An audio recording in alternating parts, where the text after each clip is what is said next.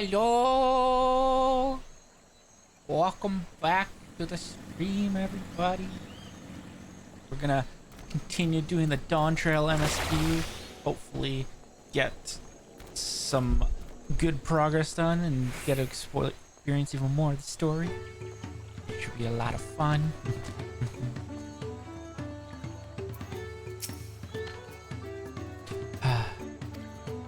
You heard about the storm.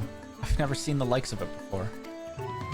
With the supplies and help the Dawn servants sent, we're making progress with repairing and rebuilding our homes. But with roofs and while roofs and walls can be patched, there's so much else that was lost for good.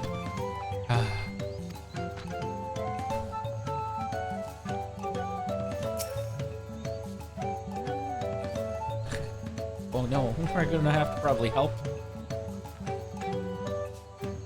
get replenish whatever was lost.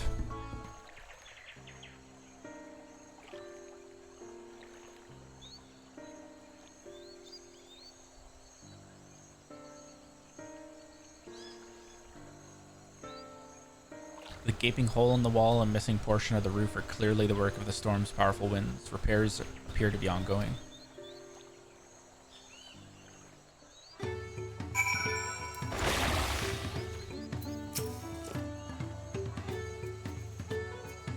A lot of houses are still damaged, and the Hanu I've spoken to are not their usual cheery selves. That storm broke more than wood and reeds.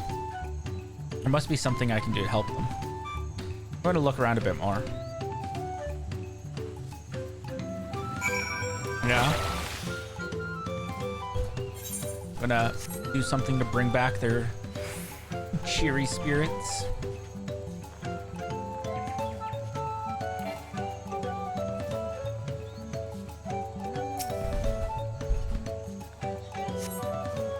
Dry and shrunken bundles suggest that the reeds were harvested some time ago.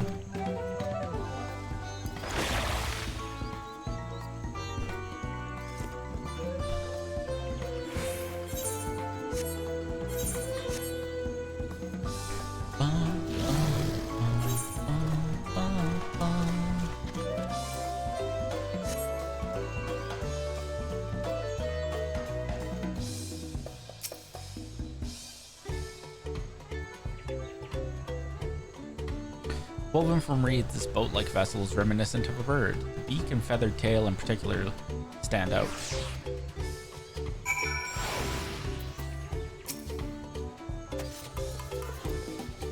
The boat must have been woven from the same reeds I've seen gathered into bundles here and there. Plants hold both practical and cultural significance to the Hanu, then.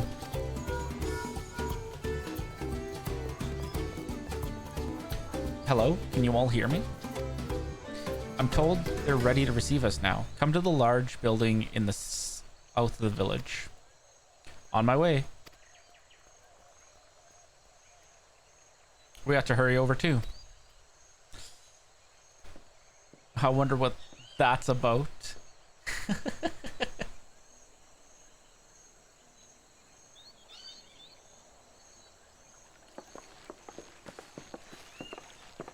Please? Maybe?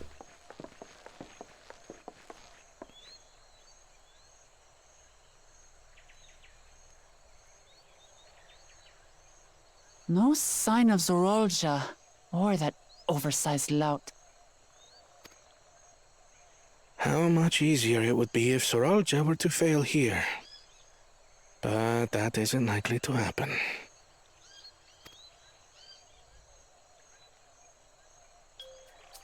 Honored guests, I am Zanuhali, Elder of the Hanu. I am also an elector, charged with judging which among you is worthy of ascending the throne. Without further ado, let us talk of the feat.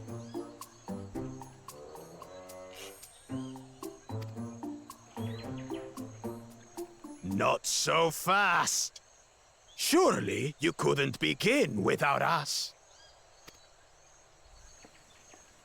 Oh no. Ugh, He made it after all. Not this guy.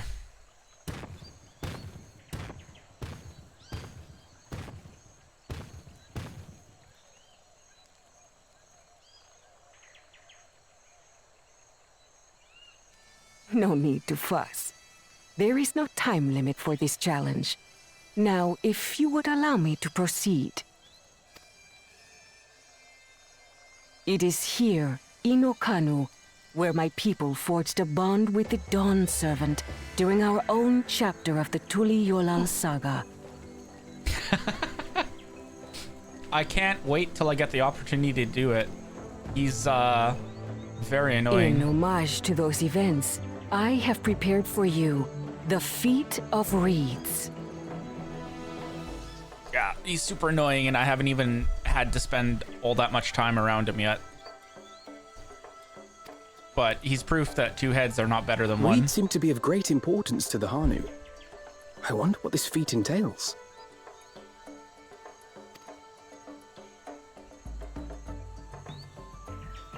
We use reeds in every part of our lives, be it as food or weaving material. But look around the nearby paddies, and you will see that this season, our crops are failing. Also, welcome on into the stream, Bruner. How fortunate, then, that my appointment to Elector coincided with this predicament. For surely, those who aspire to be Dawn Servant would find the matter of an ailing harvest a mere trifle to resolve. Aye, well, it is indeed the duty of a ruler to address the people's woes. Congratulations on whatever that thing is. Which thing? The bird thing or the two-headed annoying thing?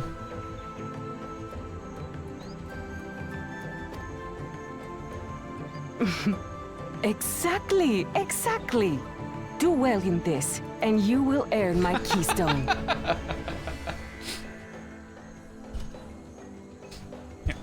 That can only bode well. Draco! Welcome to the stream. How was your nap? Why bother mucking about in the mud when we can take the stone by force? Nap completed. Excellent.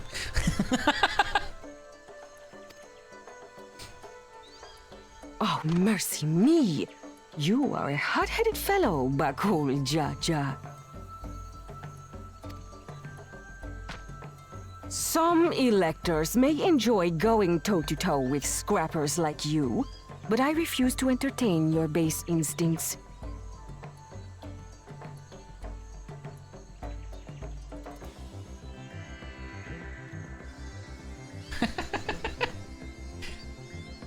Yeah, he's not one of the nicer looking ones. Also nice. I should get there, I don't know, at some point. Hopefully today. Arrangements have been made. Should you attempt to engage a feat giver in combat without their consent, word of your immediate disqualification will be sent to the palace. If you're still feeling feisty, then by all means, draw your weapon.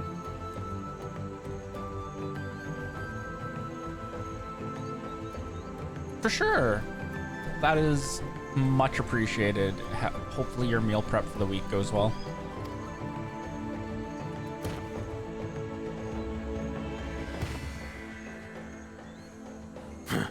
This contest is presided over by cowards.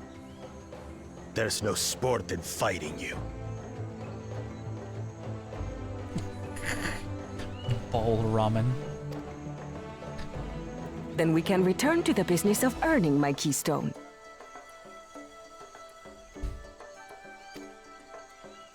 The Feat of Reeds is begun. Claimants, I wish you the best of luck.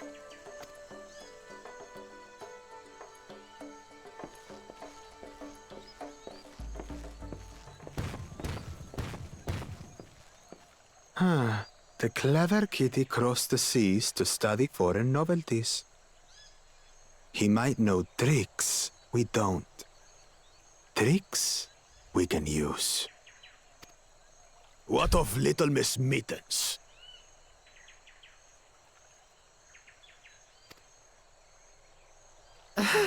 You know the answer to that. Compared to the first and second promise, she's a distant third. Not even in the running. I honestly can't wait for us to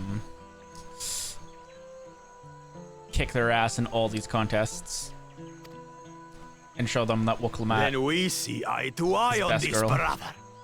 Being Bakul Jaja so long with me has rubbed off on you.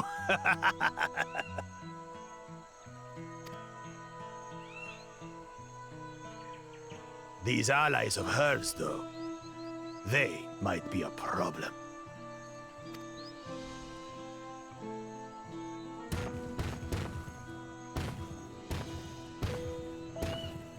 He doesn't even know the half of it. Damn it! I'm just as qualified to be here as they are. I'll show them. I will paint a picture.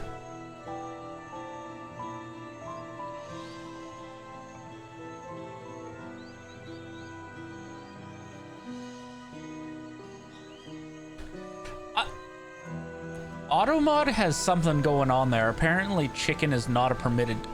Okay.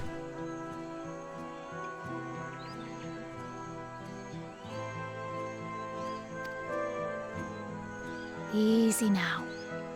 There's no time limit, remember? Let's keep calm and think things through. I'm gonna use the power Right. of Pictomancy to paint it. You're right. I won't win against that lumbering paint a victory withdrawal for by Wukalamat. losing my head. Also, yeah, that does sound amazing. Bruner.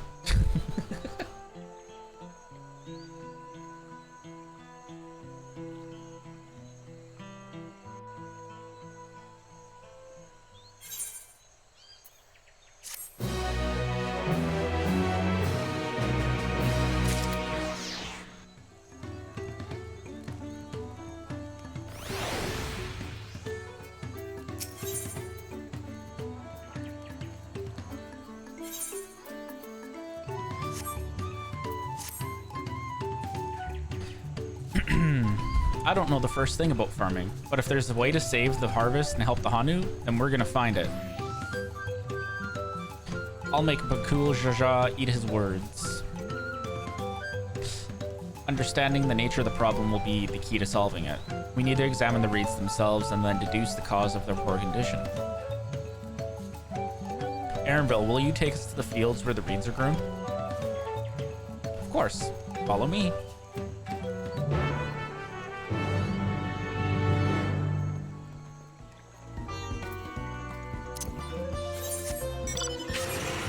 Time to whip out the motorbike that goes zoom. The better of the two motorbikes that go zoom.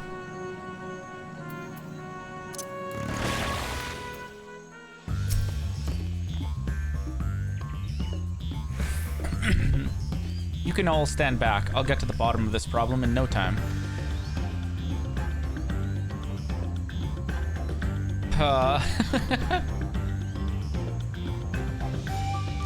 Give me strength. Let us all scour the fields and help our bold leader identify anything unusual.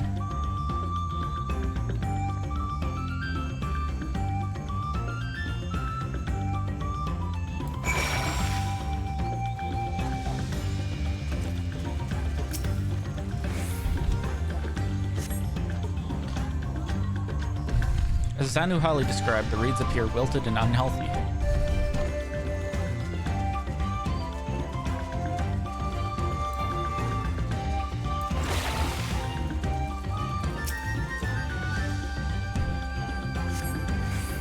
Water contains no obvious contaminants and looks fresh and clear at a cursory glance.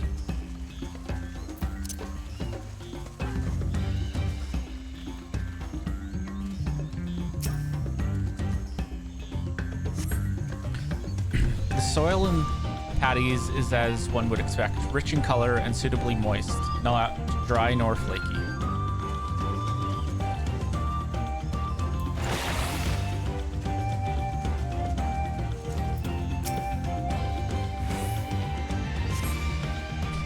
A small frog catches your eye, strangely lackadaisically.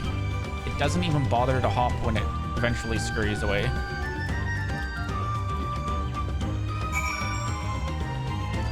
I think, even though that was a frog, that's totally the indicator as to what the problem might be.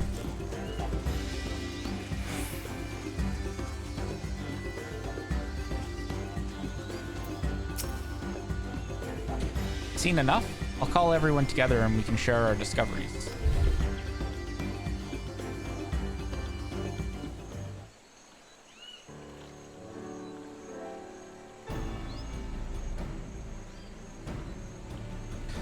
Well, what do you think? Any obvious problems?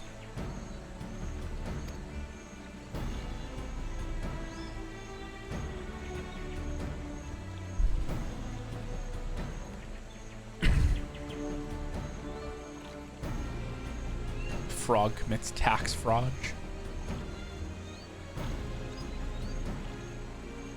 I agree. The waters look to be of good quality, as does the mud in which the reeds have been planted.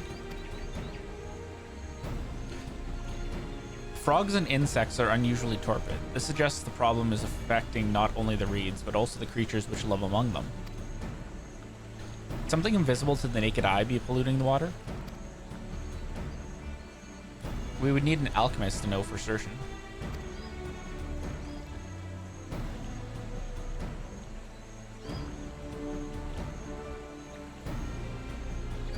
I don't have much to add about the field, but something else occurs to me.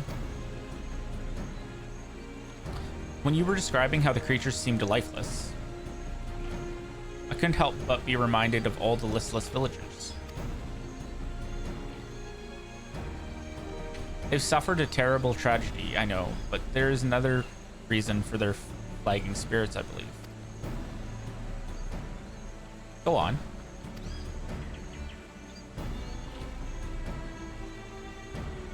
The festival. This is traditionally an occasion for celebration and renewal, but without it, the Hanu is struggling even more to recover. Last time I visited, the village was in the middle of the festivities. You'll never see the Hanu more joyful and alive. It's an indispensable part of their culture, and its absence will only compound their woes. So I say we help them put on their festival. Give them a reason to cheer in these sad times. Who knows? Maybe fixing one problem could lead us to a solution for the other.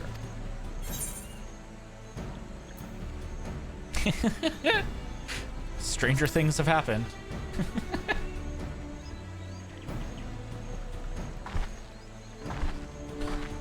Right?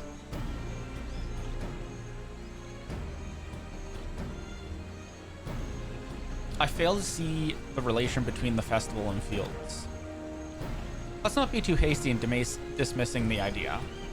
Things which seem unrelated can later prove to be connected in surprising ways.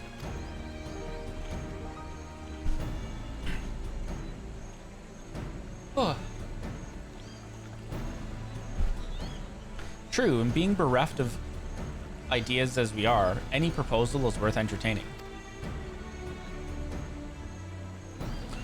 I suppose.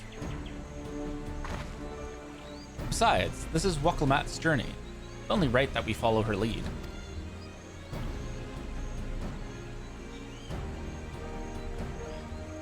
Thanks, everyone.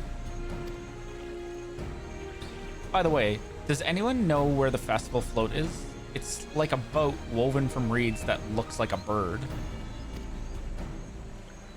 Ah. A discussion with Alphino. It'll be important later. In that big building to the north? Let's go and see it.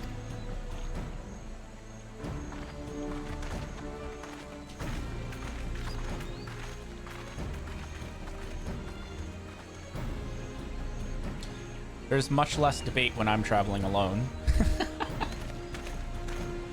I still want to know what's up with Arenville's name that they dropped when we first met Galula Jaja.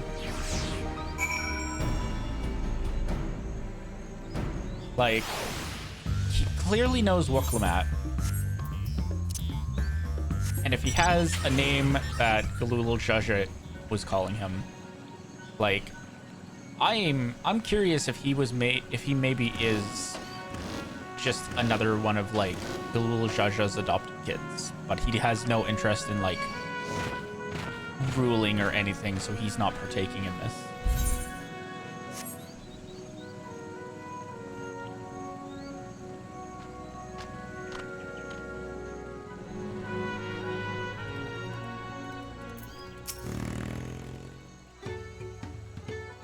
Yes, this is the float I remember. Does it not appear somewhat damaged to you? We should take a closer look. Oh boy, time to use our skills of deduction. Ah. It's missing an eye.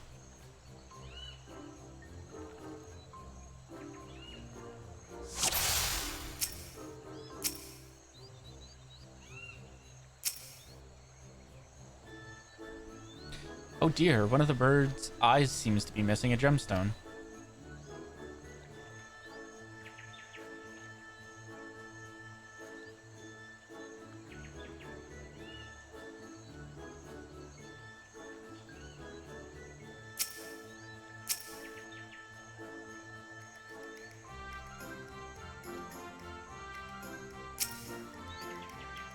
I didn't even notice. I thought that was just part of the hoist. Oh, that's definitely broken. How will they lift this great big vessel without all the carrying poles intact?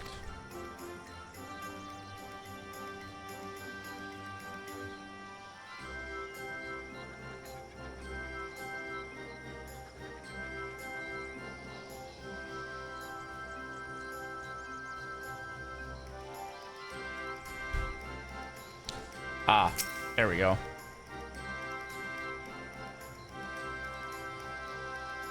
These tail feathers have seen better days. I swear the colors were a lot brighter the last time I saw them.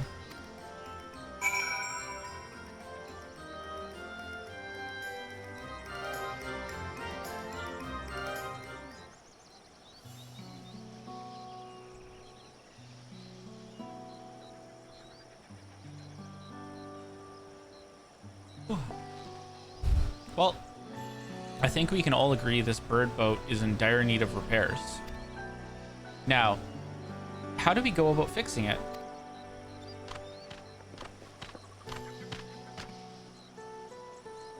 What is going on here? We were admiring your festival float. 'Tis a shame it's in such a poor state due to the recent storm, I gather.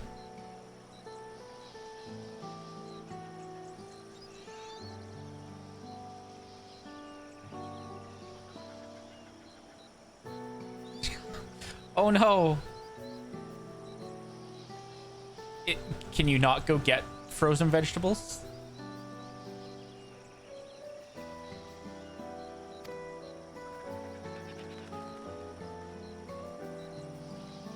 Yes, we had to leave it exposed while we ushered our people to safety. With the float in this condition, there can be no lifting of wings, no ihihana. Ihihana. That's what the festival was called. I want to help you hold it. Have you seen our village? Homes are ruined. We're struggling to make repairs, and you want us to hold a harvest festival? I know how it sounds, but giving in to misery never improved anyone's situation. A celebration of life and growth may help give you the strength to work through this tragedy. The role of festival leader is mine this year, and there's nothing I would like more than to lift everyone's spirits. But we don't have enough materials to repair the float. We need abokiksa for the missing eye, uyopio wood for the poles, and feathers from the winds chosen to adorn the tail. Two of these I know. Abokiksa is a type of precious stone used in arcane equipment, and Uyupio wood is essential for crafting ceremonial instruments. These chosen feathers, however, the winds chosen is the victor of a competition in which the contestants see who can blow a feather the furthest using wind magic. And that's something of a problem right now. We Hanu are gifted at employing such airy sorceries, but expend a great deal of mana when doing so. We are soon exhausted by the effort, and having no reeds to eat will make it harder. Yu-Gi-Oh wood?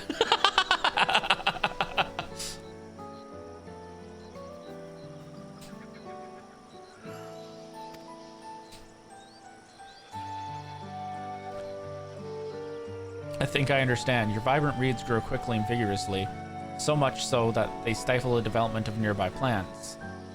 They must be a potent source of energies you naturally lack. Lily! How's it going, Lily?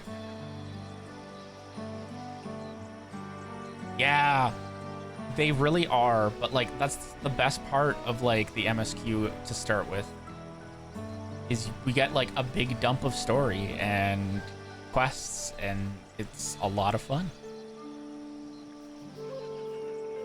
Ash Blossom, no more Yu-Gi-Oh wood. So that's what Astro cards are made of.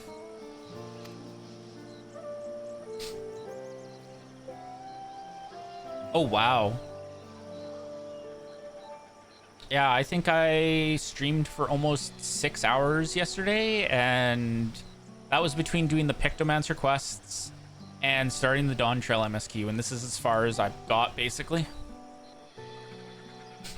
But I'm also taking it a lot slower because I'm taking the time to read the quest text and all that. If I weren't streaming, it would definitely probably be going a little bit faster. But I'm enjoying it. It's a lot of fun to stream this and share my experience and reactions to this.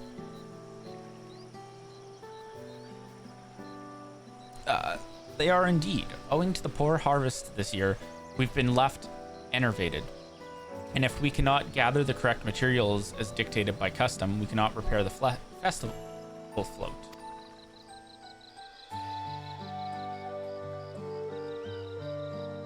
Oddly enough, we may have just stumbled upon our solution.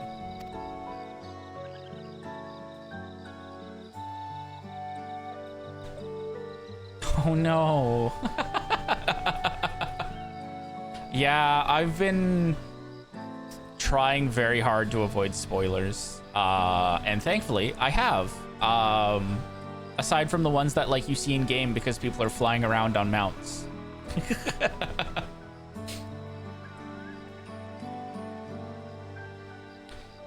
The winds chosen would, by necessity, have a natural gift for manipulating magical energies, which means any feathers taken from the victor should be high in ethereal conductivity. Spoiler, water is wet. What?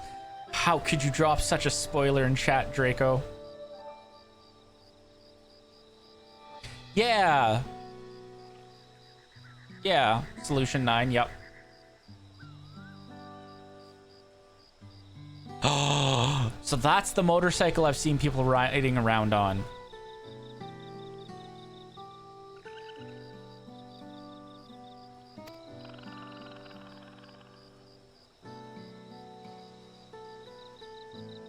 For 7.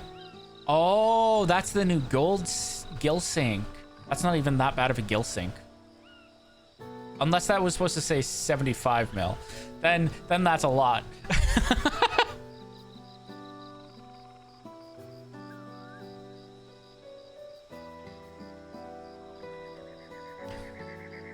The float's construction also requires a stone used in arcane equipment, as well as timber favored for ceremonial tools. The demand for such specific materials must have an underlying reason.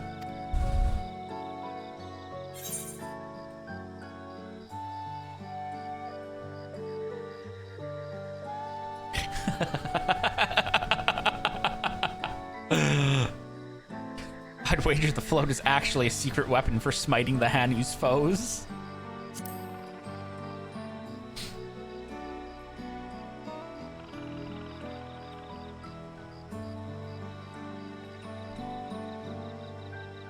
So it does what? Unleash rays of searing light from its eyes or some such nonsense? Surely you jest.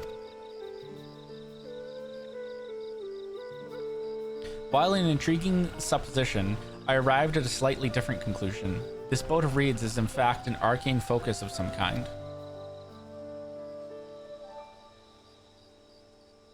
A focus? For what?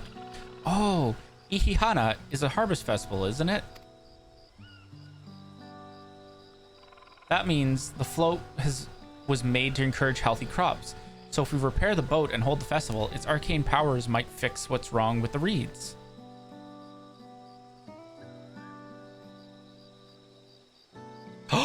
They added a mount for leveling everything to level 100? Yes! Oh, honestly, like, that's so much a better reward than like what we got for getting everything to 90.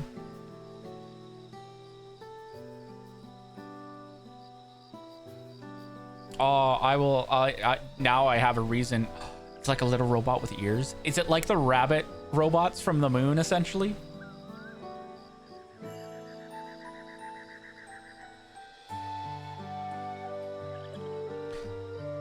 That must mean when the float was made to encourage healthy... That must mean the float was made to encourage healthy crops. So if we repair the boat and hold the festival, its arcane powers might fix... Oh, I read this already. Crops are a primal confirmed. Yup. Harvest Festival Extreme.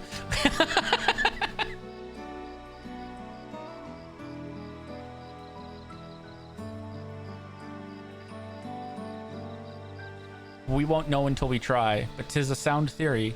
Celebration, prayer, ritual, ceremonies, these all have been known to elicit miraculous effects. Wait. The float, a tool for magic? This is the first I'm hearing of it. I think that's supposed to happen at the end of July.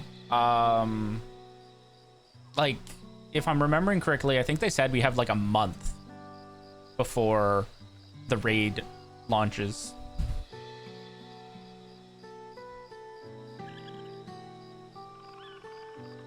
In the beginning, it may well not have been. After a good harvest year, there would be no reason to change it. But when the harvest was poor, new adornments were likely added, and those who performed the labor may have imbued their work with ardent hopes for a brighter future.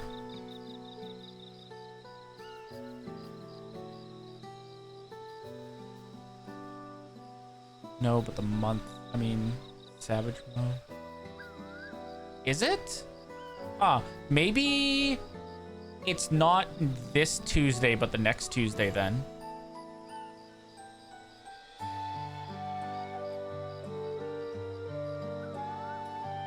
Yeah, because Savage usually drops a week after the normal mode happens, so maybe it's in 3 weeks then. Because the official launch for the expansion isn't until Tuesday. So, assuming that it's a week or two, it'll be either the week after that or the week after that. Or week after that or 2 weeks after.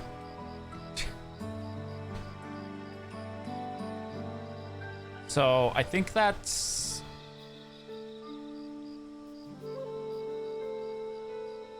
the 16th, maybe?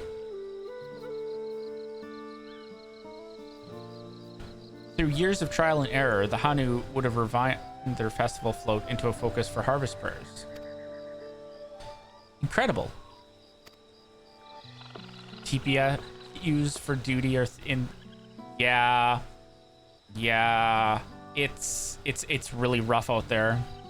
I'm sure it was almost as this bad back when Stormblood released 2 DPS classes too. I know you're practically fainting from hunger, but reviving Ihihana really does sound like the solution to all your worries, and I promise we'll do everything in our power to help you.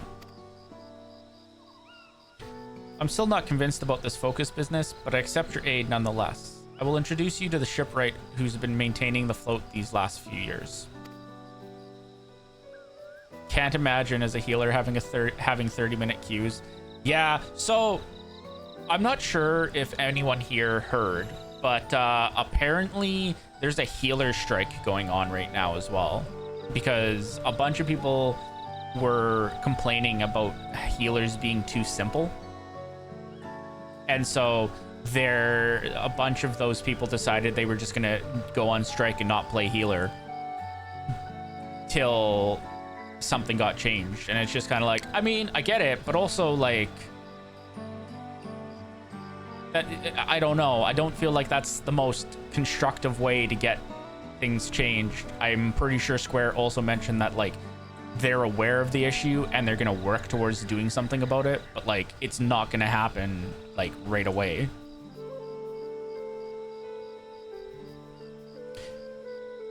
He's replaced both the eyes and the poles before, so he should know where and how to procure what we need. Then allow Alice and I to acquire the feathers. We will encourage the people of Okhanu to gather and vie for the title of Winds Chosen by sharing with them our own reserves of mana.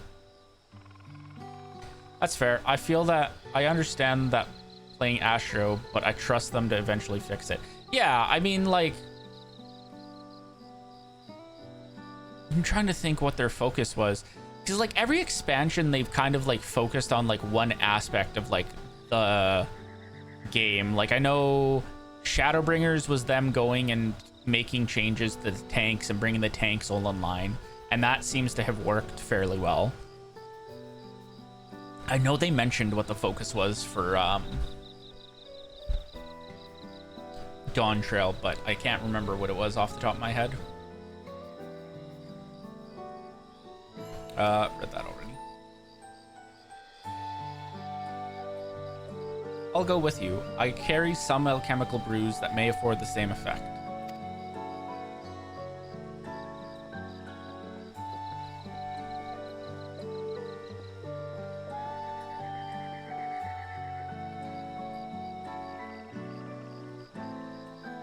Three of us will visit the shipwright then.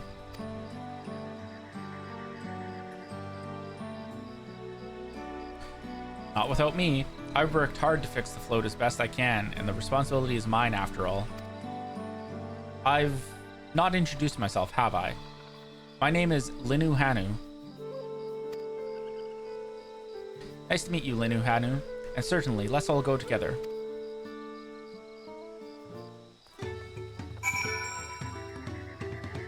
Oh wow, that felt like a very short quest. Thanks to Wakulamat, we've found ourselves a promising way forward. Experience and knowledge are valuable assets, but there's something to be said for following one's instincts.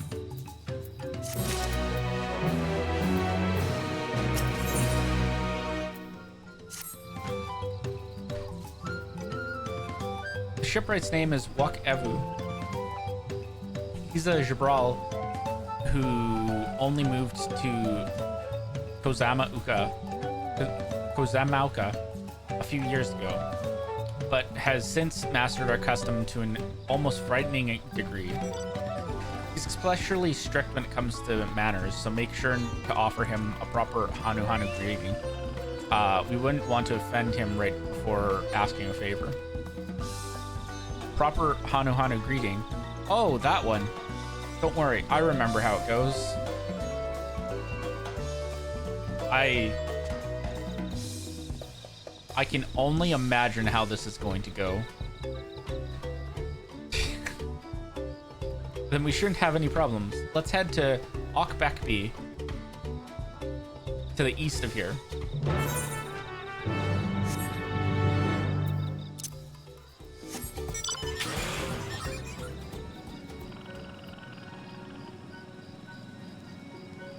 Wakulamat is great and all, but I feel like she's about to do something that it isn't gonna go over as well.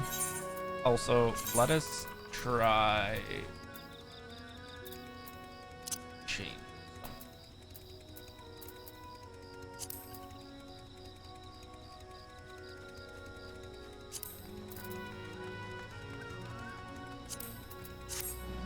just because I've been noticing that my model is a little stiff at times.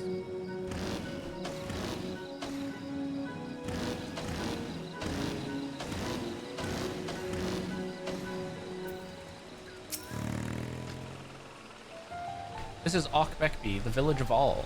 Those who drift into Kazamauka from Tuliolal and elsewhere are welcome to live here alongside the Hanu. As for Wakevu, he lives and works in the House of Waters High at the top of the large tree nearby. I feel like they made that somewhat rhyme on purpose. Follow me, but I should warn you, the climb up the stairs can be challenging.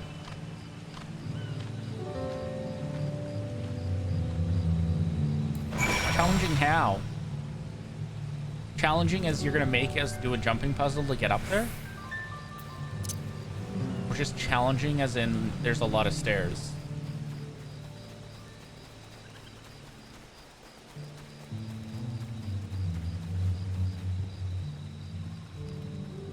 I feel like I was lied to. This is in fact not challenging to climb.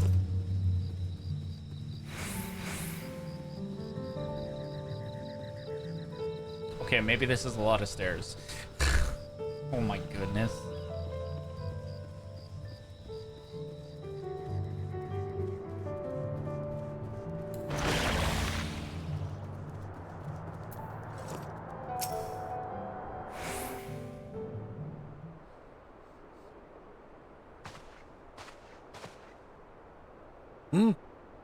What do you want with me?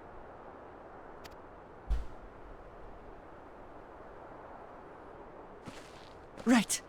The greeting.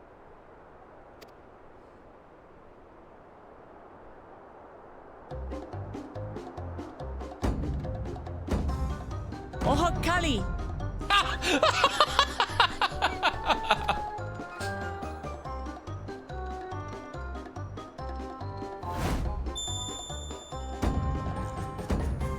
Oh my goodness.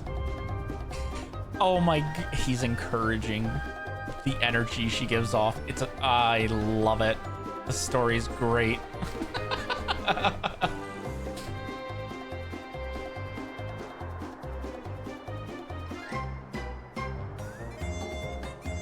Good.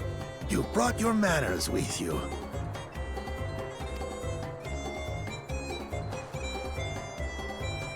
When you know Kanu, do as the Hanu do. For a country as diverse as ours, the preservation of harmony demands that we respect the cultures of all peoples who call it home. Well, that explains your familiarity with Hanu customs. And you speak truth, of course. To live together means to learn about each other. Ah, I appreciate an open mind. In fact, I get the sense we've met before.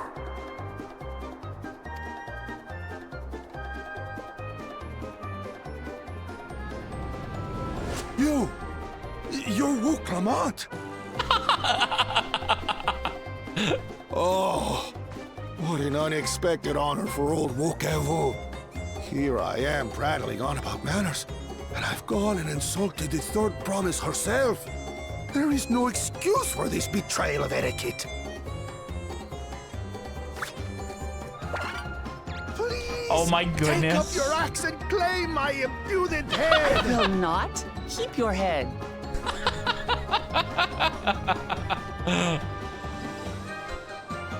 What a wonderfully quirky old man.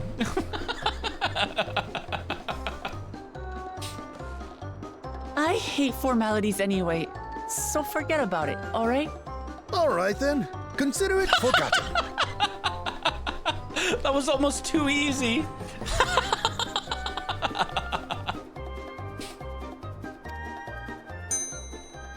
How prompt.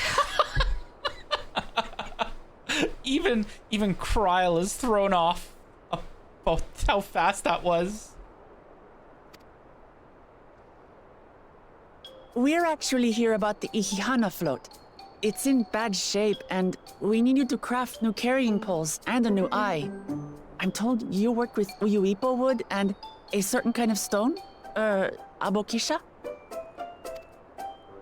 That I do. But while I would like nothing more than to offer my services, I just used the last I had of both those materials. My lumber in particular went to fixing homes damaged by the recent storm. I'll need 10 days or so to restock. We can't wait that long. If you tell me where to go, I'll gather them myself. What? Send the third promise out on an errand like some common lackey? That's utterly Oh my god, this unconscionable. character's A gross amazing. violation of social protocol. I told you not to worry about such things. All right then, I shan't worry a whit. Man freaks out, gets told it's fine. On a flipping dime, just flips a switch. Oh, this character is amazing. Oh my goodness. What's with your Hanu friend there? Freaks out. It's fine. Okay, exactly. I am festival leader this season and have come along to oversee the float's repair. As strange as it may sound, Wuklamat and her friends believe the float is an arcane focus, meant to encourage the growth of our struggling reeds.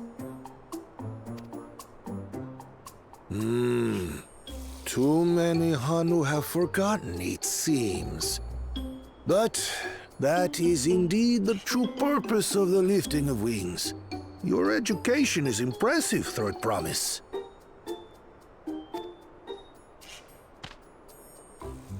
I'm Well, as baffled as everyone maybe a else little. is right now that she managed to figure it out. Didn't know that that was the thing. She just took a random educated guess and happened to be correct. That's amazing. This is why Wuklamat needs to win the contest.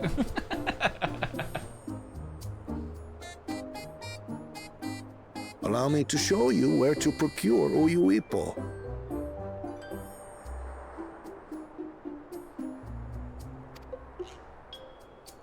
We can leave the Abokisha to your friends, I presume?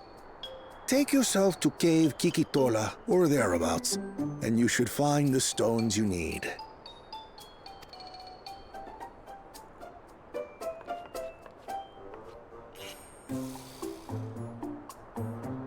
I've been there once or twice.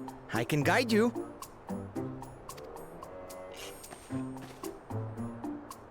That should save us some time. All right then, let's get moving.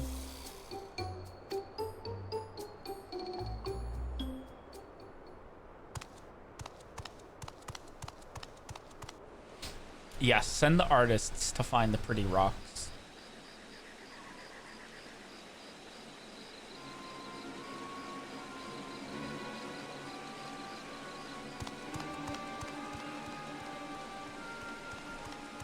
Chosen one of your rivals is making progress.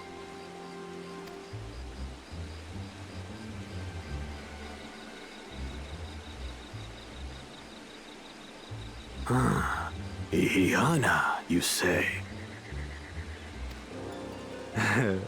Should our first choice fail to deliver, it might be wise to let this play out.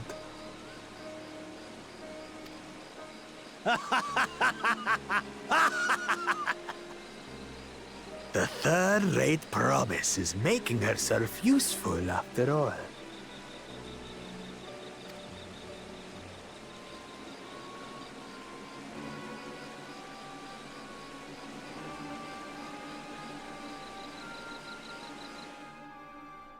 Of course, the evil guy has henchmen.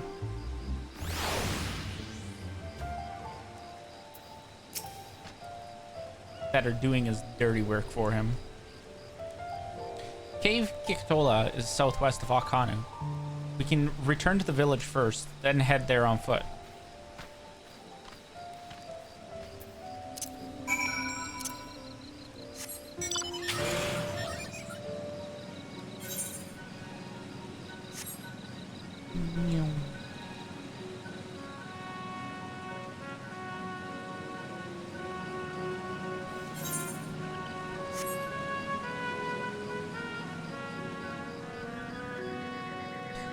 Part of me is curious if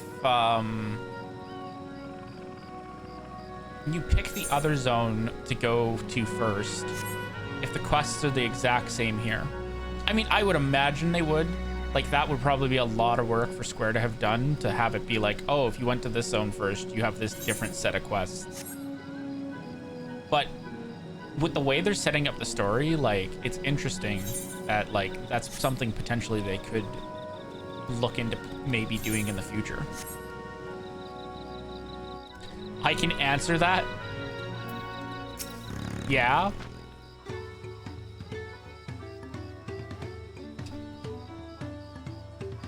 Yeah, is it the same?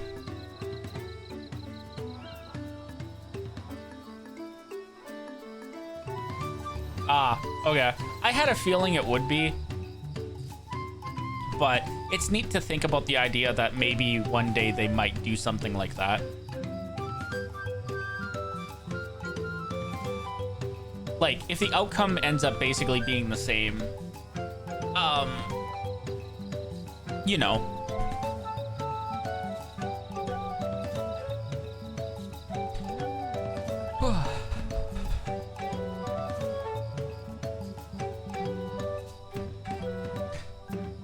Southwest of here, was it? Let us be on our way.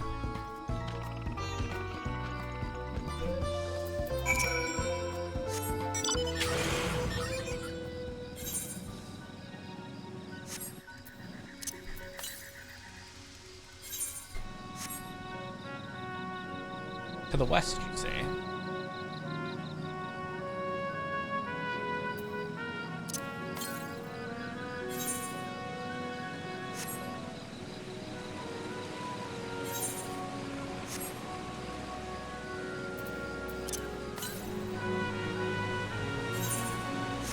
Surely it's going to be around where I need to do the quest, probably. Cave Kikatola, as promised, home to many deadly creatures. Venture inside if you feel confident, but I will conduct my own search out here. You can spot raw Abukiha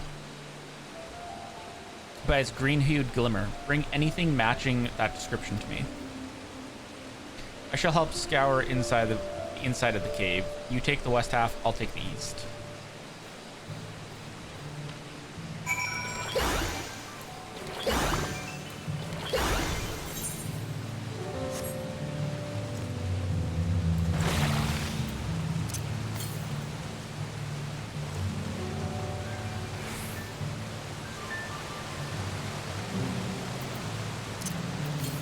Missed that. 120 yalms to the west.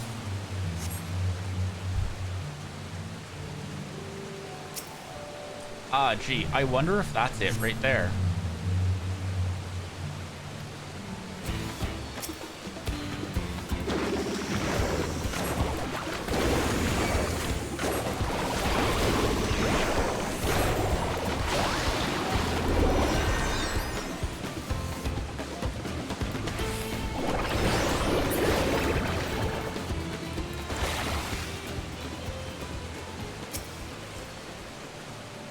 No, can't be.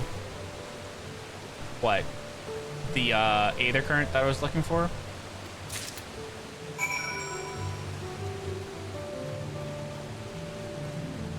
Can't be that. Oh, definitely. This is clearly just a concentrated fart cloud.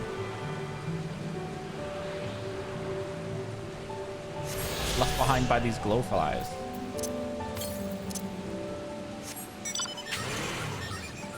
Uh-oh.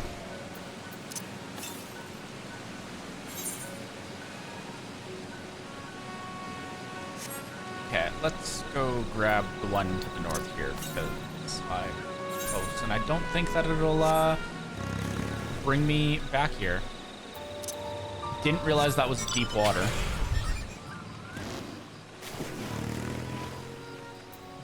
And I missed that second jump.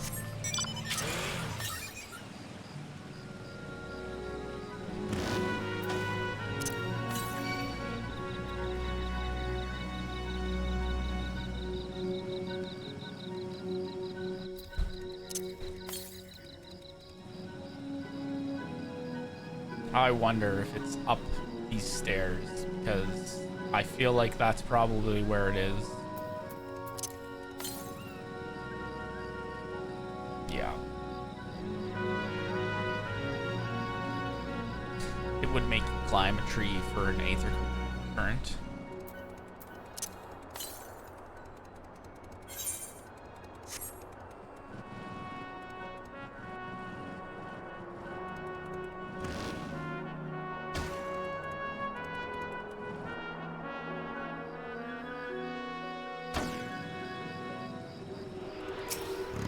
No, they would trick you into thinking you had to climb the tree, clearly.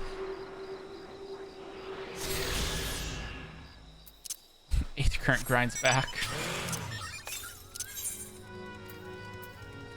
Not wanted.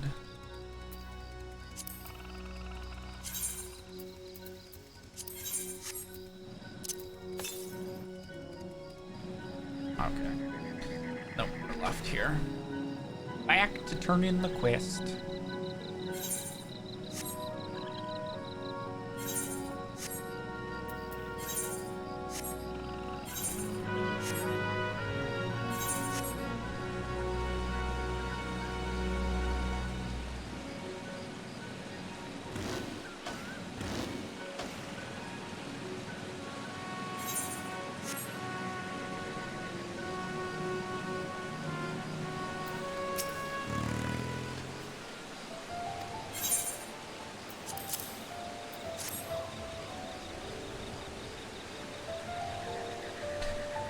Yes, this is the Abokiksa. Along with Kyle's contribution, we have more than enough for our needs. The stones you've brought shine very brightly. I thank you both. Yay, another cutscene.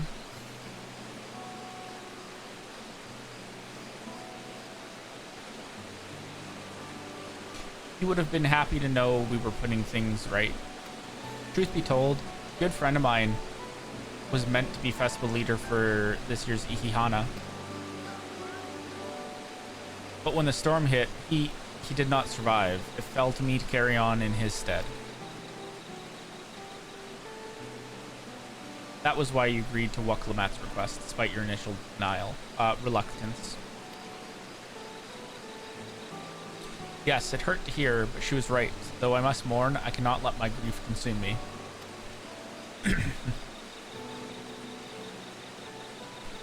Words made me realize that the path to my recovery, our recovery, is already laid out before me, and I will walk it for myself and for my friend. He died in the storm. Skill issue. Yeah, man was absolutely blown away.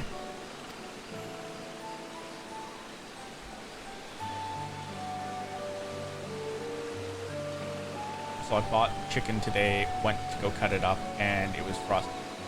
That is unfortunate. From what you've been saying so far, it just sounds like you're not meant to do meal prep today.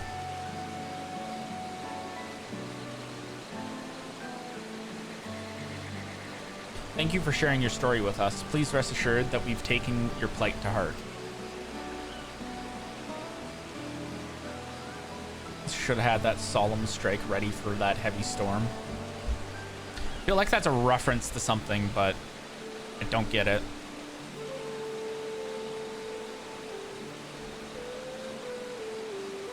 I'm certain our companions are procuring the other materials as we speak. Oh. Yeah, okay, that explains why I didn't fully understand it. His friend should have had popped his defensives. Should have taken your plight to heart. Don't care, didn't ask, plus I'm literally the chosen one.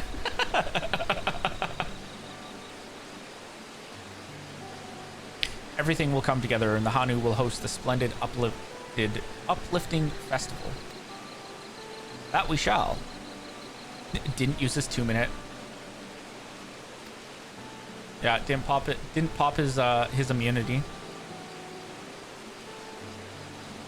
With that, let us return and deliver the Abokiksa to Wakivu's waiting hands.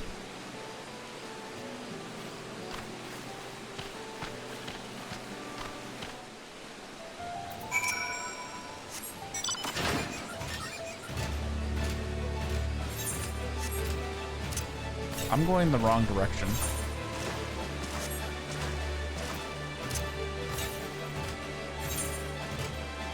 Southwest. Wonder if it's up that place that I can't get to.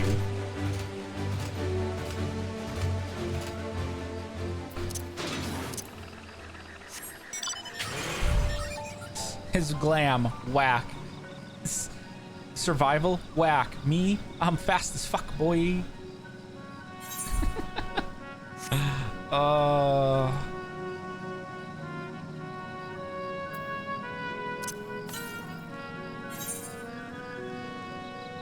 To the northeast. Ooh. We'll grab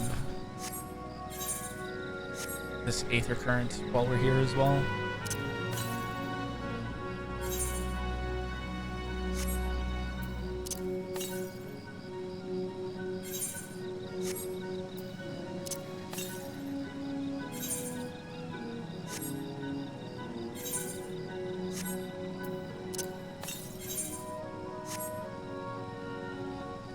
Gee, I wonder. It must be across the river.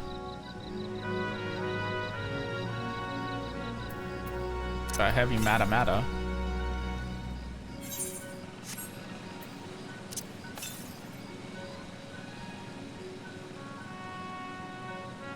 Oh, I could have crossed the river.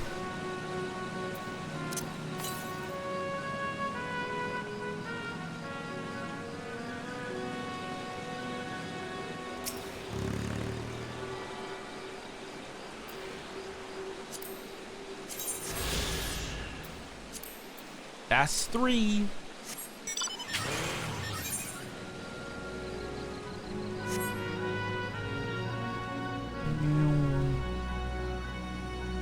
Stairs are so smooth, you can ride a motorcycle up them.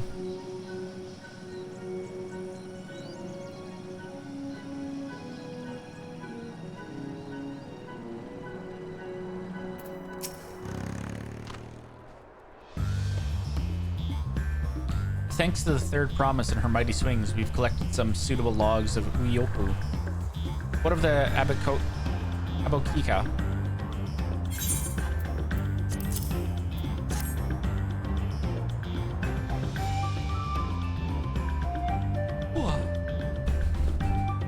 Yes, these are excellent samples. A good quantity, too.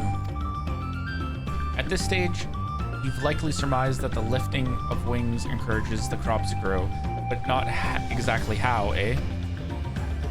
Well, you're in for a treat. If all goes to plan, the result should be spectacular. Now to get to work crafting these pieces for the float. I could use an assistant versed in the arcane arts to enhance the Uyopo's conductivity. Then I'd be delighted to help.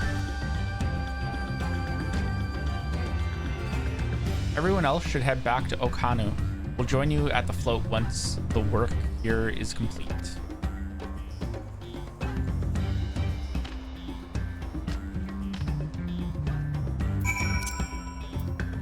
Keep wanting to use the random roulette.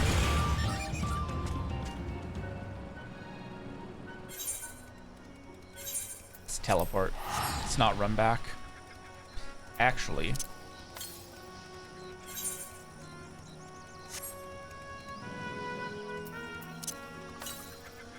southeast, you say?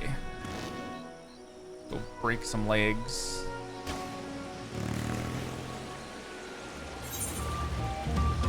Go to this area that I'm clearly not supposed to go to yet. All for the name of Aether Current.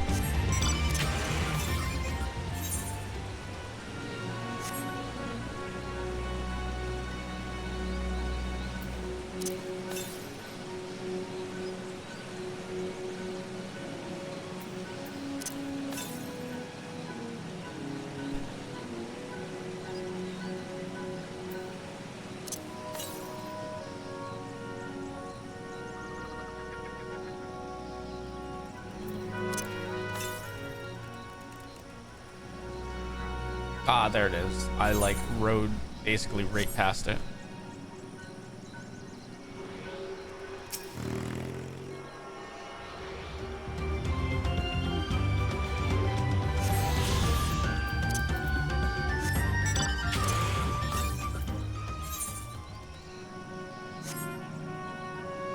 Yeah, we're gonna take a slight little break from the MSQ just to go grab all these aether currents.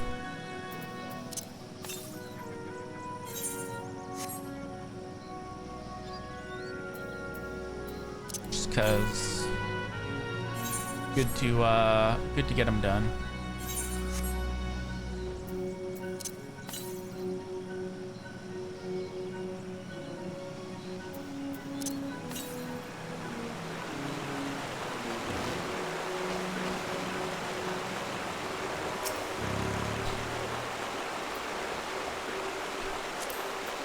I'm right about this.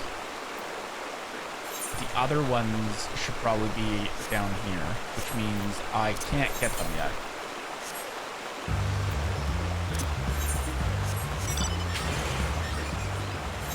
In theory.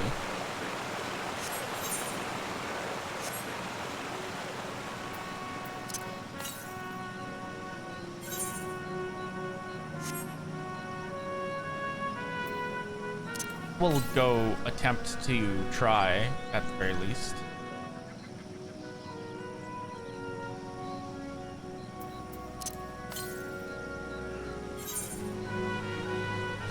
Yeah, that looks like that's gonna tell me that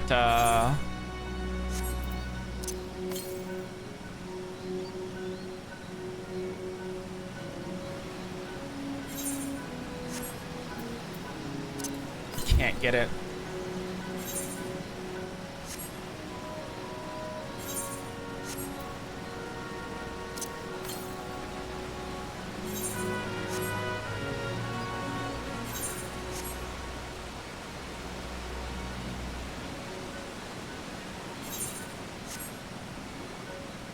Unless let's cross that bridge there.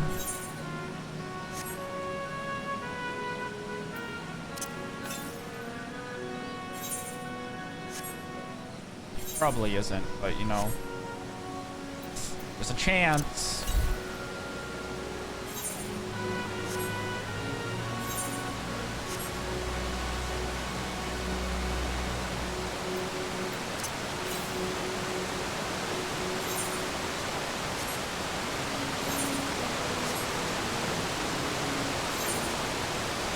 Yeah, I can't get it yet. Oh well.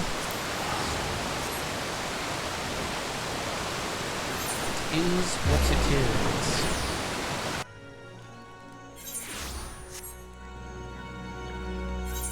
Where is he? It's over here. I want to get this off my map.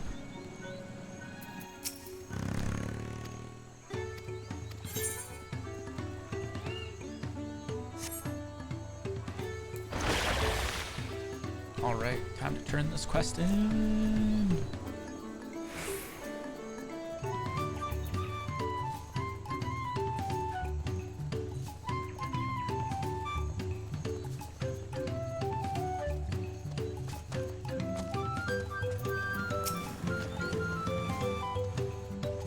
Gathering the Uyupo was a trial in and of itself.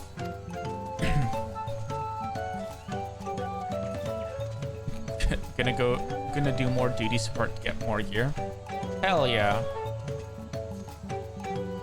At first, Wuk Evu criticized everything I did. Then he suddenly yelled, "I've spoken ill of the third promise, must punish itself," and proceeded to slam his head into an Uyopio tree. I told him not to worry about it again, and it was like snuffing out a candle. He's an odd one, that's for sure. You know, Wuklamat, you said it, not me. At least we've seen to the poles and the new eye. Now we just have to wait for the feathers from the twins.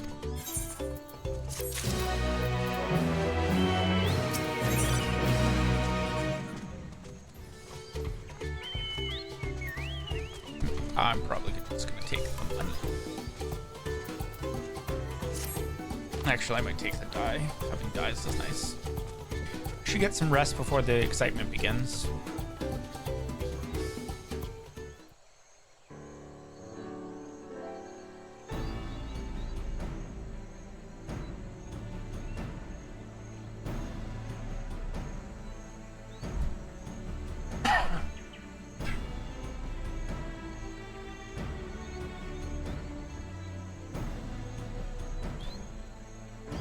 Over there, by the float. Isn't that the third promise?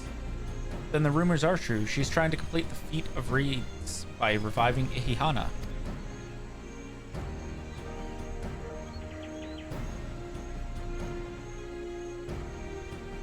The festival is a prayer for healthy crops, but does she honestly believe that will be enough to save our harvest?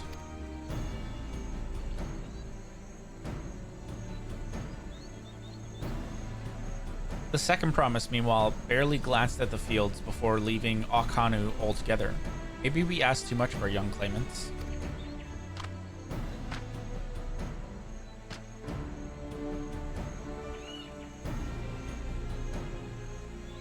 Oh, I wouldn't be too quick to count Koana out. A friend of mine overheard him muttering by the reeds something about what needs to be done.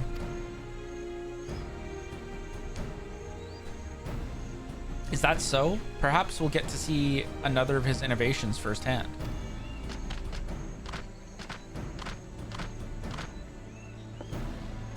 That sounds like our Koana. One look at the reeds was all he needed to think up a solution. Be that as it may, our own solution is nearly ready. Indeed. As soon as the others get back, our long-awaited festival can begin.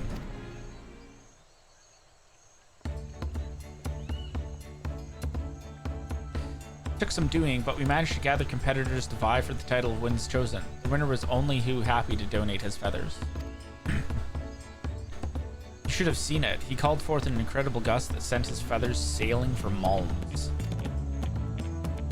We had to turn ourselves, but it's more difficult than it looks. Poor Ernval twirled in the air for a moment before landing on his foot. I'm a gleaner. Magic is not part of our training.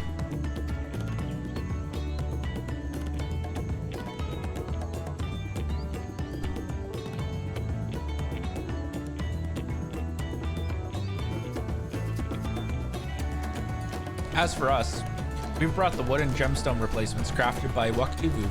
All that's left is to attach them.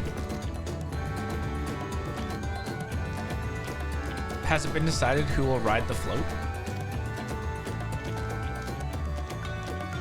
Papa was the guest of honor last time I was here. I remember being surprised they could even lift the thing with his hulking weight on top of it. The rider must be a personage of great esteem, which is why an invitation is usually extended to the Dawn Servant. This time, however, I have another in mind. Oh? Who is that? She really has to ask. Our beloved Ihihana, the lifting of wings, is only being held because of you and your companions. Thus do I nominate you, Waklamat, as our guest of honor. Huh? Me?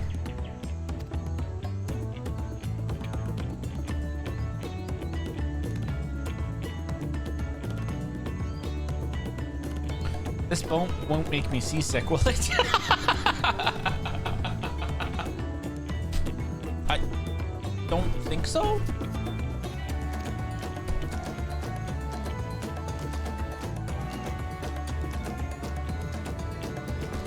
And weigh anchor, I can hardly refuse a request from one even more enthusiastic about the festival than me.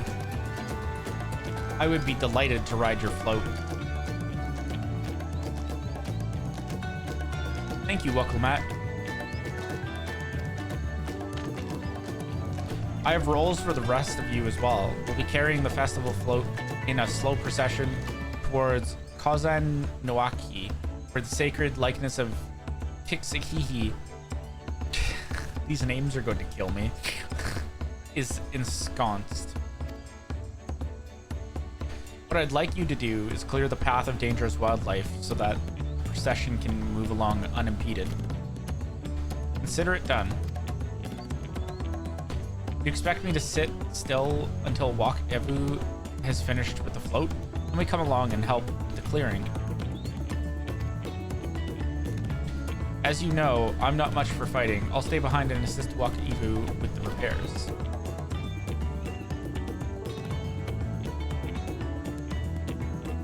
If you aren't sure where you need to go, the path I spoke of begins at the south village and branches off to the east. That will lead you across the bridges to the Stride of the Sun. Then we shall see to clearing it end to end.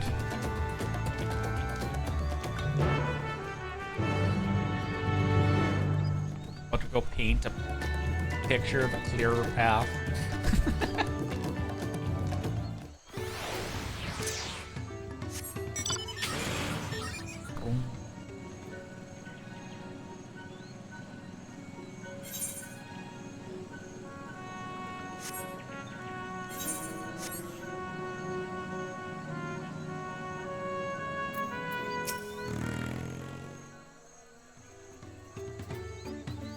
Linu Hanu said Kozan Noiki should be down this way, then off to the east when the path branches. Then something about bridges and the Stride of the Sun? Anyway, let's split up and get to work. Once you've killed all the threats you can find, we'll meet up in front of TXI.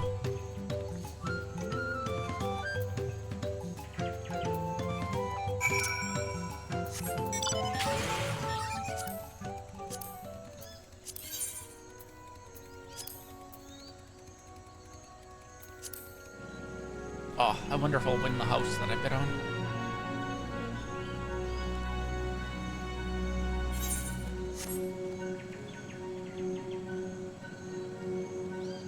Hope.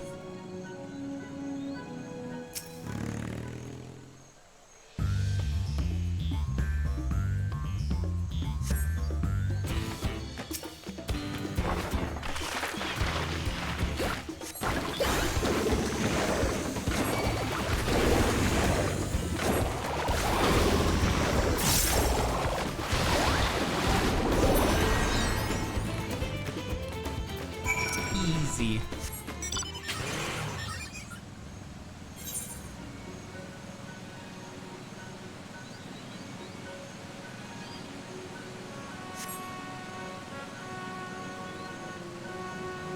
Oh, it's Kryl. What do you have to say, Kryl? I told you, you don't need to watch over me anymore.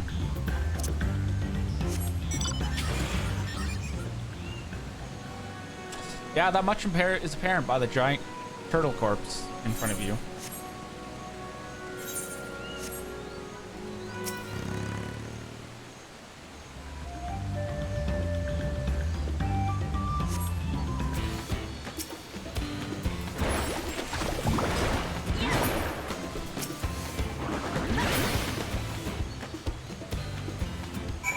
That was surprisingly easy. They didn't have a lot of health.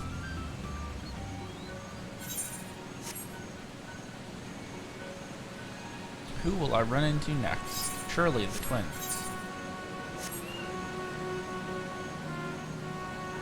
Nope, Bucklamat first.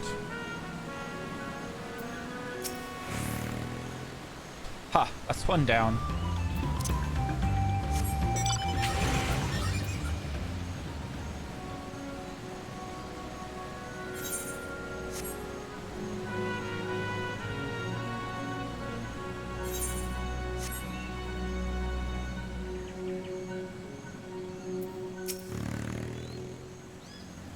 At this rate, we'll soon have the route to Kazaniku secured.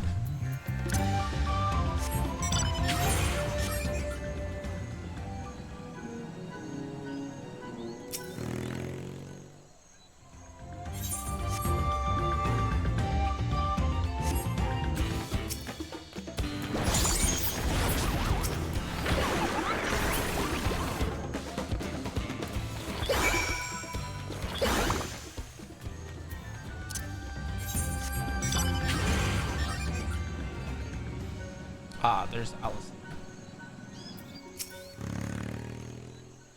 Now this is my kind of busy work.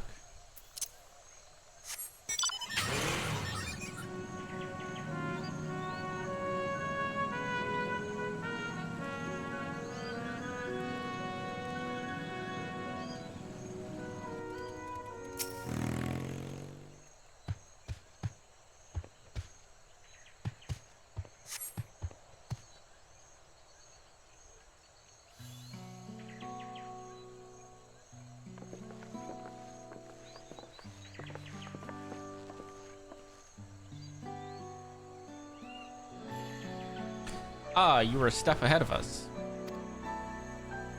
This must be the likeness of FFXIV, the Hanu deity of the harvest.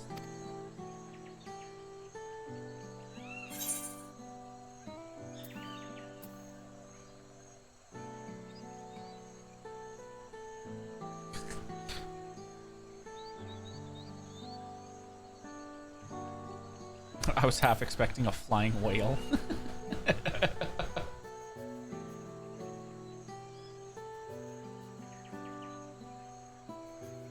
A whale? Why a whale of all things? Anyways, it's said that FFXIV here was worshipped on another continent. Its ancient faith was then brought to Tyrol by the first Hanu. The Hanu migrated here from another continent, then mayhap the two do share a common ancestor. This is all very fascinating, but shouldn't we be getting back to Linu Hanu? He'll want to know the path is safe for the procession. Right, and I need to ride on the float. I'll run ahead and tell him we're done here.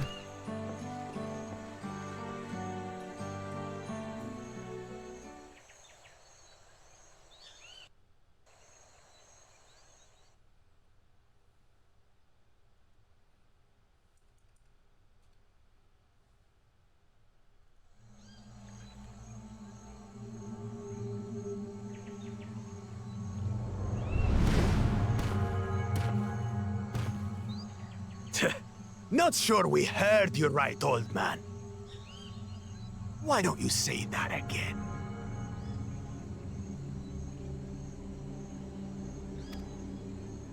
As many times as you'd like. The third promise tasked me with repairing this float, and I'll not relinquish it to an uncultured brute like you. Much less one that can't even manage a simple greeting. We wanted to handle this in a civilized way, but we're more than willing to kill you.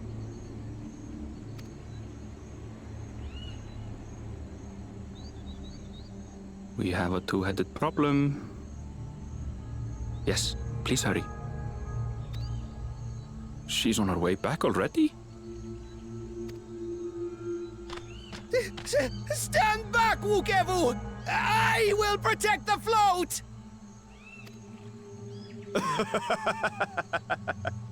Are you trying to be brave, little bird? I could never have repaired the float alone. Not properly. But thanks to Wuklamat and her friends, we can hold Ihihana again! I want to kick this lizard's butt. This is a priceless treasure! And as festival leader, I would die to protect it! Very well, if that's what you want.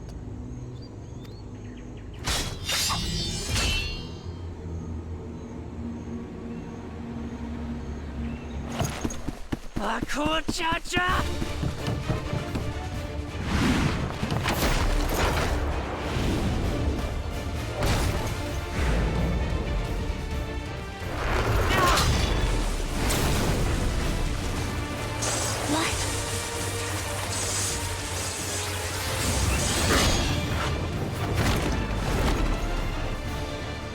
Everything into that blow.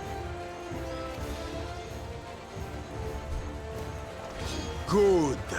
The better for you to understand the gulf between us. But you need more lessons. We'll carve them into your mangy hide until you cry and beg forgiveness. Don't you dare.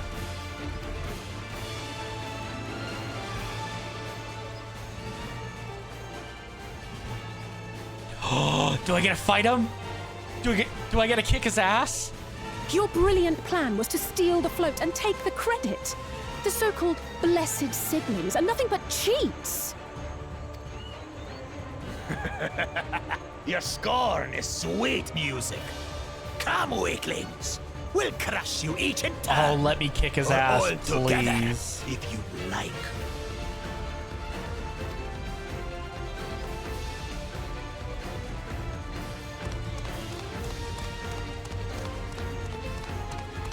Calm yourself, Chosen One. If you fight in earnest, this will end in a massacre. What's more, we have word that our other prospect is on the verge of success. Damn it, let me kick his butt. Then it would be foolish to expend effort sweating nuts. Lucky for you. Eh? No, it's more like lucky for him, because I was about to kick his butt.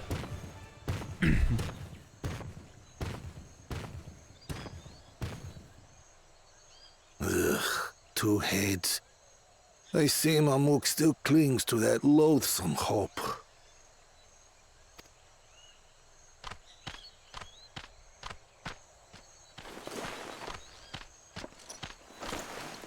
Talk to us, Third Promise. You're not dying, are you?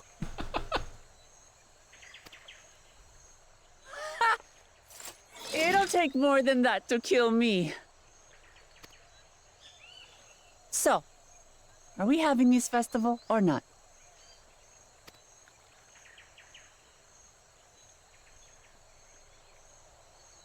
Yes! Yes, we are!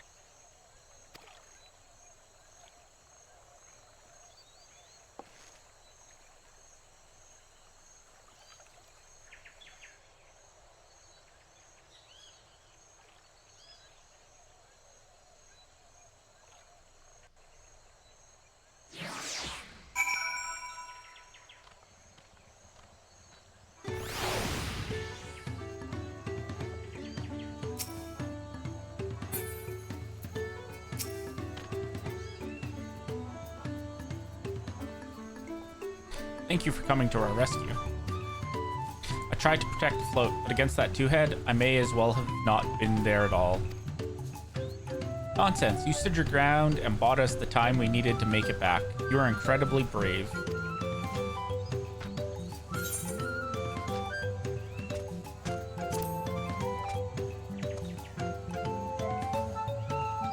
I'm gonna take that one. I like the color of it.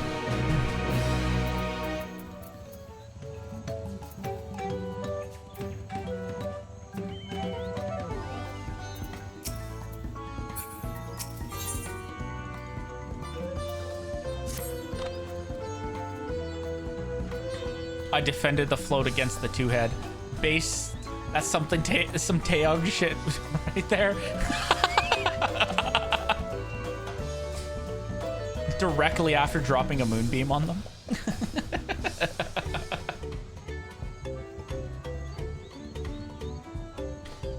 With that exciting interlude over, you'll be pleased to know that my repairs are finished as well. Before we commence the festival, however, it would be a courtesy to inform the villagers that Ihihana will be held after all. Go forth and do not forget your greetings. At this stage, I should hope the reminder is unnecessary. Oh, Kali? See, I remember.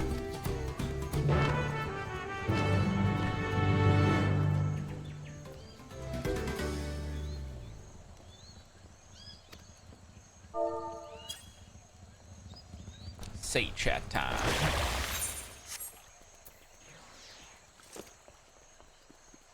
Hello, Dawntrail has been informed that there's a creature of a different race nearby who is a dickhead. Please point him in their direction. Ass energy needed. See, like, that's why I'm excited to see how your campaign plays out, because, like, I'm excited to see how Sella and Bandy end up dealing with stuff, because despite everything, they're their own people, but they're also still Teog's adoptive daughters, so it should be interesting to see the shenanigans that they produce.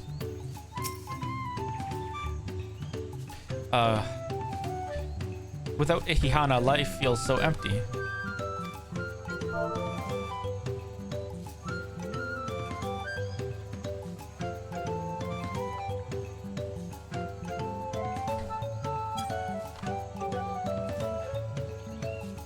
Oho, Kali. Thank you for letting me know. I would very much like to attend the festival, but the repairs should be finished as soon as possible. What to do, what to do. Life feels so empty without my GF. See you in the gym on Monday, brother.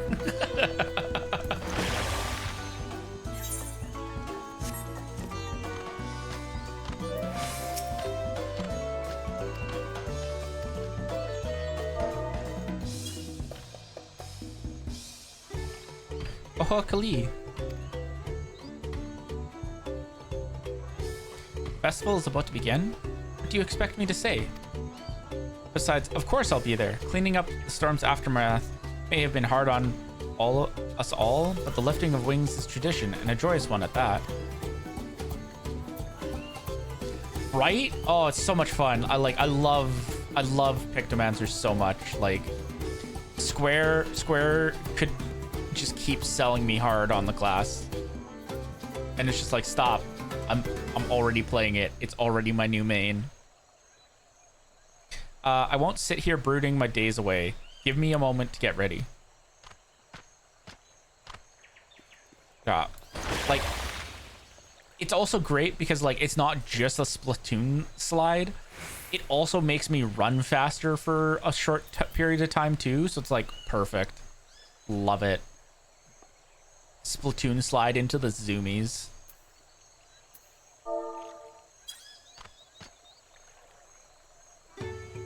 Oh, Kali.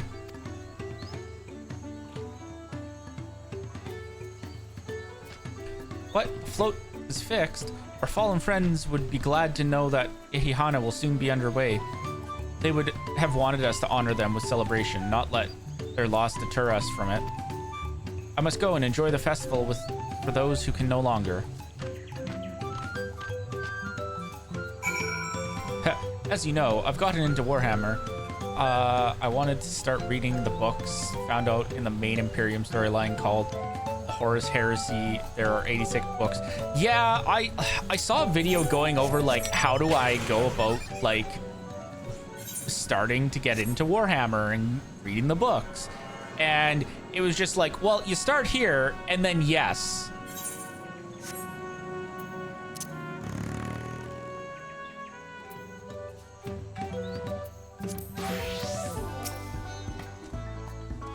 The Hanu were pleased to hear their festival was going ahead, I imagine. That as well. Once your friends return, the lifting of wings can begin at last. Going to read the first 4 books, then start the Heresy, then the last 3. Jeez. And read the remaining 79 whenever. A lot of books.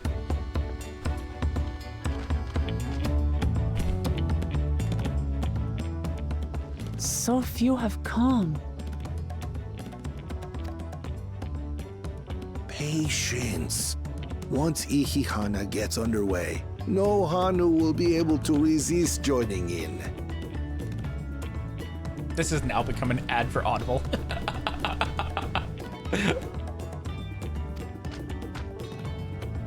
Just so. Ukewu knows well the heart of the Hanu. I love these Guild Wars rip-off beast people. Dragonlance says hello. Yeah, they're just the chunky Tengu. And climb aboard the float. It is time for the lifting of wings.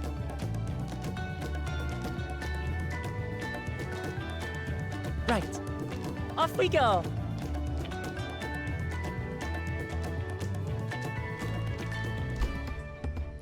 Dragonlance has over 120 books. Jeez. So many books.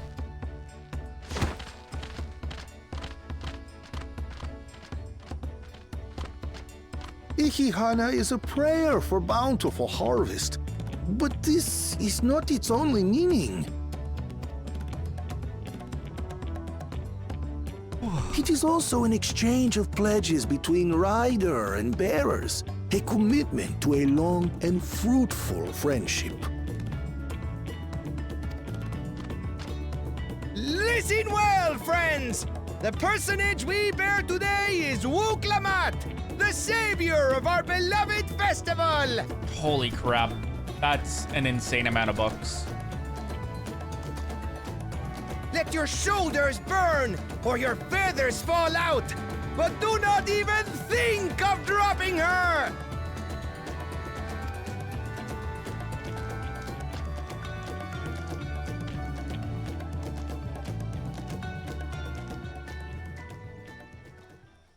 Ready and...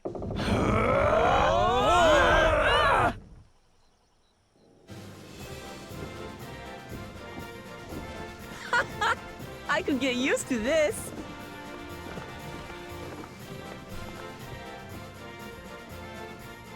Wow. Oh, I mean, to be fair, Warhammer's been around for, like, forever. Will empty bellies stop you from joining in the fun? Come and help us carry the float!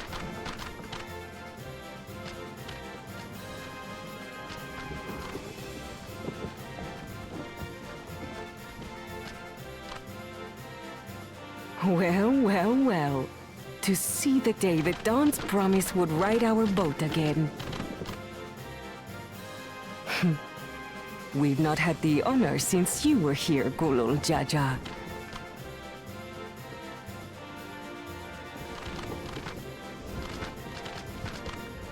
Right, we've enough bearers now. Onwards to Kozanuaki!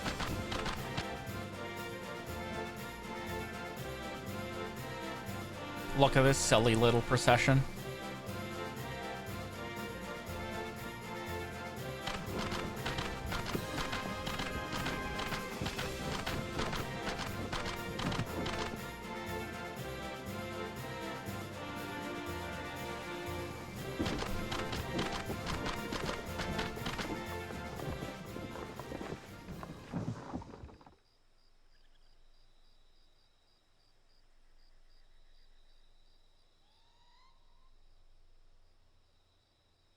Watch well, for you are about to bear witness to the true glory of Ihihana.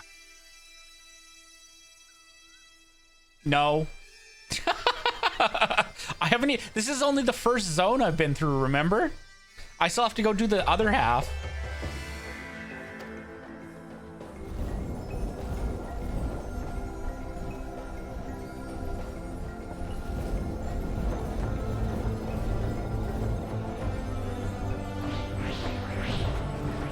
You're changing Sella's icon to my avatar. The float draws upon our life force, concentrating and amplifying the energy.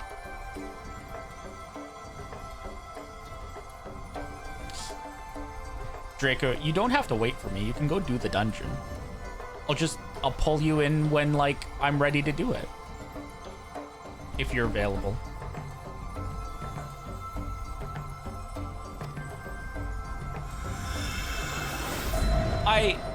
Keshaihi then receives that energy and expels it in a great burst, where it showers down upon the land to replenish its vital currents. Who said I'm waiting? No one. You just made it sound like you were waiting for me.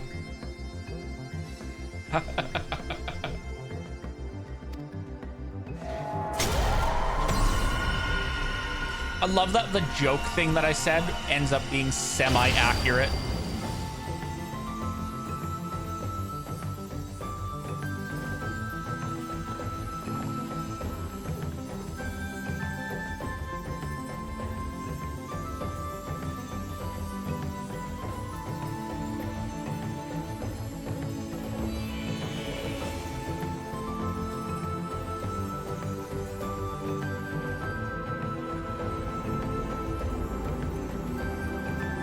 freaking laser beams on their heads. Yup.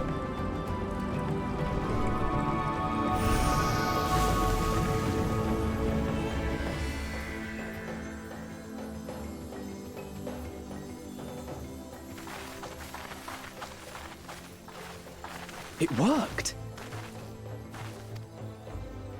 Like a literal charm.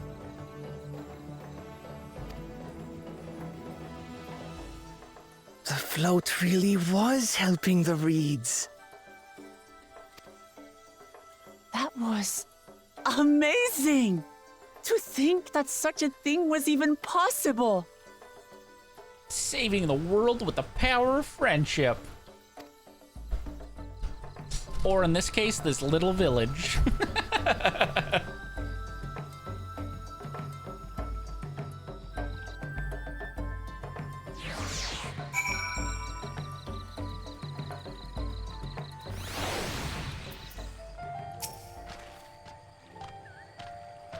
Should I have left the float behind like that? I was so excited to see the reeds. Nothing to worry yourself over. My brethren have been swept up by festival fever. Last I saw, they were taking turns at the carrying poles on the way back to the village. Please, feel free to look over the fields and enjoy the sight of what you've accomplished.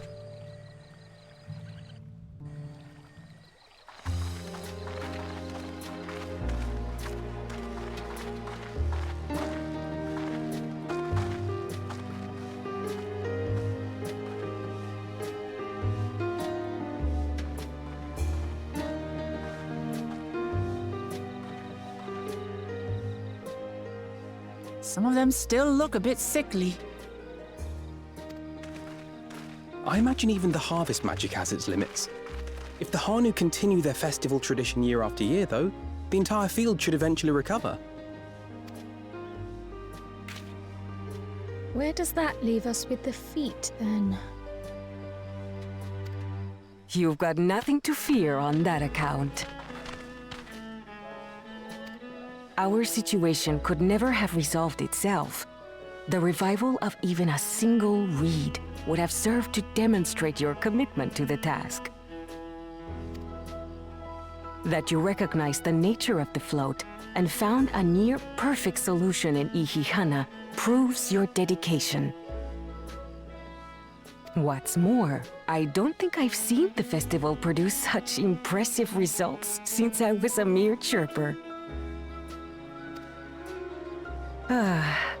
We have been lax in maintaining the float, diluting its magic and reducing Ihihana to hollow theater.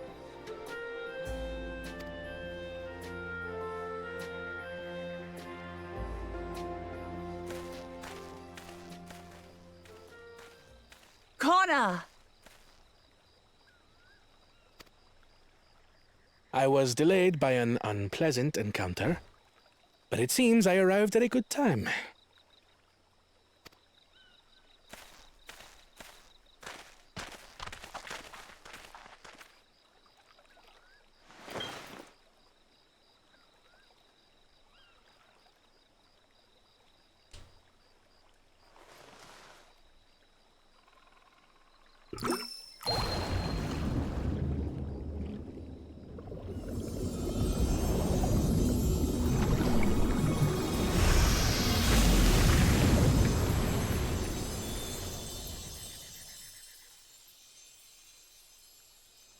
Oh, isn't that wonderful? What? You just pour in some mystery liquid and problem solved? Stagnant ether was to blame for the reed's poor condition. I assumed that was an alchemical concoction which enhances ethereal conductivity. It utilized the flowing water as an ethereal current, thereby promoting the transfer of life energies. Mystery. Sure. Right?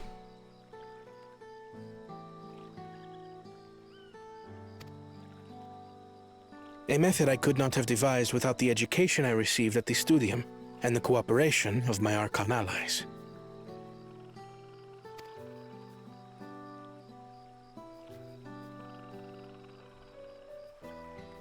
Archon allies.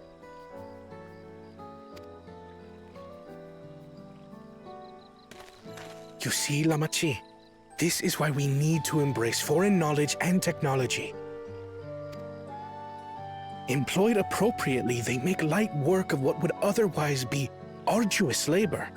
There's no need to lug around heavy floats.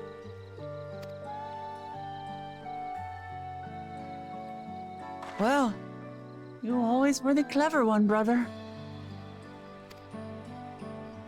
Your approach was no less effective, Wooklamat. It achieved the same result. Indeed it did. And you enjoyed the festival, yes? I did. It was so much fun. Having visited your village before, I thought I knew everything about it. As it turns out, I knew very little. About the reeds, about Ihihana.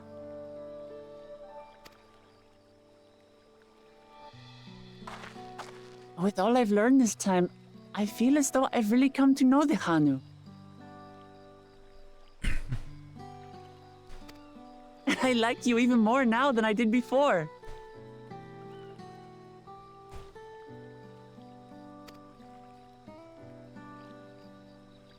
That's one zone done. Well, half done. The feeling is mutual. And it's not just you who had a lot to learn either. I'll never look at our float the same way again.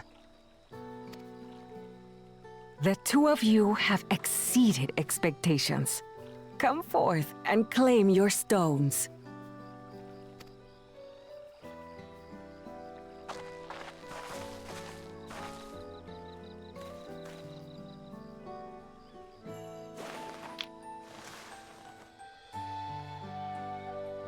So this is what they look like.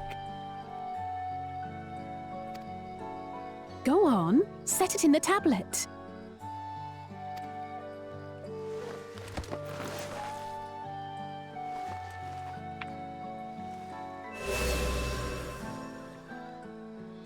A perfect fit. That leaves 6 more. And on to the next.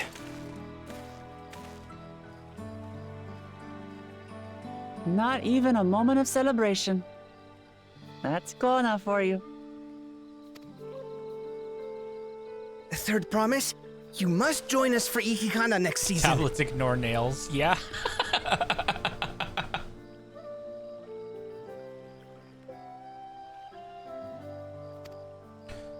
As Dawn servant, of course.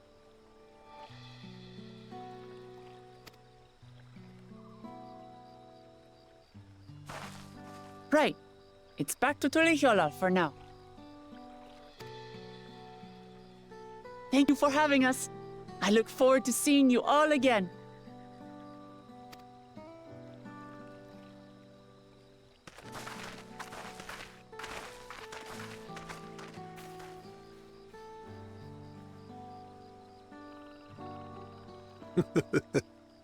These are interesting times indeed.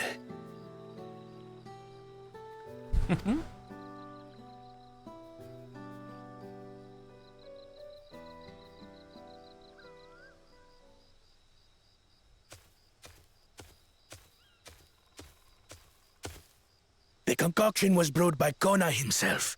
It's a test vial, but it should contain the same reagents.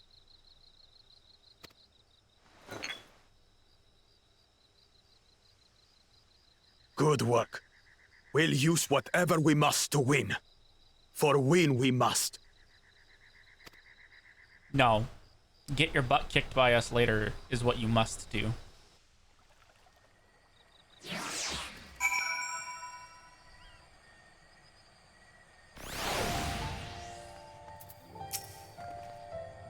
My journey has just started, and already I've met so many wonderful people.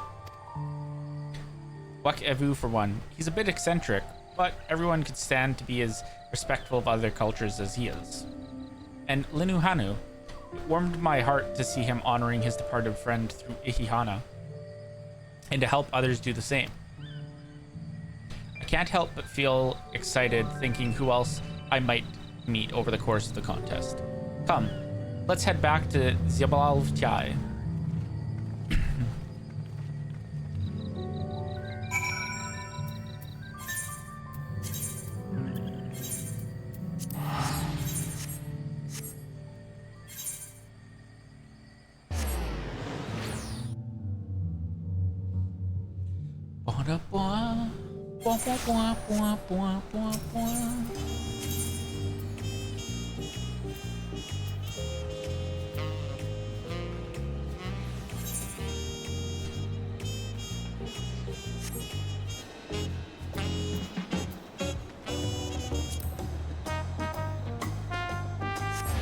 I didn't even...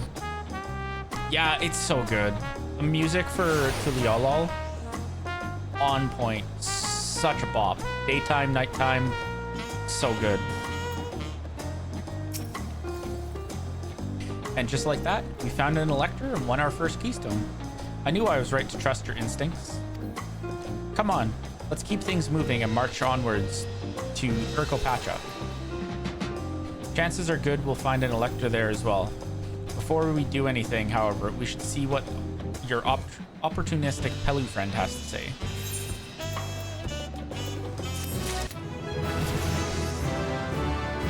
And that's level 91! And the first part of the MSQ done.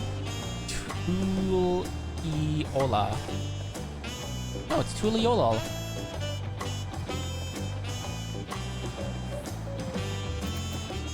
But I'm going to be right back. I'm gonna go grab a drink and a little snack before we continue on the MSQ. So we will return shortly.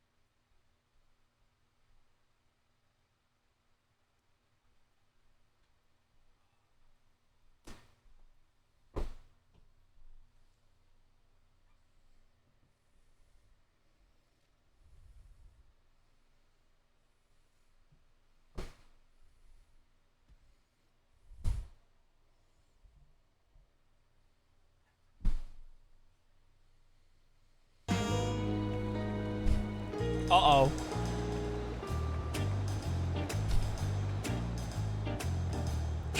My model lost the tracking.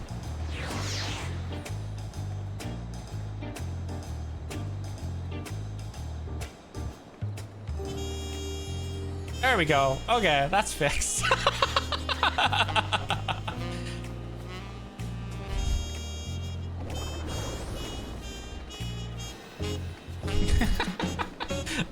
That was fun to come back to.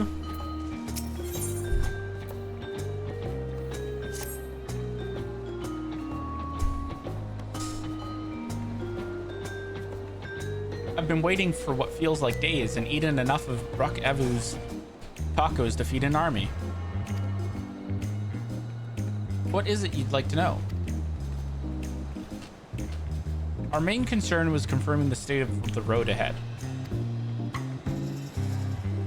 As I recall, to reach Urkopacha, we depart from Arch the Dawn, and then take the road west at the first fork.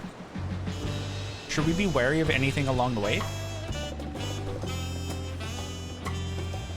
That is indeed the way to Urkopacha. After the damage wrought by the recent downpour, however, you'll be doing more stumbling than walking. But do take heart. When it comes to rugged terrain, we have a most dependable solution available. Come with me. Oh no, it's llama time. I mean alpacas.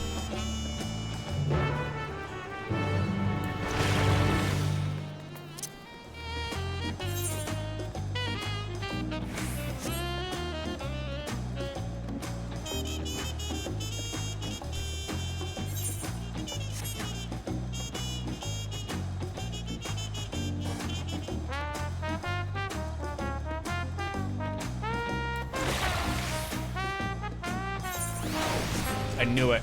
I knew it was going to be the alpacas.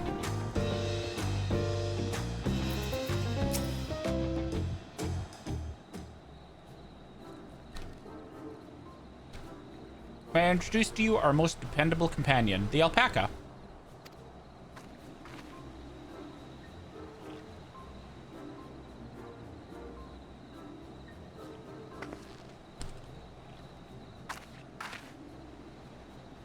These animals can traverse Patch's steep mountain trails as if they were gentle fields, and all while carrying heavy loads. Our merchants would be lost without them.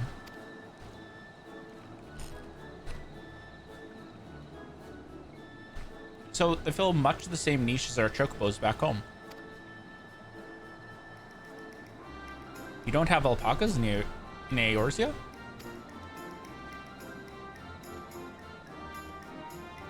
Alpacas are native to Dawntrail. Eorzea has its chocobos, and the eastern lands have their horses. Why go to the trouble of breeding another pack beast in a place which ill suits its qualities, and where it's not needed anyway?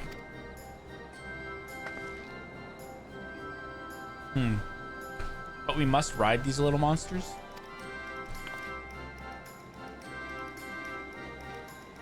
I get the impression you aren't fond of alpacas. When I was small, and being a bit naughty, I went around pulling on their wool. One of them spat on me, and it was the foulest stench you can imagine. I like that she decided to include the part that, like, she fucked around and found out.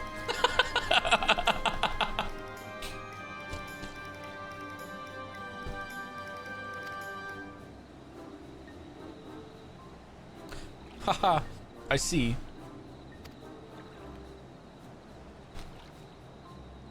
What do they like to ride?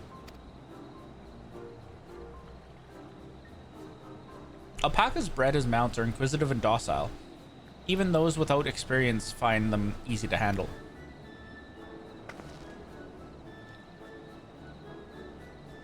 We're really doing this then? So was my information useful to you? Yes, very helpful, even if it wasn't what I wanted to hear. Good, I'll take my payment now. Do you want me to pay you?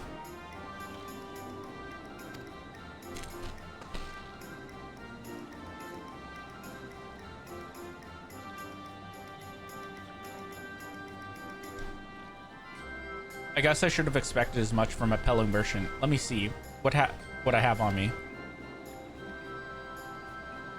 Pelu Village, they act to spreading joy through trade. As you should know. They take pride in making deals that benefit both parties.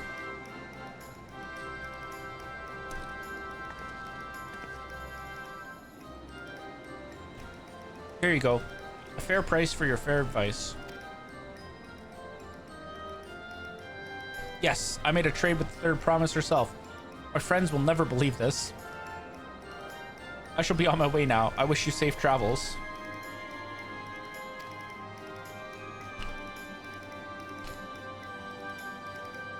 Off you go then, and thank you.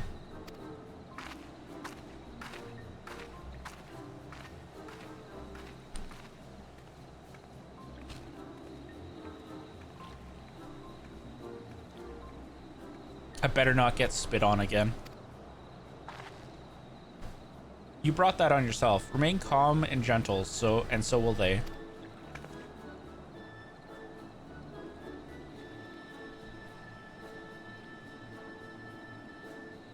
I'm still not happy about this, but if we need to ride alpacas to reach Urkopacha, then that's what we'll do.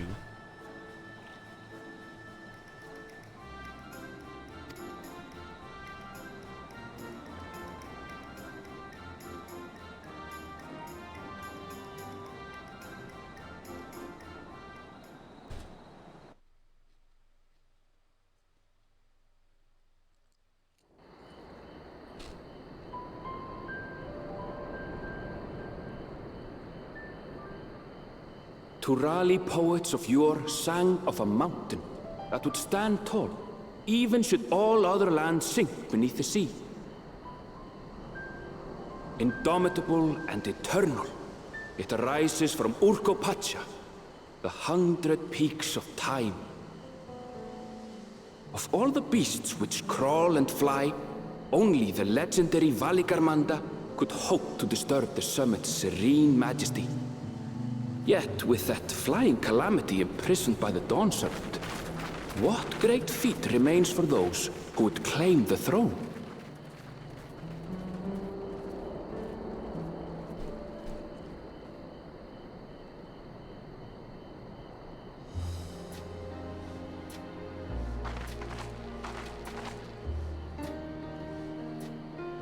So this is Urkopacha. I've never actually been here before.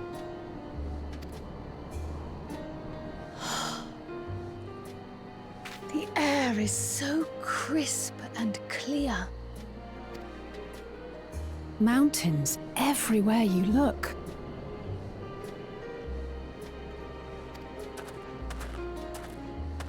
That one massive peak in particular has quite the presence. It puts me in mind of Som-Al. That is Workor Sormor, the tallest mountain in Yogg-Tural. Its sheer height makes it an imposing climb. But there are other reasons the ambitious keep their distance. Oh? Do tell.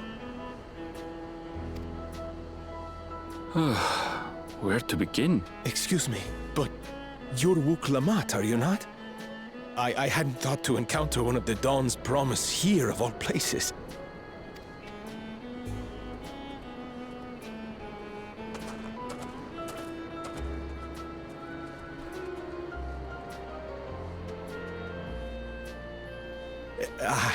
But I should introduce myself. I am Bol Nok, a weaver by trade. Well met, Bolnok. We're on our way to Watrunpelo.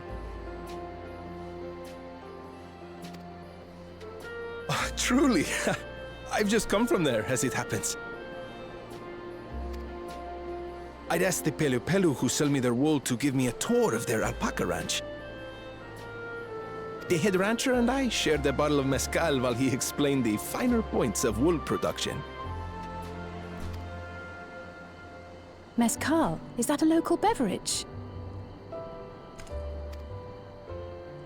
It's an Urkopacha specialty. A spirit made from distilled agave heart juice.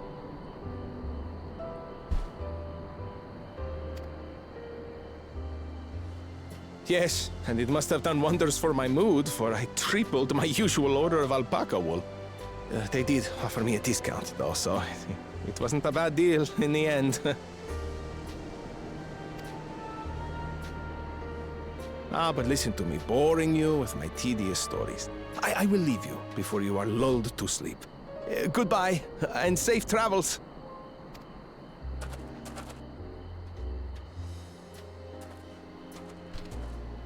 Oh, silly me. I almost forgot to say the thing I actually wanted to say. Peace for Tural. I agree with your vision, Third Promise. You have my support in your bid for the throne.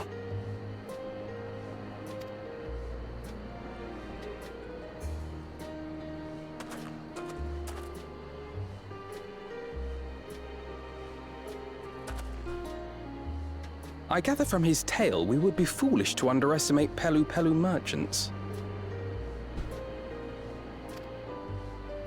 Yes, they do more than run the markets in Tuliyollal.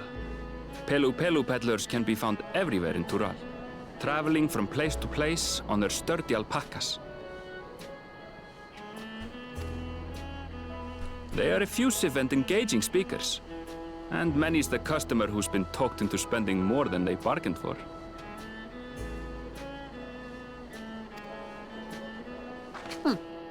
They won't find this customer so easily charmed.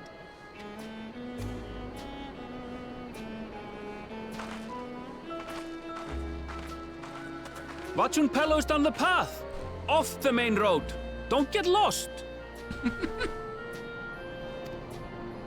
It's right there.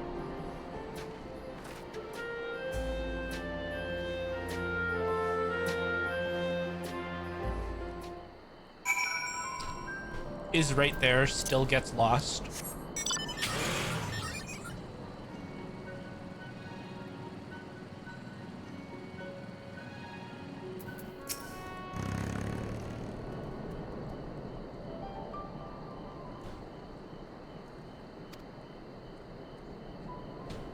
Oops.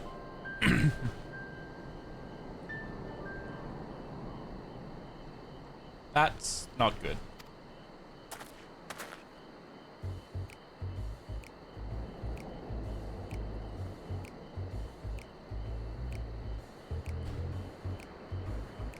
Come all this way for the right of succession? Oh, so this means I'm exchanging words with a future Dawn servant. Please, the outcome is far from decided, but it is a possibility. How fortunate, then, that I deal in cloaks woven from especially luxurious alpaca wool. Oh, excuse me. Such a garment would look magnificent when draped over the shoulders of our budding ruler.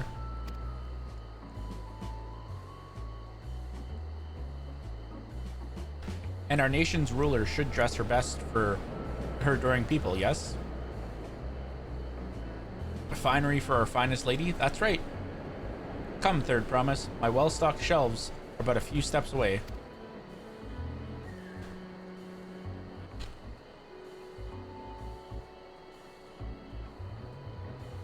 Finest lady?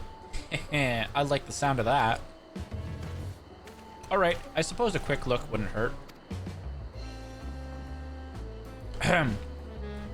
What did we just talk about?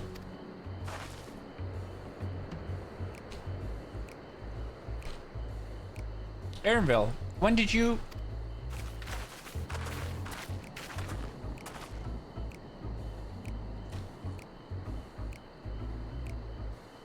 Ah, a Shatona from far-off Zak'Tral.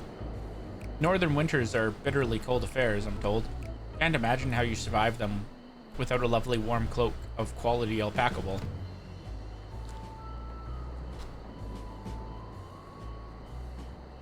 No thank you. I'm not in need of new clothes at the moment, and neither is the third promise.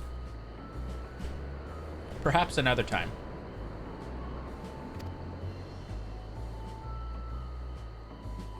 Of course, of course. My shop door is always open.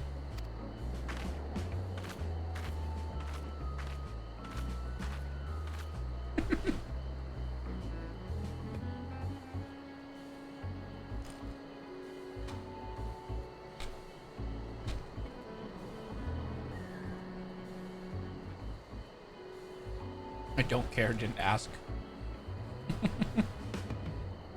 You were saying something about not being easily charmed?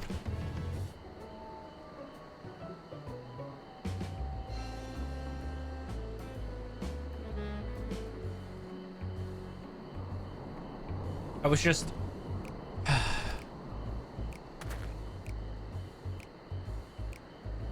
As I mentioned previously, the Pello people live for bringing happiness through trade. They won't cheat you or sell you defective goods.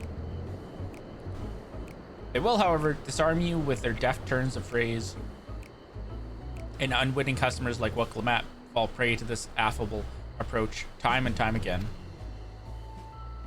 Their only recourse is a clear and firm refusal. They won't pursue the matter should you make your disinterest plain.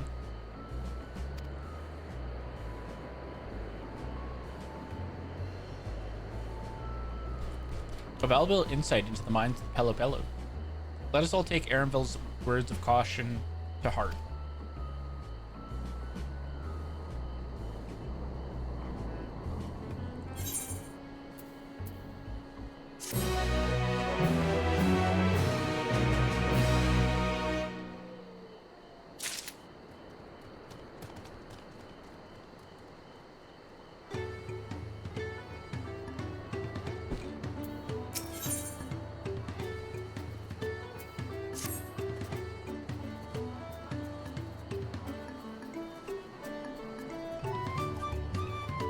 Not my finest moment, I'll admit. But now that we're here, let's do what we came to do. Find the Elector.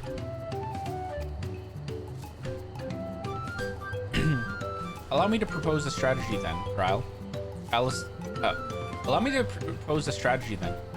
Kryl, Alice, and I will speak with the merchants. Wooklamat, you and Arenville might try approaching travelers and passerbys. Magi, pray investigate any of the other establishments which catch your eye. Should we learn aught of use, let us relay it to the third promise. This fact, in America, when there's an Amber Alert, you can track and capture them like... I'm sorry, what?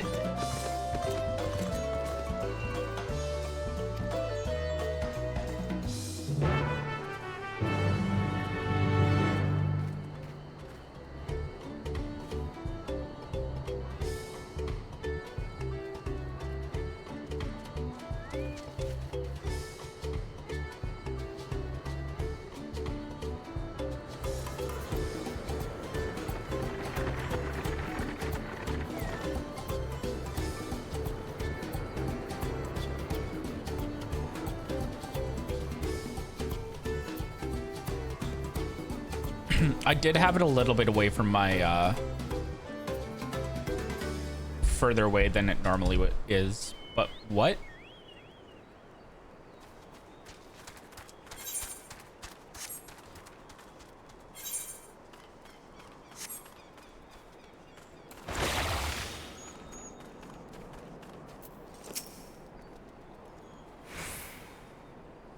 Dawn Servant's Elector. Ah, I thought you were a new face in town. Here for the right of succession, I take it? Me, I don't care much. I don't much care who sits on the throne so long as they keep Terrell peaceful. People tend not to be in the mood to relax and sip our excellent mezcal once arrows and spears start flying. If you know what I mean. Ooh. Speaking of which, would you like a cup? A joy shared is a joy doubled, I say.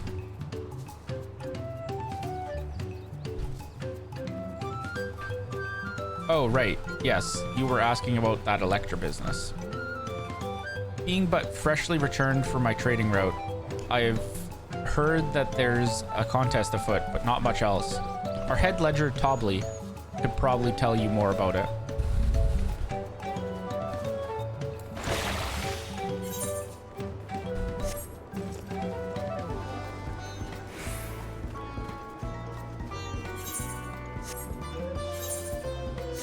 You know, before I forget to do this, I should probably attune to the Aetherite.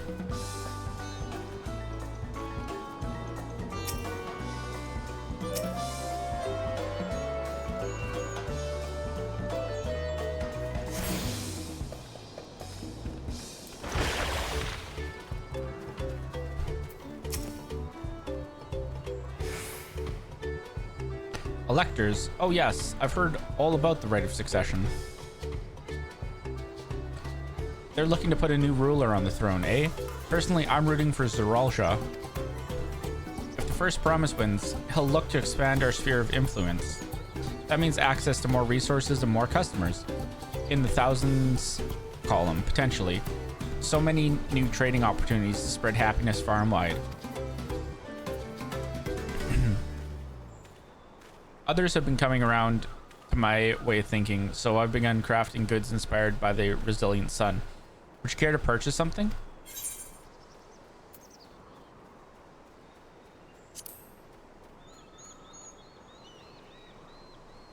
Very well. You said you wanted to know about the Elector? I could help you, but I won't. I can tell you're no supporter of Zeralja or his policies. Wow.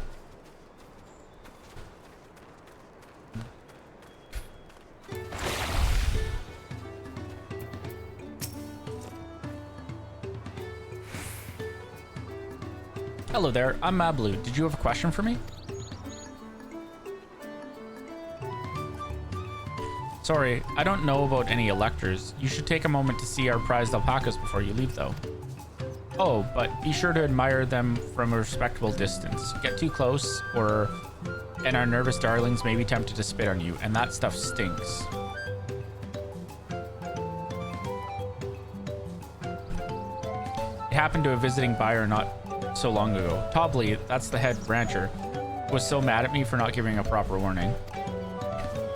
No one makes a mistake without Tobley noticing. He knows everything that happens on this ranch.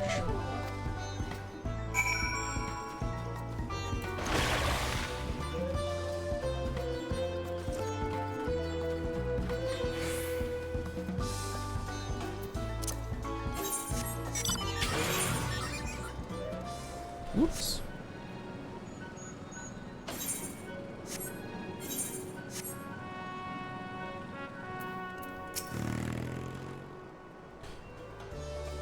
You really have to watch yourself around these silver-tongued peddlers. I almost bought a bottle of mezcal and a stack of blankets, and then there was this enchanting ornament. Anyway, I did manage to learn that Tobley is the man to talk to about the contest. Now, if only they'd share where this head ledger of theirs is to be found.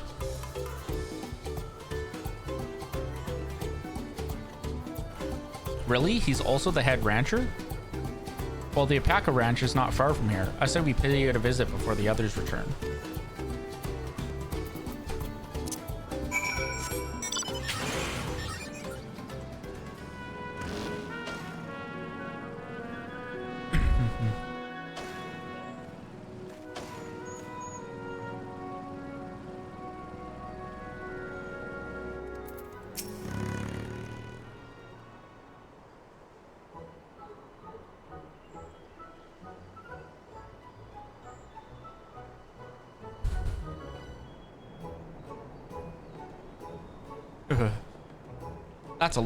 That is a lot of alpacas. Still, we know the head ledger could be here somewhere.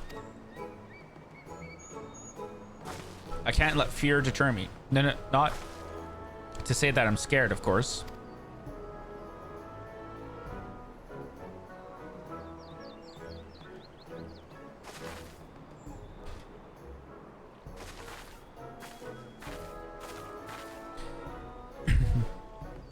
Excuse me, is one of these workers Tobley?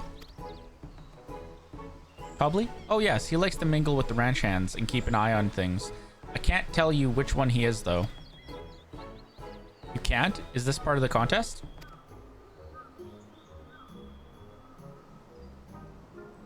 All I can say is that Tobley often mentions his favorite pungent subject. He also can't resist profitable trade. Though, who among us could? Am I right? Still, if you bring him a very good deal, he might let his identity slip. There's so much going on with this dude's outfit. Holy fuck.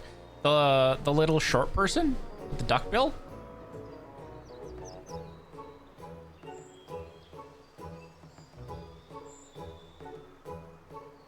Yeah, their outfits are pretty cool. Part of me kind of hopes that like we'll be able to unlock them through some quests later,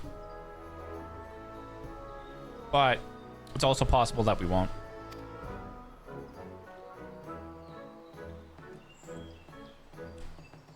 Heh, so it's like a game. Easy enough. All I have to do is offer Tobley a deal he can't ignore. No problem at all. Well, maybe one problem. I don't think my purse is deep enough to pay everyone we think might be Tobley. Let's ask some questions first to narrow down the field. Great, we can meet back here to share our impressions.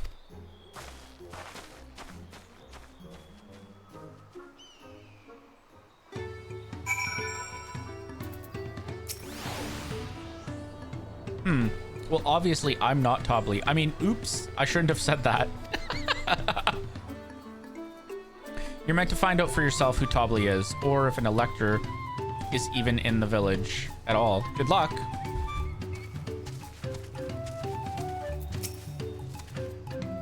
Ah, visitor from across the salt, if I'm not mistaken. Be warned, the alpacas will spit if you startle them. I suggest you keep your movements slow and deliberate.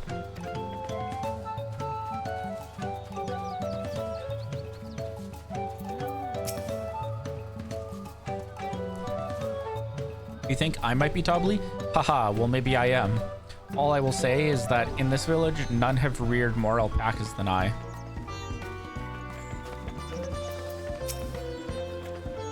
Am I Tobly?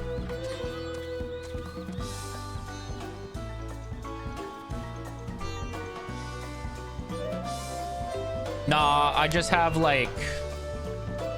I think I have to tweak the auto mod, potentially, because like there's some... I think it's a little more strict than it needs to be.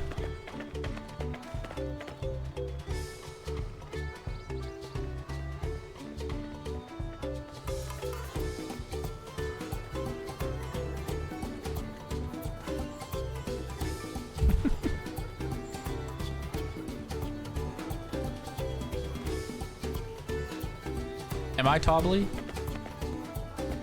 Yes. Yes, that's me. Excellent work from the third promise and her entourage. Sharp instincts. Shall we commence the rite of succession then?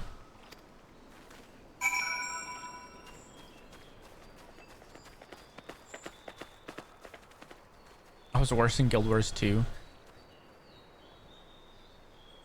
Yeah. Honestly, being able to dye gear...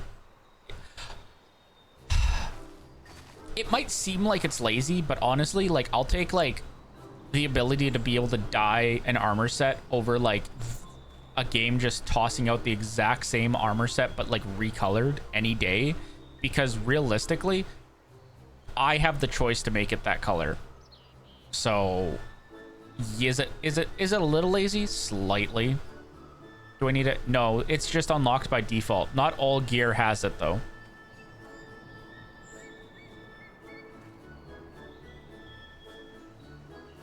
Yeah, they'll... I think they said they were gonna slowly go and retroactively add it.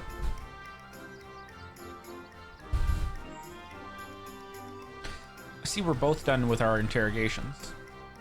So who do you think it is? I have my suspicions, but let's hear your pick. Had a group of dudes who would wear top hats and suits with old gold. Nice.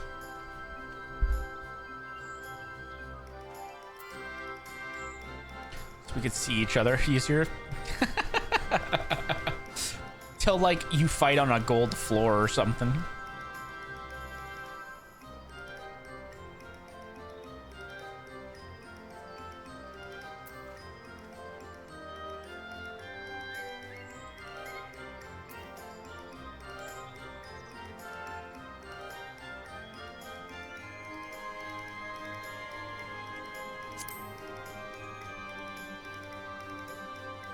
You guys are fighting Radiant Angels in the Holy Citadel? Ah, we're cooked. Time to change to bronze. Ah, the worker's so intent on stable chores. I had my eye on that one too. Time to rip the mask off our mystery ranch hand, so to speak.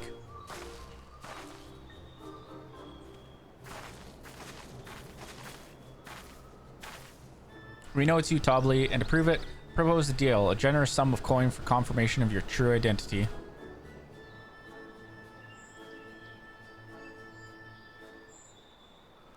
An offer I gladly accept.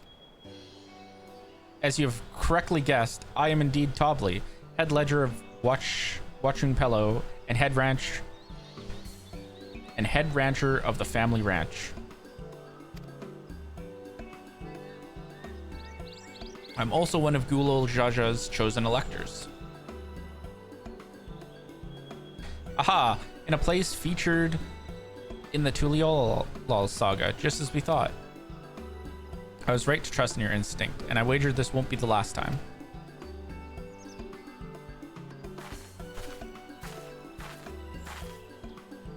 She found you out fair and square, Tobley.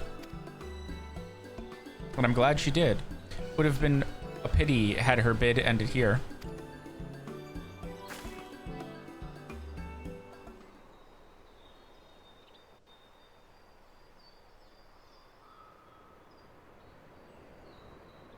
Deducing the Dawnservant's elector was the first step of the feat.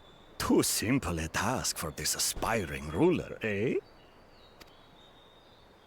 Right. Not hard at all.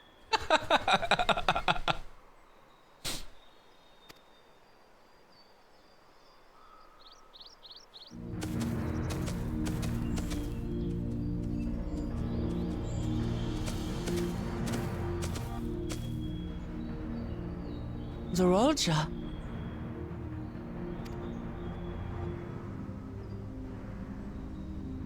I am told the head ledger, Tobley, is to be found here.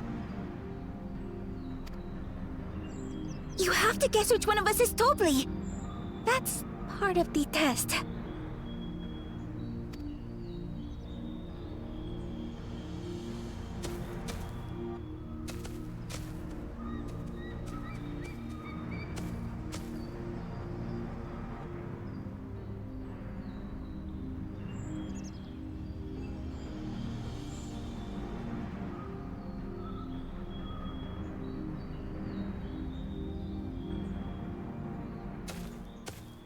You're Tobley.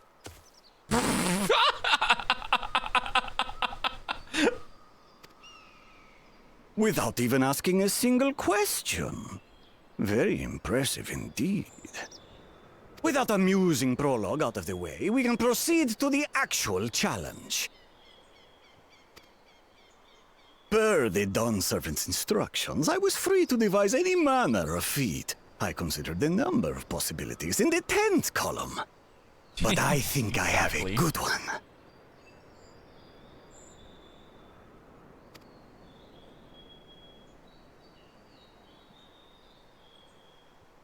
You must go forth and capture for me an alpaca.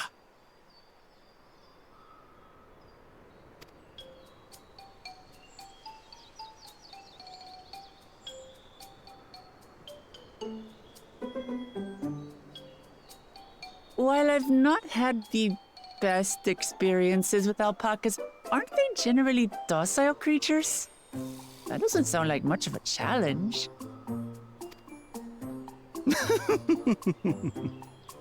Bring out the example!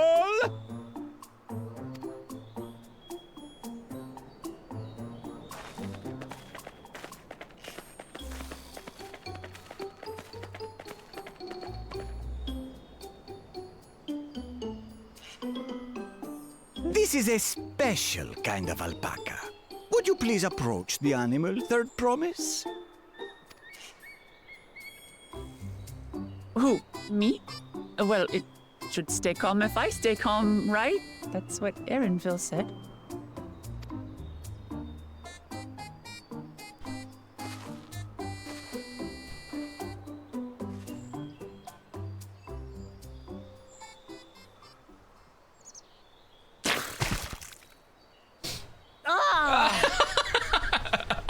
The little monster spat on me! Oh, that stinks. I can't.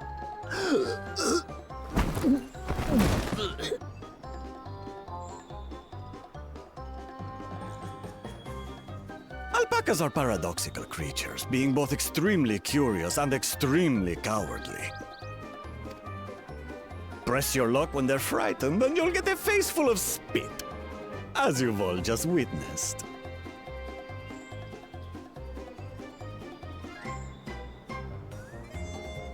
Has an awful stench, their expectoration.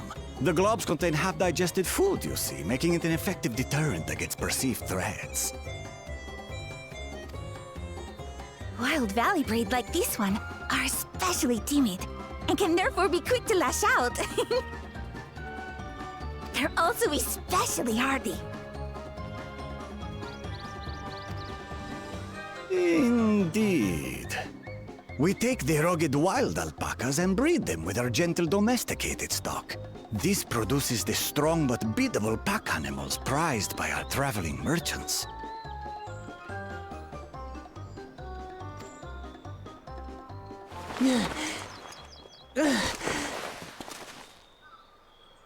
That's all well and good, but did I need to bathe an alpaca spit for you to make your point?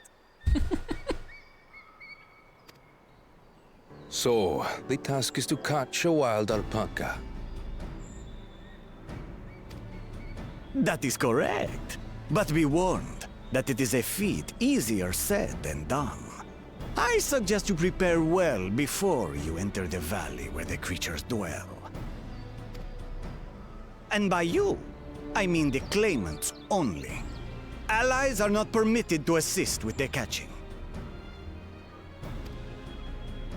The alpacas will help me judge which of you is worthy of receiving a keystone. The highly Yep.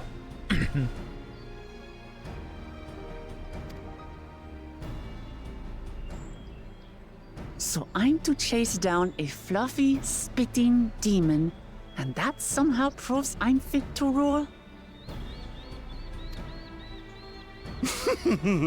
As I said, the Dawn Servant granted me the freedom to decide my challenge.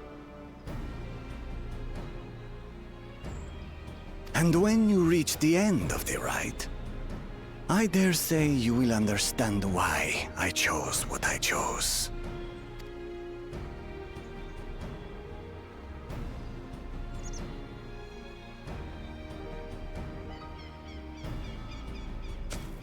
Very well. This won't take long. Wait! Didn't I warn you this was easier said than done? There are preparations to be made, factors to consider. A beast is a beast. All yield to strength.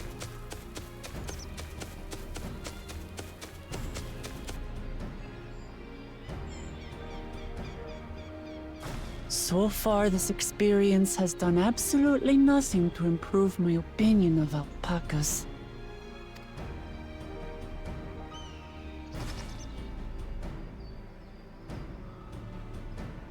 But that doesn't mean I can't do this. Revolting spit aside, they're just another animal.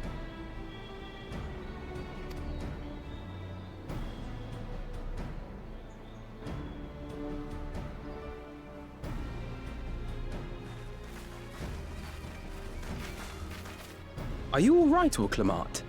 We thought we heard you scream.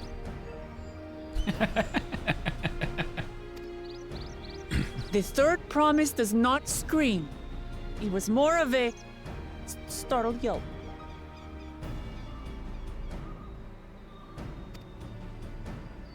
Scream, in other words.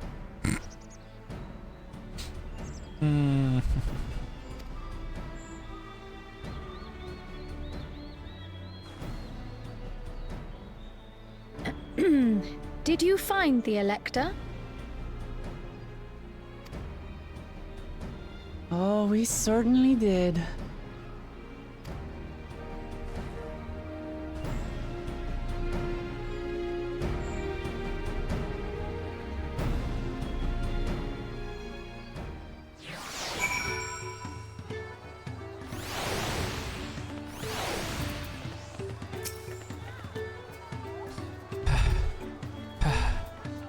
I had to go and wash that nasty stuff off my face. I think I got all of it. But would you mind taking a sniff for me, just to make sure? The stench has ruined my sense of smell. Hey, I saw that look.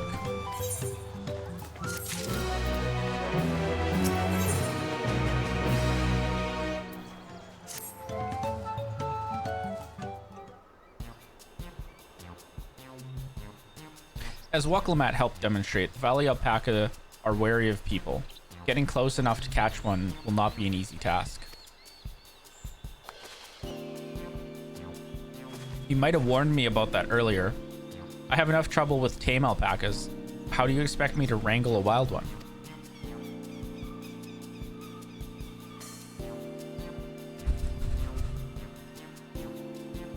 With the proper saddle, we infuse the leather with a relaxing scent that soothes the spitting beast.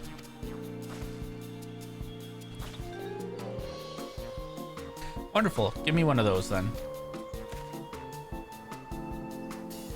Have you perhaps forgotten we are a clan of merchants? If you want a taming saddle, then you'll need to find a saddler and make them an offer.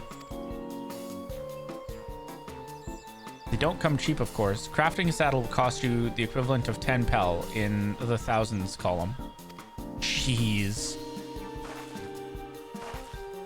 You mean 10,000 pel? I don't have that kind of coin. Converting to gil, that comes to around 1 million or so. Mayhap if we all pitch in. No. This is my feat to accomplish. I wouldn't feel right about having others pay the cost. I'll find the money somehow.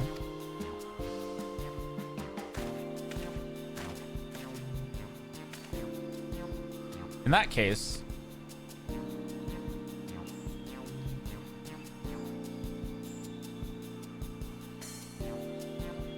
that basket of wool is worth the sum you paid me earlier, 1 pel, in the hundreds column. Beginning with the wool, you can trade for even more valuable goods until you have something suitable to bargain with for the saddle. That's a nice gesture, but you think I can turn 100 pel into 1 million? That's 10,000 times more.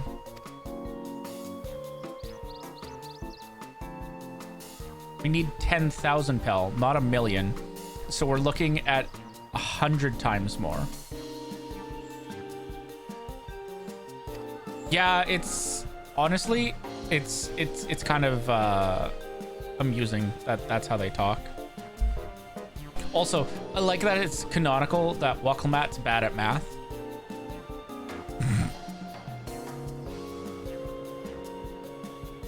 Oh, right. I panicked and got confused with Alphino's million gil.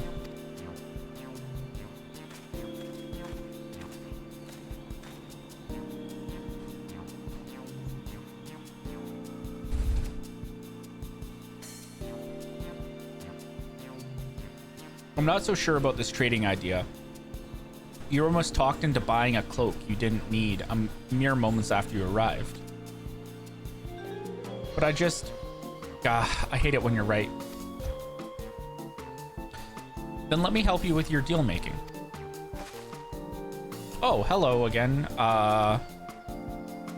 Mablu. I work here as a ranch hand, but I've also learned a lot about the peddler profession. It's alright if I aid them now, yes? I guided the claimants towards the first step of the feat like you asked. As long as Wooklamat goes alone to capture her alpaca, she is free to accept assistance from whoever she likes. Hooray! Let's see about getting you that saddle then, Third Promise. I don't know why you made your offer, but I could use an ally with a beak for bargains. Welcome aboard, Mablu. Should the rest of us stay behind, perhaps? It may be easier to haggle over prices without so many voices chiming in. Yes, stay here and pitch in with the ranch work. With Mablu gone, I'll need extra hands to tend to the alpacas. Gladly, although, Magi, I think you should go with Wakelmat. You've seen markets and bazaars the world over. Surely you have sage advice to share.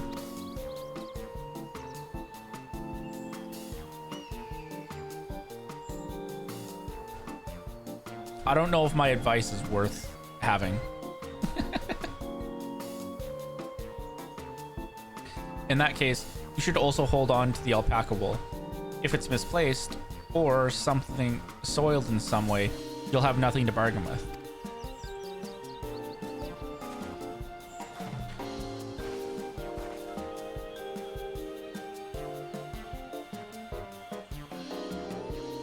As if I'd do such a thing. But I'll leave the wool with Magi anyways. The better to keep my hands free.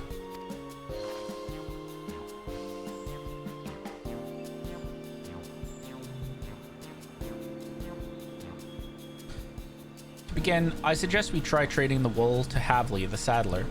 He won't agree to the deal, of course, but it'll give us an idea of how much he'll accept for his wares.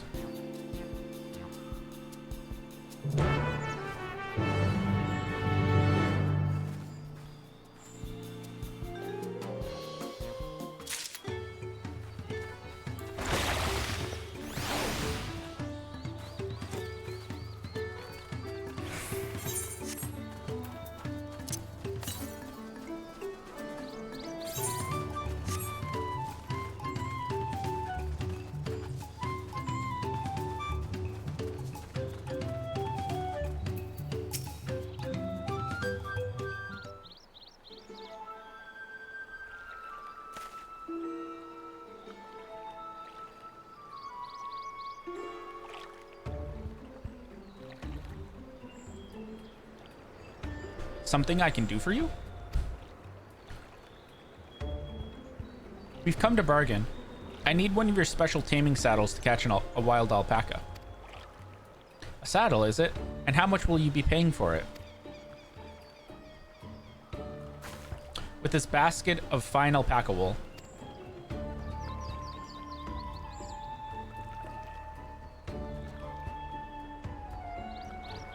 What use does a saddle maker have for wool? Besides, this would barely cover the cost of a single strap buckle. Offer me something I actually want.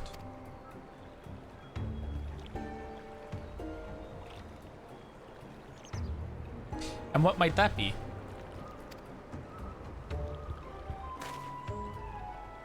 Mezcal. I like to nurse a cup at day's end while I inspect my finished work. Bring me a jug of quality stuff and you've got yourself a deal. Bodes well for us, Third Promise. Such mezcal can be had for only 5 pel in the thousands column.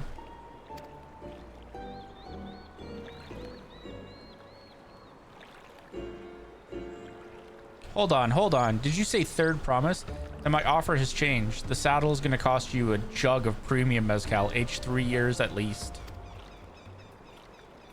3 years?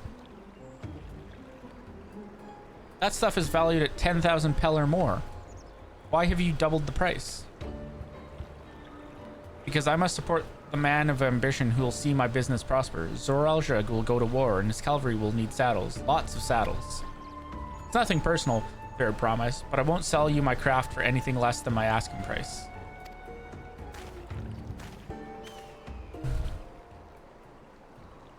I like how this Pelu was supposed to help us and she just made it worse. Like, oh yes, you're getting a good deal on this. Hold up, actually, let me change that offer.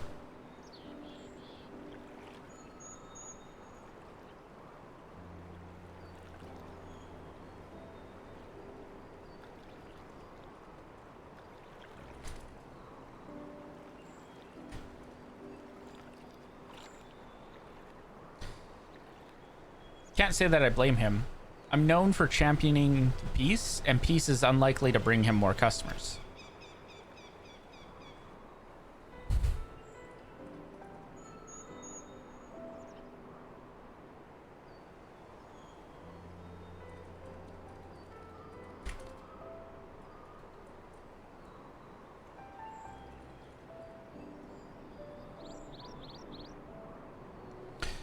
Those of our grandparents' generation remember the dark days when the clans were at war. Many of these Pelu pray for your victory, Wuklamat. Bear with me. I really need to one day invest in switching up my headset so I don't have to keep changing out the batteries.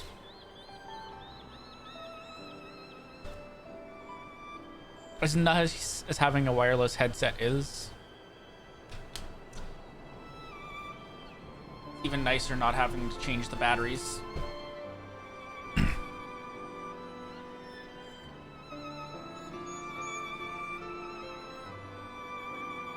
The younger ones, though, to them, strife and bloodshed are as children's stories.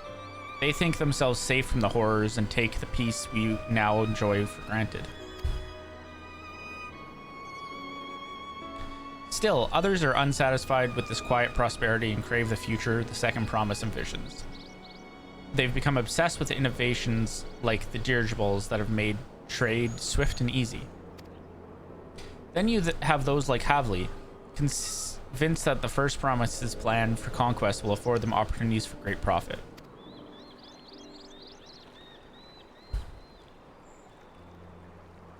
But what about you, Mablu? Aren't you of the younger generation? At least a year or two younger than me, I'd say.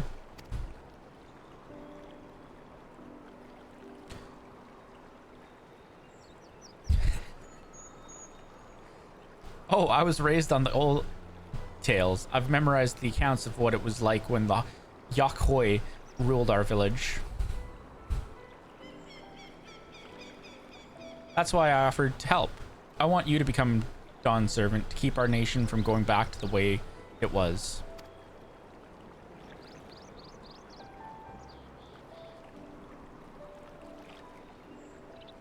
Well then, I guess I better make sure I win the contest.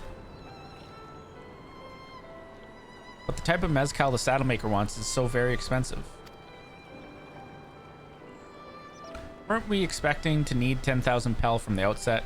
Nothing's changed. We just need to get on with it.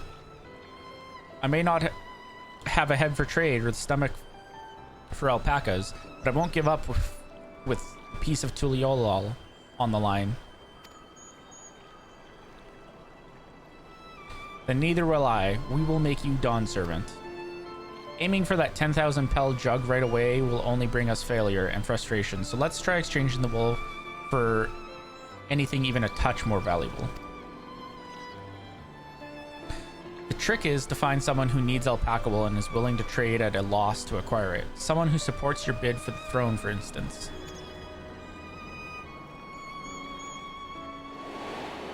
Wow, it's almost like we met someone like that when we first came to the zone.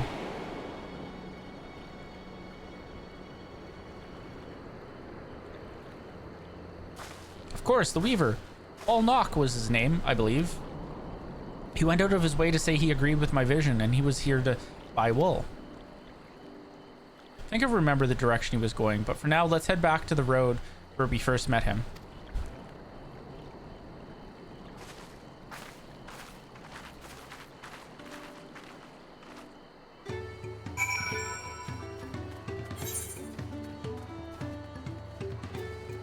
Let's go tick this little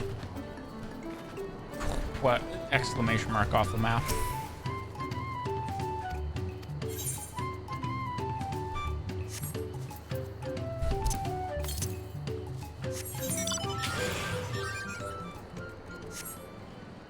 To the northeast, say. Wait, that is probably this way.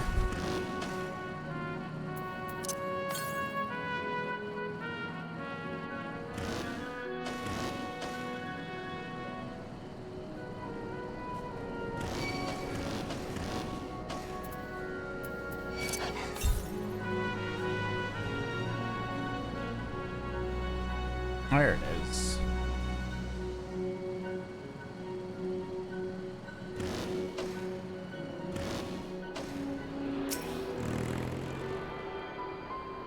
Ether current grind is back.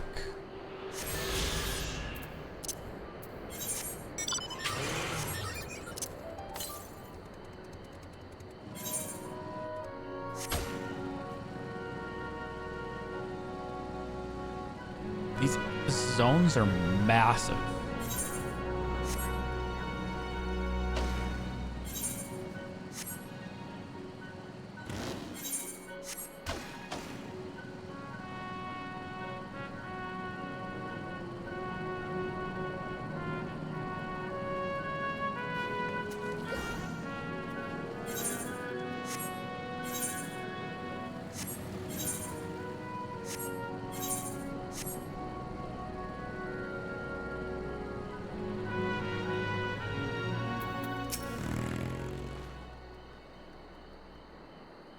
This is the spot.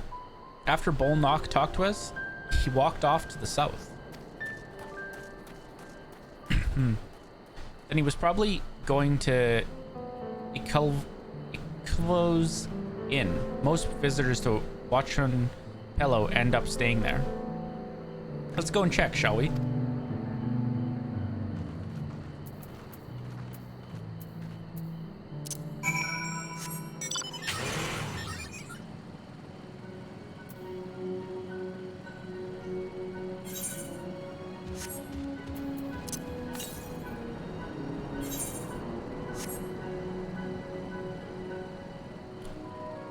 Huh. I wonder where that aether current could be.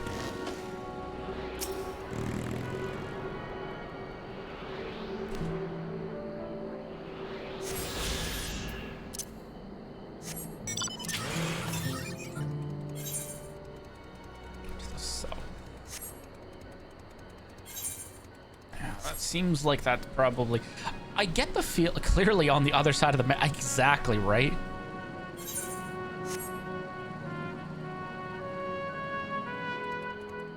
Gotta anger an alpaca and it will spit it out at you. Also, I feel like this is the zone, because some of these zones where it's split in half, where you do like, you have access to a small portion of it first, and then like you have access to the rest of it later. I feel like this one is one of those zones where like the majority of the aether currents are probably going to be when you come back to this zone. Can I have that basket, Magi?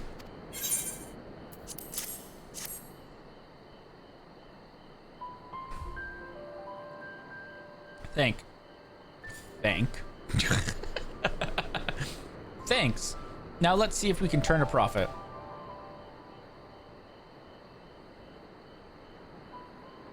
Balnock, I'm glad we found you. Are you interested in making a trade? Third promise, you wish to do business with me? Might I ask what this is all about? Yeah, it's about you supporting me to become the next king of the pirates. I mean, the Dawn Servant.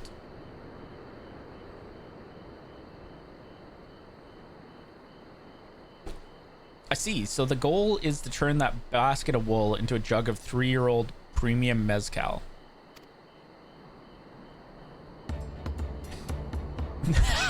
Then allow me to invest in your efforts.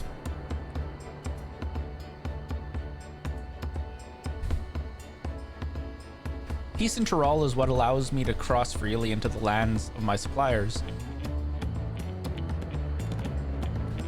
Naturally, I would prefer that one pledged to preserve that peace win the throne. Thus, do I humbly offer you this wool poncho, a small token that I pray contributes to your victory.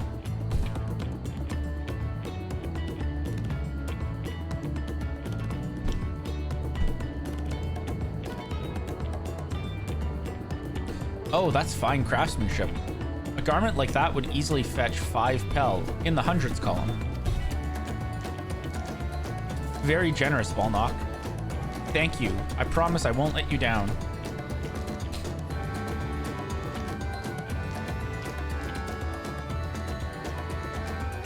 I have every faith in you, third promise. May fortune bless your future dealings.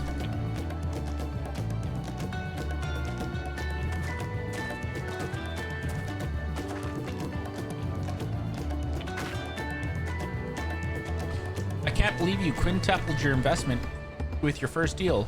We're off to a spectacular start. Only because Magi remembered our weaver friend. All I did was hand over the wool. That's not true. The connections you build with people are vital. This is one of the most fundamental precepts of trading. One which you've instinctively mastered. You think so? I know so. Now let's take our 500 pel poncho and trade it for something even more valuable. Here, Magi, you take the poncho. If I lost it somehow, Erenville would never let me hear the end of it. You know, with the amount of mentioning that she's going to lose something coming into mind, I'm wondering if she's going to lose something that we need. And that's, yeah, you know. All set. Our next deal is waiting to be found.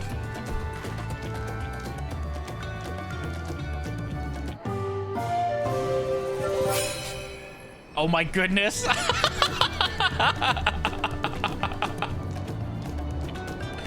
Success. You traded a 100 pel basket of alpaca wool for a 500 pel wool poncho.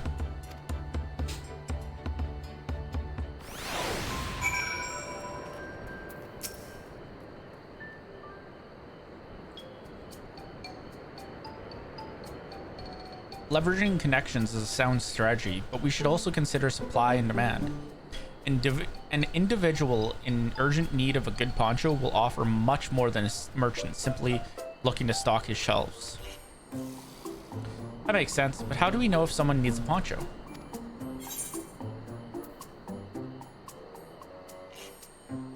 I mean, I feel like the logical answer here is that they aren't wearing one.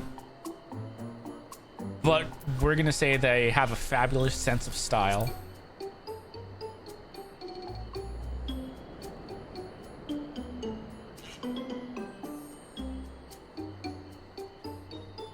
It's a nice sturdy poncho, but the design is traditional. I don't think fashion is part of the appeal. Its appeal? So only those people with practical need would be interested. Wait, that's the obvious answer, isn't it? We look for a person without a poncho and hope they are eager to buy ours. Yes, there you go. We find the demand for our supply. So where should we begin our search for prospective buyers? There are a number of places, but we could do worse than starting right here at the inn. There might be interested travelers.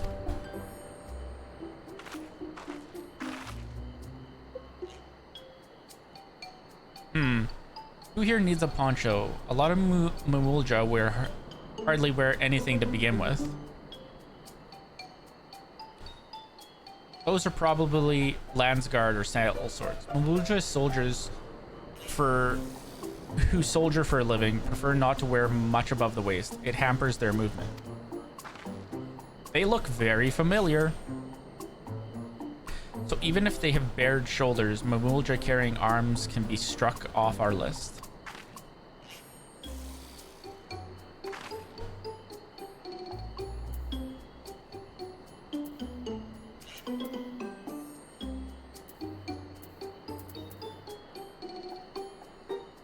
That's probably this guy. Let's see, no coat or cloak, but also no weapons. We might have a winner. Oh there, friend. You're not a mercenary by trade, right? Curious about your bold choice of dress, or lack thereof. Oh, it was no choice of mine, believe me. I was attacked by beasts on the way here and barely escaped with my scales intact. My coat was not so lucky. I'm actually a toolmaker from Tuliolol and was dressed quite smartly, all the better to show the Pelu I'm a man who takes pride in his appearance and therefore his work as well. But now look at me. Well, sir, this is your lucky day.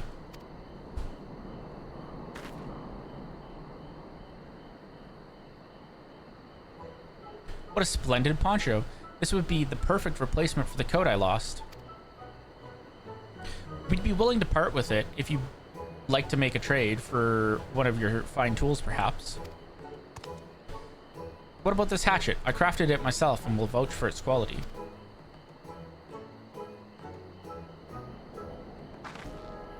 The blade looks sharp, the haft well made. I'd value it at 1 pel in the thousands column. Damn, we just doubled our profit. Let's go!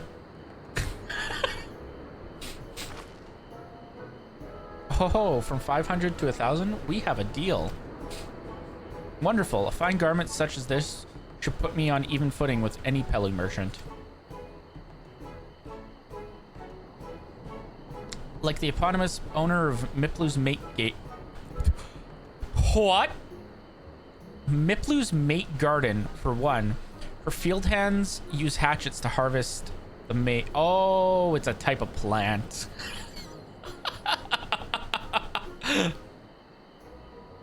I totally wasn't thinking it was something else. Nope. Anyways, And I thought to impress her with the tool I sold you. No matter, I have other wares to sell. Glad I am to have met you.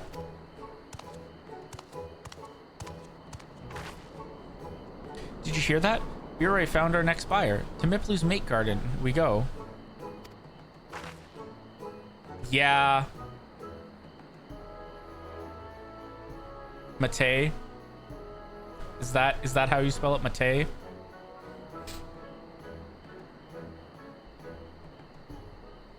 Yes, but it's a fair distance on foot. We should take alpacas.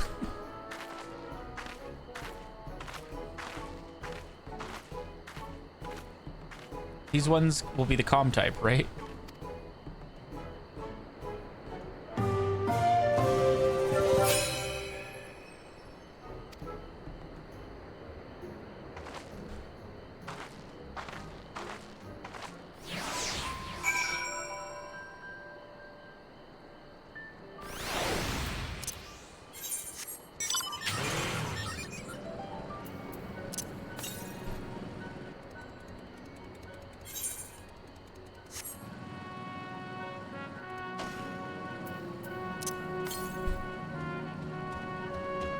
Go see if I can. You know, it might help if I actually went the right direction. See if I can find this Aether current, seeing as it seems close.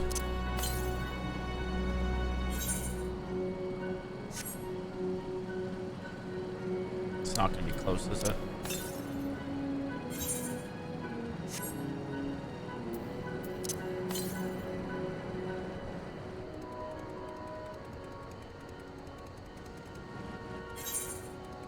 It is up there. Damn.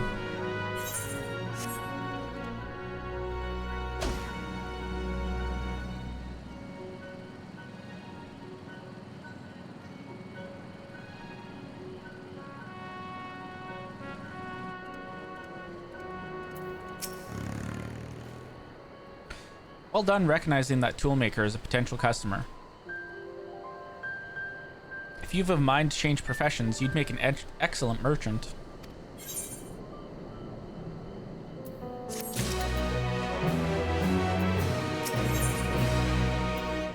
All right. I'm going to take a break right here. Just run and use the washroom real quick, and then we will continue the MSQ. So I will be back shortly.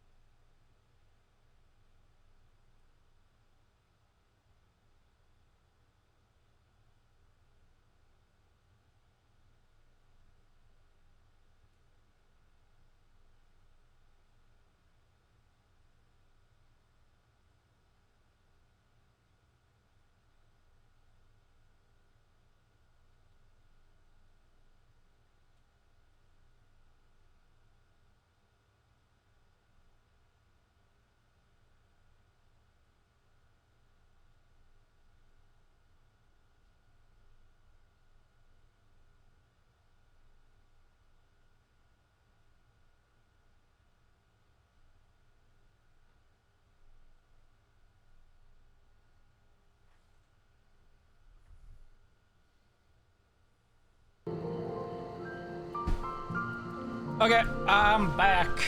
Oh no. My model tracking broke it. Oh, wait, nope, it's back. Yes!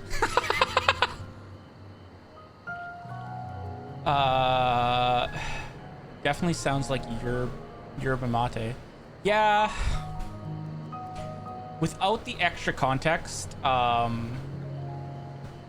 don't think I would have figured that out.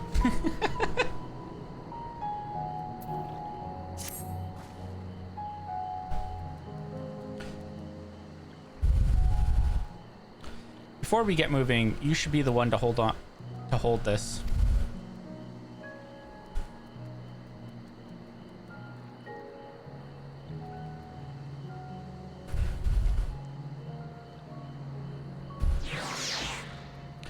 That, I suppose we should hop on the alpacas Mablu has so kindly provided. Pelu. Jeez.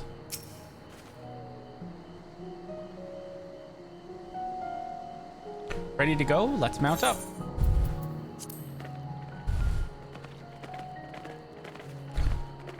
It's off to the mate fields we go. Please don't spit. Please don't spit. You'll be fine. These ones are accustomed to people. I still don't trust them. You have a knack for riding, no matter what you say. Without our alpaca friends, we Pelu would never have become traveling merchants. Can you imagine walking all the way across Tyrol?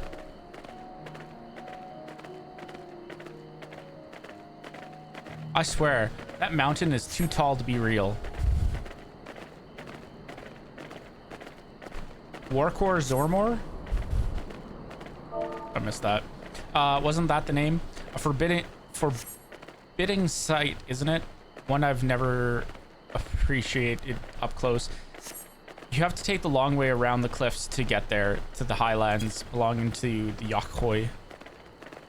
So Mablu, you said you were learning about the peddler profession. You don't care much for ranch work? No, I love it. I love working with alpacas. But becoming a peddler has always been a dream of mine. It's just, I'm not sure I have the talent for it. If I can help you buy the taming saddle, though, then it would be a proof that I can do this after all. In that case, you'd best get ready to be a merchant. Look, we're almost there.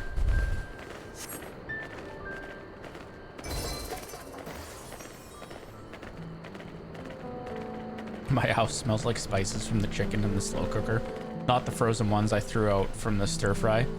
Nice.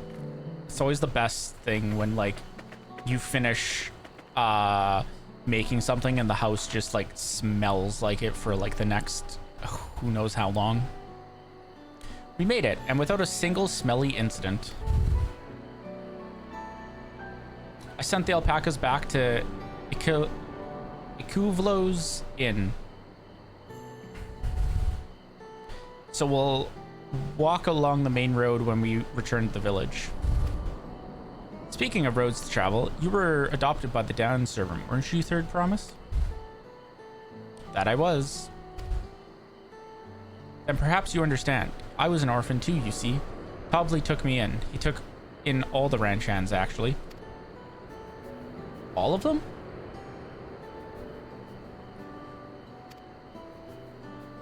Yes. And everyone works hard at their chores, grateful for the opportunity to repay the head ledger's generosity. Yet here I am, the only one wanting to go off and be a merchant.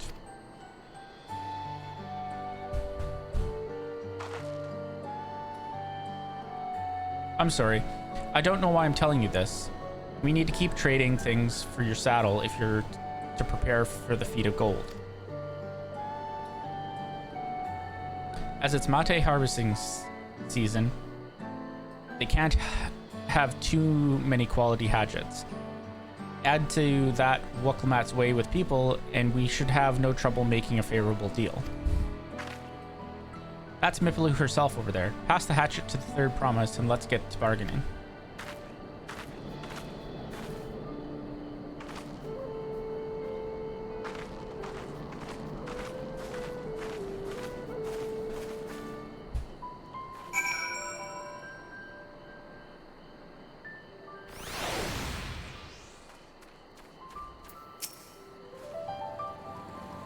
You have that little axe for me.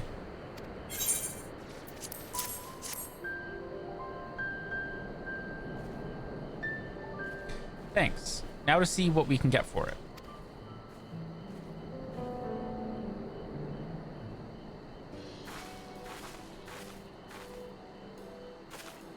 You're Meeplu, the owner of these fields? I have a mind to trade, if you're interested.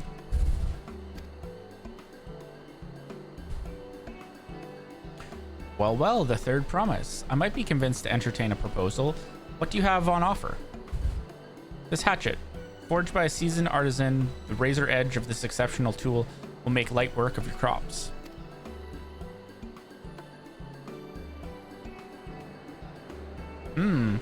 Quality is acceptable, I suppose. I offer you a large sack of mate leaves in exchange.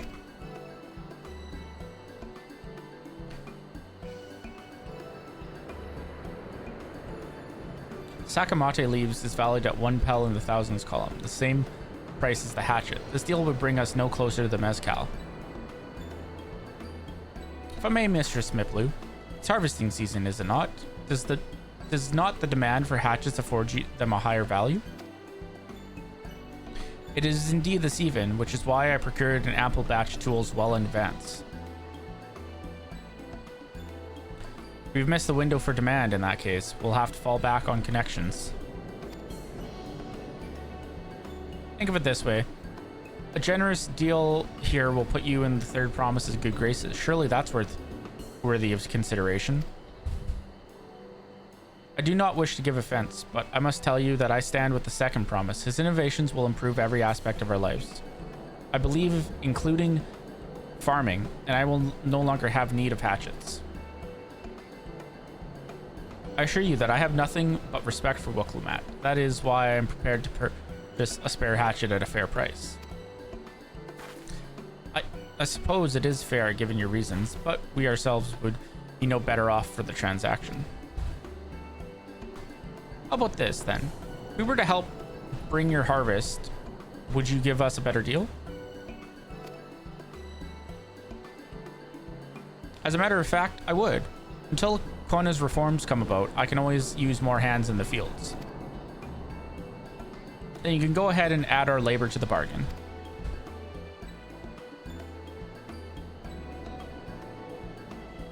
Added value to tip the scales. How could I have forgotten one of the most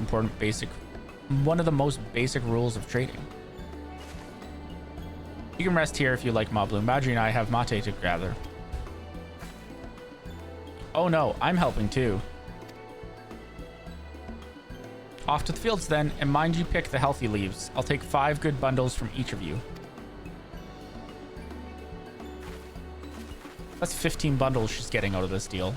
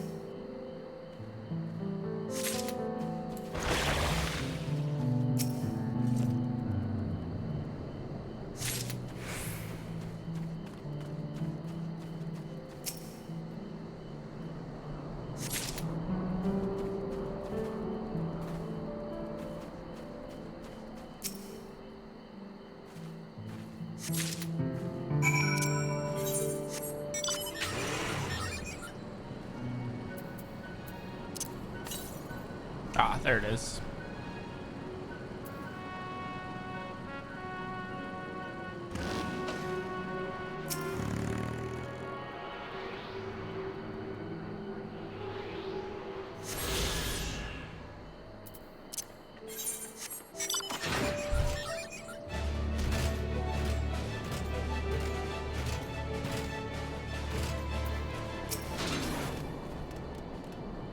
Brought me some leaves then.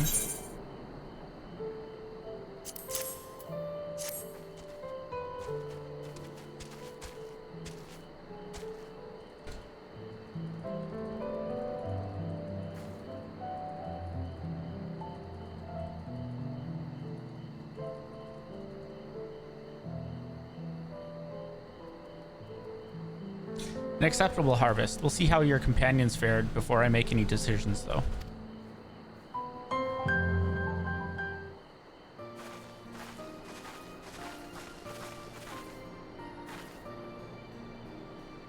Here, we brought our share as well.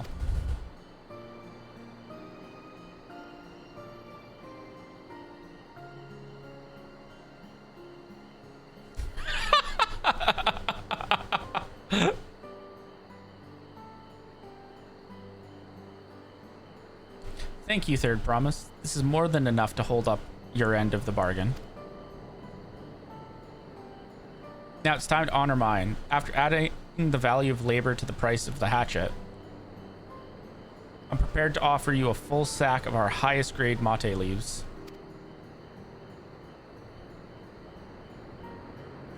Premium mate bought at the shop. One sack of those leaves would cost no less than 5 pel in the 1,000. Wow, we've really like increased our value there. And we can bid farewell to this hatchet.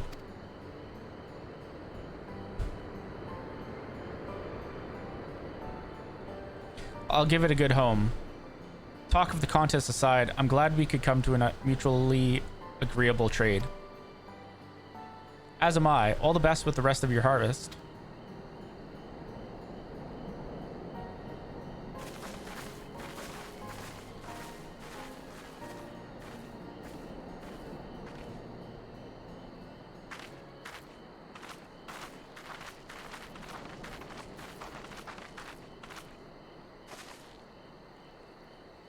Mabaloo, what's wrong? It's as I was saying before. Even after everything Tobley's done for me, I'm planning to abandon it all and become a merchant. But then I needed your help after getting a basic rule of trade. How can I expect Tobley to accept my decision then?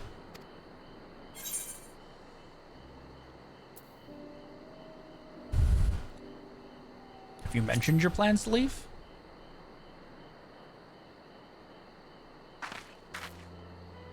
Not exactly. I wanted to prove I could succeed as a peddler before I declared my intentions.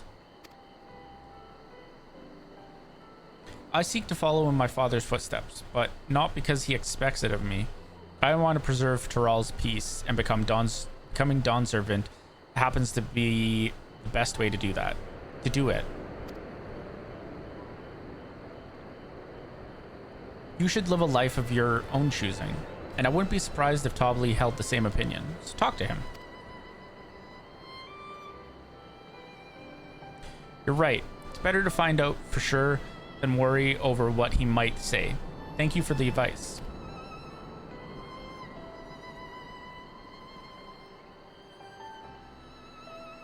But first, we have a saddle to buy. I want that success under my belt so I can be sure of my decision. What's next, then? You try to trade our tea leaves for something halfway to 10,000 pel? Nope, I think we're close enough now. I say we go straight for the premium mezcal. Bargain our way into double the value, eh? I think you can do it. Wow. I definitely think they can do it, but that's not what that said. Think you can do it?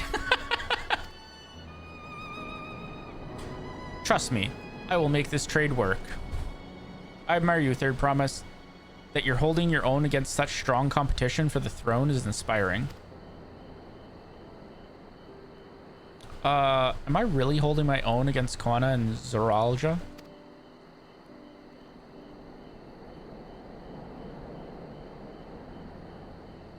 I mean, of course I am.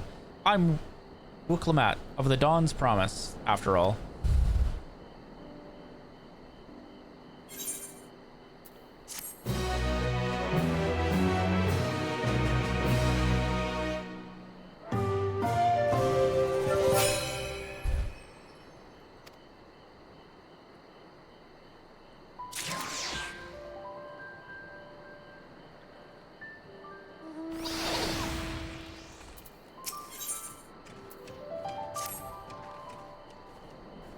Before we go, let me give you the mate leaves. I don't need to risk proving Erenville's point.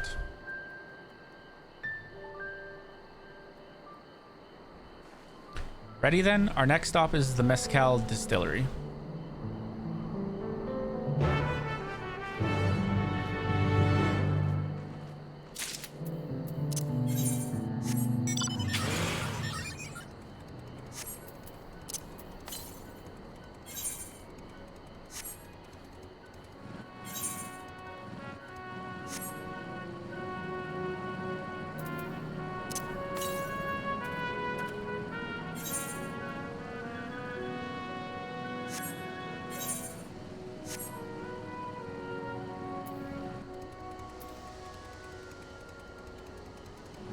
Oh, some weird looking cactuar.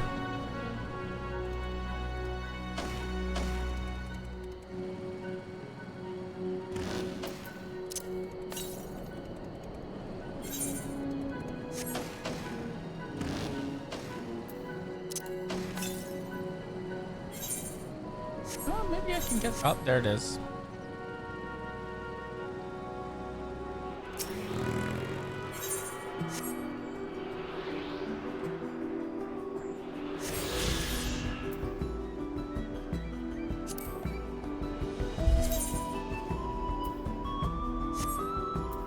Should be at least one more I can get.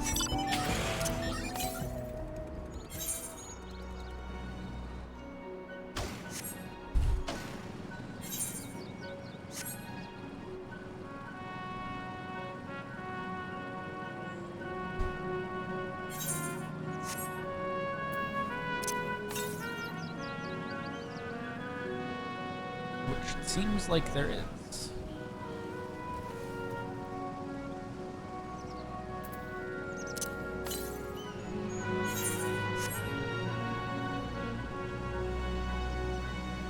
There it is.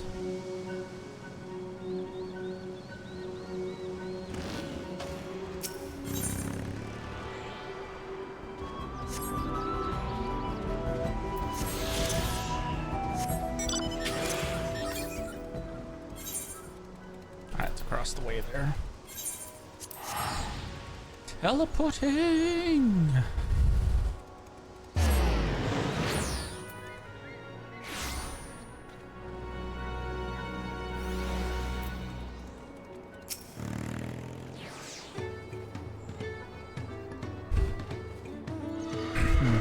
We'll want to speak with a man by the name of Gobley. Even among his fellow distillers, he's regarded as a master of the craft.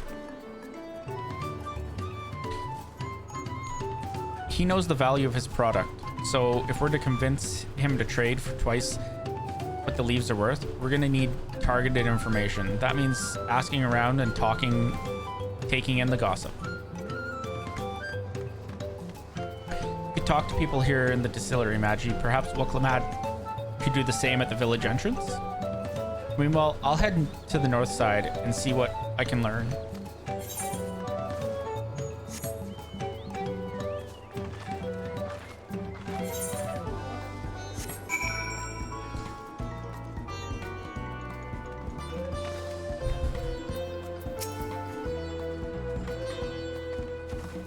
There's not much I can say about Gobley, but I can tell you what Gobley's been saying. The other day he was muttering about monsters prowling around Agave Jaws. That's the field where the main ingredients, where they gather ingredients for the mezcal. Their presence has made it harder to procure said ingredients, and thus driving up the price of his product. A boon, some might argue, but it's hard to celebrate when it affects the work as it does. Can't rightly bring joy to people if you can't keep making the thing they love. Wow, gee, I wonder what we're gonna have to do to make this trade. Me? I'm a chef from Tuliolal. I often come here to buy Gobley's mezcal, the finest in Tyrol, according to my customers. He always brings out a jug during our dealings, but I can't handle the stuff too well myself. I take small sips, not wanting to be impolite, you understand? Still end up so addled as to agree to whatever price he quotes me. It'd be nice to have less potent refreshments during such conversations. Else I might have to seriously reconsider our arrangement.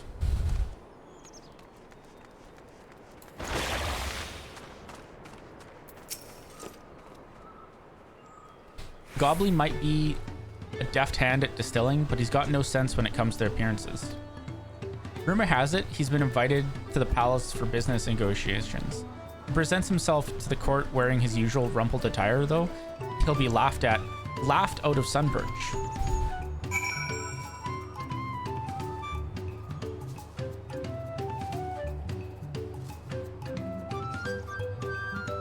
Easy.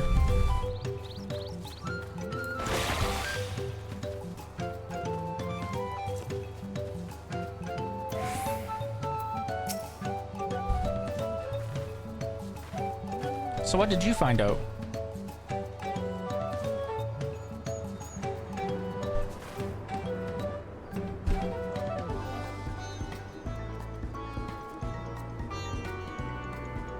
Oh, we can make use of all those tidbits.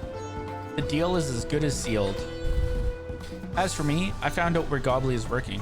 There's a millstone at the top of the slope behind the distillery. You go on ahead and I'll bring Wuklamat.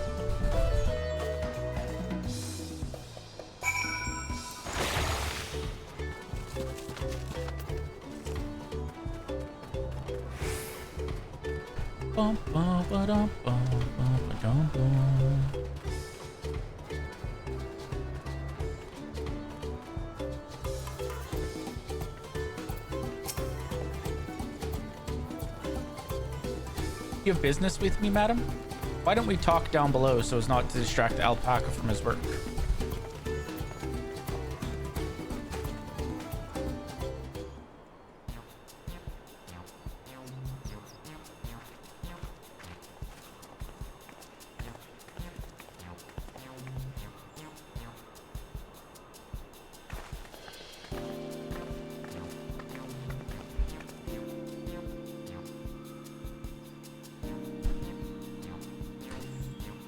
Now, what's this about? Keep it brief if you would. I'm a busy man. We're in the market for a 3-year-old jug of premium mezcal, assuming you have any on hand, that is. Ah, an excellent choice. I must warn you, though, it doesn't come cheap. We don't have Pel, but we can offer a sack of mate leaves in exchange. It's top-grade stuff, like the mezcal. No deal. Mate leaves are well and good, but I don't have any use for them.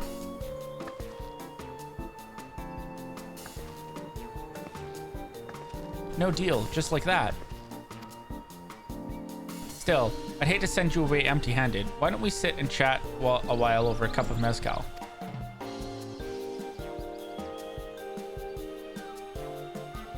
Now the real bargaining begins. Which of our cards do we want to play first?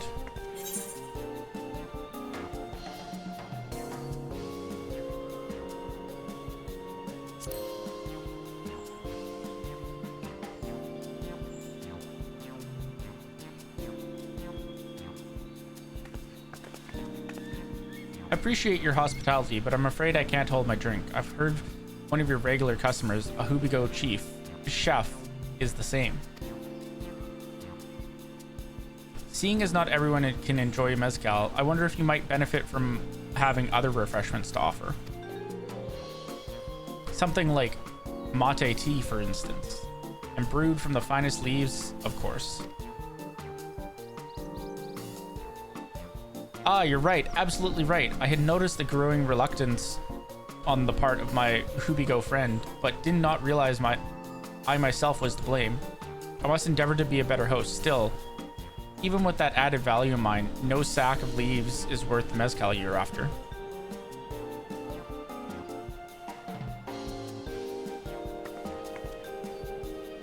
Should we offer to call the monsters causing them trouble? Not yet. We'll keep that card up our sleeve until we need it.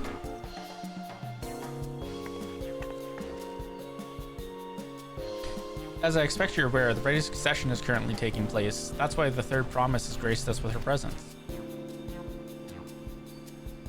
When the contest is decided, the subsequent ascension ceremony and banquet will be a prestigious affair.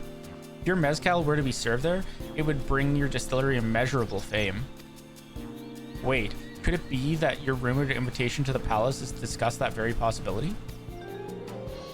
As a matter of fact, yes, I must admit, I'm still reeling from the abruptness of it all.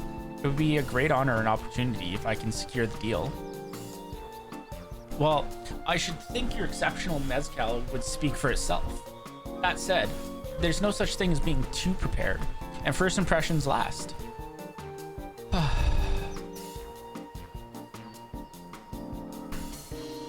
You'll want to be wearing your very best when you walk into Volok's shop. Shunsa. It'd be a shame to miss the chance of a lifetime simply for want of proper garments.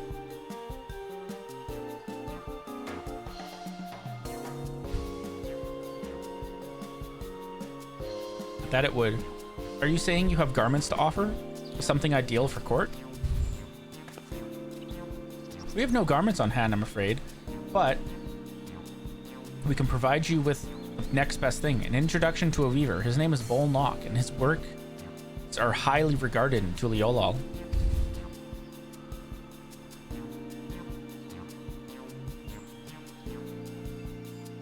As a supporter of Wukalamat and keen observer of palace politics, he will doubtless be happy to guide you in your selection of an outfit to fit this golden occasion. That is certainly a tempting proposal, and one which I would like to take full advantage. One of which I should like to take full advantage. The scales still aren't quite balancing.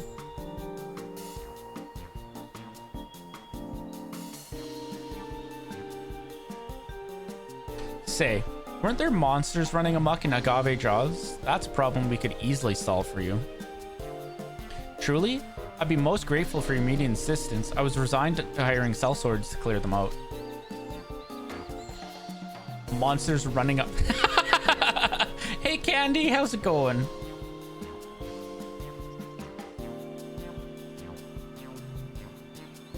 Welcome on into the stream.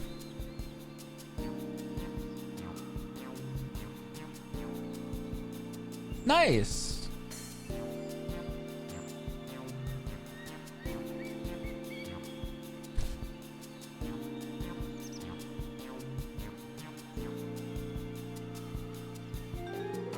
Nice. That's honestly giving me ideas for what I might end up getting for food later.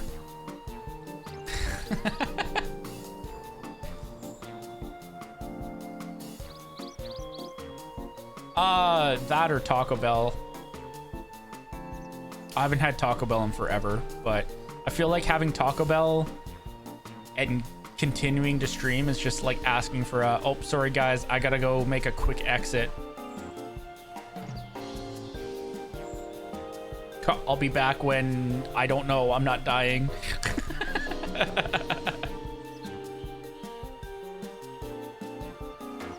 Factoring in that saved expense and an introduction to a trusted weaver, this is shaping up to be a sound bargain. All right, you have a deal.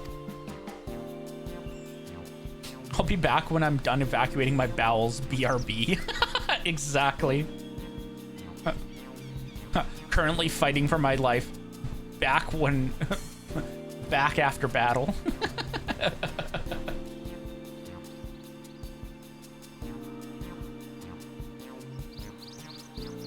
Yes, I knew you'd come around. Give us a moment, and Maggie and I will take care of those prowling nuisances.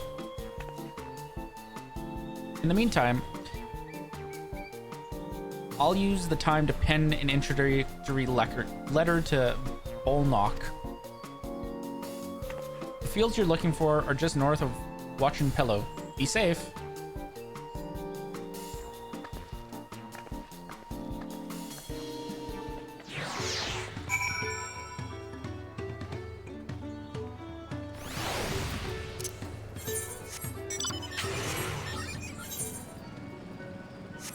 Ah, it's the place that I took a little jump tour to. Kind of.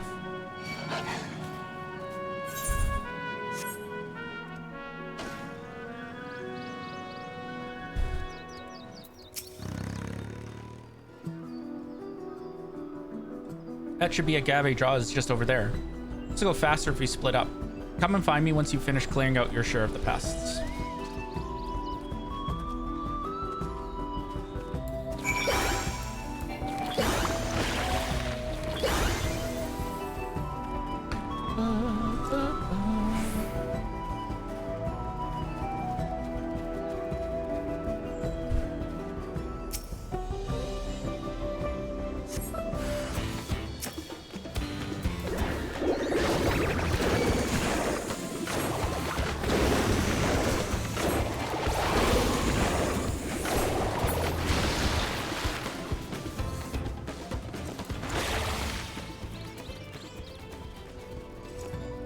love how flashy Picto is.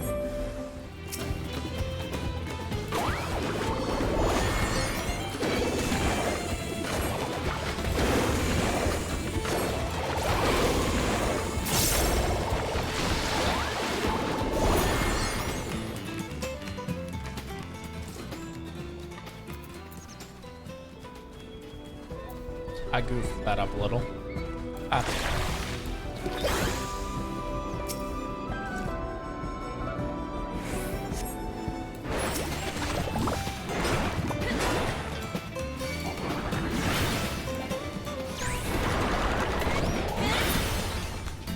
Boom.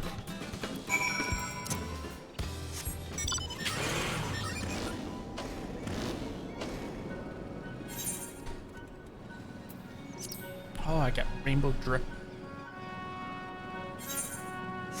Next level. Hog. Should find somewhere to place that.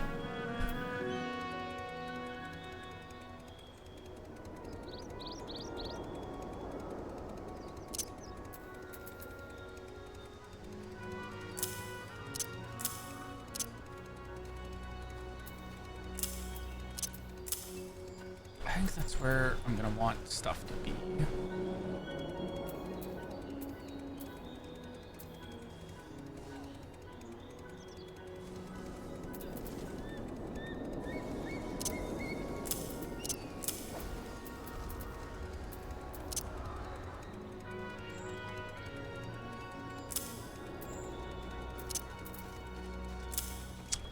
Bear with, I am taking a moment to set up spells that I will be acquiring at a future date.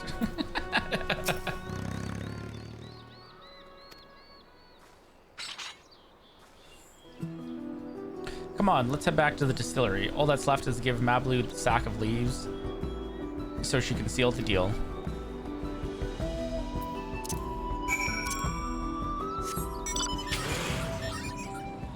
Banana, banana. Wah, wah, wah.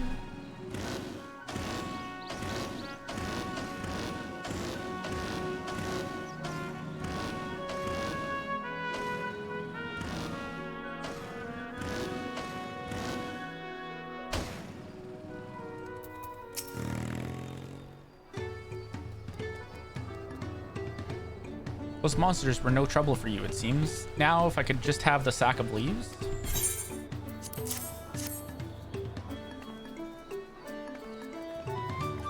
Thank you for looking after our precious trading goods.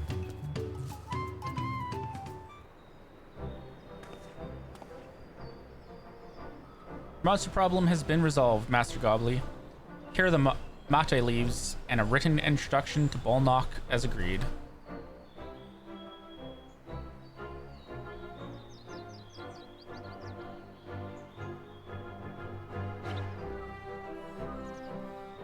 Then the deal is done. Here, your jug of premium mezcal, aged 3 years. Please accept it with my compliments.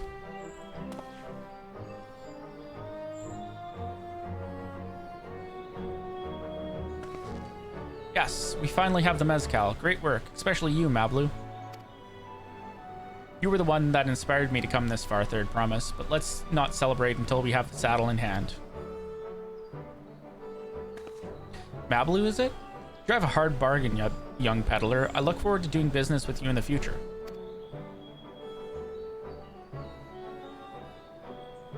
Thank you, but truth be told, I'm just a ranch hand for now.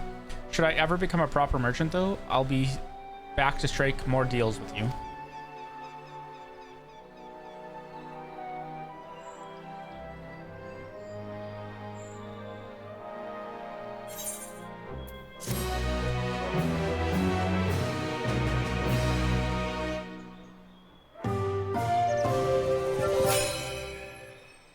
Pog. Mission successful. I love that little trading thing. I like, it's almost guaranteed that we're going to end up having these be our new tribal, one of the new tribal quest hubs.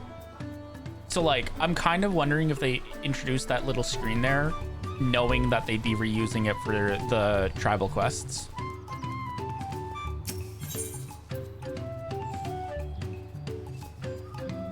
Ooh, ice blue.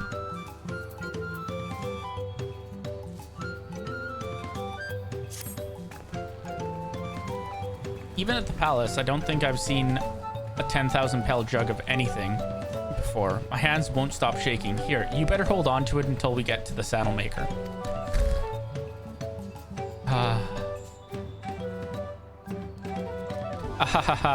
Can you imagine if we dropped it and had to start all over again?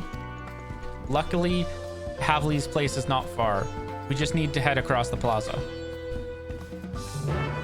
I don't like how much accidentally having bad things happen to the trade goods that we've acquired keeps getting brought up. Like, I'm sure it's just there is for like jokes, but it worries me that like something's gonna happen.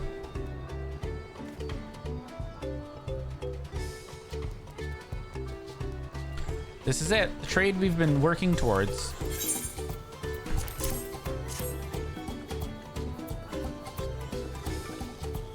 Phew, still in one piece. Right, time to make our deal.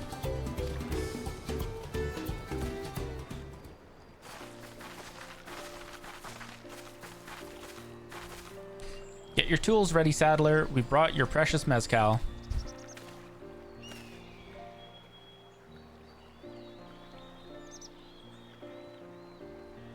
Wait, you actually got your hands on a jug? But you had nothing, a few measly clumps of wool. What we had was an aspiring trader with a gift for negotiation.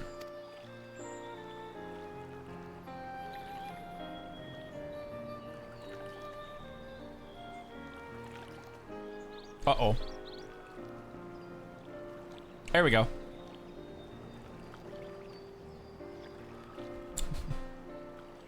Although I'd sooner aid no claimant but Zorelja, I cannot go against the guiding principles of the Pelu Pelu. The trade is a fair one. I will craft your saddle, third promise. Great! Stay and wait if you like. I have all the requisite materials, so this won't take long.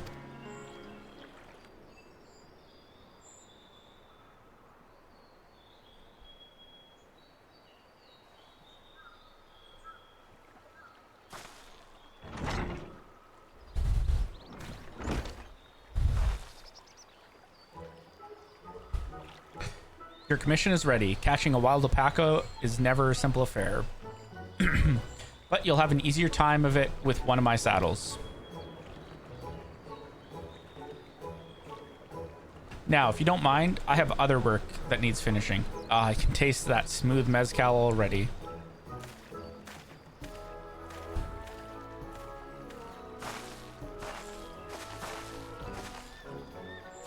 We did it! The saddle is ours!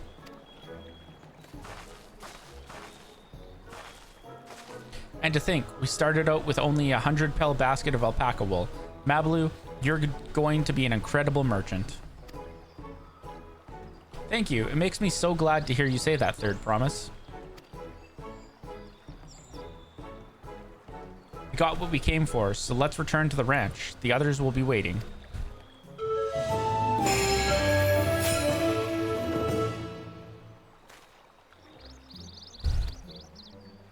Yippee!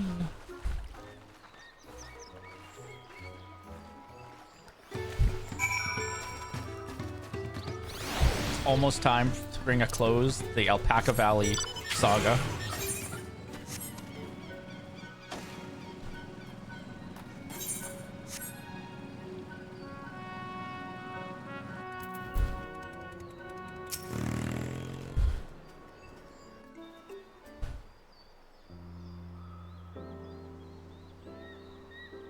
You've acquired the saddle then?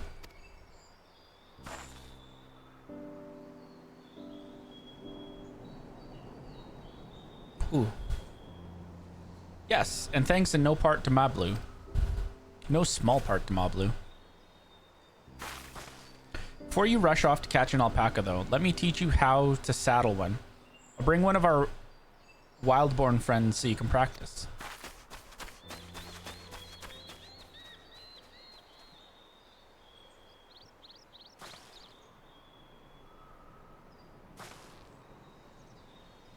I know. This is something I need to learn.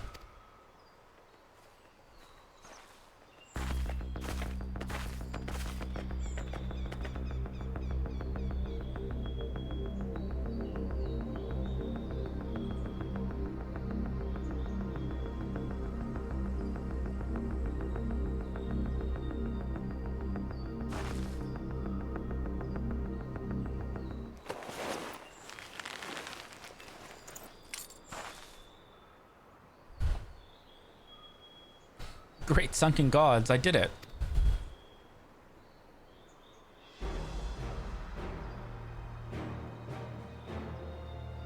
He hardly seemed bothered, much less inclined to spit, as if he was completely accepting Wukalamat's touch.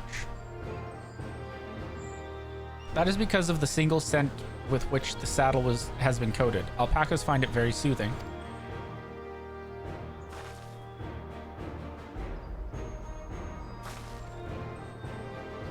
You know, I've never taken a good long look at one of you before, but you're actually kind of cute. Success. Wukalamat has discovered the cuteness that is alpaca. You're only now noticing that?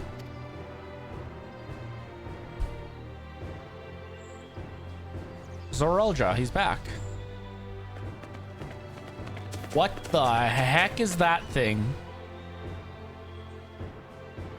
Having done exactly what he set out to do. That alpaca he's brought, is it just me or is it glowing? I've never looked close at you before, but you're kind of cute. Teog, yeah.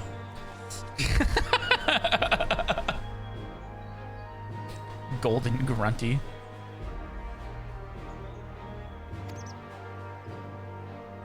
Heard tales of such a beast. They say the golden alpaca lives a solitary existence deep in the valley, where it shuns the company of both man and its own kind.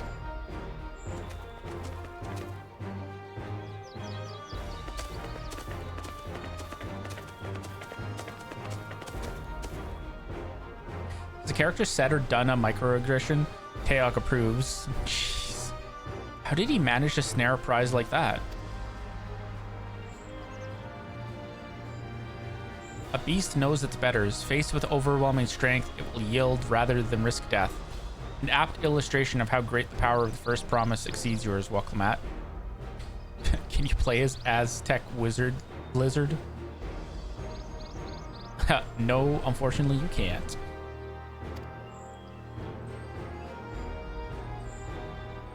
Strength alone won't win him our father's throne. I'll be the one to find the Golden City, and then Tyrell can remain at peace. Fuck this game. You can be a different kind of lizard. An everlasting desire for peace can only be forged in the fires of war.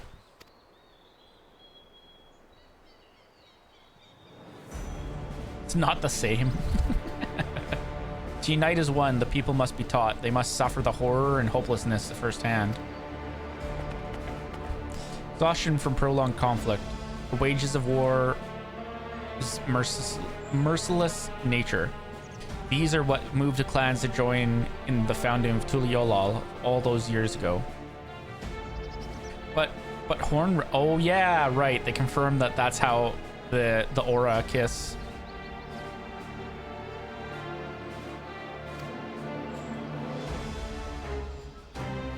Consider the younger generation of this village. Since birth have they basked in unbroken harmony, and behold, they regard war not as tragedy, but as opportunity. Thus does the resilient son seek to provide education. He offers much needed lessons in the realities of conquest and a renewed appreciation for peacetime.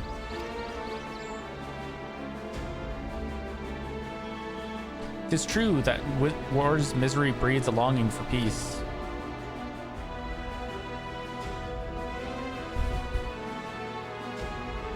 But I've seen with my own eyes what becomes of an empire forged through the violence you propose, the rebellions it spawned, and the ruins it left behind.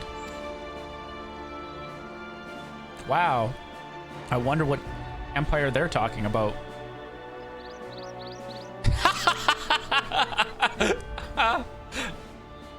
Never mind, they name drop it. The Garlean Empire was a congregation of simpletons.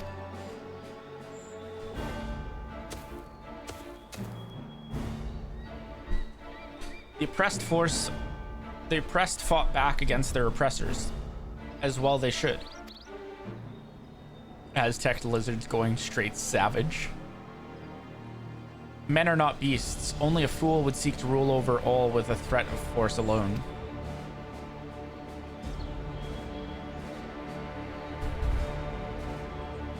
This is why Gulal Jaja did not elevate the Mamulja, why he treated all clans with equal respect. However, First Promise has his gaze fixed upon more distant horizons. He would unite not only Tuliolal, but the star in its entirety. What? Why? They're giving off little sun energy. Yeah. So far, out of the people that we're going up against, there's really only one of them that seems chill and is like, you know, if we don't win the contest and they do, that's pretty cool. I need not explain myself to you.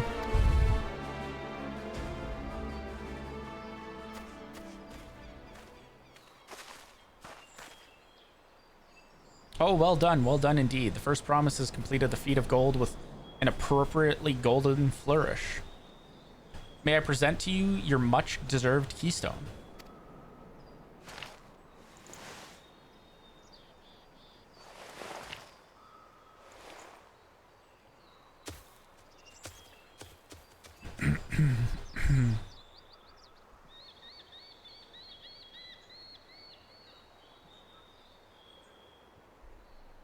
He's always been like that, never sharing his innermost thoughts with me or even with Koana.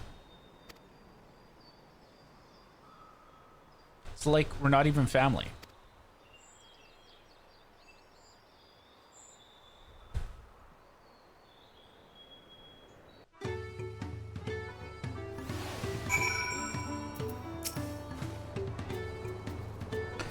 I'll ponder Zeralja and his mysteries later. Right now, I need to think about finishing the Feat of Gold. I have my saddle, I've practiced how to use it, so I'll lead on to where the wild alpacas roam. The valley of Orankanka is northwest of here. Come on, everyone. Even if we can't enter ourselves, we can see Wooklamat off on her hunt.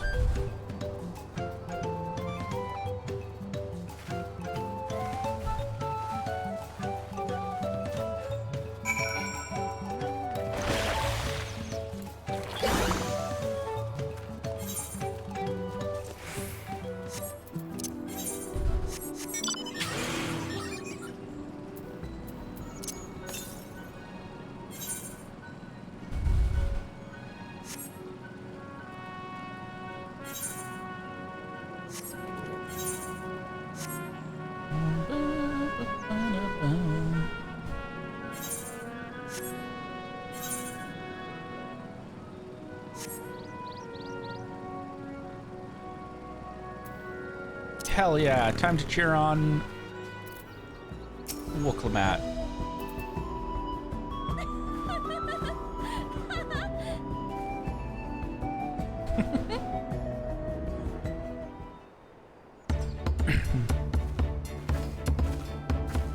Good luck, Third Promise! Thanks.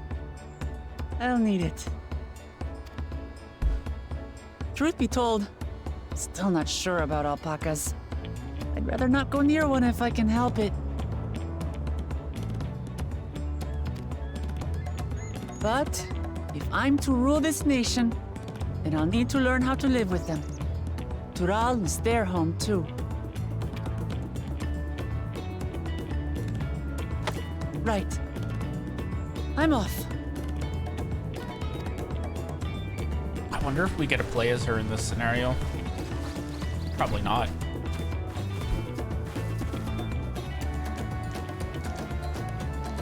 So, shall we head back to the ranch, or...? I'm staying here. As will I. Wuklamart is alone in this. The least we can do is stand watch and await her return.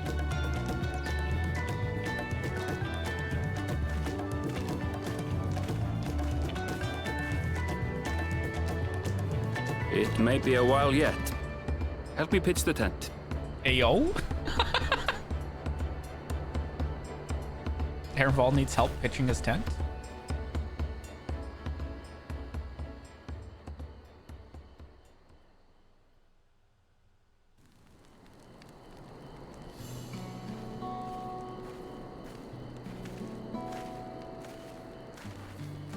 Trust a gleaner to come prepared for anything.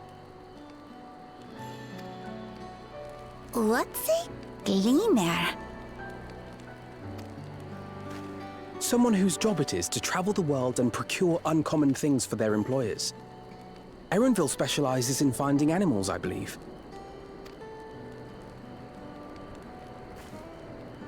But aren't you a Shaitana from Shaktural? Why did you cross the salt?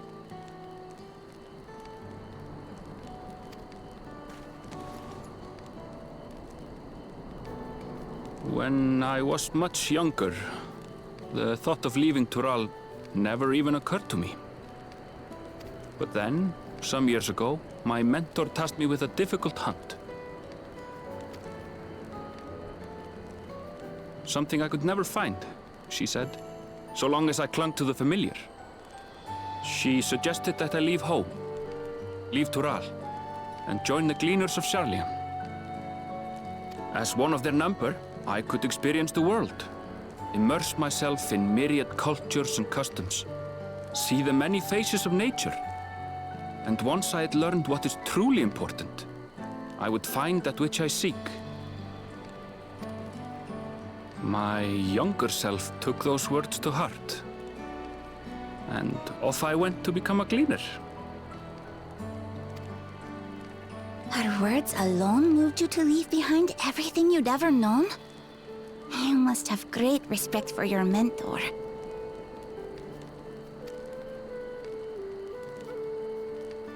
As it happens, gleaner work was much to my liking. And I all but forgot why I had pursued it in the first place. Yet, events conspired to put me back on the trail I'd abandoned. Wait, are you saying you were tasked with finding this city of gold? I was. And though my hunt is now entangled with the right of succession, I mean to see it through.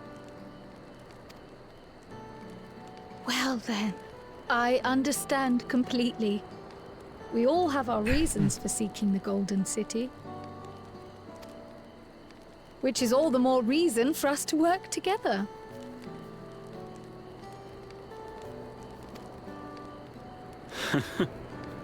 Just so.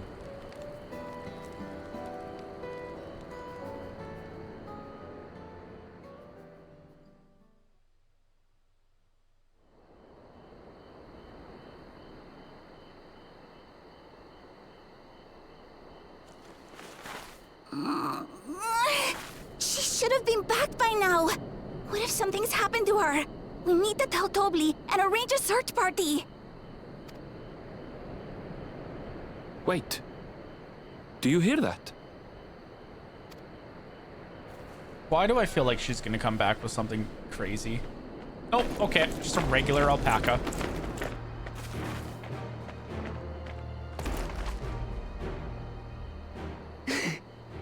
They did it.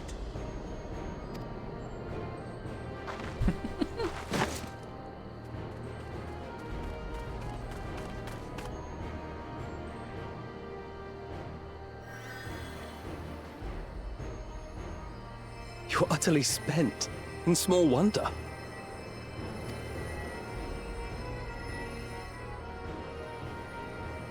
Well done, Third Promise.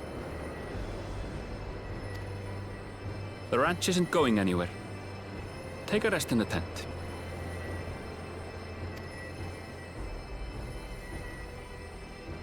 I think I will. Thank you all for believing in me.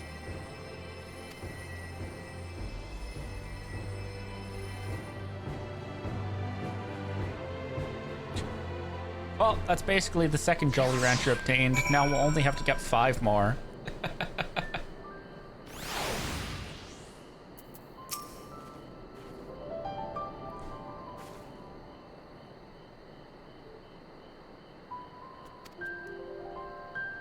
I completely missed that first thing. Oops. Oh, you know what? I can just do this. I'm so relieved the third promise came back to us safely. And the alpaca she tamed is a healthy-looking beast. Surely this will be enough to satisfy the feat of gold.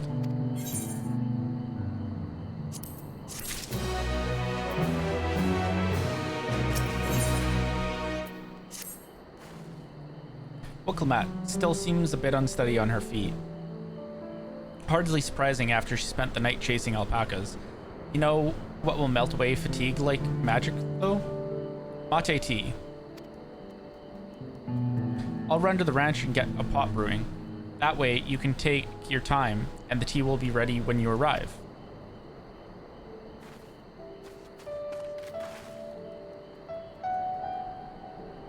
As Mabalu so wisely suggested, we shall set a slower pace for our exhausted third promise.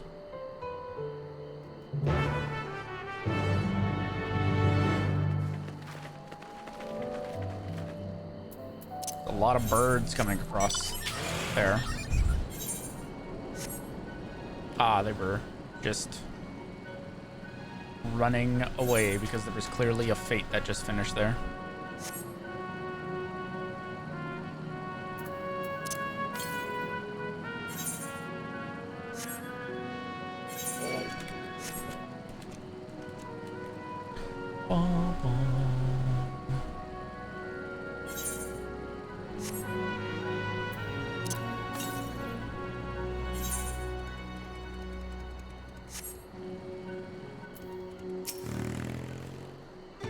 Came back ahead of the others, did you?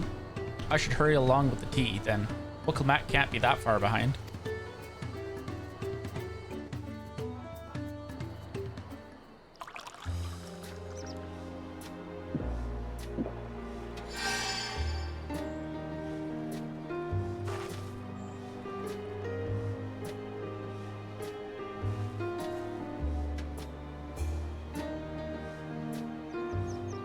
Oh, that tea really is magical. I feel better already.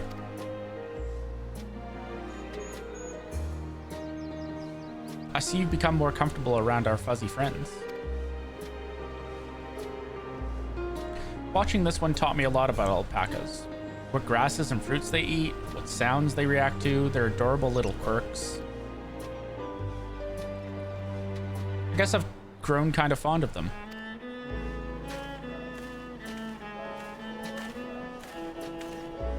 Welcome back, Third Promise. Accomplished the feat of gold, have you?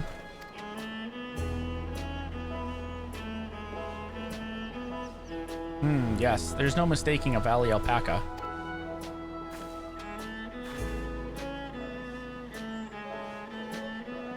I commend you on your success. Well done.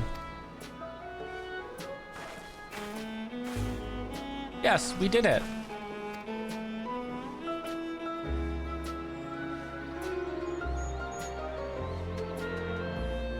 Although I couldn't find a shiny one like Zeralja did. I'd be surprised if you had. Golden alpacas are born but once every few decades. They are elusive, solitary creatures that are rarely seen, much less captured, thanks to their innate physical and magical gifts. Only a single other person is known to have caught one before, that being Gulol Jaja himself. Papa was chasing alpacas too? So my grandfather's stories say.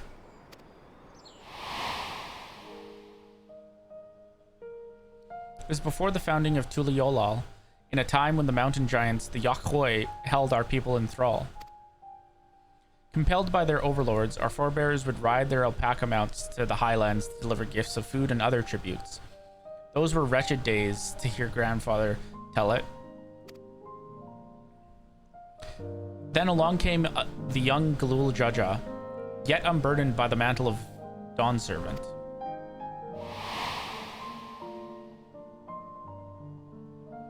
people were amazed by this imposing two-headed figure, equal to the Yakhoi in stature, and puzzled by his entourage of mismatched companions.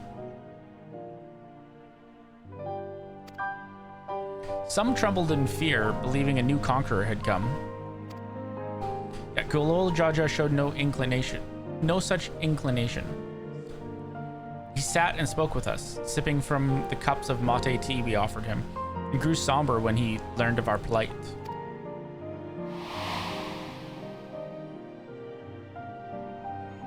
None could have anticipated what their visitor decided to do next. Gulol Jaja ascended the cliffs to face the giants and freed the Pelu Pelu from the Yakhoi's subjugation.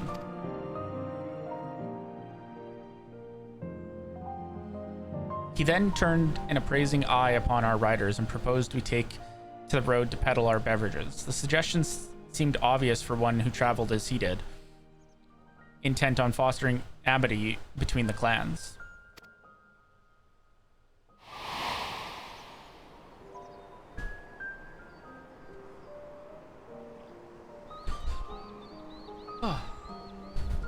So it was that a few words from Gulol Jaja transformed us into a clan of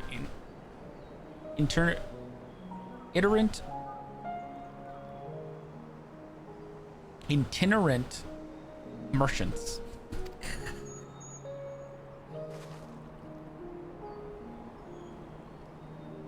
I've never heard the bond Papa forged with Pelu Pelu spoken of in that way before. The saga is not so detailed. Then you may not know that Gulol Jaja sought a sure-footed guide for his trek up into the highlands. Thus did he capture a golden alpaca. Both brother and my father caught the rarest of creatures, while an ordinary one was the best I could manage.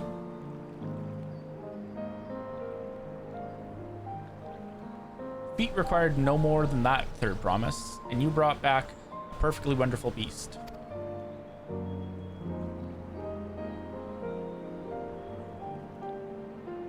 Mabalu's right. You're a perfectly wonderful beast. If anyone's ordinary, it's me. I'm not gonna lie, I half expected it to spit in her face there. Not only did you accomplish the feat of gold, you also made many trades and brought joy to many people in true Pelu Pelu fashion. I sorely doubt your sibling could have achieved the same result. You should be proud of the accomplishments which earned you your keystone. Second Jolly Rancher obtained. Let's go.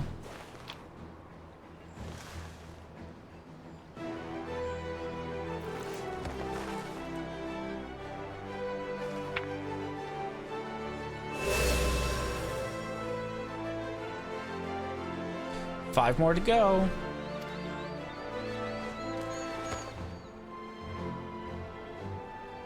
You're well on your way, third promise. We'd have been lost without you, Mablu. Thanks to you, I've learned so much about the Pelu people and your customs. Might seem obvious, but I've come to realize the importance of properly knowing something. It was because I didn't understand alpacas that I was uncomfortable around them. I'm thankful to you as well, Booklemat. You've given me the courage to say what I wasn't sure I could ever say.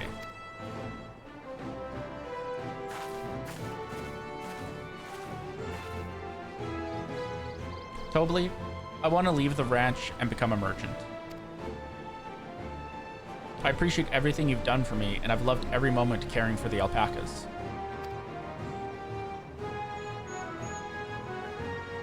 But this is something I need to do. I need to walk my own path and make my own trades.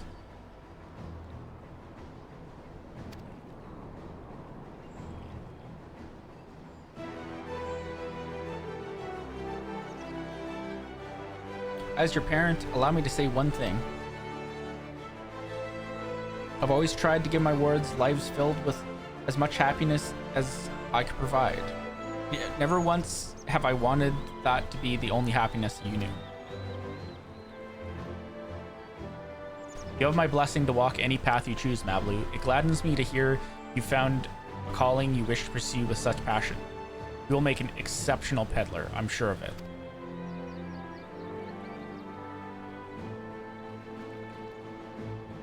Thank you, Tobly.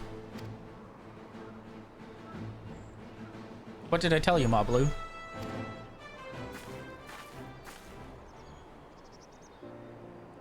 There's one last thing I can help you with, Third Promise. You need to find the Golden City, right? That's the end goal. Then I suggest you talk to the Yakhoi.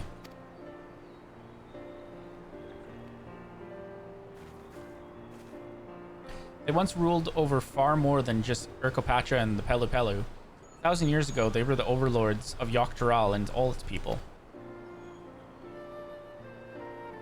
During that era, the Pelu Pelu were commanded to search for a city of gold. Scoured every corner of the continent, but never found any trace of that fabled place. But if they didn't find anything, what could the Yakhoi have to tell us? They may not have found it, but the fact that they thought to look for it at all makes me curious. Perhaps there's value in delving into how the legend originated.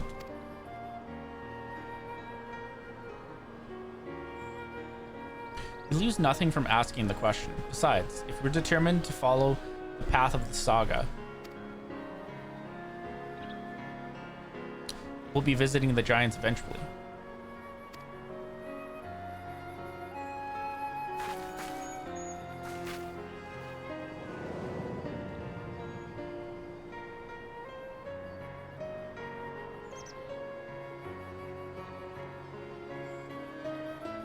Oh, Kryl, I have a question I've been meaning to ask, and since we finished with the feat, where did you acquire that earring?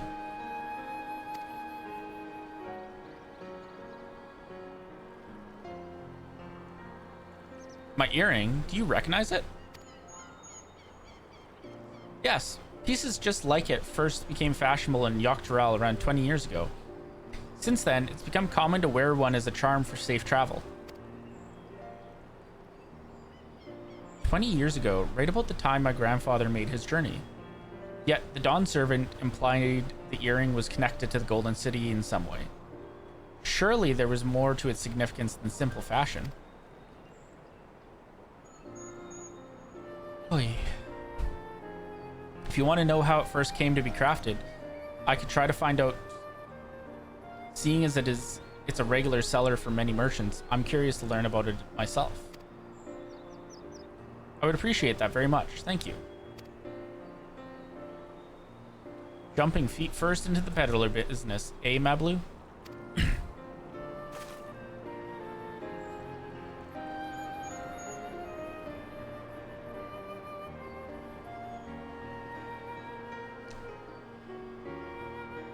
Right then. That's 2 keystones down. I say we head back to Tuliolal and plan our next move.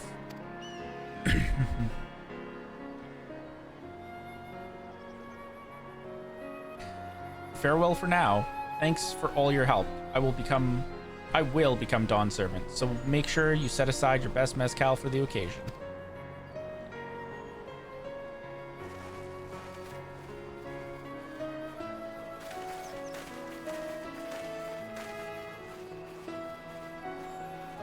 She has a fearsome opponent in that brother of hers. He brought back a golden alpaca. He even brought a golden alpaca to heal. But you've heard Zaralja's supporters talk. They might see opportunity in his expansionist ambitions, but they find the man himself intimidating, terrifying even. Whereas I've grown to love Wuklammat.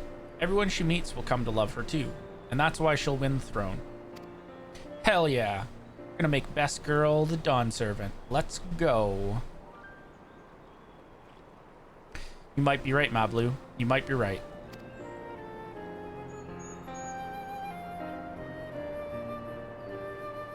Alpaca Valley saga over.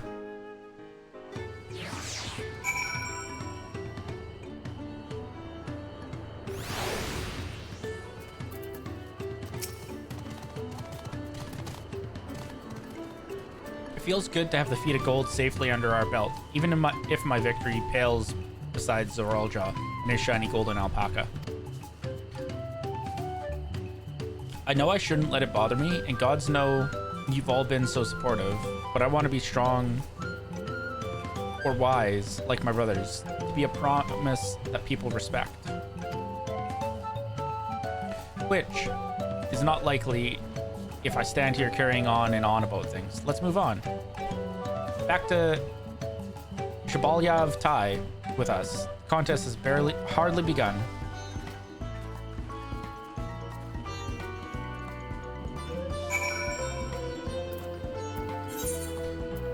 True?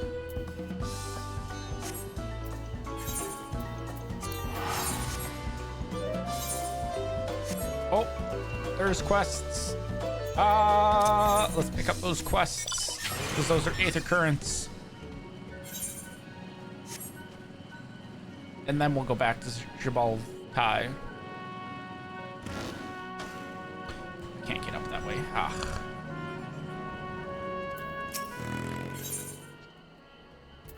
Heck yeah. So close to done with a scripted event. Oh? Hey, I recognize you. You're Magi, yes? I've heard about you. Companion to the Third Promise, a most dependable individual. The name's Nopley, and I'll have you know, I'm a merchant blessed by fortune, if I do say so myself. Is it just giving you a lot of trouble, Draco? Indeed. I believe our meeting today is no chance encounter, but the hands of fate guiding us for one singular purpose, the exchange of invaluable items at an unbelievable price. I could direct your attention over here for just a moment.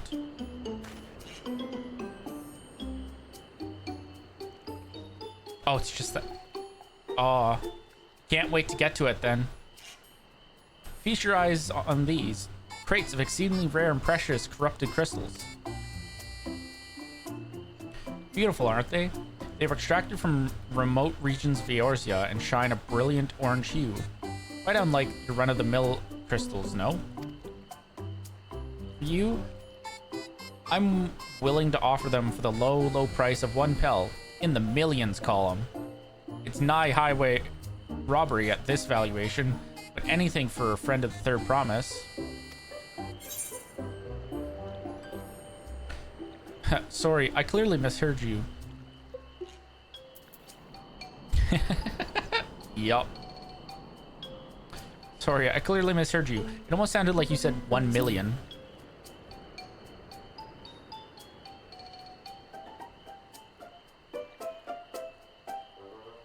What do you mean? Considering how much it set me back to purchase them?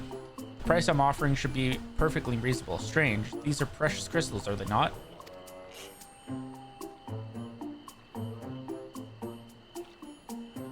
Oh my good Pelu Pelu, you have been duped. Just to be certain, these crystals are considered priceless treasures in Eorzea, right? My good sir, unfortunately, you've been had.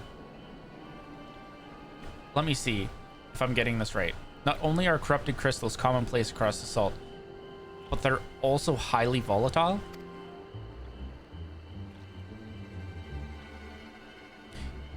And in the past, you once used such crystals together with an elemental converter to do battle with powerful entities you call primals? What's more, you kept them in warded containers at all times to protect against the lecherous effects? All of what you're saying, all of which is to say no practical use for such crystals has been discovered, meaning no one with sense would ever bother to mine them. The peddler who sold the crystals to me never mentioned a word of this. He claimed they're extremely rare in Eorzea, which is why I decided to purchase them in the first place, even at the exorbitant price he offered. Naturally, I believed him, having never seen crystals of their like. Could you blame me? But if they really have no use...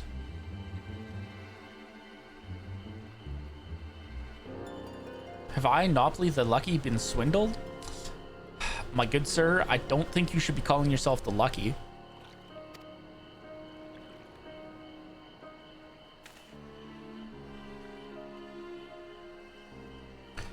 Well, at the very least, I was able to learn about the crystal's true nature before selling them to some poor soul. Fortune hasn't abandoned me completely yet. At any rate, I'd like to verify whether these crystals truly hold no value. Would you be willing to help me look into this, Magi? I need someone I can trust, and that you'd be willing to share the truth with me says a lot.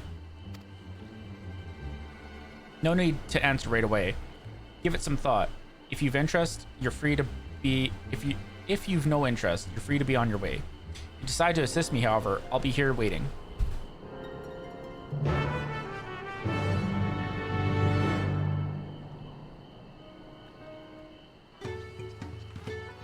We'll hold on to that for now.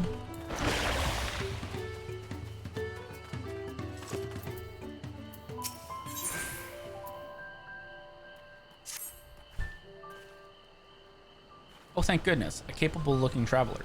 Please, I need your help. My caravan was attacked by beasts. I had a bodyguard, a young Mambulaja mercenary. But he could barely fend for himself, let alone me. Somehow managed to throw me over his shoulder and carry me all the way here, but no sooner did my feet touch the ground than he ran back into the jaws of death. Damned if I can figure out why. Injured as he was, I don't like his chances. Please, I beg of you, go to Chabayukek and save him.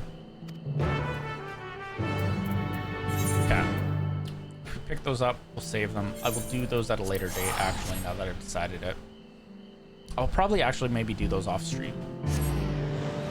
Just to get the Aether Currents.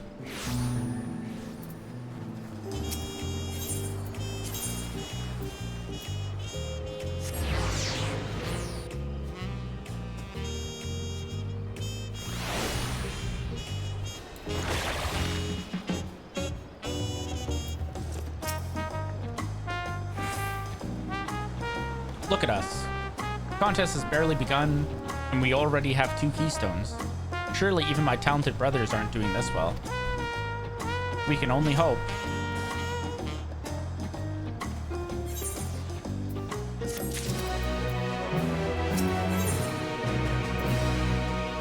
Boklamat is eager to attempt the next feat.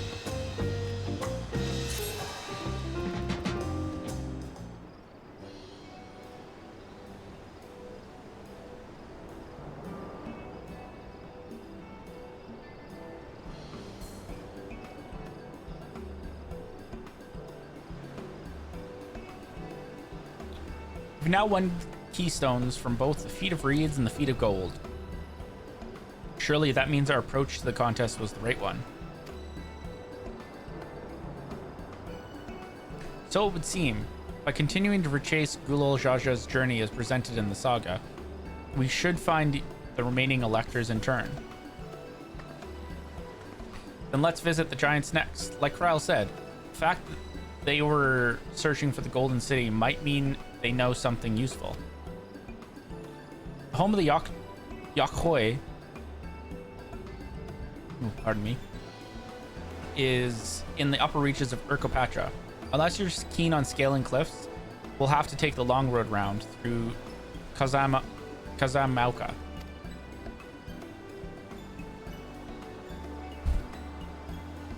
This route will take us close to the Moblin village, which is another important location in the saga. Since we need all the keystones eventually, it makes sense to pay them a visit while we're passing through. So we call on the Moblins first then. Let's head there right now. I'm afraid right now is going to be a problem.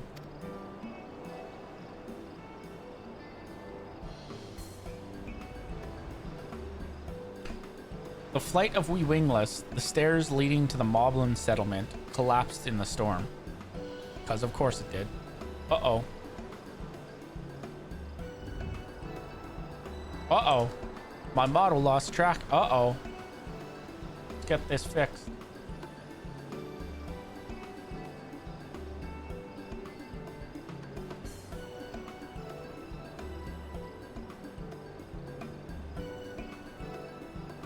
There we go.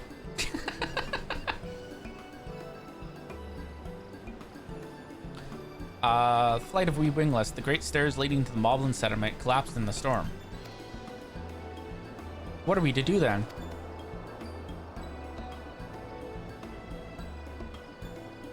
There is an alternative, but it requires preparation. Until it's ready, you could rest at the cabins and see more of the city. Whatever you prefer. Oh boy, is this gonna be the first dungeon? Just to be sure, we'll accept any method of travel as long as it gets us to our destination. Of course, what do you take me for? Then as your guide, I will see to the arrangements.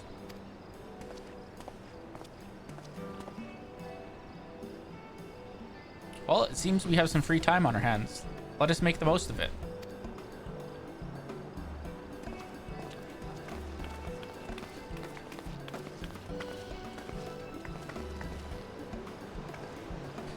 I need to get my axe repaired. I nicked the blade pretty badly when I took a swing at Bakul Jaja. That reminds me, I never got around to introducing you to Ropley, did I? He's the man in charge of Wachu Meki Meki. And a good person to know. Want to come along? Of course we do. Let's go meet this person.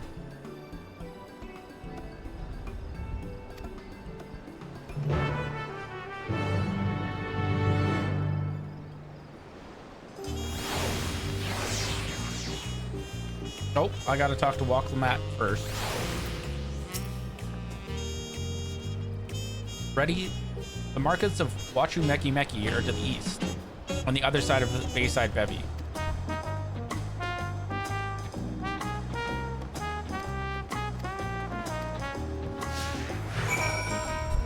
Yippee! Walklamat is accompanying us. And by accompanying, I mean she's teleporting whenever we do our dash.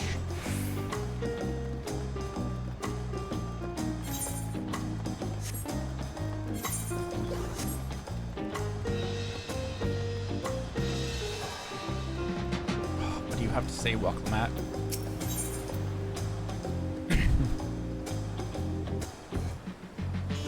No! Square, really?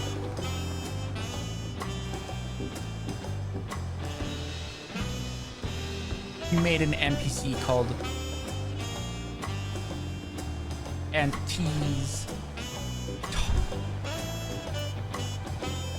I love it. I love it so much. This is Auntie's Tacos, named for its owner here, the lovely Tisol. You're after the best tacos in Tuliolol? This place sits at the top with Shibalyav Thai. You say that, third promise, but you only ever eat old Bruck Evu's food. Come, and buy mine for a change. Sorry, Tisol. It has been a while, hasn't it? I swear I'll stop for a bite once the contest is over.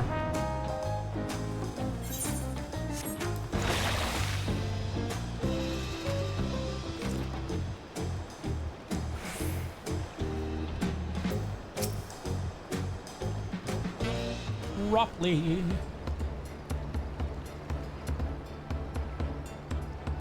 My, the third promise. How might I assist you this fine morning? Well met, Ropley. I need to buff a nasty nick out of my axe blade.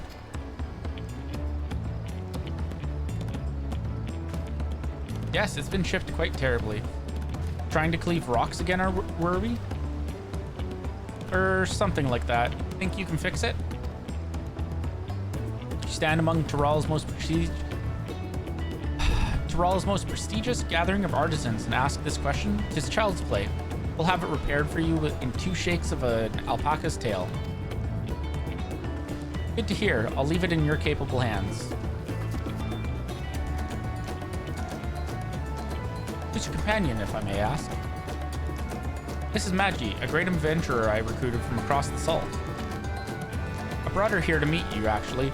Thought she might have reason to visit Wachu Meki Meki sooner or later. Then allow me to introduce myself. I am Ropley, humble representative of this grand center of trade.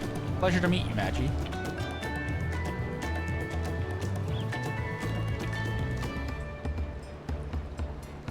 You there, stop dithering in the shadows and announce your business already.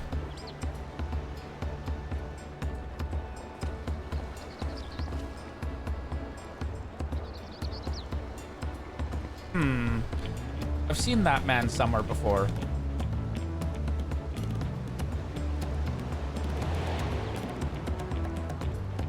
Ah, yes, it's Boatman. The man from the boat.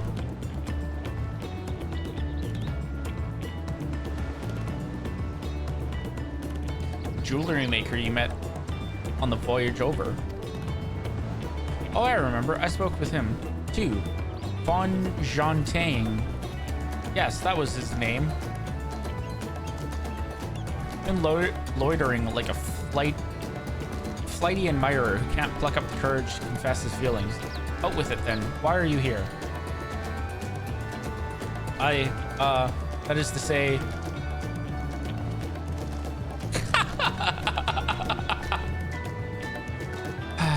And we're no closer to solving that enigma.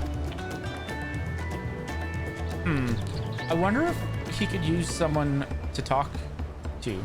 I say we go ask. Let me know by Link Pearl if you find him first.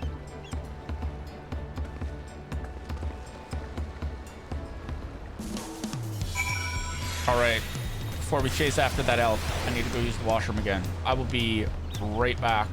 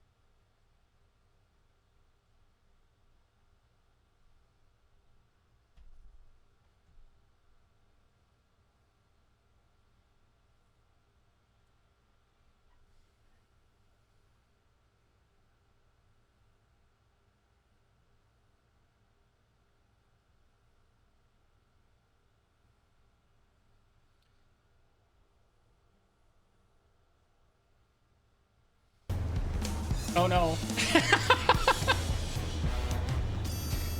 The tracking broke again.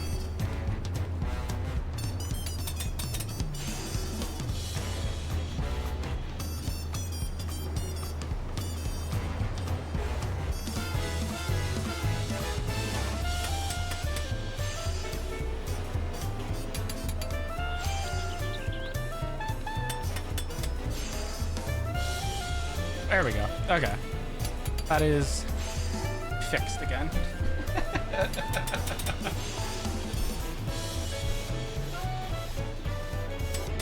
No, I just had to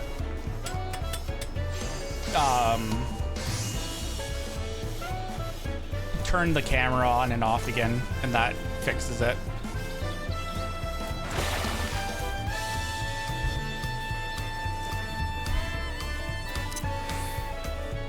It's actually surprising. This is the most that it's happened ever.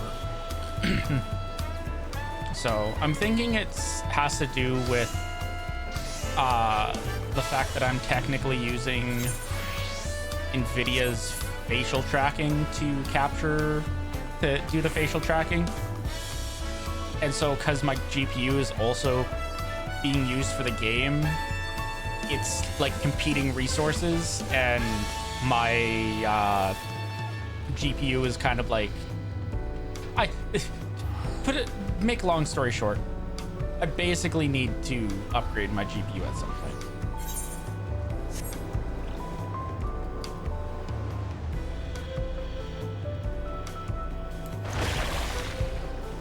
If I were this man, solution, get a second GPU.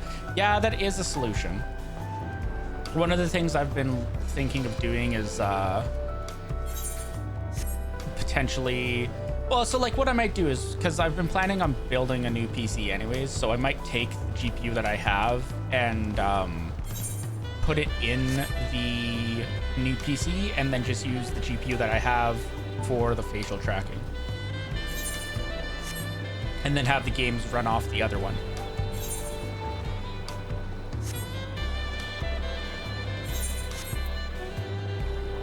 But that's, oh, there he is.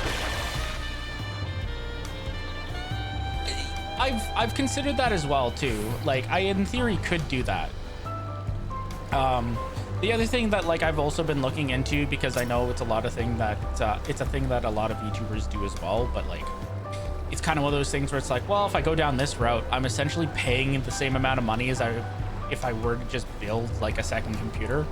Like, not like a super powerful one, because like I wouldn't need a super powerful one to like be the second PC. But one thing that I know people use, and apparently the facial tracking is a lot better with this method, is you have an iPhone and you use that for your camera. So I've looked into like ideas, and like I have a few thoughts about what I'll do, but like it's something that like I'll eventually build up to, and like I'll probably just start with having like like 2 GPUs set up. Newer Samsung does it now too, if I remember correctly. You know, I might have to look into that, because if that is the case, then my phone might do it, because like so the phone I have is only is like 1 generation behind Samsung. So like there's the I think they're on the Flip and the Fold 6 is what's coming out shortly. So I have the Z Flip 5. So, which, you know, would be unfortunate if that was one of the phones that just doesn't have it, and I have to have like an actual regular phone. But it's something that like I'm gonna look into before I make like any actual decisions on it. But I know like building a new PC is 100% something that like I've been planning to do for the last little while, because my current PC is kind of hitting that point where like all the hardware in it works for what I use it for, but it's starting to get to that point where like doing some upgrades are probably a good idea. Why did you run off like that? Did you have business with Ropley or not? Yeah, that's what I thought. So, yeah, I'll figure it out at some point.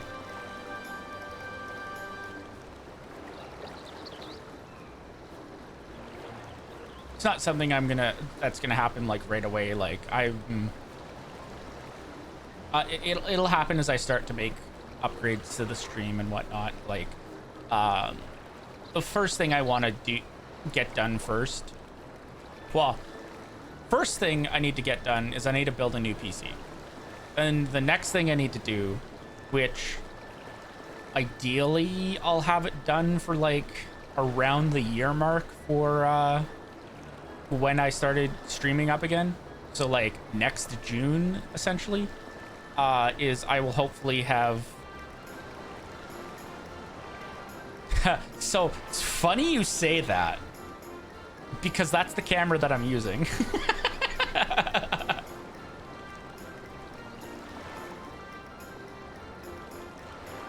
Which is probably why like it's as good as it is with the setup I have. But yeah, anyways, I'd like to have a custom model by like the 1 year anniversary mark of me streaming again, but we will see where we are with stuff.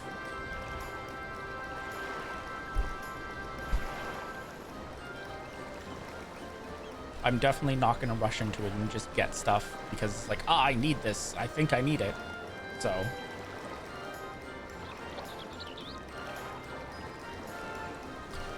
Please, you do concern yourselves with my affairs. I'm undeserving of such attention. Huh? What are you going on about? I beg of you, do not ask me to explain. Do not. Sorry, but the more you tell me not to, the more curious I become. Besides, you look like you need a friend.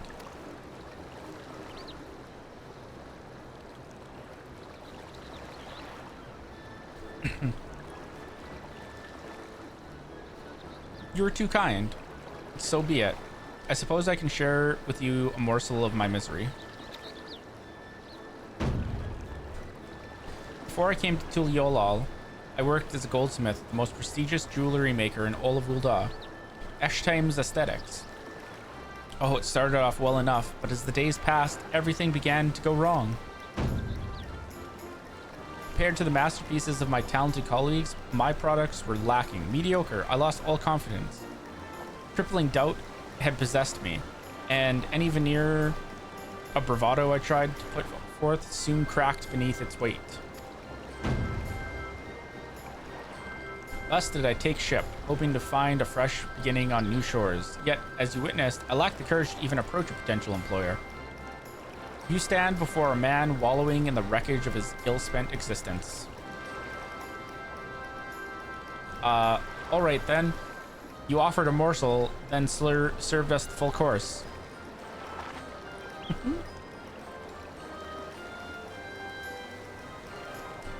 You must have really wanted someone to hear your story. If you like, I could try to give you some words of advice. Morsel. Then you have experience with my predicament? Of feeling terribly inadequate compared to your undeniable superior peers?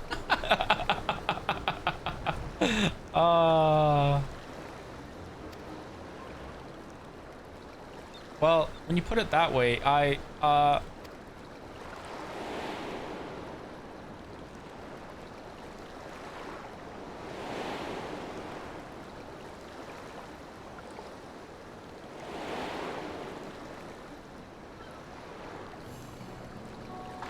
Ahaha, not me. I'm Wuklamat, third promise of Tuliolal.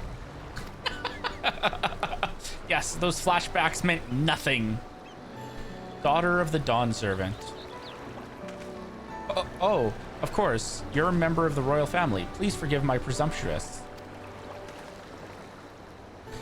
But what of you? Have you ever measured your work against that of your colleagues and found yourself wanting?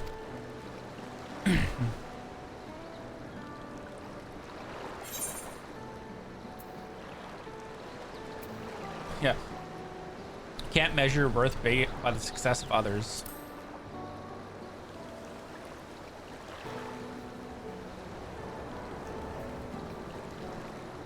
How can I not? Should my work not meet the same exacting standards, no new commissions will be forthcoming.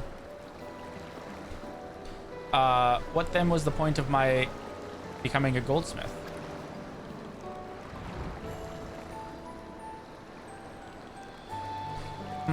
Looking back, 'twas my father who inspired me to take up the trade. His exquisite creations brought radiant smiles to the faces of his clients, and I admired him deeply for it. But in the course of striving to be a great goldsmith, as great a goldsmith as him, I lost sight of my original motivation. All I ever wanted was to spread joy through my craft as he did.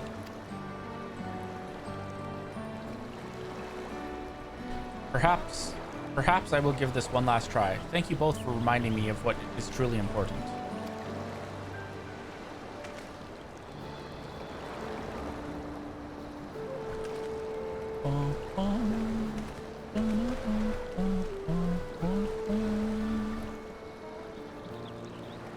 What is truly important?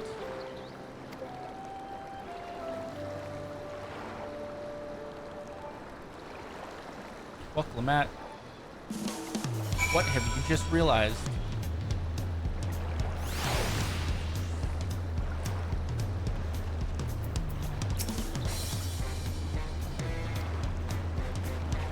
Oh, sorry, Magi.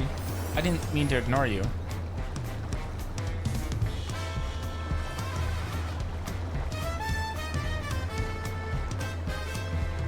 But yes, I'm glad to see Faun is giving himself another chance.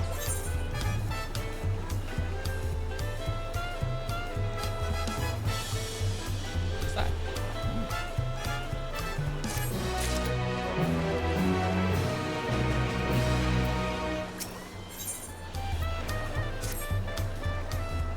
I can't help but wonder if Faun will follow through. Let's see if he's actually going to talk with Ropley.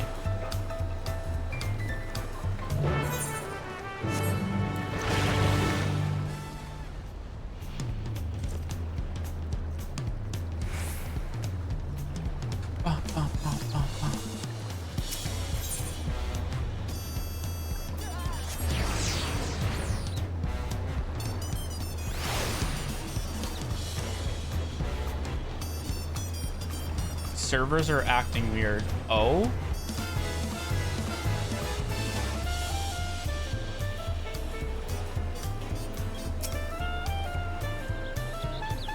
It was kind of you to come, but you needn't worry. I found my courage.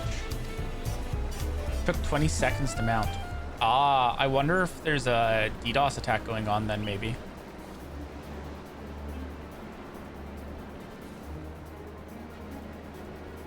Pray, accept my apologies for my earlier behavior. My name is Faun, and I am a goldsmith from Ul'dah in faraway Eorzea.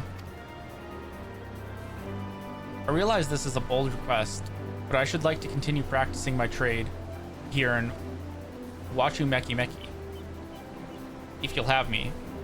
I ask only for the opportunity to bring happiness to others with my creations.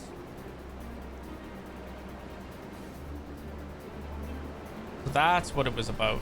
You were looking for work.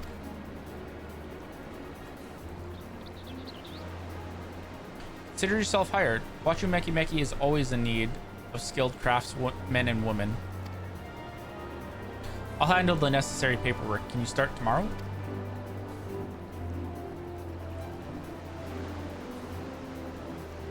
Yes, of course. I must thank you both again for your sage and timely advice. I don't know that I was all that helpful. But you were. Had you not come to speak with me, I would not have had the moment of much needed self-reflection.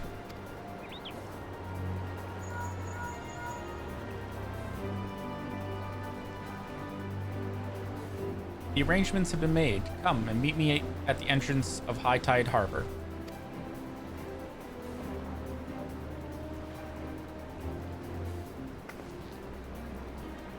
Oh, I almost forgot.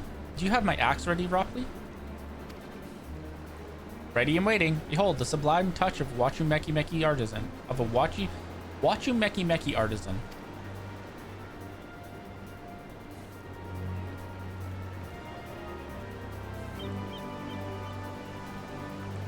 Ho ho.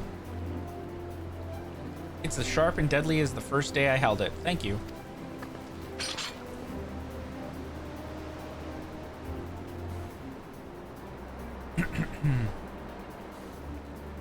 Well, good luck to you, Faun Tang. Let me know if that doubt creeps back, and I'd be happy to talk you out of it.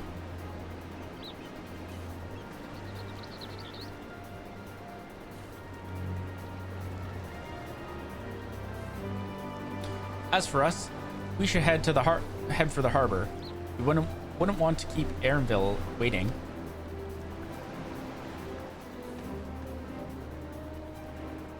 Could this be the dungeon? Probably not. No, actually, second thought, probably.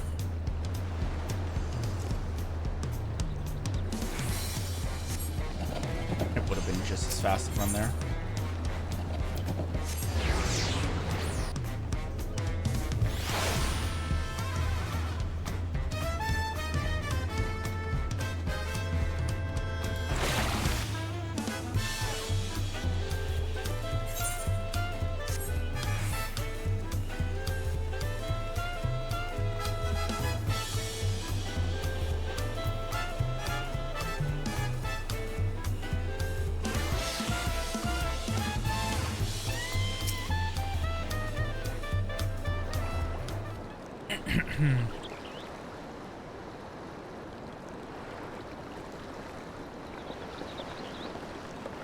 Enough with the secrecy.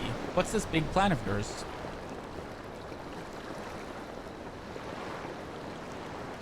Look there. That is my big plan.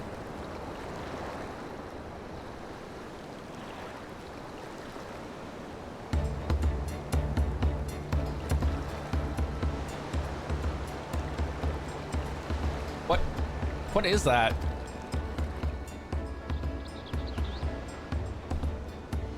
It's a Punu T. She'll be pulling our boat upriver. Yo, they have manatees in the game? Nice. Square, when are we getting a manatee mount?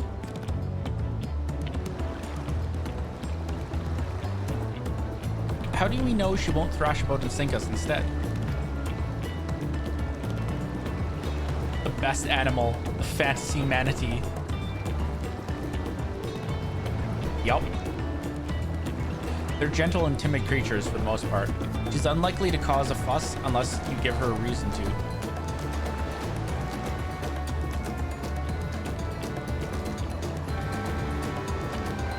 First alpacas, now punutis. We're relying a lot on animals for this journey. We should be thankful to have an animal expert as our guide then.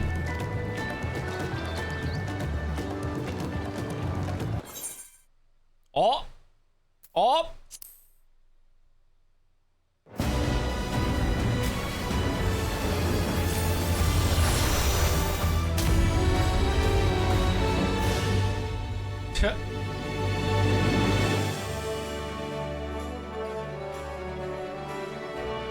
I feel like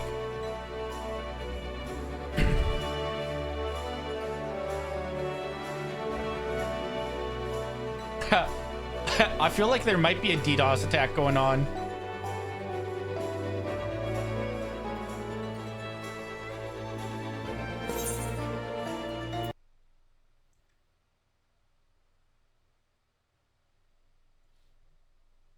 Okay.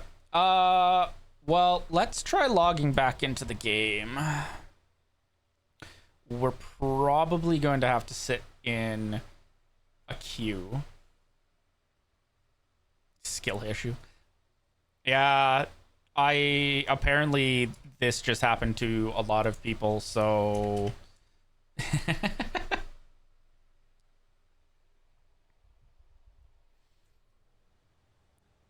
we're gonna see about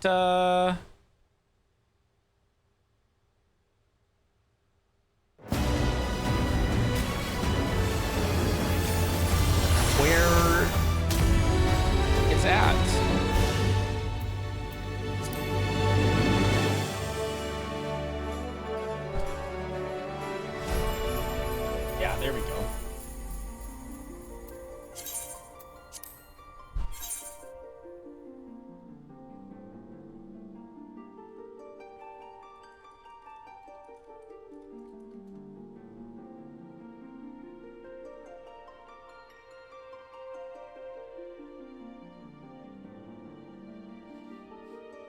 Oh boy, that's a big queue.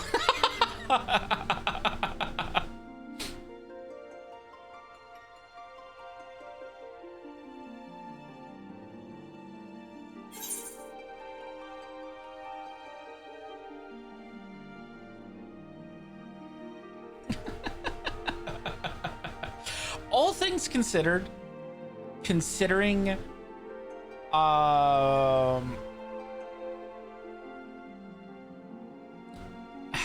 considering how the previous launches have gone, given that this is the first time that I've crashed out of the game, or rather, not even crashed out of the game, but been kicked off the server, that's pretty good.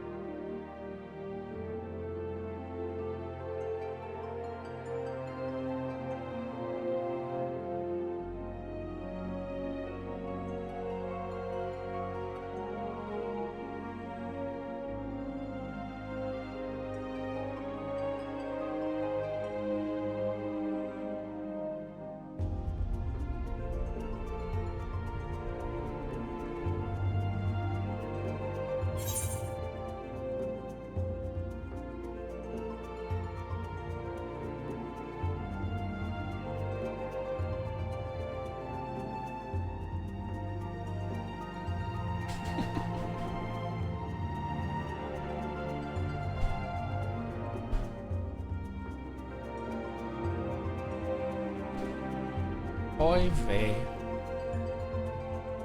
Oh, I will give Square credit. They took the issues that were happening at Endwalker and they've drastically improved upon it. Like, even this queue is going pretty quick in comparison to like how the Endwalker queues were going.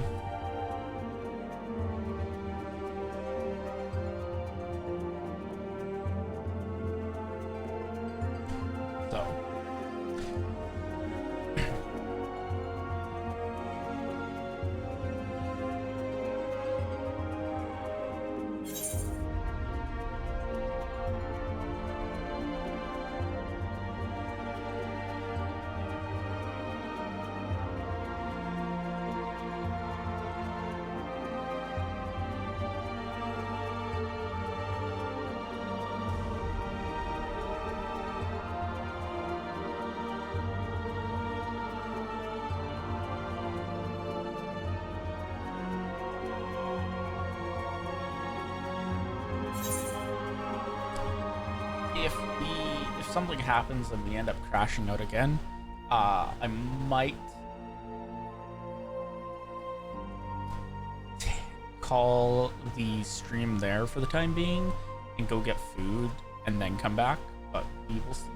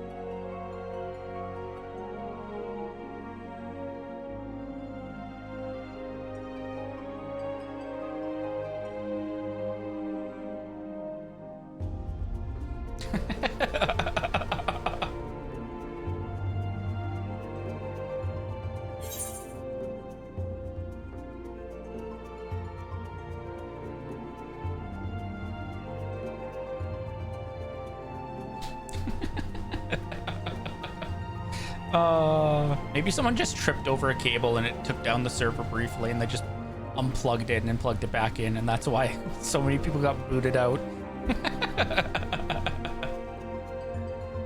It was just luck of the draw as to whether you got booted or not.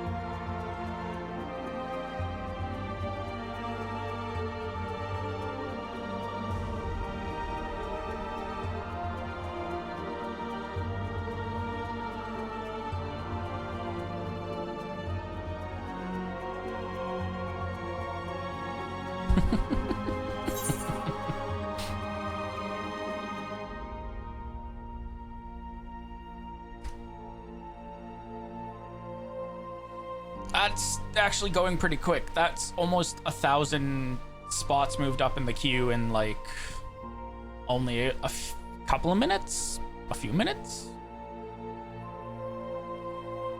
So, pretty good.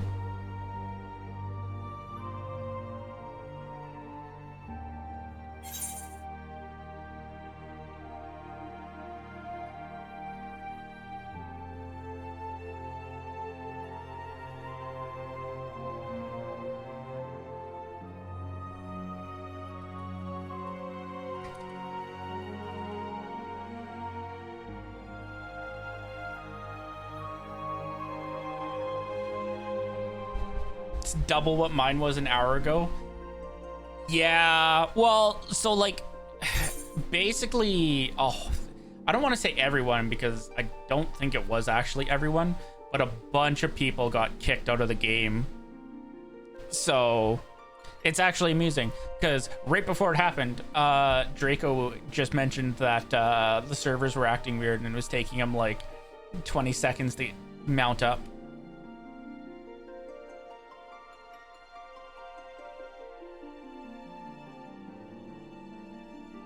So, current running theory is that there was a DDoS or something, just some weird server thing. But like, it's moving fast, which is nice.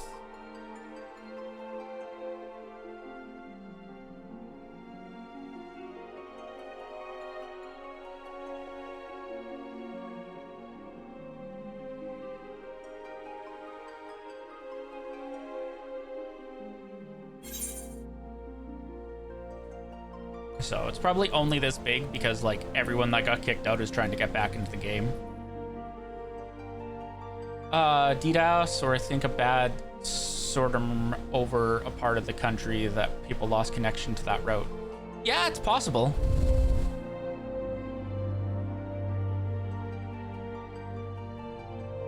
Oh, Storm.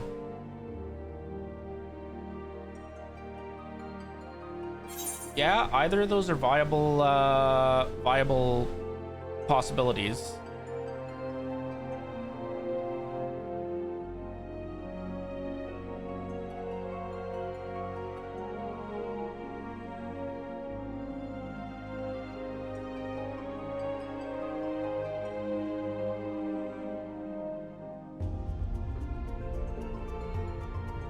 Well, while we wait for this to count down, I'm going to be right back again because my food is here, so I'm going to go grab that real quick.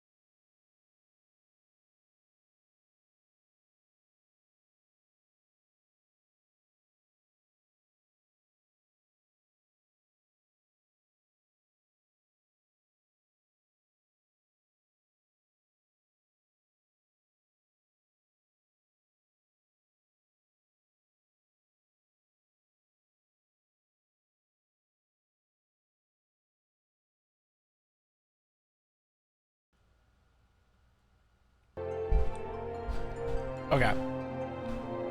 I'm back. No mukbang channel.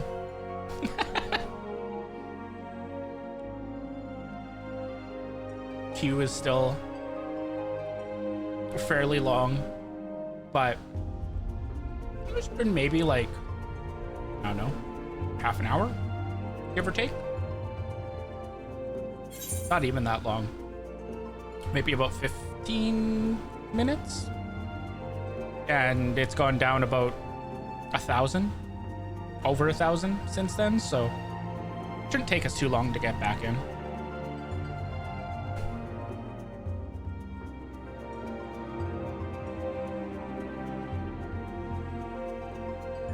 I'll just nom on my food a little while we wait for this queue to go. But how's everyone who's in my chat who has been playing the expansion enjoying it so far?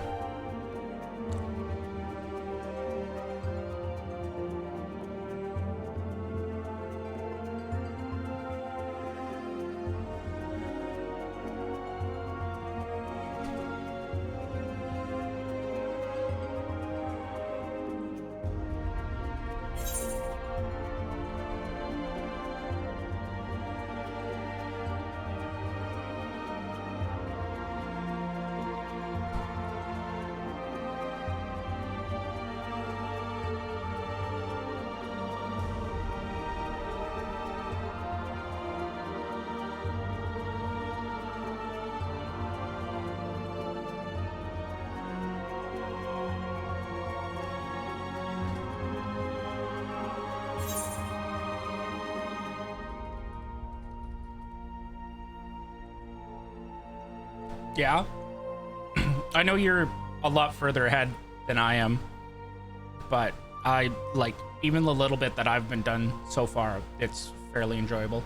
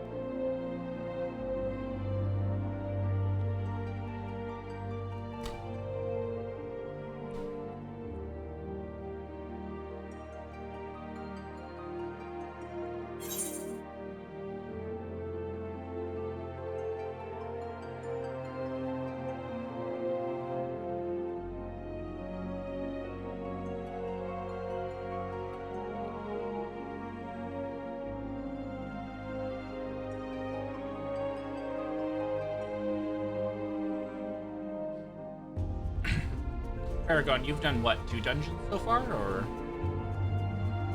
Only one.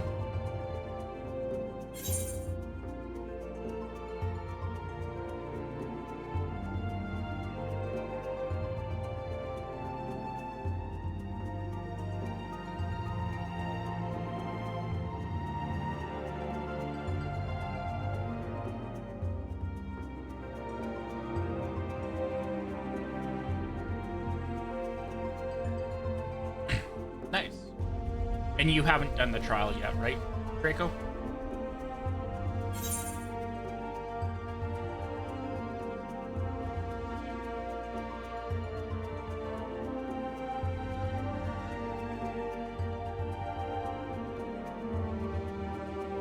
Okay. So it's sticking with the theme of dungeon trial.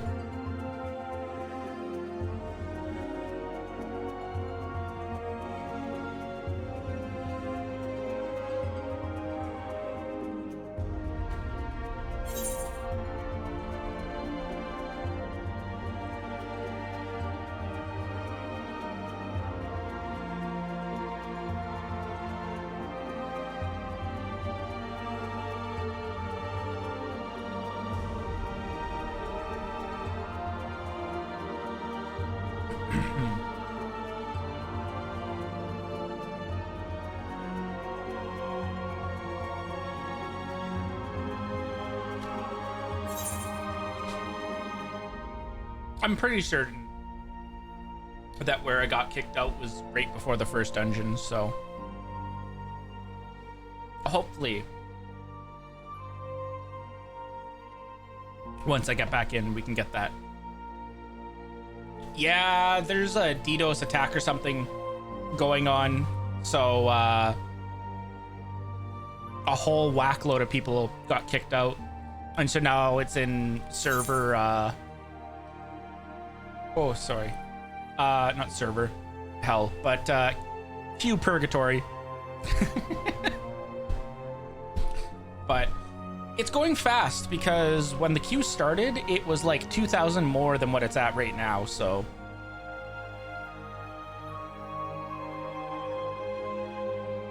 And I don't even think it's been that long. I think it's maybe been like, I don't know.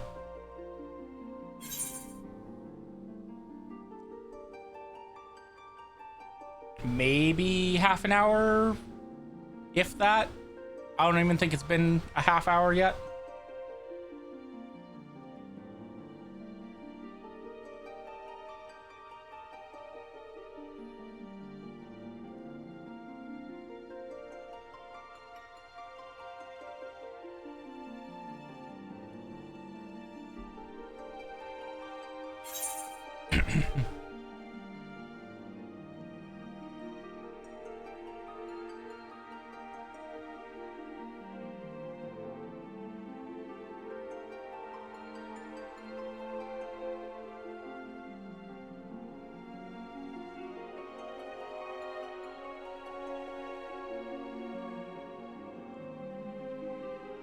So, yeah, we're just waiting for the queue to go down while we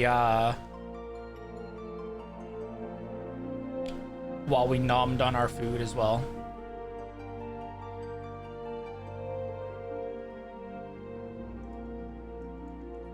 It was much needed. I didn't actually realize how hungry I was until until I started eating, and then it was just like, oh, my food's gone.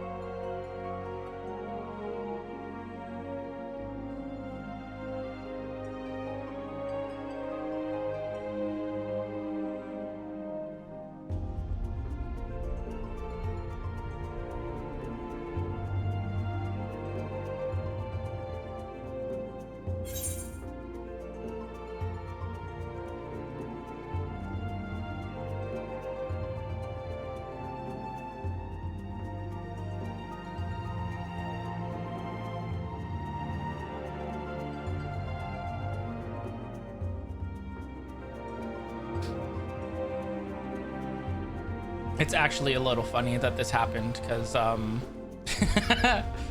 someone that pointed out that the Twitch category for XIV is basically just all people sitting waiting with the queue screen on.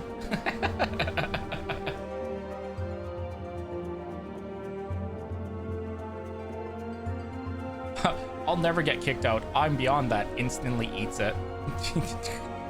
Hey, I mean, all things considered, like how the Endwalker launch went, like the fact that this is the first time that I think this is the first time this has happened for Dawntrail. But if it isn't, the first time that I'm experiencing it, like this is so much smoother.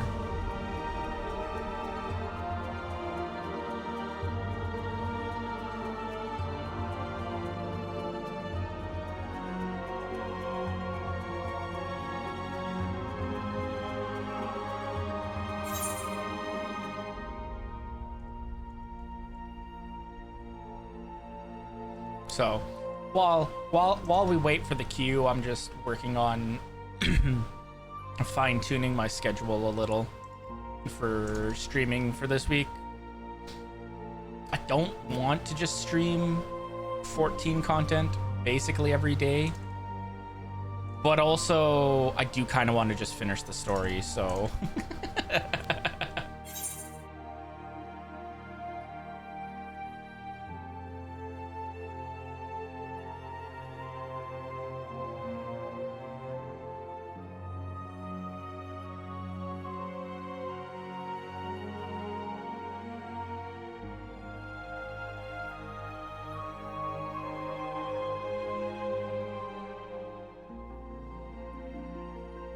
yeah, I'd be down to do that. I'm taking scheduling stuff a week at a time at the moment, just because I'm finding it's easier then. But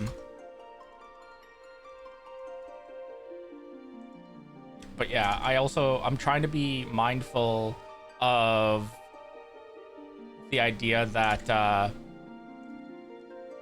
I have a collab on Tuesday with Candy.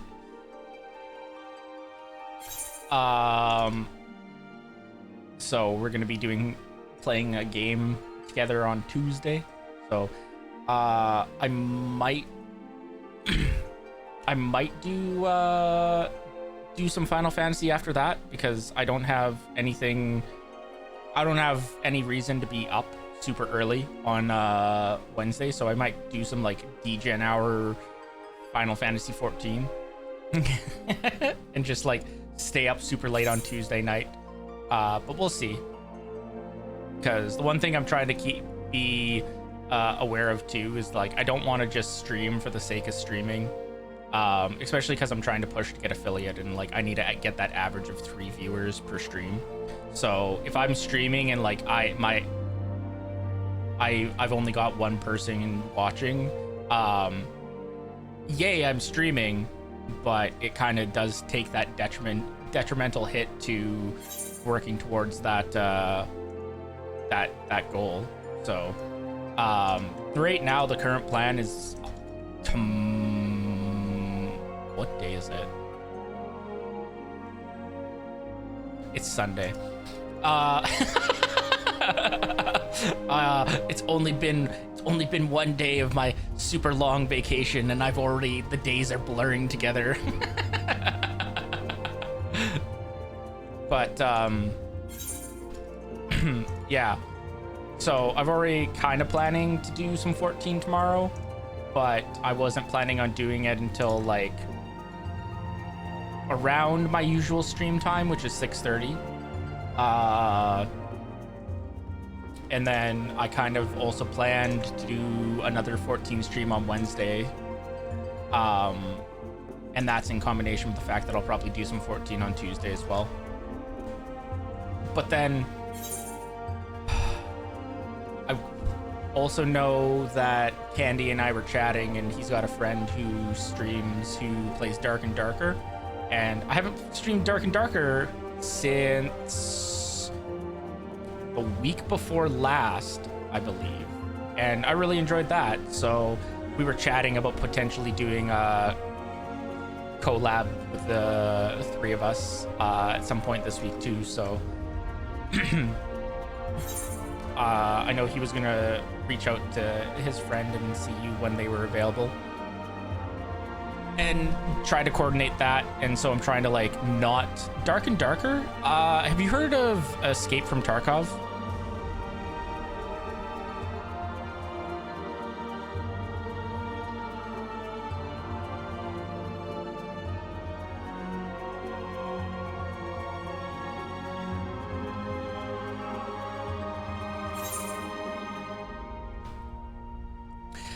Okay, so that makes explaining this easy. Dark and Darker is basically like, yeah, exactly what Paragon said. It's basically Escape from Tarkov, but like Dungeons and Dragons.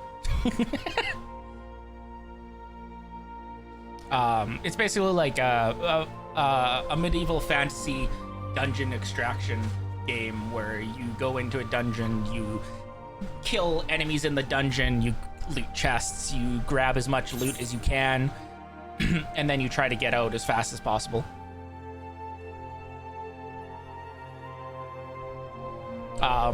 It's got an interesting monetization model too, in the sense that like they made a change and the game is technically free to play. The downside to that is that with the free version of the game, you only have access to one character. So like, and not like there's only one character that you're able to play out of like many characters. You can just create a single character. So you can't have like, if you bought the game, you'd be able to create multiple characters and play them.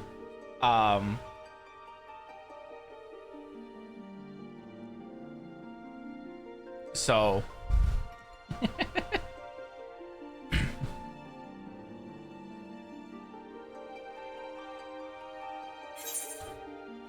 I haven't bought it yet, but I am considering getting it because I do enjoy it, and like it would be fun to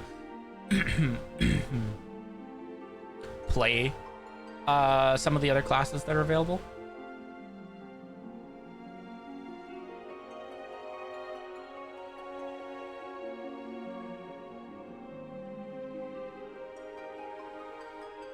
But yeah, so there's the potential of that happening at some point this week as well.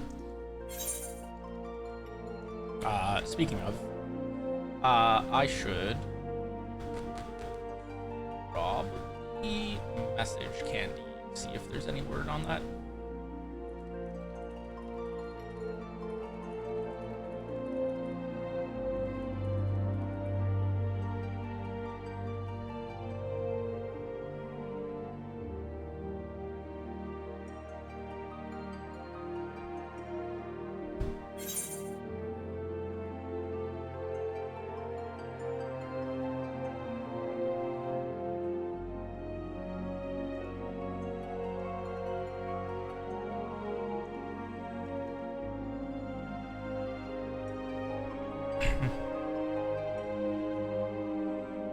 But yeah, I'm sure you saw the clip that I posted onto my TikTok of me playing it, where I ran into the person with the haha funny name.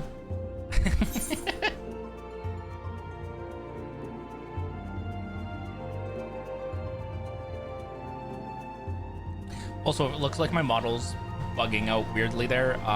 That is just what it looks like when I'm taking a sip from my drink.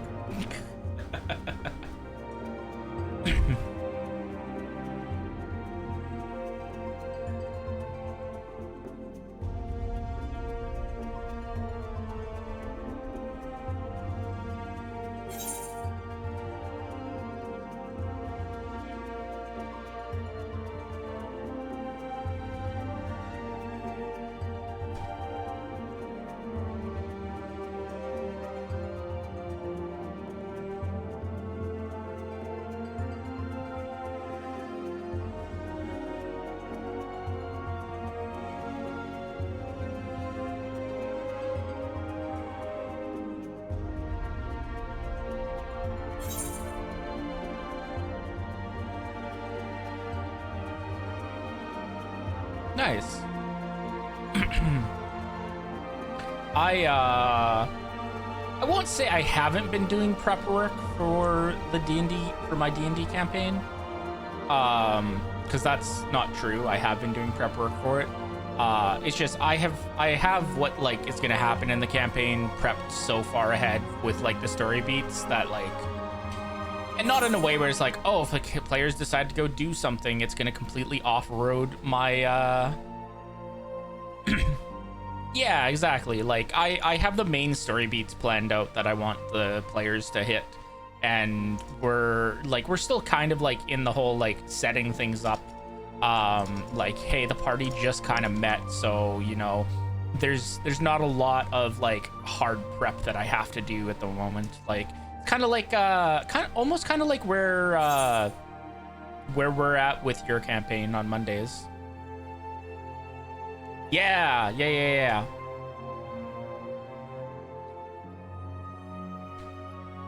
Yeah, no, we only just had our first session just over a week ago. So our next session is this upcoming Friday.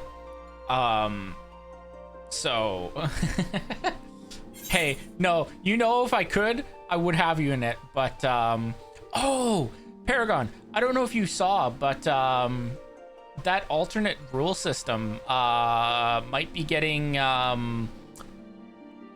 Foundry support.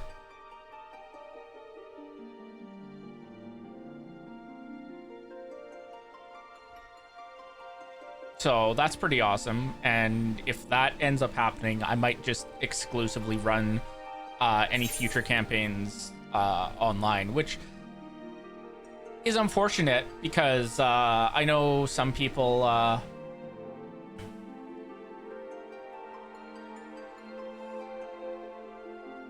enjoy having the in-person sessions, and like I enjoy having them as well. They're nice, but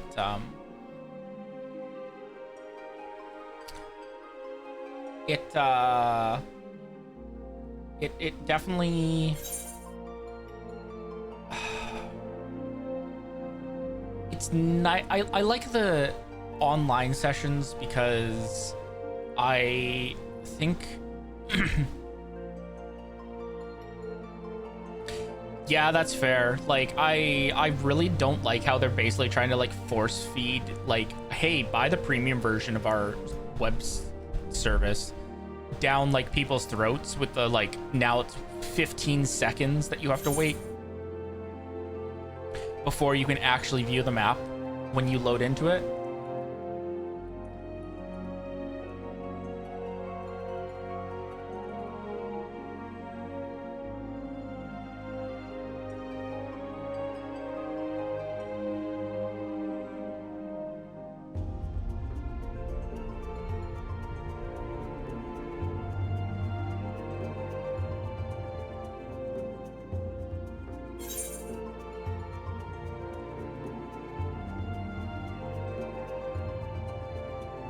But I just feel like I have access to more people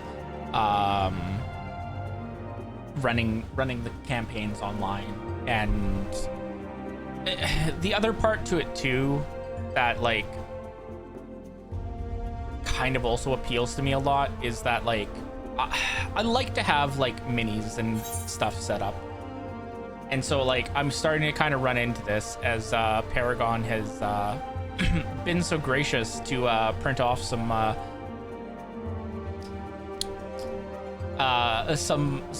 terrain that I've sent to him.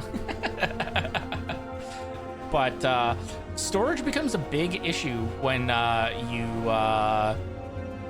you play in person and you want to not just use either Theater of the Mind or just draw stuff on a battle mat.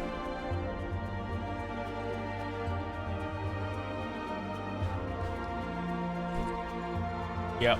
The other part to it too is like if you do use a battle mat, you know, if you don't play in a really long time, you unfurl it and you find out you have like a map drawn on there that's been on there for like the last like 5 years from like a campaign that's been dead since that long. And then you have to pray that, like, you can actually wash it out.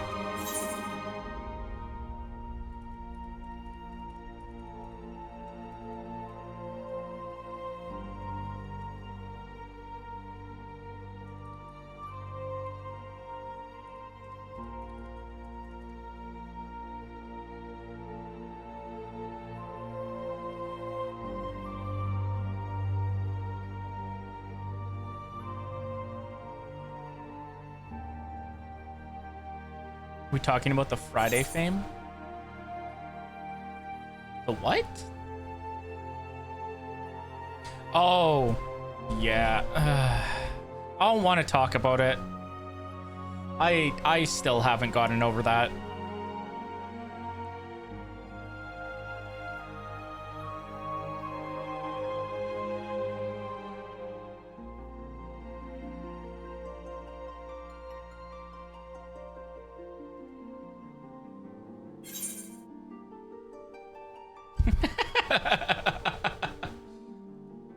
It's getting there.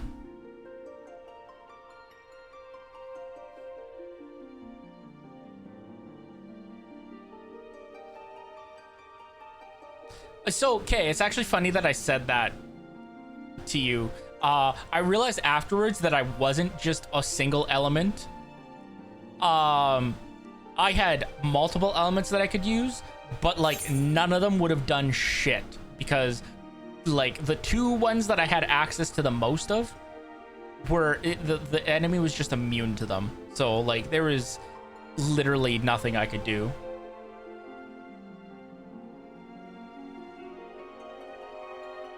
Like I had Ray of Frost that I could have tried, but I almost guarantee you, if it wasn't immune to frost, I would have had it would have been at least resistant.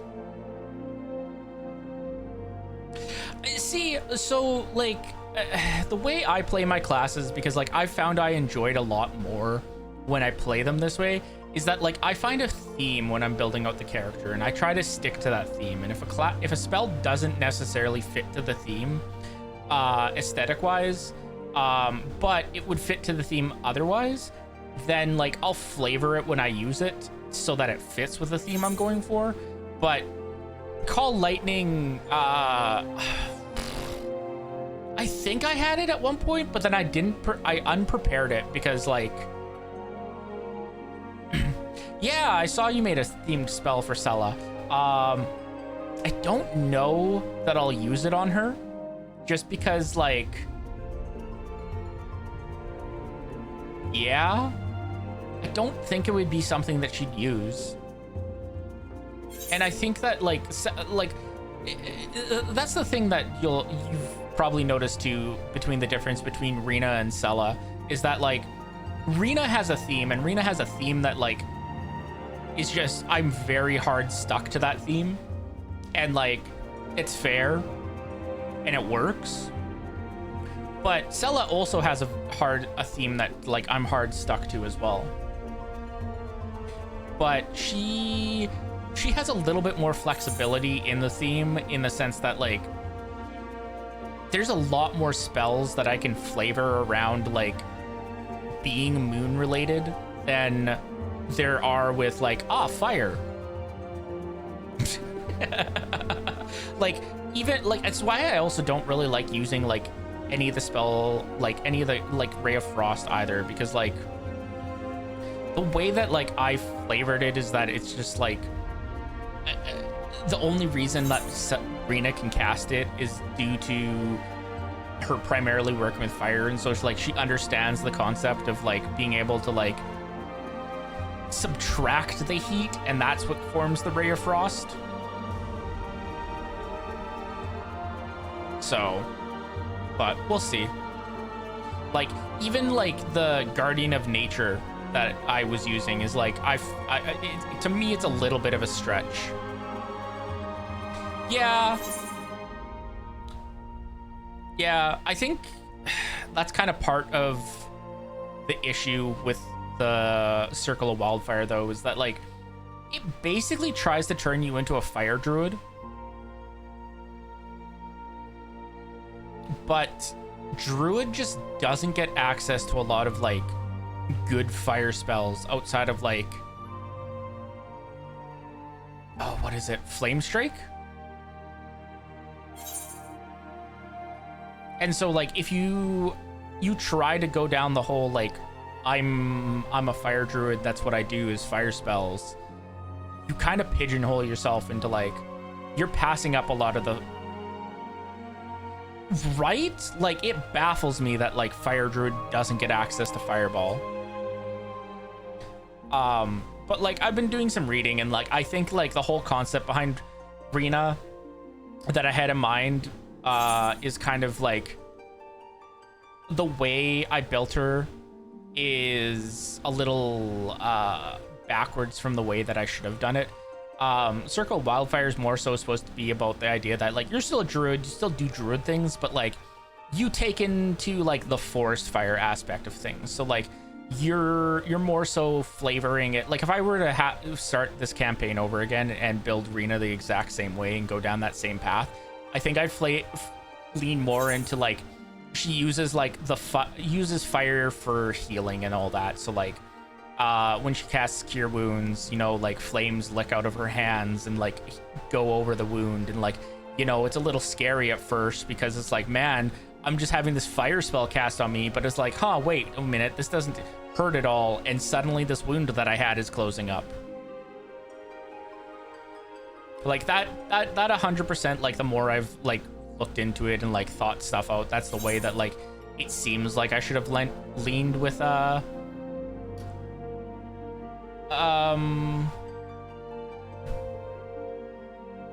words hard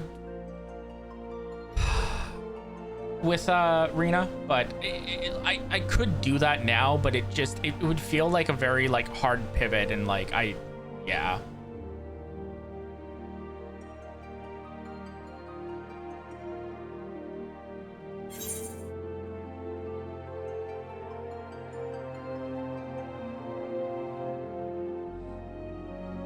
The other thing to it too is like you almost want to take like a level dip into cleric, just to get what is it, healing domain.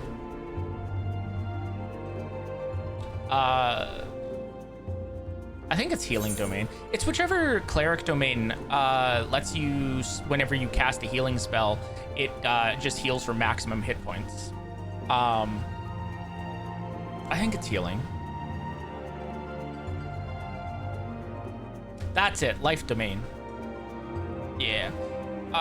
Just because like Druid has access to some powerful healing spells, but like when you run into situations where it's just like, I'm gonna check out a healing word, it kind of sucks a little to like, you saw it on Friday. I was tossing out my healing spells and they were healing like a wet noodle.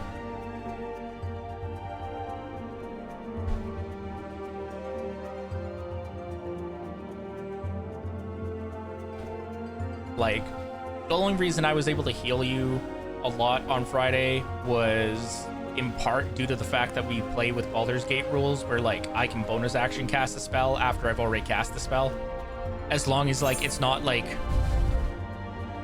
too damaging things.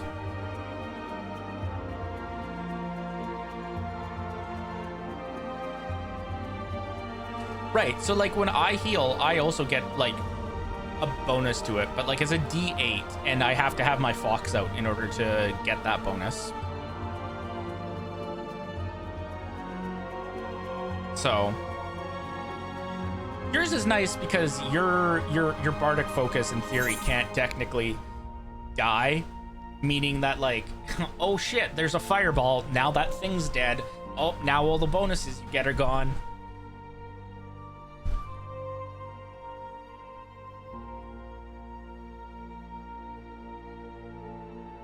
But yeah, like there's been this idea I've had about something that could happen in the campaign if we ever got to that point, because there's a class feature that I unlock, and it was just like, oh, it'd be kind of like amusing to see how Selena would react to this thing happening to Rena. But we'll see if we even get to like, because I need to be level 14 for it, so we'll see if we get there.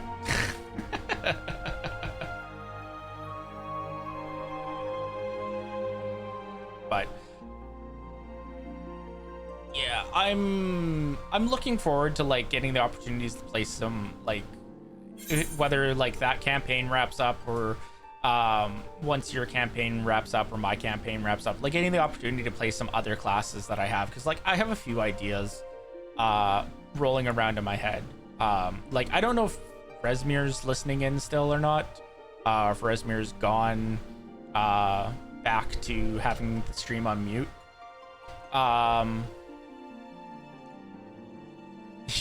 Your campaign will never be done.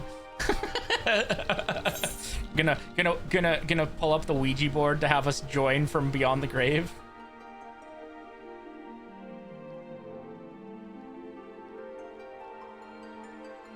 Right, but I mean, like within that 6 years, like it's completely possible that something could happen to Sella. And I mean, I'm sure if like I get to the point where like I feel like Sella's motivation isn't quite there and like I want to put her on the back burner for a little bit, you wouldn't be opposed to it, I imagine.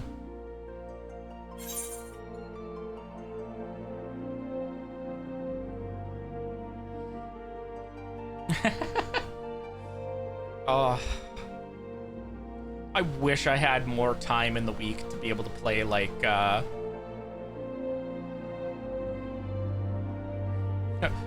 that supposed to say of course not?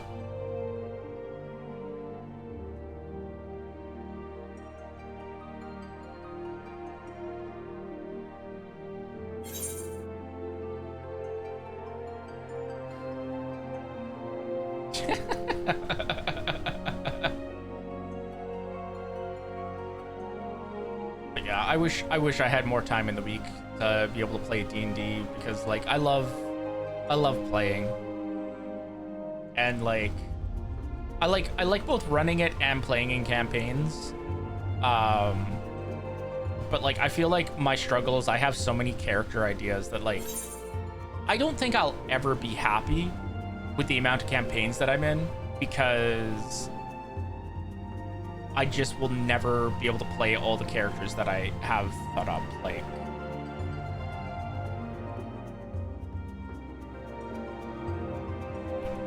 it starts Saturday on the days play. Oh, so like it would be like this upcoming Saturday, essentially. Like obviously not this upcoming one, but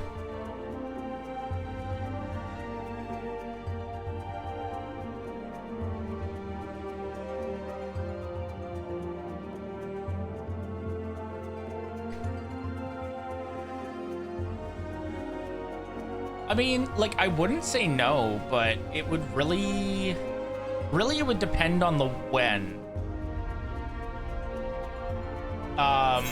Because Saturdays are also my streaming day, so I kind of need to...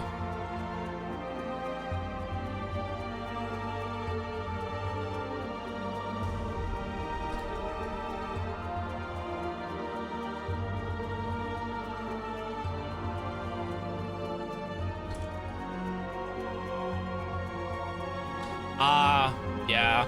See, that wouldn't work then, because Saturday, like, I stream at 6:30 starting on Saturday.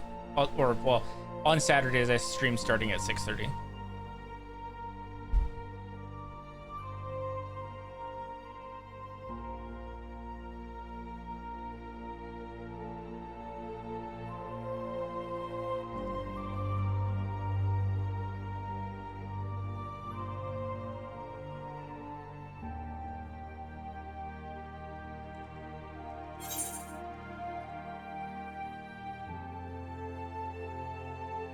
That's fair.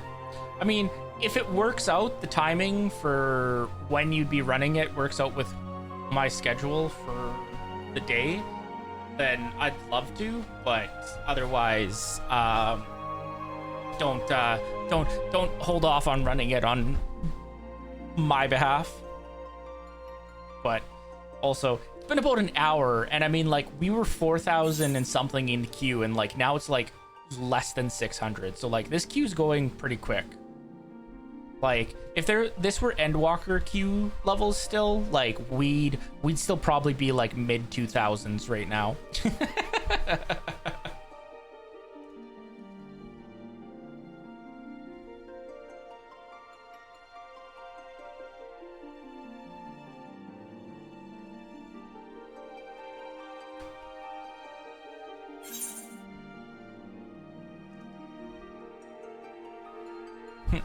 Need a taxi for the Hanu area? Possibly. We'll find out. I still have to technically get through the dungeon, so...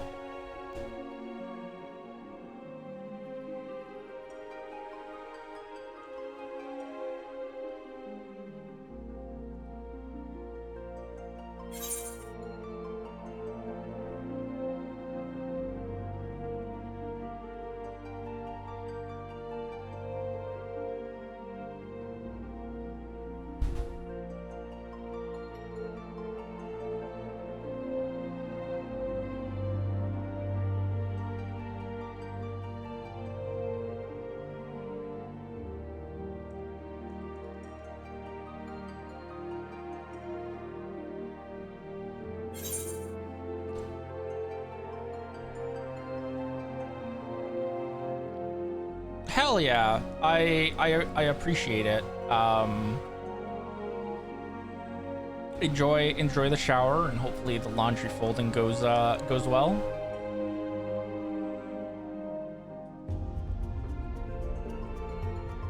I should be going. I'll probably go at least until I normally would be ending stream, so probably about like 9:30, maybe 10 o'clock is probably when I'll wrap up today. But we shall see how the day progresses. If the server crashes like it just did again, I might just call it there at that point. Just because yeah, I don't want to sit in queue on stream for another like hour or so again if it were to occur. But we'll play it by ear, and obviously when you get back, if I'm still going, I'm still going.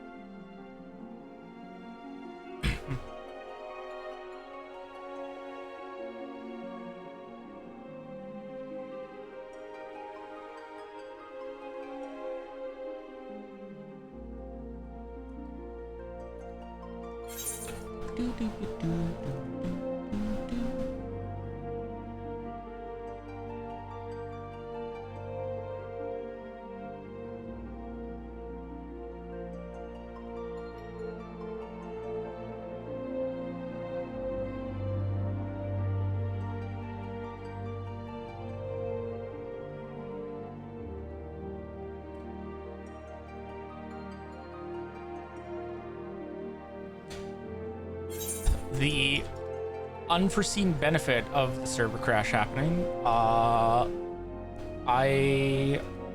got I got my schedule finished for the week, so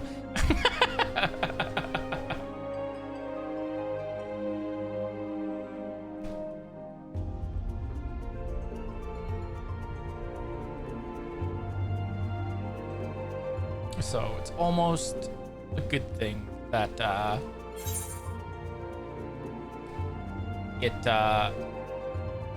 the servers kicked us out.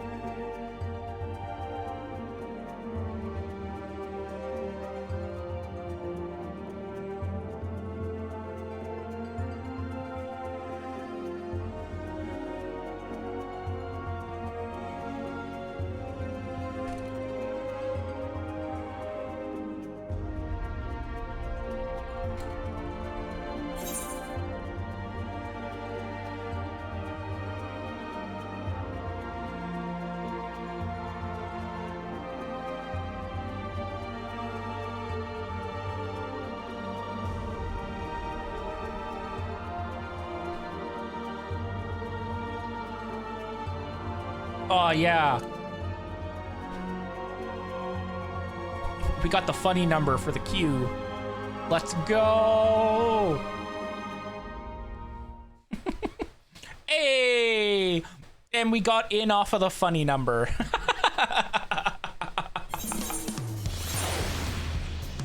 Let us go.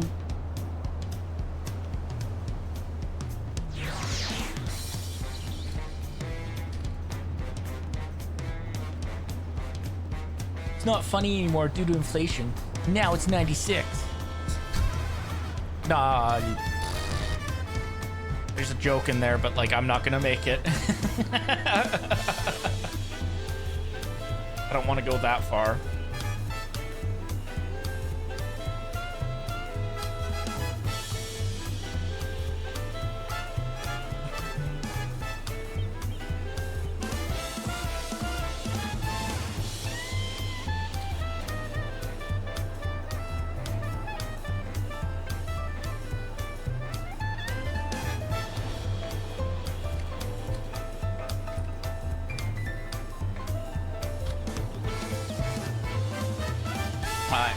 Finish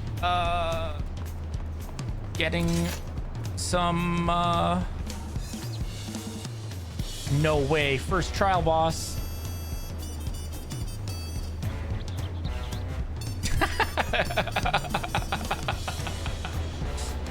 I think everyone does because I think they showed us the first trial boss.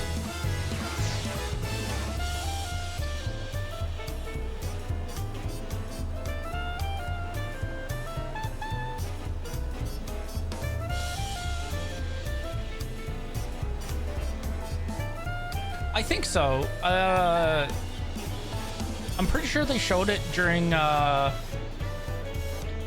one of the live letters. I mean, this isn't really spoilery, but like, is it not Snake Boy? Big flying danger noodle?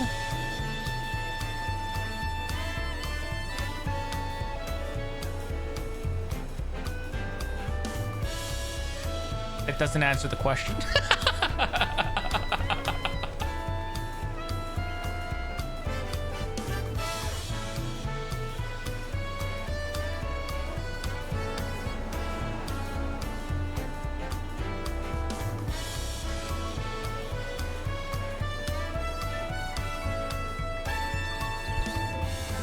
The Esper and Ice that Terra, Biggs, and Wedge were tasked to get.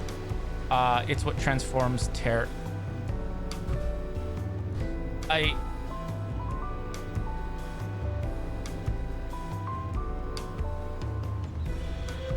don't know that I get that.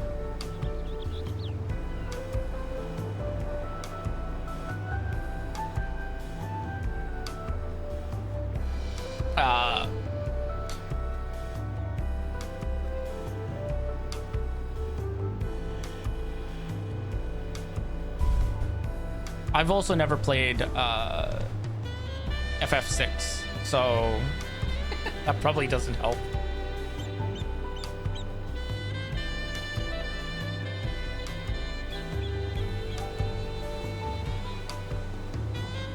Oh, yeah. It's the one that they showed off in the words are hard right now. In the live letter. It's also like the one boss that they showed off that they said was gonna happen when they announced Dawntrail a while ago.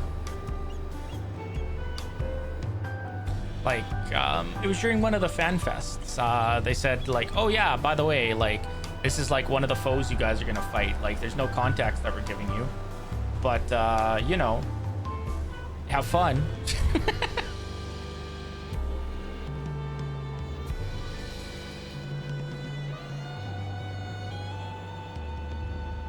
Okay. Possibly? I'm not entirely sure. Yeah.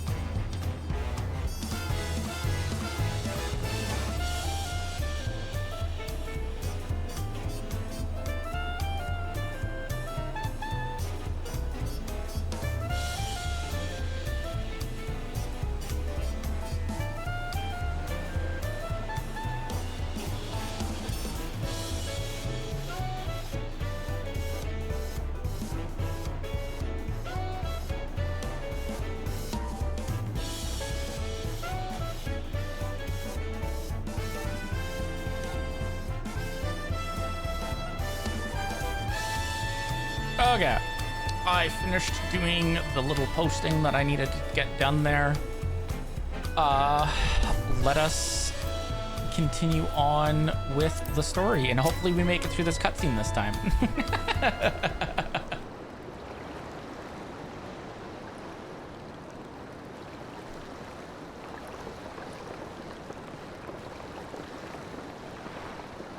Enough with the secrecy. What's this big plan of yours? Look there. That is my big plan.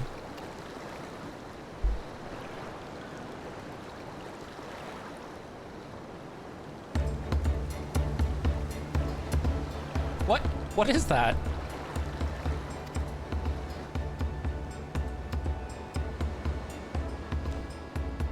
It's a punity. She'll be pulling our boat upriver. How do we know she How do we know she won't thrash about and sink us instead? They're gentle and timid creatures for the most part. She's unlikely to cause a fuss unless you give her reason to.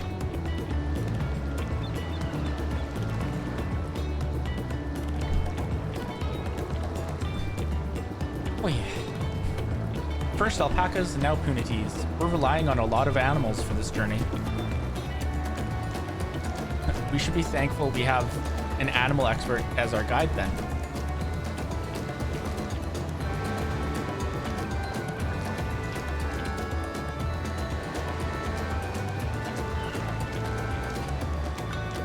But it did have to be my old nemesis, another boat.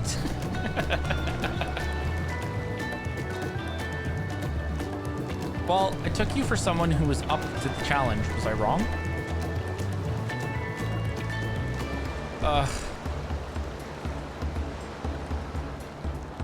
Long ago, while fighting still raged between the clans, the inhabitants of Kazamauka rode these riverboats to move swiftly through hostile territory.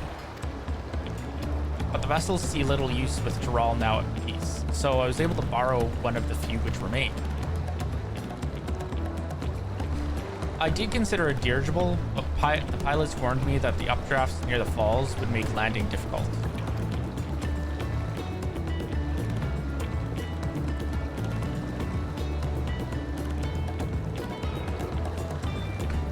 You said you borrowed one, yet there appear to be several on the water. Quana.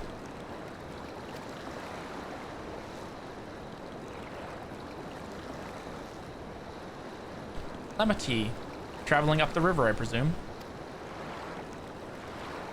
Seems that way. Does this mean you've earned 2 keystones already? I can't believe how well you've managed despite undertaking the contest alone.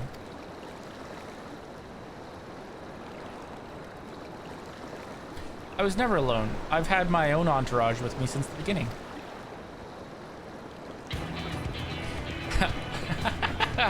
My friends, it's been, well, not that long. Tancred, Urianger, what are you doing here?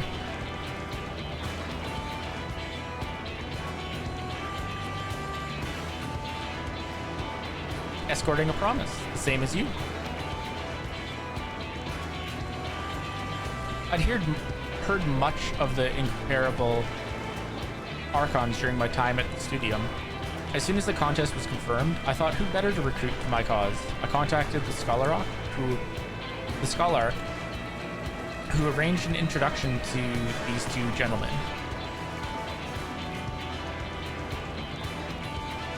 The second promise had specific requirements. They who would be his assistants must boast both proven survival skills and mastery of the arcane arts. Thus did Thangford and I receive the summons. My own studies concentrated on technology which our people could readily use, such as inventions born of magitech or clever engineering.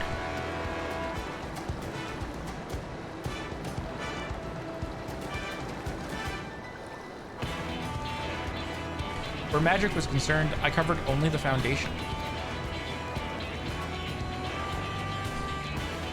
Knowing you 2, I expect you had other reasons for accepting the job? A few. The nation of Tuliolol spans an entire continent. Depending on who wins the throne, the world may be plunged into instability once more. Ever have we striven to preserve peace? Where is our place, if not here and now? We did our due diligence, of course, and made sure of who we were working with before agreeing to this endeavor. He's even more opaque than Urianger at times, but is surprisingly... Quite enough of that. We must be on our way. Wait, I have one question before you leave. When I'm welcome at or vying for the throne, as Kona's entourage, does that mean you're resolved to defeat all his opponents, including us? We're sworn to do all in our power to win this contest for Kona, even if it means competing against our own comrades. We intend to hold nothing back and expect you to do the same. And we won't disappoint you.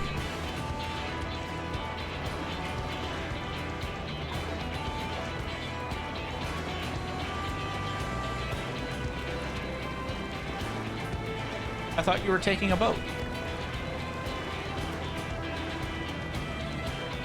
If even you have been forced to travel on water, then the others will be doing the same. I'd rather walk than risk confrontation on a leaky barge with no possibility of retreat.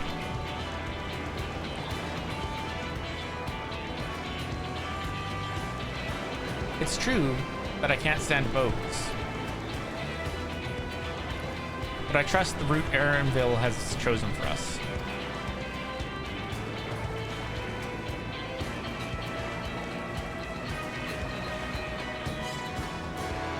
Leave the handling of the Quinity to me. Should other wildlife attack us, however, I may have difficulty keeping her under control. Do your best to draw them away, as far from the front of the boat as possible.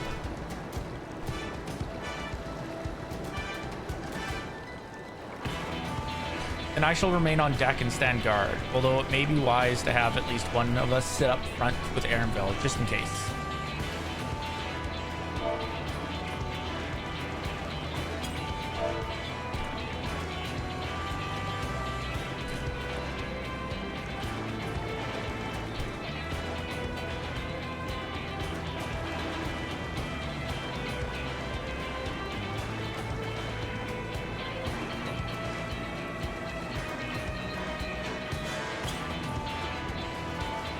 I'd like to stay on the deck.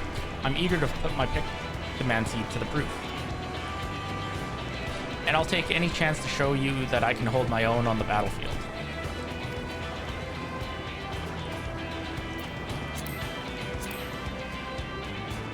Then Kryl will stand on guard with Magi.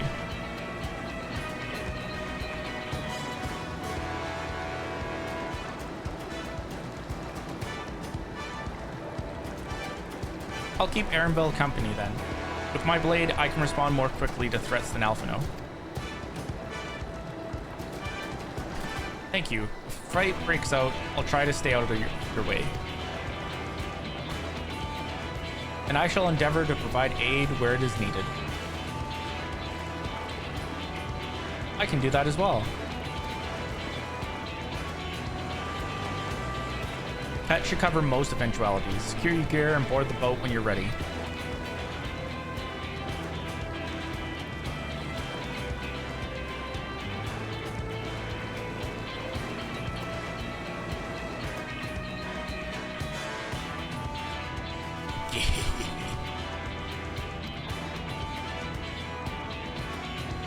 Let the hunt begin.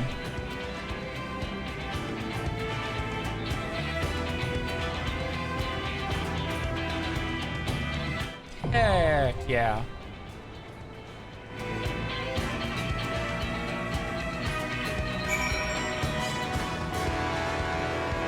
Yeah, I figured that would be the case.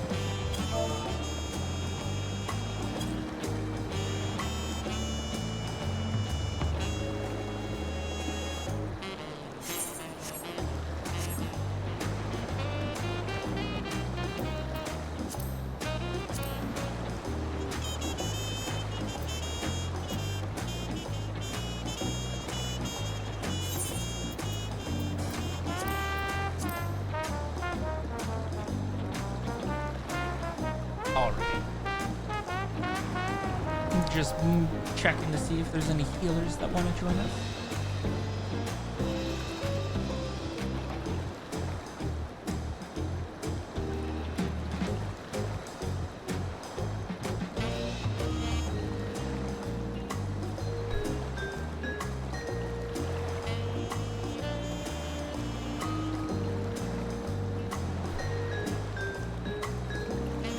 Which it does not appear that there are.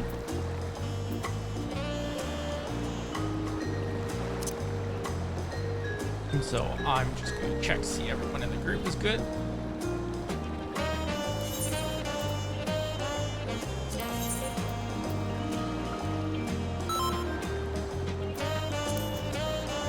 And we're gonna get to it.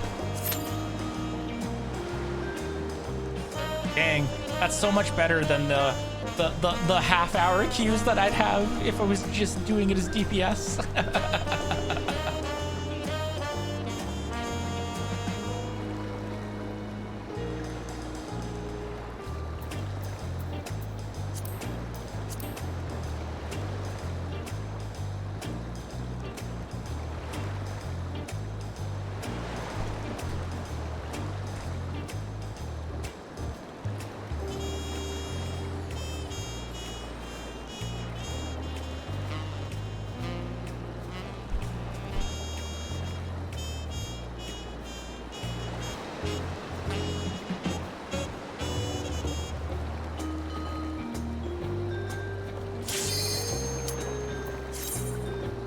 Let's go.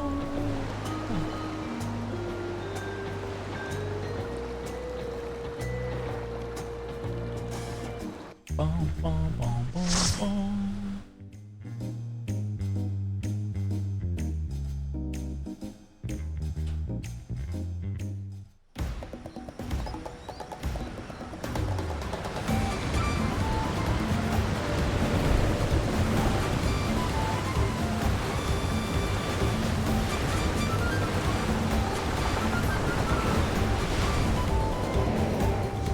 Oh boy. This should be interesting.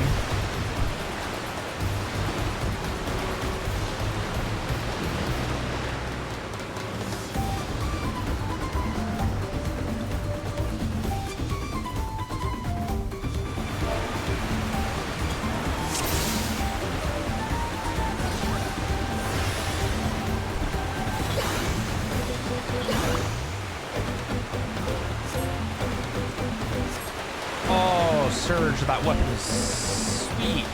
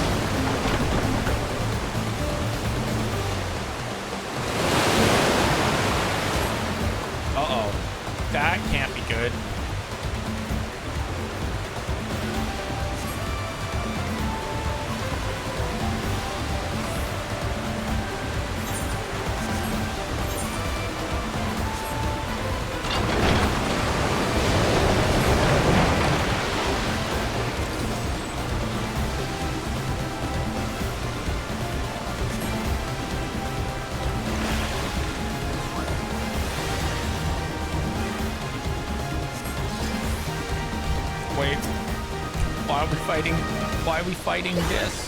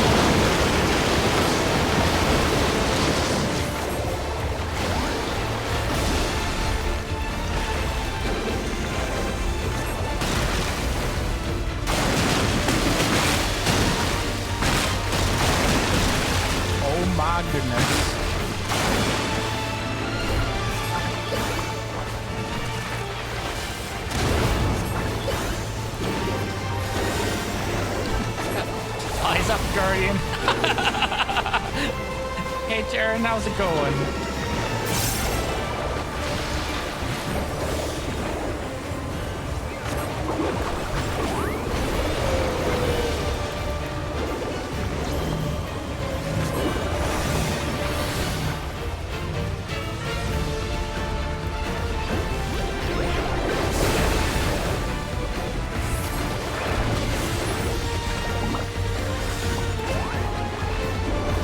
Good, I've made practically no progress since I logged off last night. That is completely fair. That's how I kind of felt today at first, but I feel like I've made more progress today than I have during yesterday, but it's mostly, I think,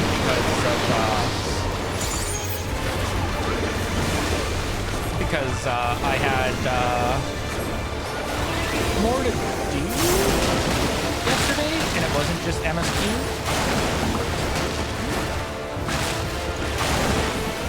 Oops.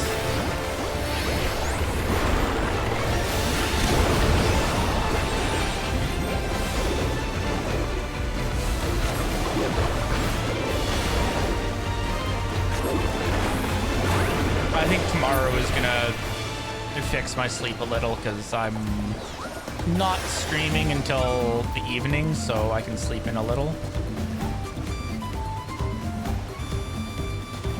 I mean, so queues are bad, yeah, but you could.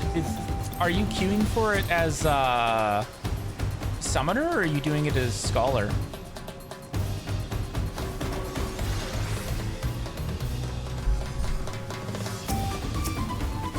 I can't imagine that queues as Scholar. Ah, okay, gotcha. That's weird. If I get a new dungeon, then oof. Yeah, that's fair.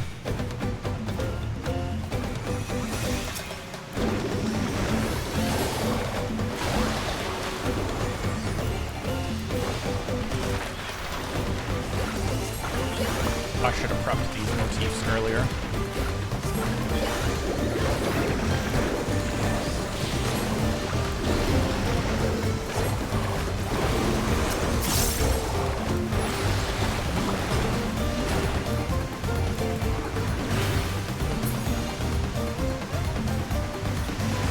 What is that?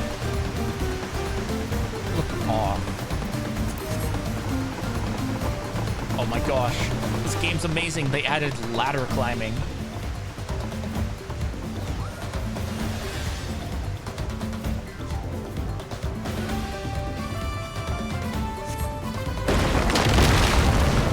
Jeez.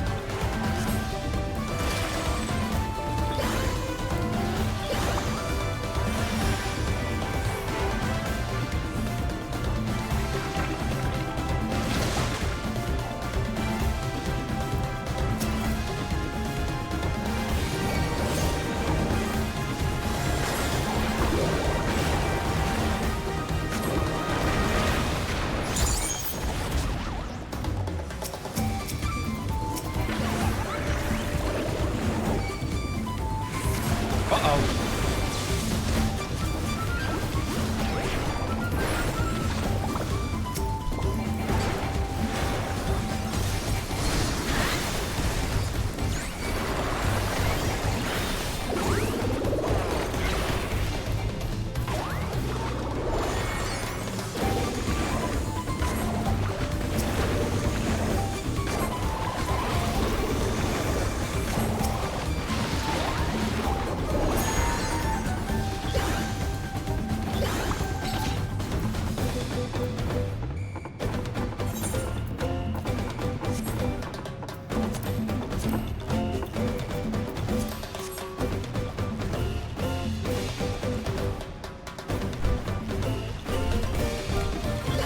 I guess in that sense, I'm lucky that my scholar's decently geared.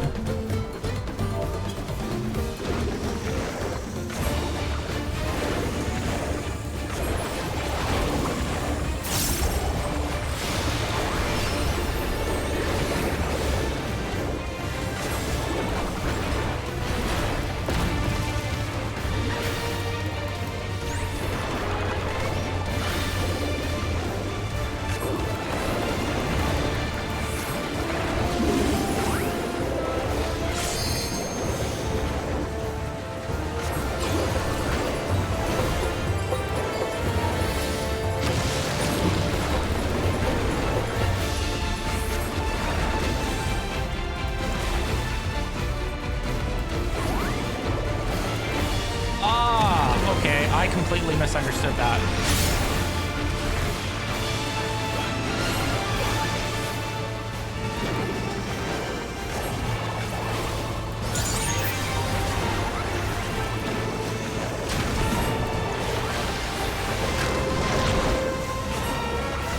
I didn't understand the assignment there.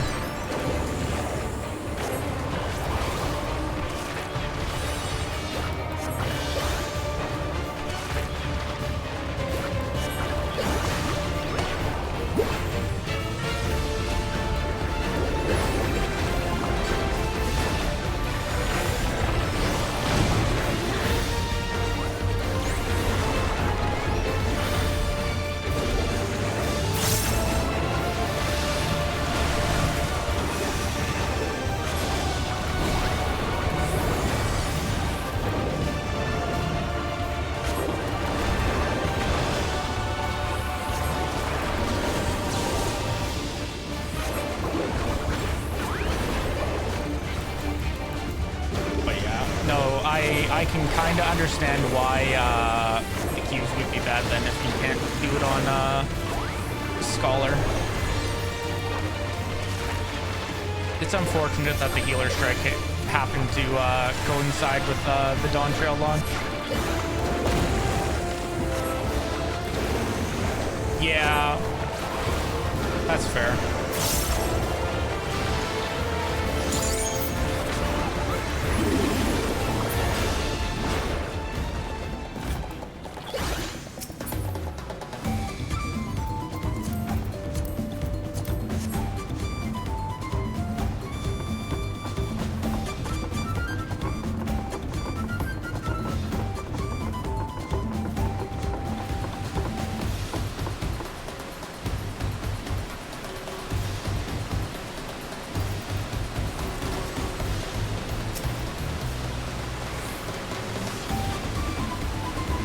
My damage is so good and tasty.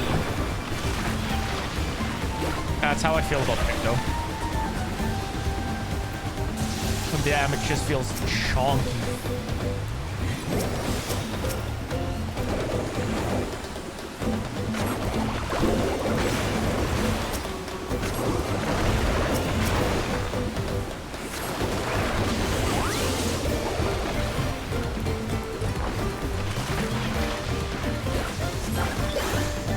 I'm like pretty sure I'm moving the rotation hard.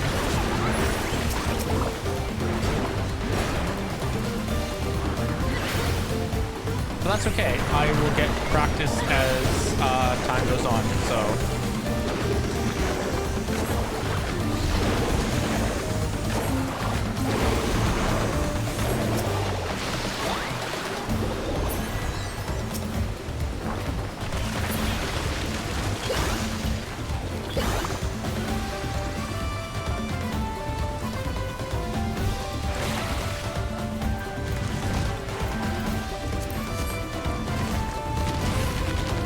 Gee, I wonder if that's the final boss.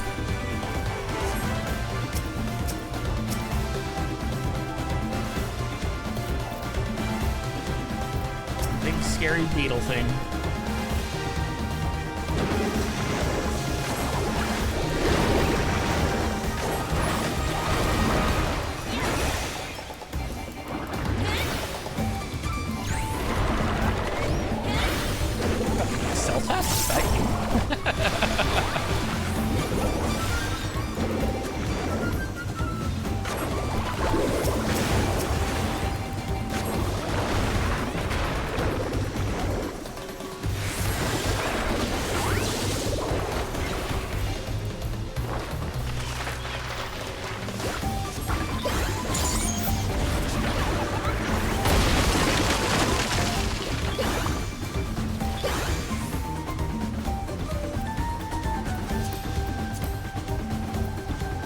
Oh, that's a cool dancer weapon.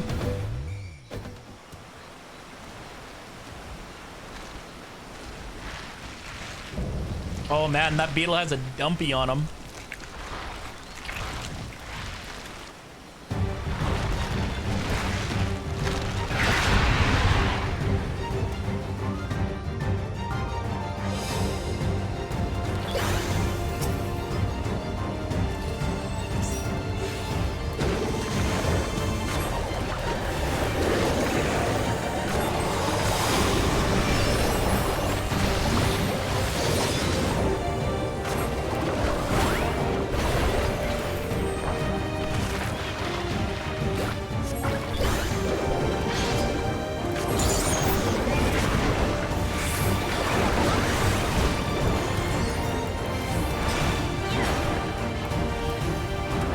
I would do all of that, and I wouldn't need magic art. Stacked up, got that yar. You know what oh boy. I didn't pop that in time. Oh well.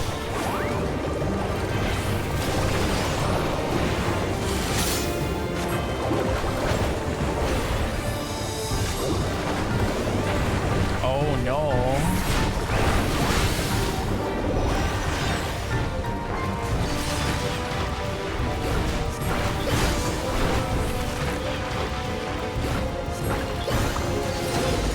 I'm not being spicy with those greed casts. No, I don't know what anyone is talking about.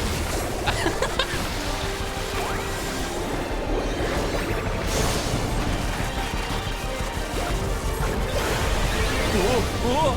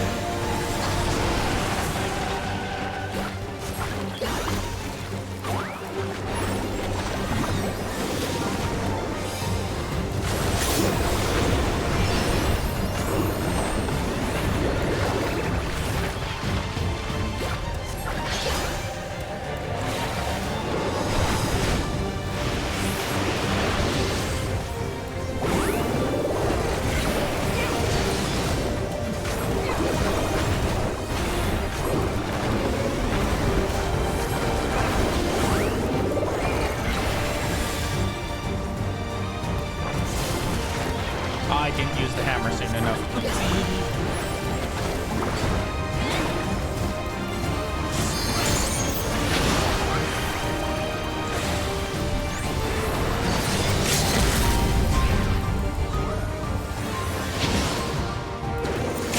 Oh, that mechanic just...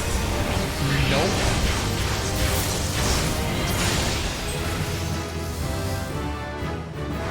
Use a breath right strip. After showers now, and my nose finally works right. Nice.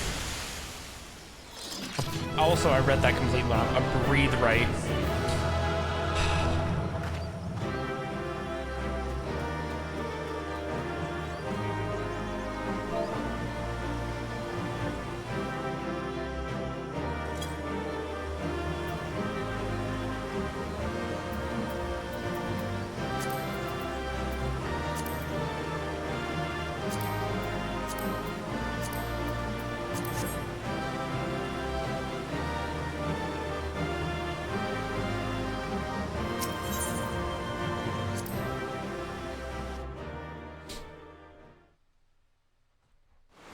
Heck yeah. First dungeon finished.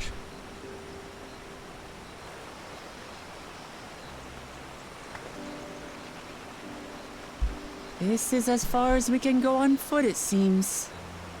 We'll have to head back and see about fixing the boat.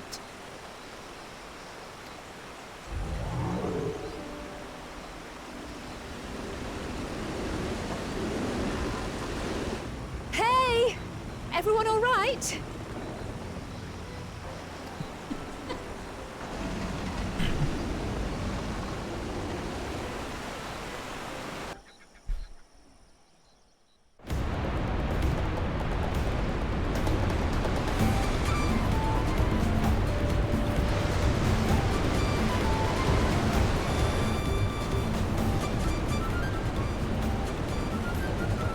I was worried we might not catch up. Those caverns you traversed were dug up by the Yokoi in their search for gold. Remnants of their excavation can be found throughout this region. While I appreciate the lesson, a wise guide, are we landing this boat anytime soon? Our river journey is almost over. Proof of that, you need only look ahead.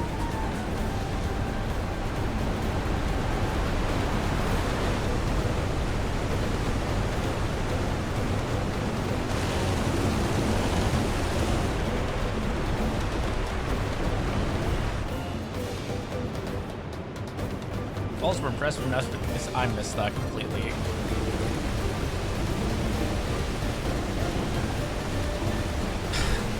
Moving too fast.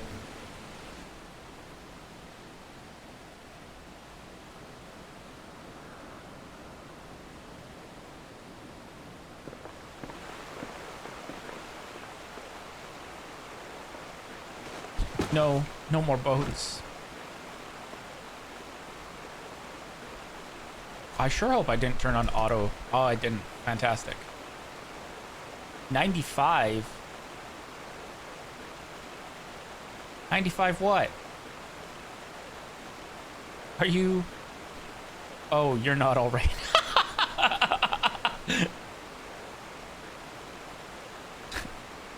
Trial, you pointed out the obvious here. I should be surprised if she was. Even without the nausea, we're all spent. I think nice. There's a mountain shelter nearby, a resting spot for those who've ascended the stairs. I suggest we make use of it. That would be a welcome respite.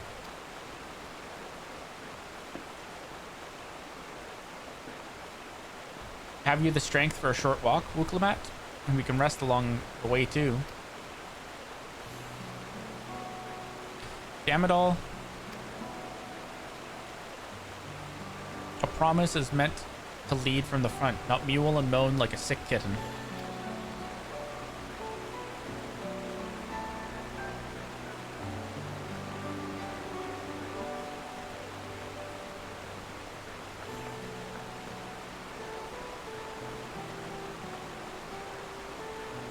Wuklamat.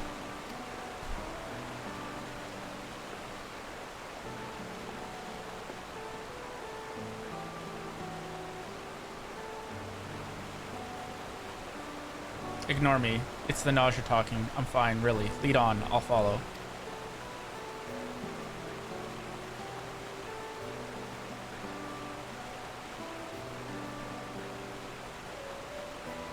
Very well. But if I might say one thing.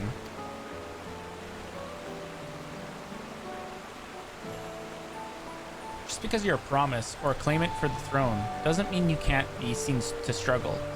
You needn't bear this burden alone, but please, don't hesitate to talk to us. We're always willing to lend an ear.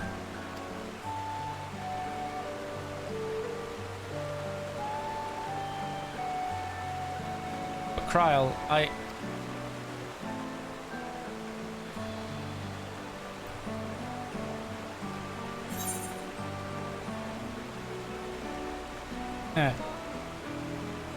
Leaning on others is a skill all youth leaders require.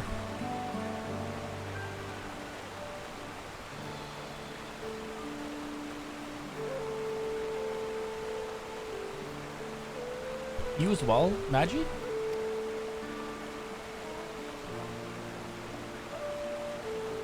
I've always believed this is my problem alone. But perhaps you have the right of it.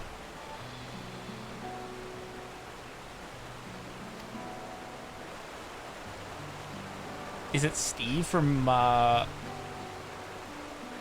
what is it, the Font?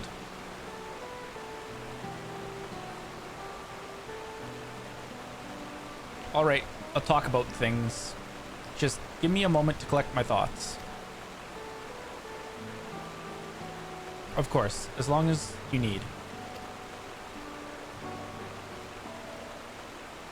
We'll be waiting at the shelter when you're ready.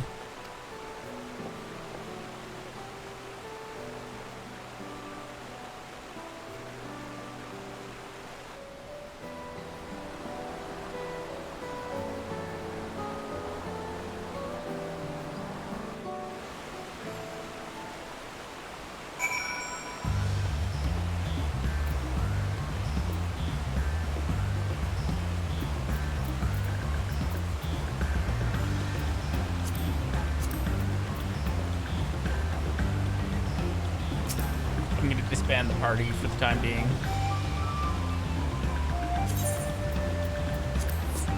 Also, give me a moment. I need to turn the light on.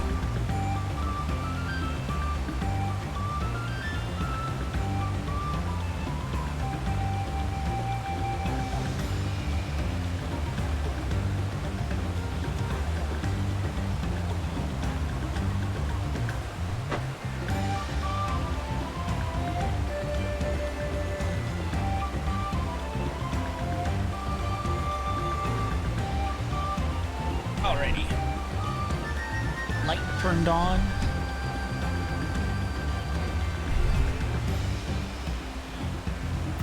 Continue the quest.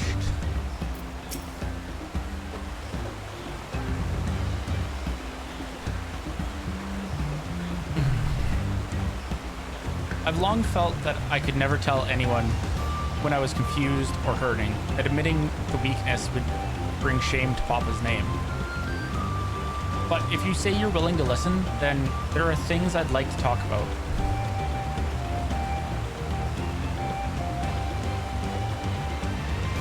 Come on, let's catch up to the others.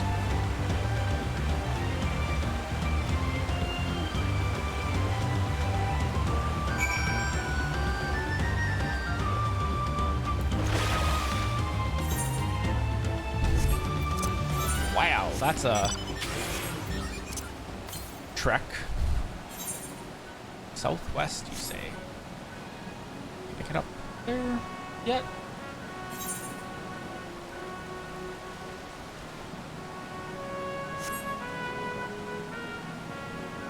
We're gonna try. Nice.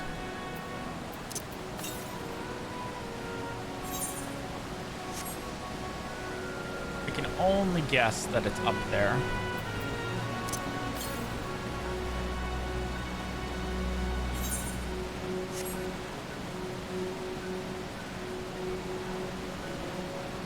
$660 for the second dungeon.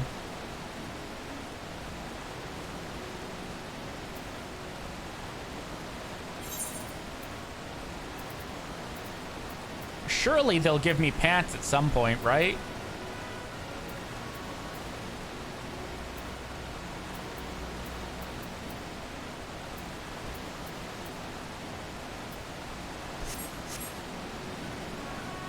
These pants are the only thing that is holding me back right now.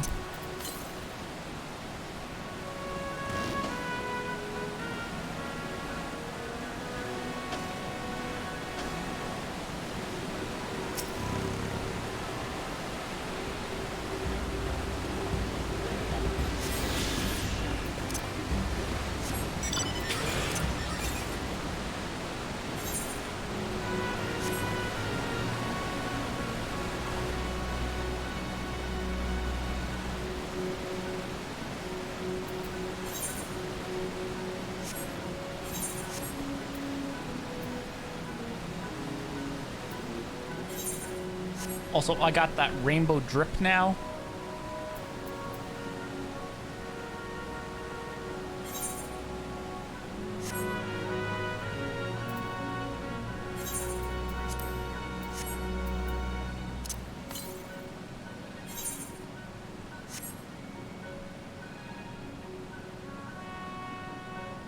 Hell yeah, the Uber Ultra Gay Beam. That I was gonna use right there, but I don't have a target, and I'm not about to fight. You know what? Oh, I can do it. I have my opening spell.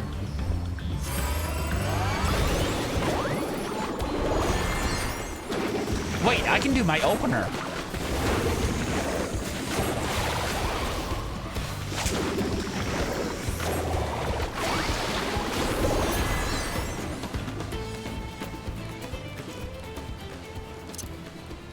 Ultra Mega Gay Beam. It's so good. Like, the Picto opener is... It's so extra. We should stop here for the night. I understand the desire to rush ahead, but we need to recuperate from our punishing river adventure. And let's settle in. We'll need a cook fire, and there's meal preparation to be done.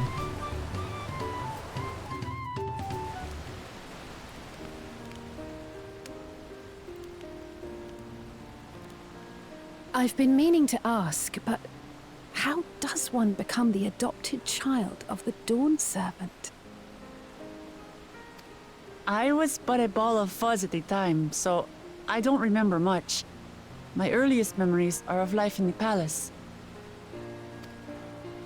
All I know is that I was born in Ikbrash, a village in Yaktel. But I've never bothered to return there. As far as I'm concerned, Ulul Jaja is my only parent. I quite understand. I have no memories of my birth parents either. For a while, I wanted to learn who they were.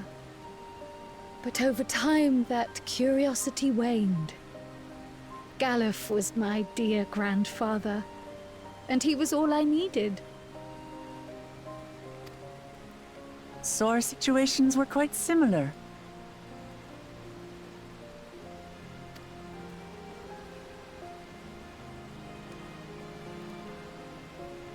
Even though Papa already had a trueborn son, he raised me and Kona with no less love.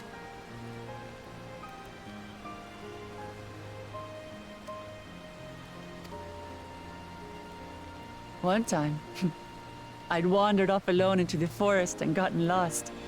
Before I became a meal for some beast, Papa dropped everything and came to my rescue.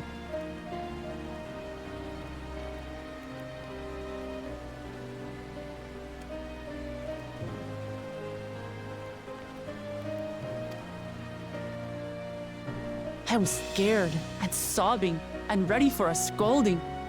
But the head of resolve praised me for surviving the ordeal.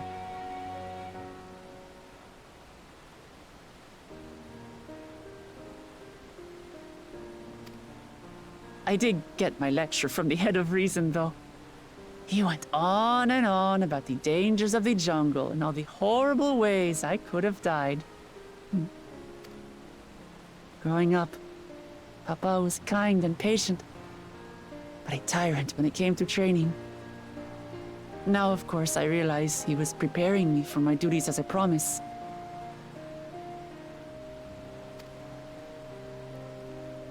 For all the good it did. There's so much I failed to learn about my own country. Whether it's alpacas or Ihihana, I hardly know anything. I've lived such a sheltered life, yet convinced myself I understood Tural and its people.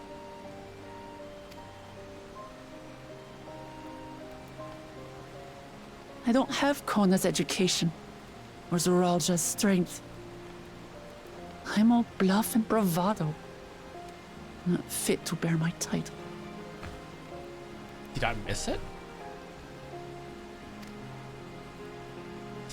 Is Kryl asleep?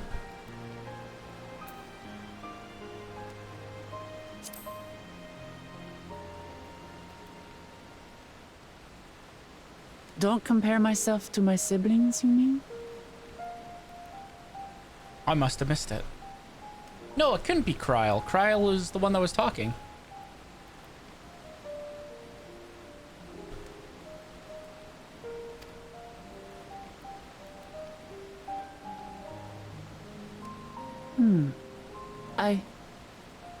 I think I see what you're saying.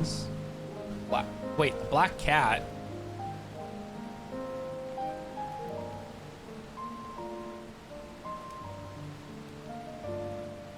Oh, the my rabbit. reasons for joining the contest have You mean nothing to Aaronville? do with my brothers.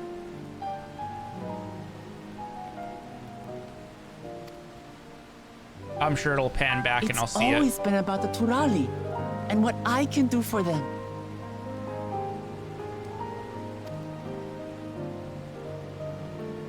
You said it yourself. How important it is to properly know something. To hear the voices of others, empathize with how they feel, and think how best to serve. In so doing, you'll come ever closer to being the person you wish to be.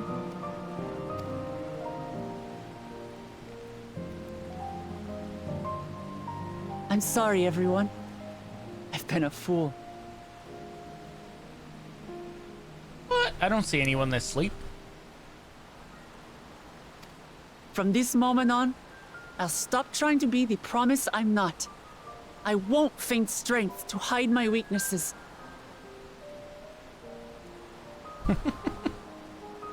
Step by step, I'll learn all there is to know and love Yeah, about he's not asleep. Tuliholal and my fellow Turali.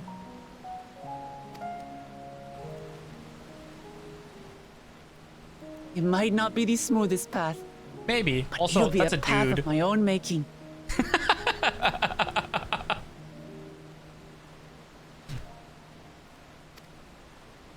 I will for the city of bun boy gold, leaning for against all the of wall. us, along with the answers you seek about your grandfather, Kryl. I swear. I appreciate it, Wuklamat. But you needn't take on that burden as well. Galuf Baldessian dedicated his life to protecting people from all manner of threats.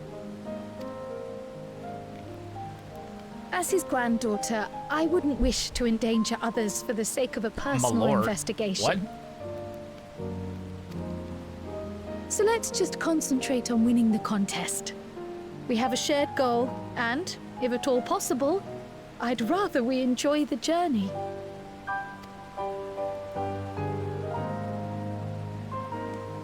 Hear, hear. We are companions on the same road, bound for the same destination. With our combined talents, nothing will stop us from reaching the Golden City.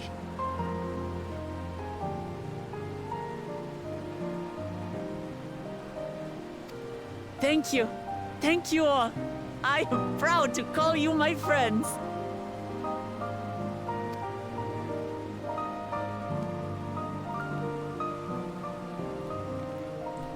We're gonna win this contest with the power of friendship. I still want to fucking know what the fuck is up with Aaronville.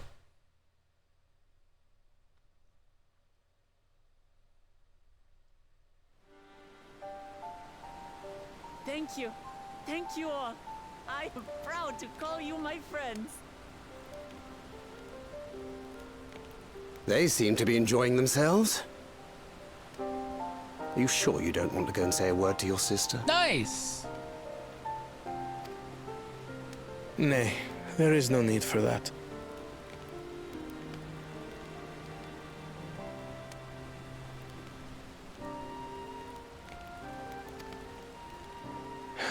But what of you two? Wuklamat's allies are your comrades. It must feel strange to be rivals. Helping you has made us rivals, aye. But we're not about to break into fisticuffs over it. Unless, of course, it is a matter of winning or losing the contest. Then I'll have no qualms about putting Alizé on her rear.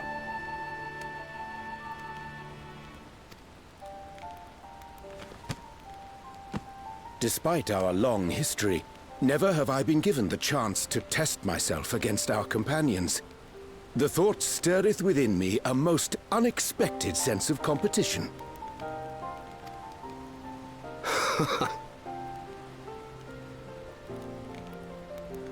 Lamachi has surrounded herself with distinguished figures indeed.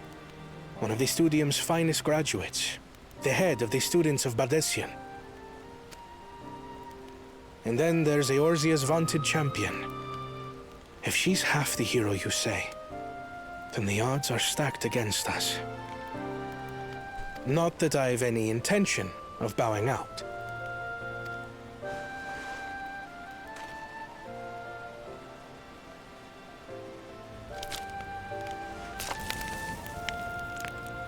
Our time in Urkelpacha only served to strengthen my resolve. We saw how a single storm cut off the alpaca roots and threw my people's lives into disarray.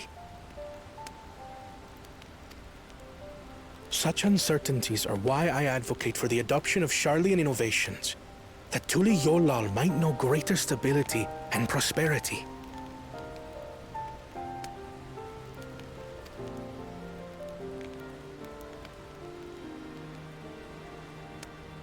Our nation can change for the better. And I will be the man to change it. Well, it's a start. I imagine your experiences on this journey, all the things you'll hear and feel and think, will help you refine that approach.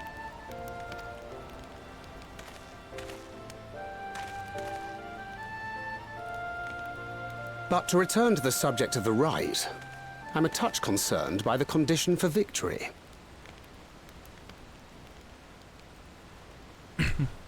Yeah. Wait a minute. That's not Thancred. It's Heidelin. He's being possessed.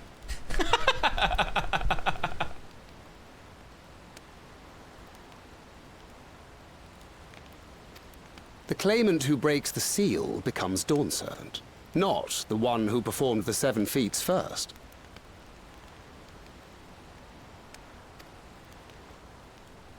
The would-be victor need only possess the 7 keystones.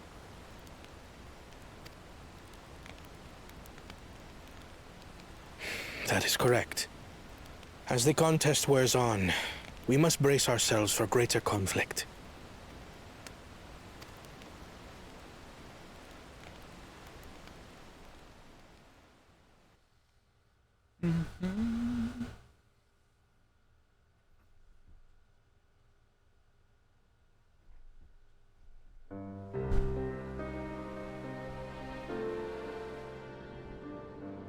Your rivals still lag behind. The second and third promise may have recruited competent lackeys, but none compared to you. How can they hope to compete with the resilient son? The only child ever sired by a two-head. Only the ignorant or foolish could fail to see that you were born to be Dawnservant.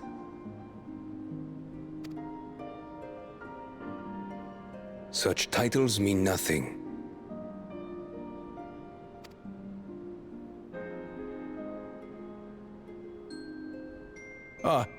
I neglected to mention, when I first heard the rumors that the contest involved the Golden City, I spoke in confidence with Gulul Jaja's inner circle.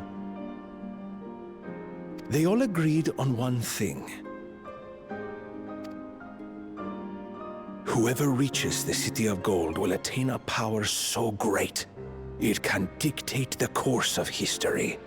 See, okay, that line there just has me thinking even more that Solution 9 is going to end up being the City of Gold.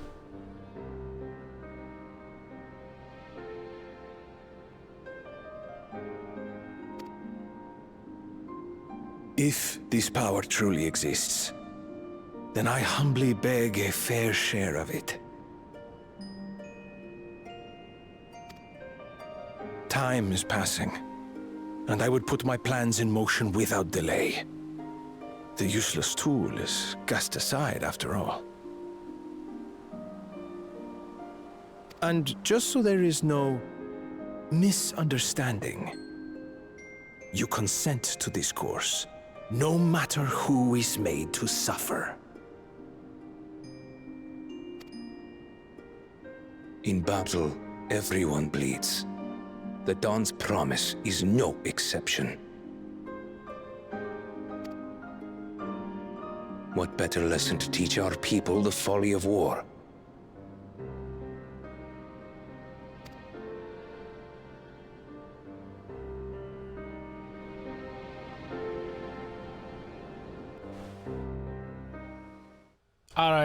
I really don't like that lizard advisor there. He clearly has some ulterior motives, as he like alluded to, but like some really bad ones. I was hoping for a good scrap, but this bloated sack of bile was no challenge at all.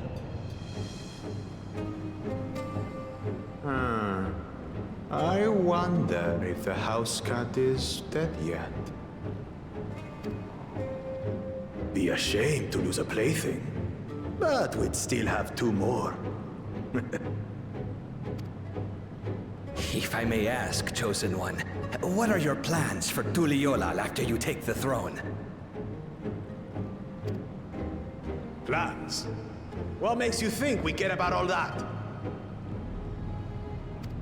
We care only about the contest and proving our superiority.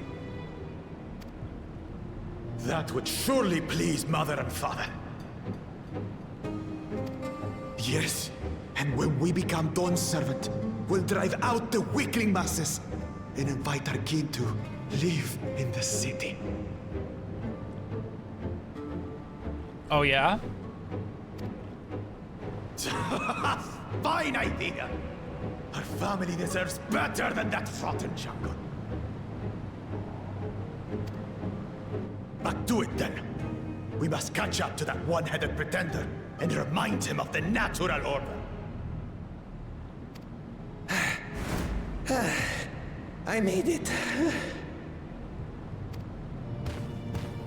I thought we were missing someone. Where have you been? Oh, I feared I was done for when I fell from the boat. Yet somehow I made it. Oh, my arms, I can barely lift them. If I could just rest a moment. You expect us to wait for you? Those who can't keep up will be left behind. My brother has spoken. March, or be fodder for the beasts. But I followed the teachings. Everything I've done, everything I've sacrificed, all has been for the blessed seedlings. Wait. Don't leave me behind! I'm begging you!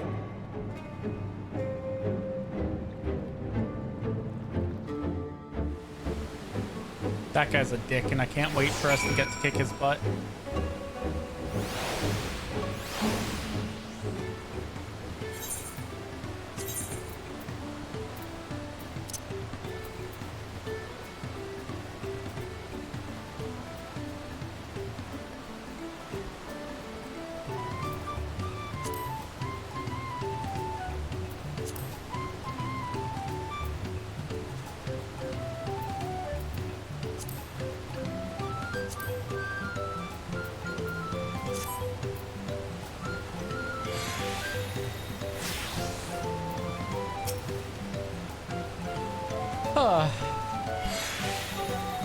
Being able to say those things has brought me such relief. It's like a stone has been lifted off my chest and I can take a full breath at last. I don't want to encumber myself like that again. I want to be better. Will be better. For myself and for my people.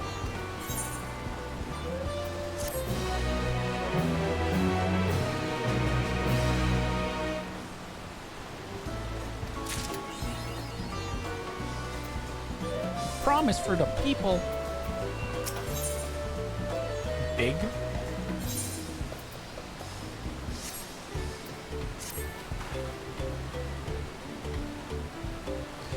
Moblin settlement of Earthshire is not far from here. But be warned, the road we'll be taking is a favored hunting ground for bandits. With the stairs currently impassable, there will be fewer travelers, meaning the brigands will be desperate for victims to ambush. Although, considering present company, I suppose my concern is unwarranted.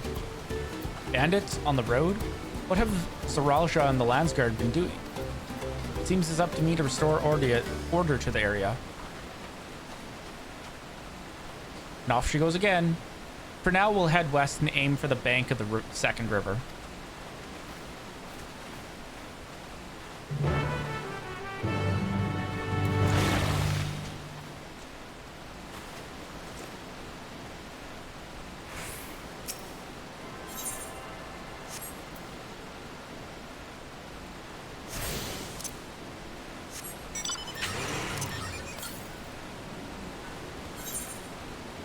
All right, I need to use the washroom again. I will be right back.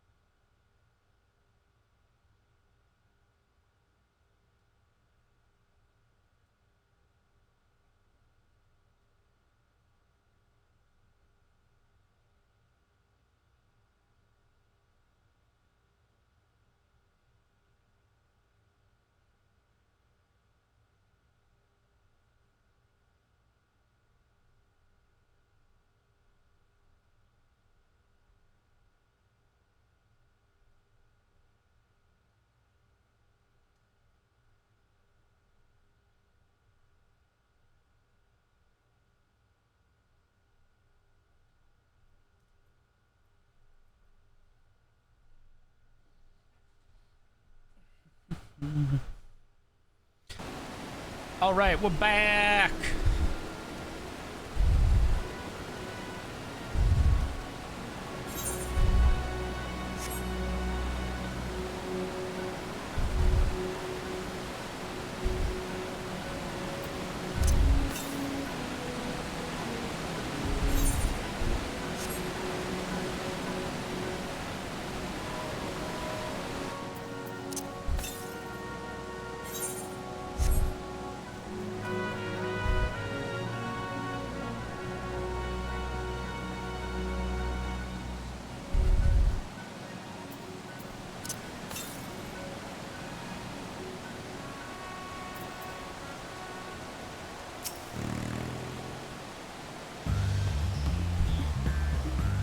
Well, where are these bandits? Apparently they're not foolish enough to attack a party of this size. Earthshire is just a little farther ahead on the opposite bank of Miyabek Zoma, but let's remain vigilant all the same.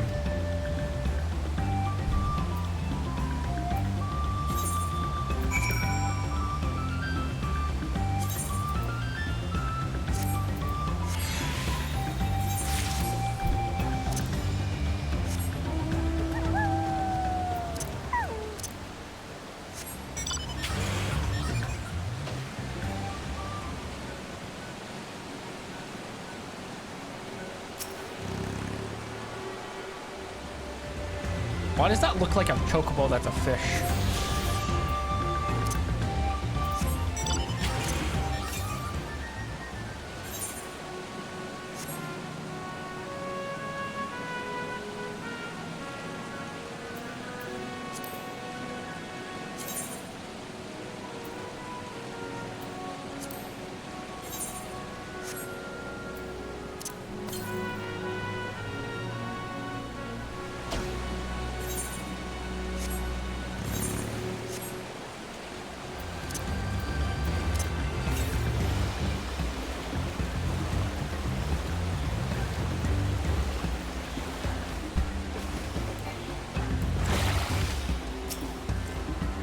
Holy shit, guys, it's Kermit the Frog.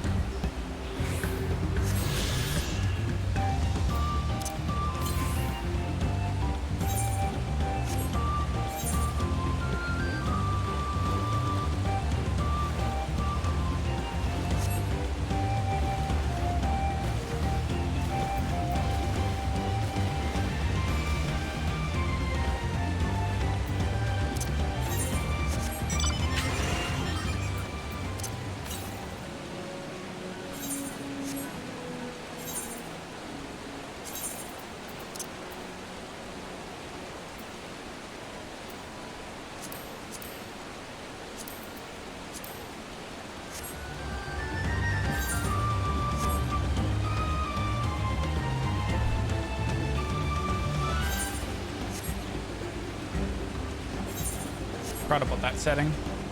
I'd rather listen to the new zone music right now than the mount music.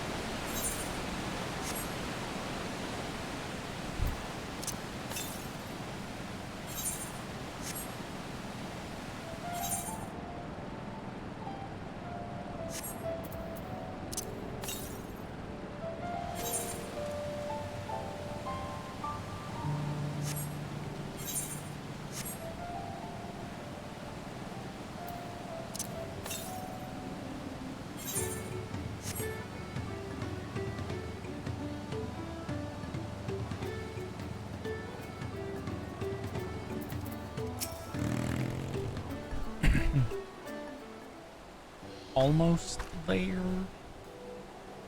Almost all the aetherites have been acquired.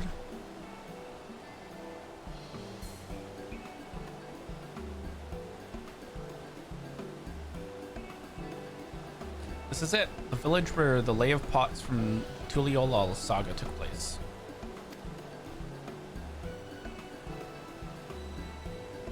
Earthenshire, Idleshire.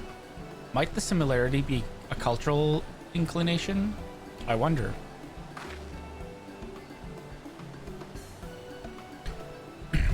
Settlements themselves couldn't be more different, though.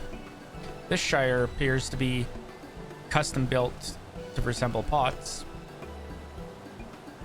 while the other is a repurposed town.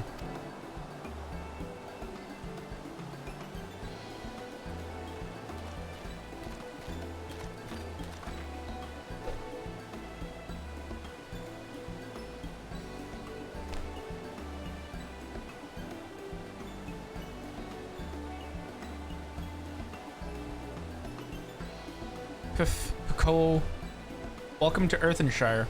Do I have the pleasure of happy greeting the third promise and her retinue?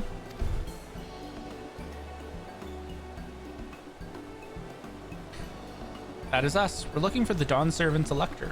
If you happen to know who that is. You're exchanging tongue flaps with her right now. Redderock is the Elector you seek. That's helpful. You can cut straight to performing the feat. As much as Redderock would like to do just that, we have a more pressing worry. The storm which hit our village shattered the cliffs and dropped rocks on our brain cases. Many help hands for Potsworn were injured. This is no time for feats or metal tests.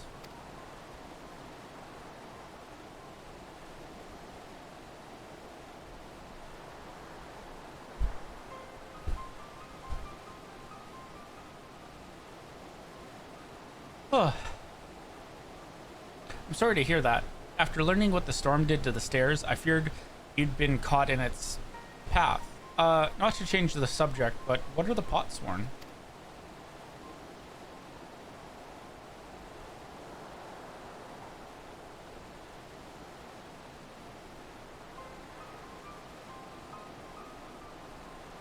Goldsmiths contracted to work for the Moblins. The word comes from the pot-like workshops where they practice their craft. The Moblins provide these Potsworn with tools, materials, living quarters, everything the artisans could possibly need. This allows them to concentrate on producing what is widely known as the finest gold and metalwork in Tyrol.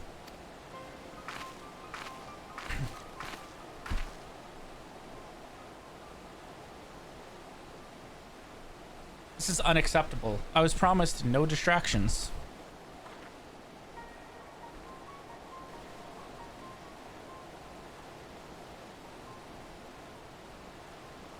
This is the best they can offer. I should have never left Wachumeki Meki.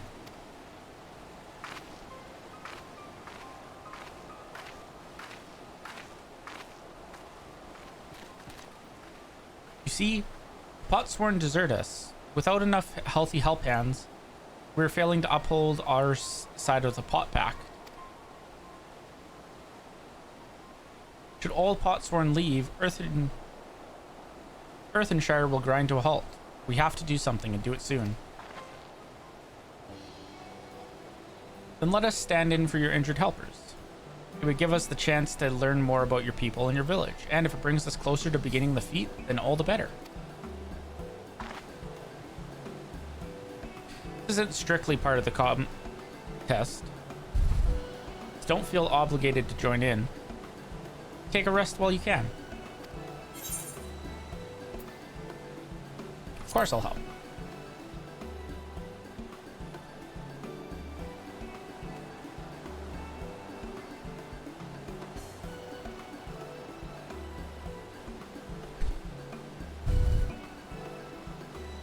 I was hoping you'd say that. I actually wasn't sure I could do this on my own. I feel like I read that already. We'll all help. I doubt any of us could just sit around and watch.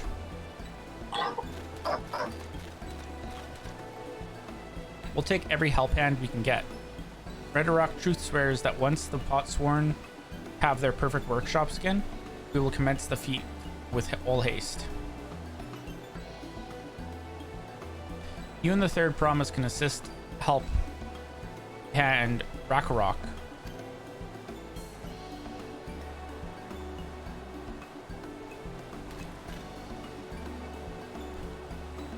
You other four, follow Redderock.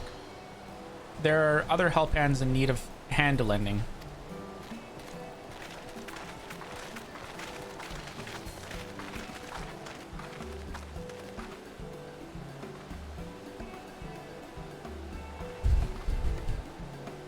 I really appreciate you pitching in.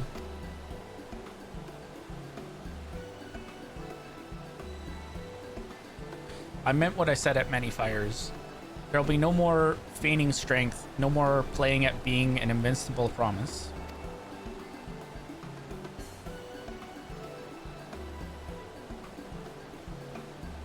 There's one thing I've learned on this journey. It's how practiced you are at aiding those in need.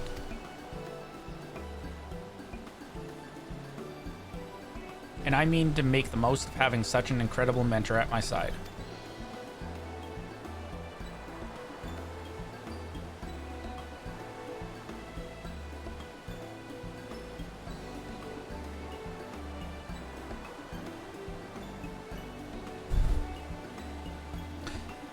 No, let's find this Rakarok fellow and see what we can do for him.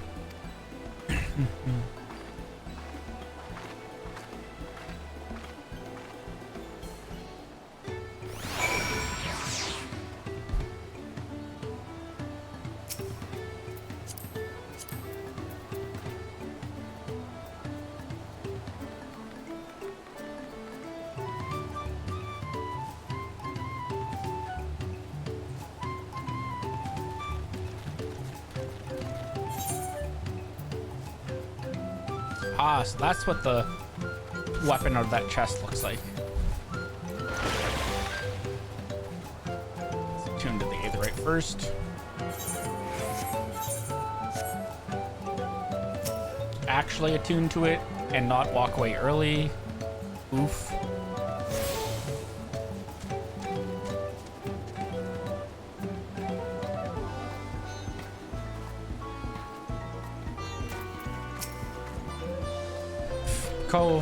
Rakarok can't meet his obligations without more help hands. The pot pact is broken and the pots are emptying.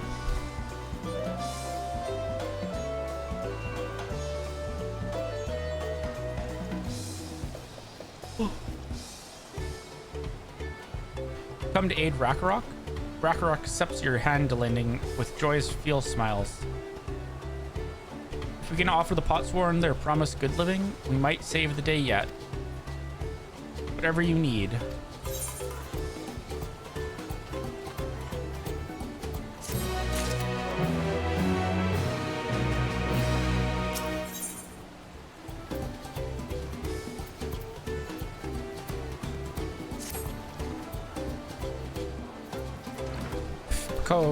What Rakarok needs is for new help hands to create good living for Potsworn Ka. The help hand assigned to Ka was hurt during Rock Rain, so Rakarok took over, but he knows nothing of Ka. What does Ka want? What does Ka need? Help hands do not bother the Potsworn with straight tasks. Our job is to observe and anticipate, to prepare things with guest think. Please guest think with Rakarok. Find out what Ka is lacking, so we can provide it. You can count on us.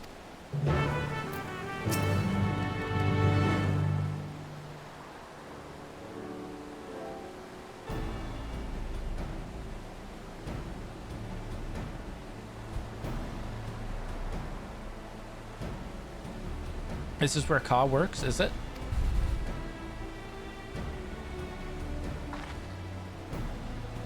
Take a peek inside then.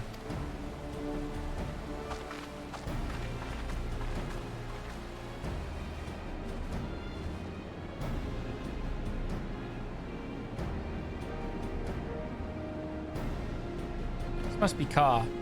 It'd be a lot quicker if we could just talk to him. But that's not the way they do things around here, apparently. We'll have to leave him be and try our hands at some guesting. Back to workshop. Okay. Time to use our skills of deduction.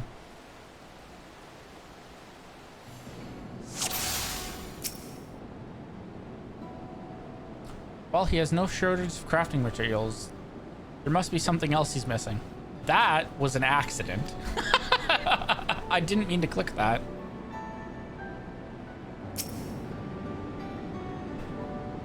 Must be boiling sitting so close to the furnace, and there's no airflow to speak of. How could anyone work in that stifling heat?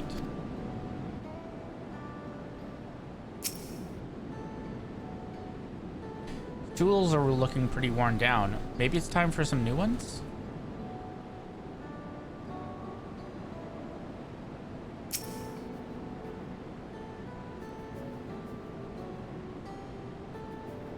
He's barely touched his meal. That dish is meant to be eaten hot or it loses savor. Nice!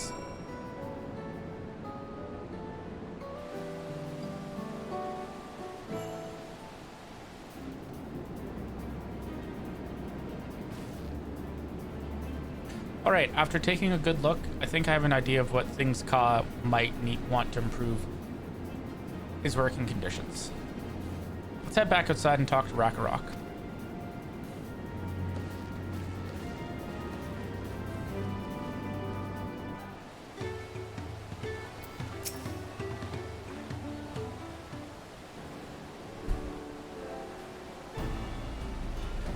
Cole, you made your observations. What did you guys think?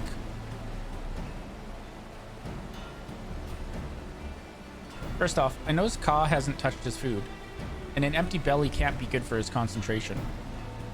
By the way, supposedly the wait time is 2+ hours at the moment. Damn. Wow. That's insane. Wait, like wait time for dungeons or like to get onto the server?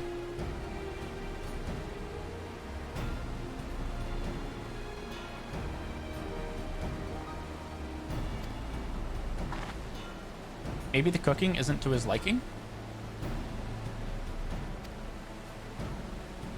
But our food is very mouth-pleasing. Why wouldn't he want to eat it? Arg. But Rakarok is sure of nothing when it comes to Ka's tastes. I can help you with that. A server? That's... wow.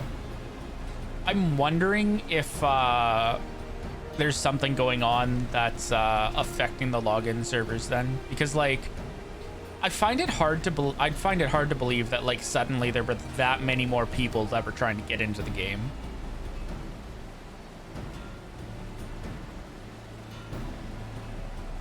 I can help you with that. Our brother Koana is also at Ketsaro. And while everyone has their personal preference, there are some they tend to share. Like an aversion to piping hot dishes. If it was brought to him like that, Ka would probably wouldn't have been able to eat until it cooled down. And by the time he came back to it, he might have found it cold and unappetizing. Simpler solution is to serve dishes that taste good no matter the temperature. Rakarok never would have thought of that. Would the third promise mind explaining these things to our cook? Not at all, but I don't think that was the only reason Ka couldn't concentrate. Ketsaro homeland is hot and dry, but even Ka seemed to be suffering in front of that furnace. Is there any way you could cool down the workshop? Oh, we could try a drafty shard. They make a lovely breeze. Do you know where we can get one of those? We can gather them from the shoals of no return. There are many old boats there abandoned by those who gave up on their search for the Golden City. So we salvage them from the wrecks. Could you handle that for us, Magi?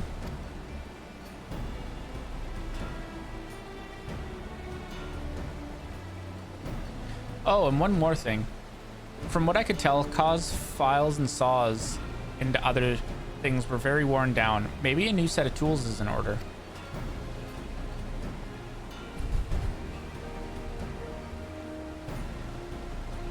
Ah, Rakarok was too preoccupied with stocking materials, a serious oversight, which he will rectify. Supplying good tools for good living is a help hand's responsibility.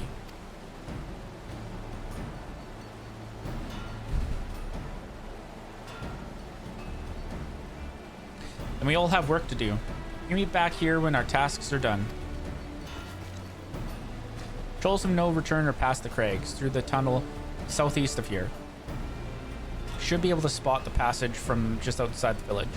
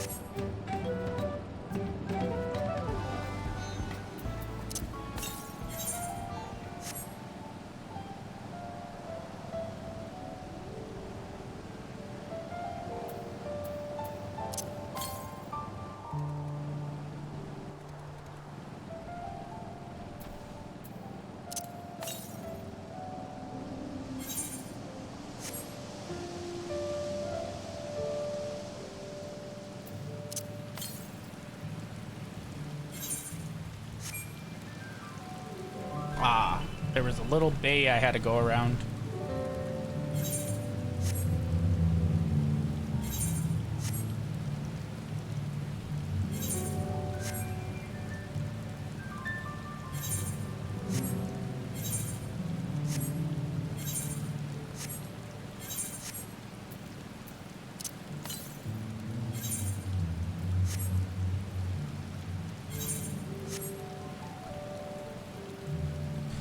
Get the last Aether current.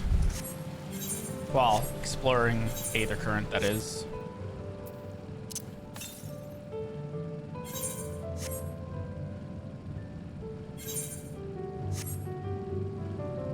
Gee, I wonder. It's probably around this corner here. There it is.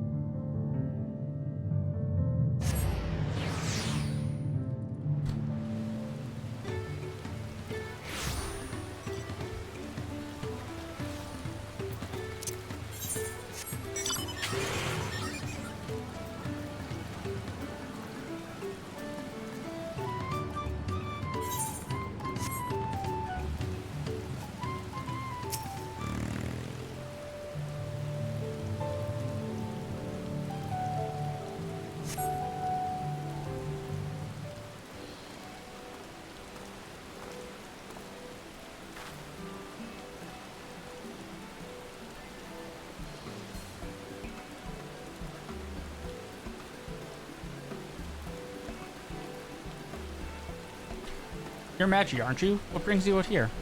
An issue with the caring for the Potsworn. When they approached me with that same problem, I suggested they commission artisans in Charlene instead. The quality of craftsmanship would be guaranteed after all.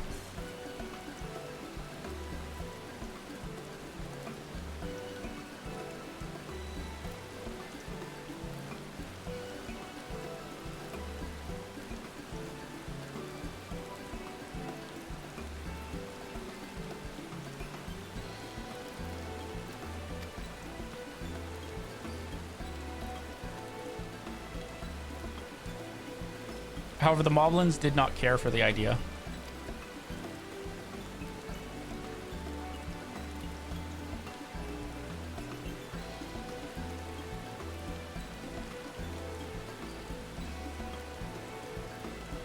Surely it would be more effective to engage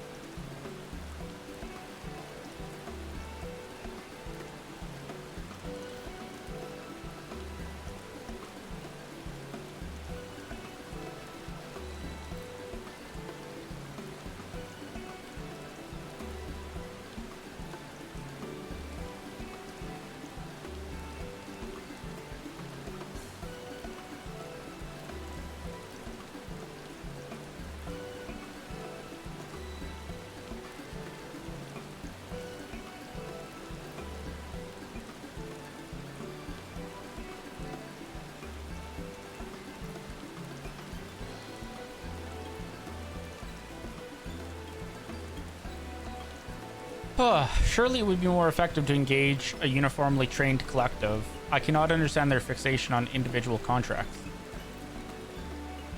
Get called out, son? Yeah, listen, it's on for me. I don't know why it's not displaying. I'm assuming there's probably a setting I have turned off or something, but I can't go and fix it right now on Discord because streamer mode is enabled. So I'll have to look at that once I stop for the night. Perhaps the custom will make more sense once we begin the feed pods. Until then, we've been deemed unfit to assist in the matter of help hands and are instead tasked with tending the injured. We were on our way back from procuring herbs for Riange, in fact.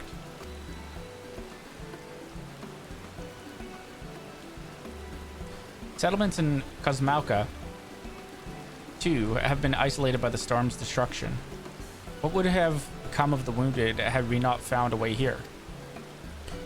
Should I become Dawn Servant, one of my first acts will be to establish reliable trade routes to the capital. When I imagine how much good we can achieve with Charlian technology,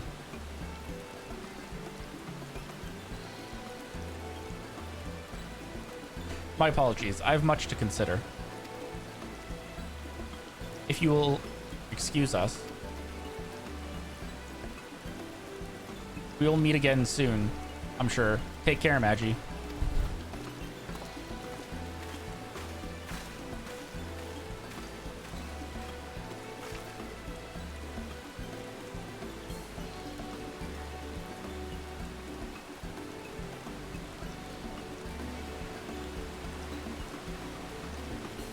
Spot the tunnel opening. Head through the passage to the Shoals of No Return and recover the Drafty Shard.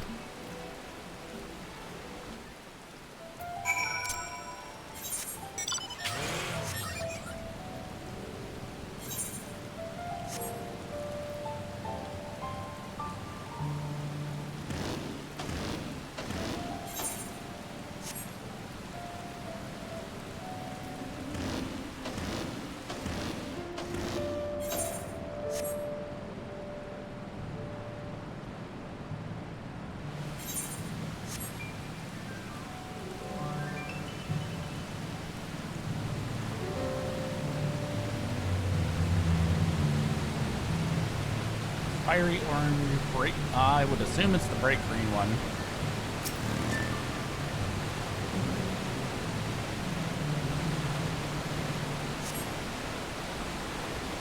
Crystalline shard emanates a soothing whisper of wind. It seems you've found the crystal rack rocks sent you to salvage.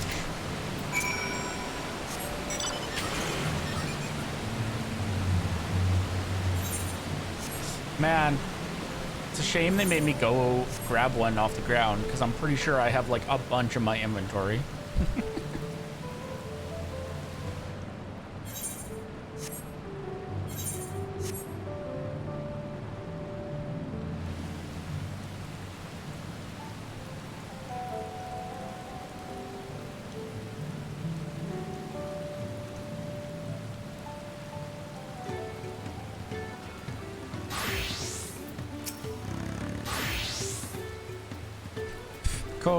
Is that a cool breeze Rock feels?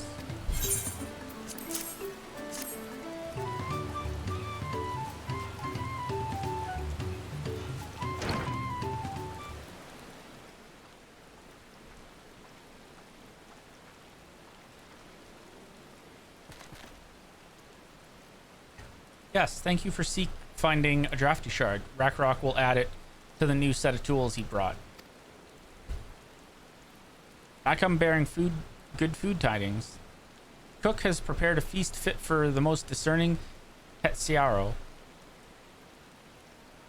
And it's on its way even as we speak.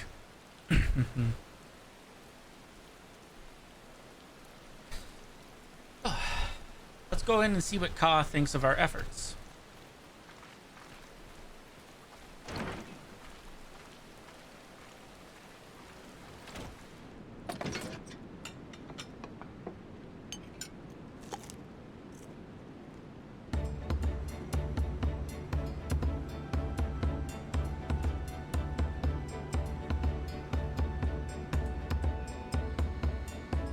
I was wondering what occasion called for me to receive so many visitors. A fine meal, new tools, and a welcome source of cool air. Now I remember why I signed a pot pact.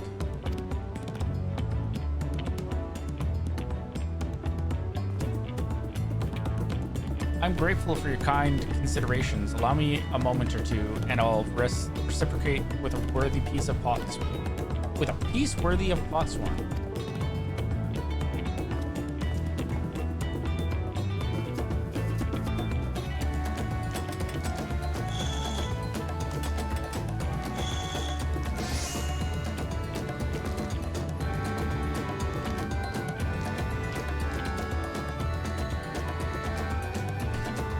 Oil lamp to brighten the halls of Olak Shunsa.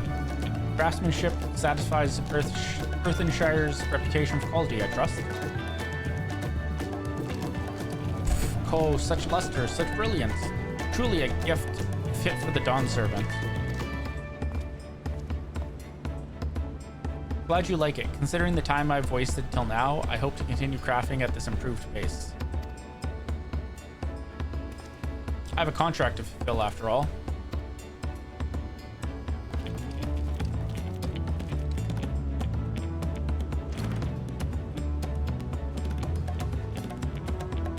Forgive my interruption. Limity, I'm told the Elector has deemed the crisis past and is prepared to task us with defeat.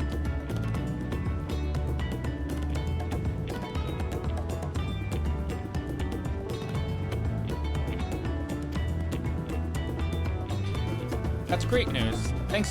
Thank you for letting me know.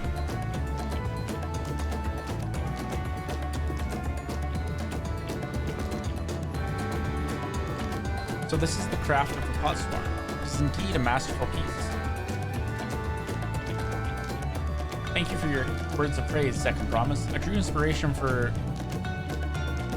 Kazumauka's natural beauty and sought to capture it in my work.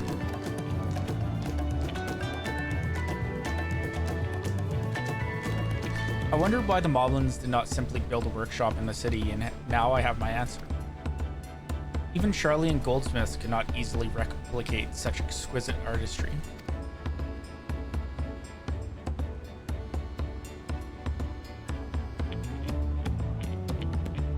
One cannot create great things if one lacks creative impetus. Tuliolal, fortunately, does not want for inspiration. Anyone wishing to learn the basics of a craft would do well to study it there.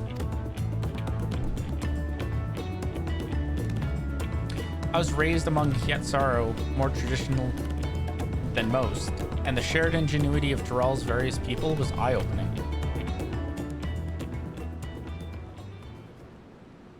You lived as a traditional Hietzaro? I have few fond memories of nomadic life.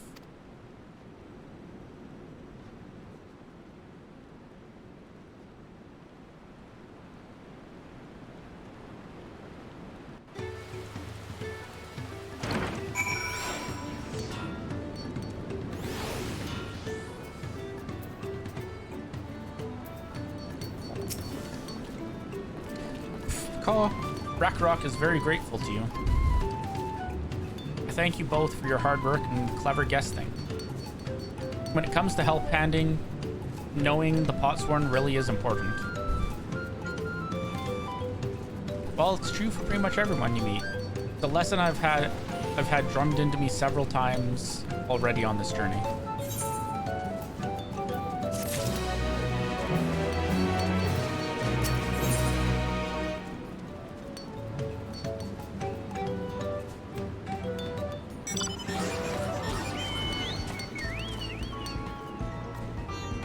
There's the pants upgrade that I've been waiting for. The Elector bids the claimants assemble in the large building on the west side of the village. I will head over there after finding Thancred and Urianger. I also ran into the Levier twins on the way here and I took the liberty of directing them to the venue. For rivals, it's not his job to make sure I know the feat is starting, but even now, he's conscientious to a fault. Anyways, let's not keep Redorock waiting.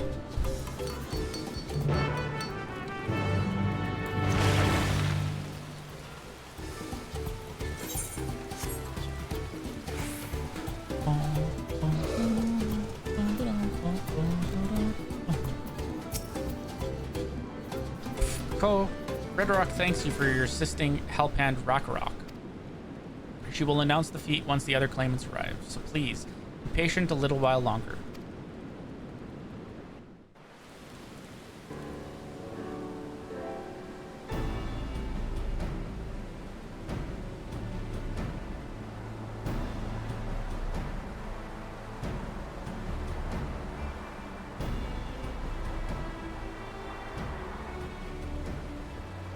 Happy to report that we were able to convince one of the Potsworn to stay. How did you fare?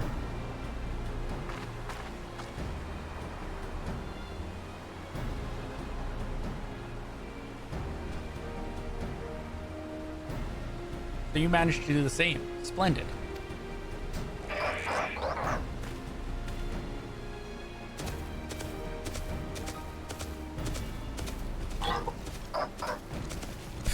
Welcome to Earthshine, First Promise. We support your plans for salt crossings and new Potsworn and the new Potsworn they will bring. Hail, mighty Zeralja, cleared many piles of rockfall as if they were pebblestones, the resilient son of the Dawn Servant.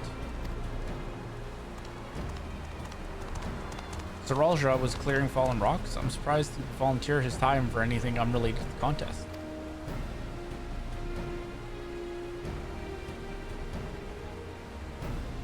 Well, well, we meet again.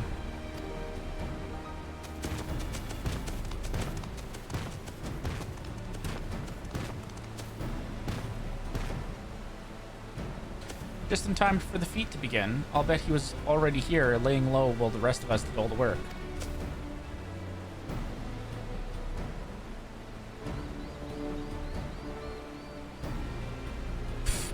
Claimants, your attention, please. As Redrock has explained, many of our Potsworn left us following the storm. Precious metalwork crafted by those artisans bring in much jingly shine from across the salt. Should our stream of trade goods dry up, Earthshire will suffer. Tuliolal merchants will suffer.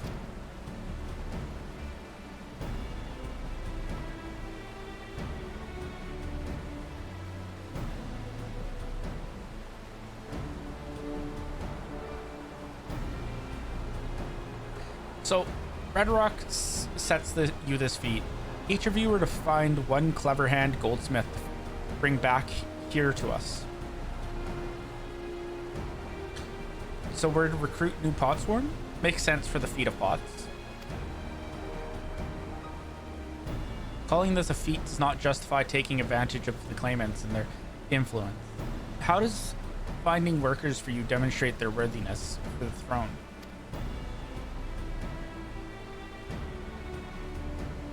You are free to refuse Redrock's request. She will be happy to inform the Dawn Servant of Zeralja's disqualification.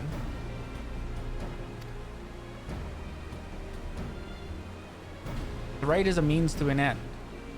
The steps we take to get there are not important.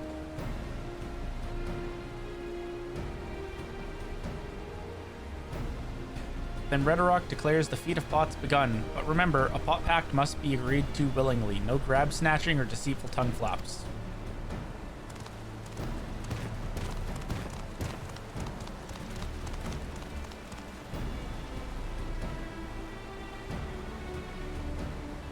The Electra said nothing of taking a willing artisan from a rival.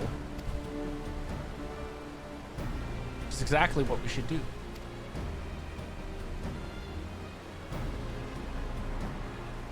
Hehehehe. Fine suggestion, brother. Glad you think so, brother. Come, let us lay our plans.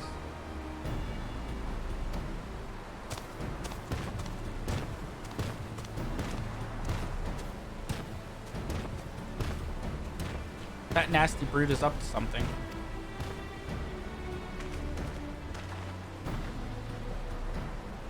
Aye, he may seek to delay us again as he did on the river, but we can remain vigilant while we plot our course. What do you think, Waklamat? Have you any candidates in mind to satisfy this feat? I know some artisans amongst my supporters, but they're all in their twilight years. couldn't ask them to give up the comforts of Tuliyollal to live in this remote village, no matter how beautiful the scenery. Meanwhile, Kona probably has 100 young craftspeople to choose from. Not that I'm comparing us, you understand. That's just a statement of fact.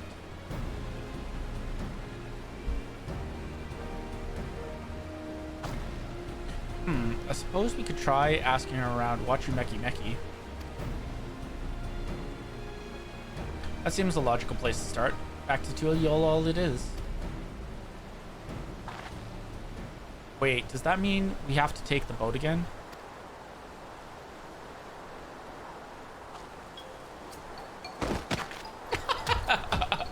No, no, no, I can't do it. I can't stomach another boat ride.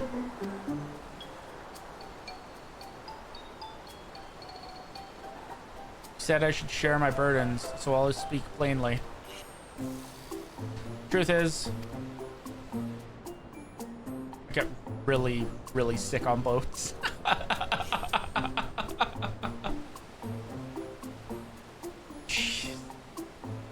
That much was obvious. Well, Clemat, this is hardly news.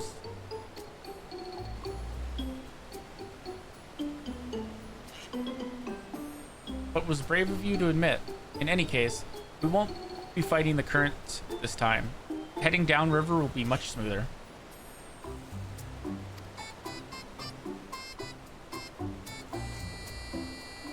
It will? Are you sure?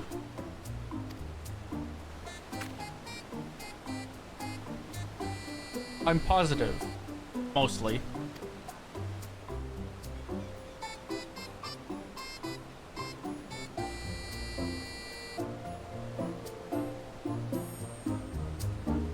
Those eyes. Yeah, right? You can't use those. I need a moment. Upriver or downriver. Inhu Katuma is too rough for me. The nausea is a bit more bearable now that I've stopped trying to hide it, but I'd still rather not set foot on a boat if I can help it. Sad giddy eyes. Yelp. Alright, I think I'm ready. Let's see if Master Ropley can help us recruit a Potsworn.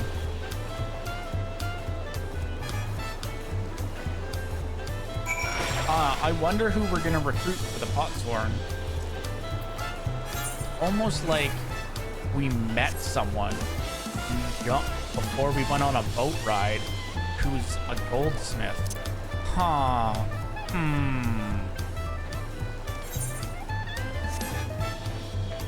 Surely that wouldn't be important later.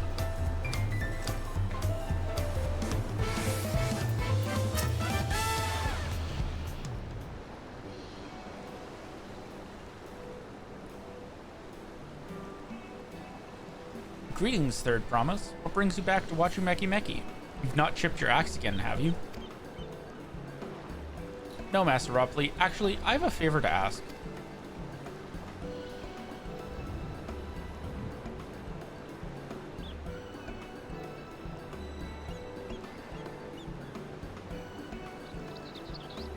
What do you think? Do you know of any craftsmen who might be interested? Filching my artisans for moblins, eh? Well, seeing as it's the Third Promise making the request, I'm willing to look the other way if one of them decides to take you up on the offer. Only, I can't think of a suitable candidate off the top of my head. Who do I know with mastery of goldsmithing that would also have no qualms about relocating to Earthenshire?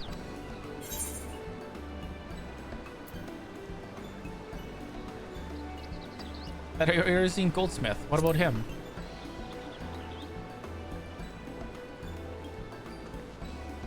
You mean Faun?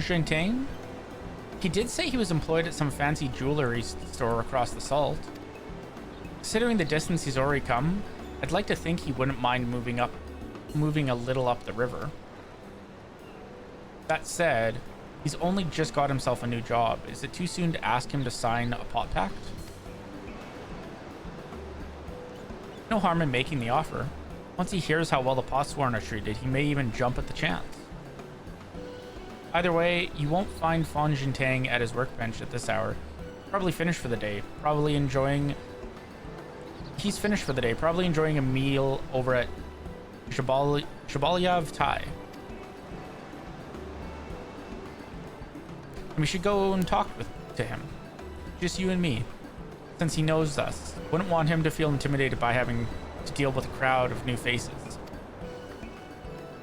Two of us can handle this. The rest of you... two of us can handle this. Take a rest at the cabins if you like.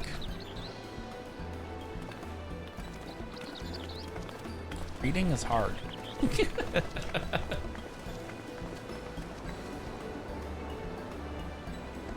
Right, let's go and see a man about a pot.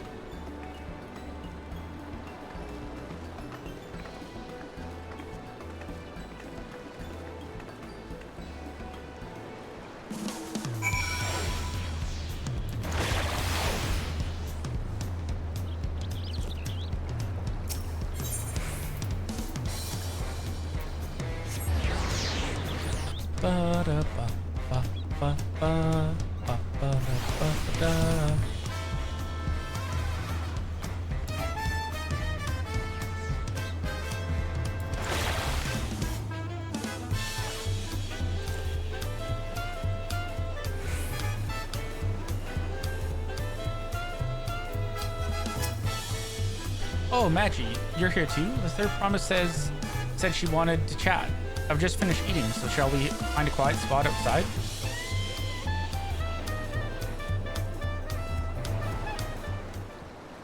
I love the music for Tuliolol.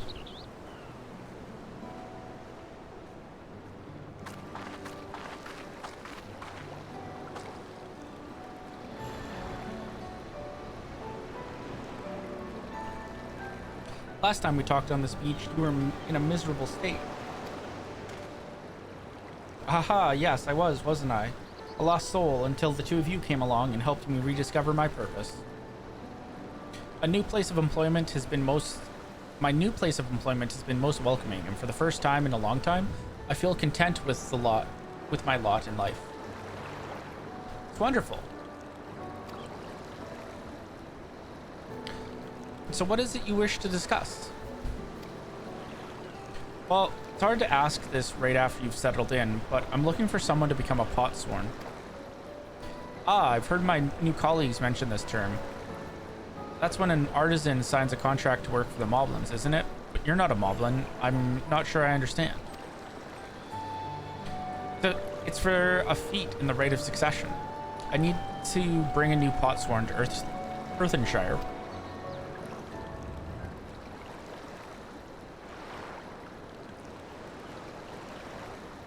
So that is the way of it. We've barely met, and after pushing you to work at Wachu Meki Meki, I'm now demanding you throw that away and sign a pot pact instead. It's a selfish request, I know.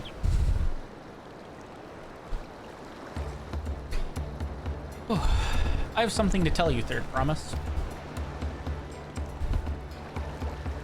The other day, I completed the necessary procedures for immigration. I'm pleased to say I am now an official subject of Tuliolol. I've since endeavored to learn what I can of my new nation, beginning with the right of succession and its claimants, including you, of course.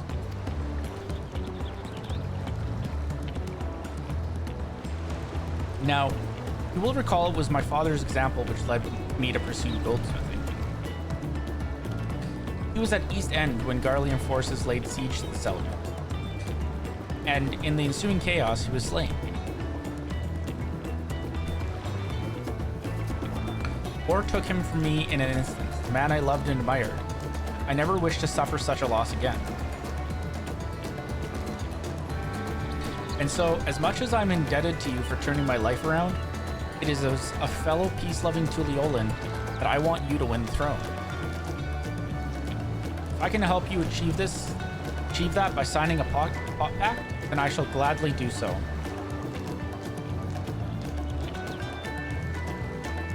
Faun Jintang, thank you. I shall return to Master Ropley and inform him of my decision. Allow me. I'm the reason you're leaving, so I should be the one to deliver the news.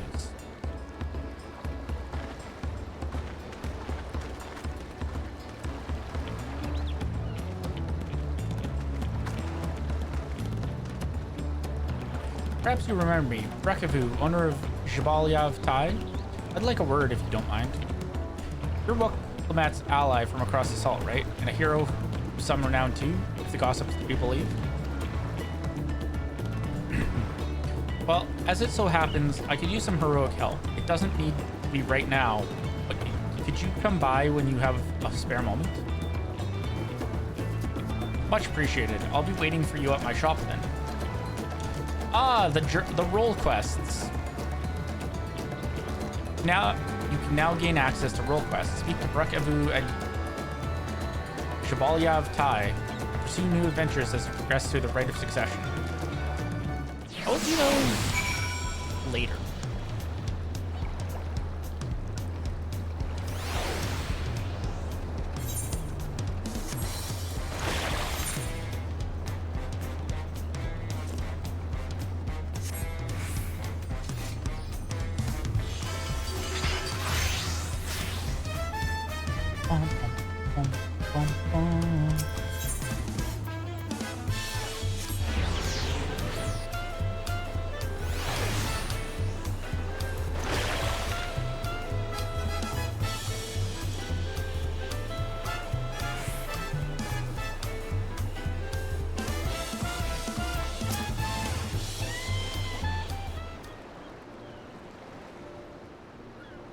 Master Ropley, I'm sorry to have to tell you this, but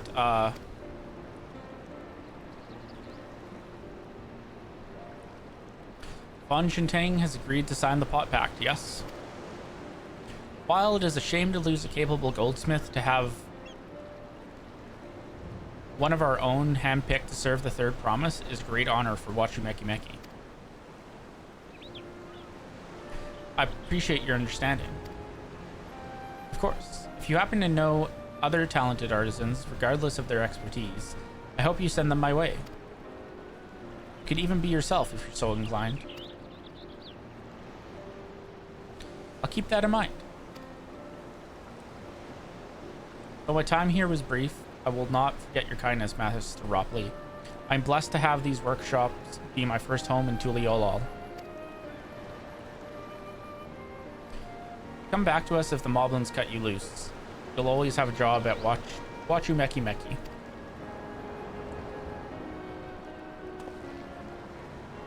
I expect you'll want to leave for Earthenshire as soon as possible. I'll go and pack my things.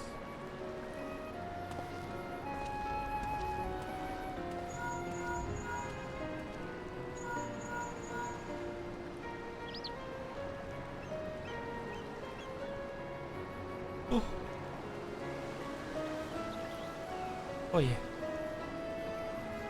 What became of Faun? Were you able to find him? He did, and he's agreed to become a potsworn. We'll leave when he's ready, but you'll still have a little time. Splendid. We shall meet you anon.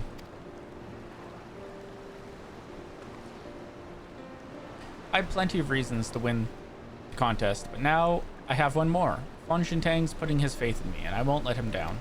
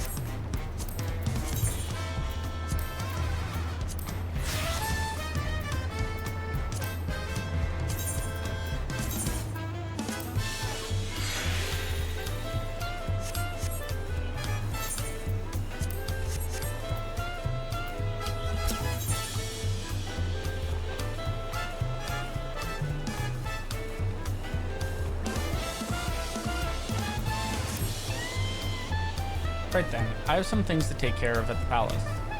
while you can pass the time however you like, I'd suggest you head back to the cabin. After all, even heroes need to rest, and we still have a big journey ahead of us.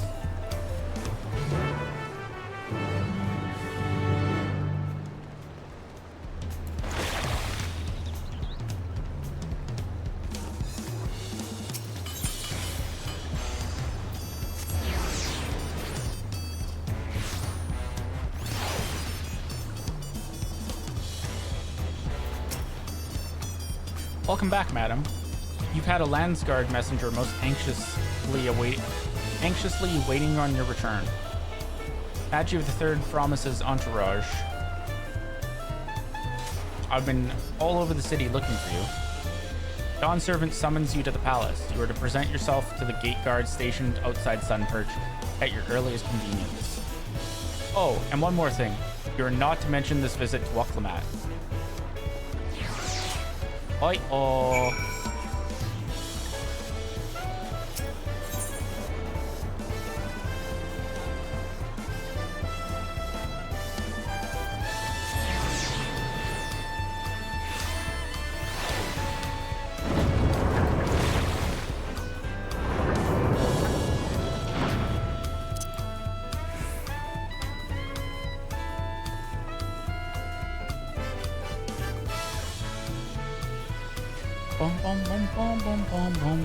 I wonder if it's going to be the duel.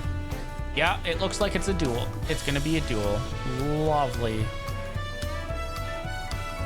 All right. Well, before we start that, I'm going to go run and use the washroom first. I will be right back.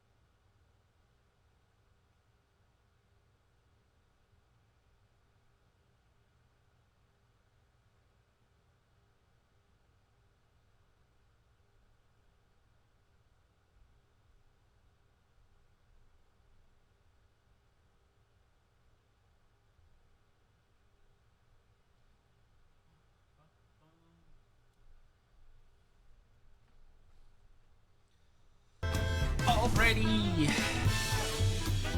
It's time to fight Galul Zhizha. Presumably. Dawn Servant awaits you within. While I was not informed of the reason for your audience, in terms of attire, I would suggest full battle regalia.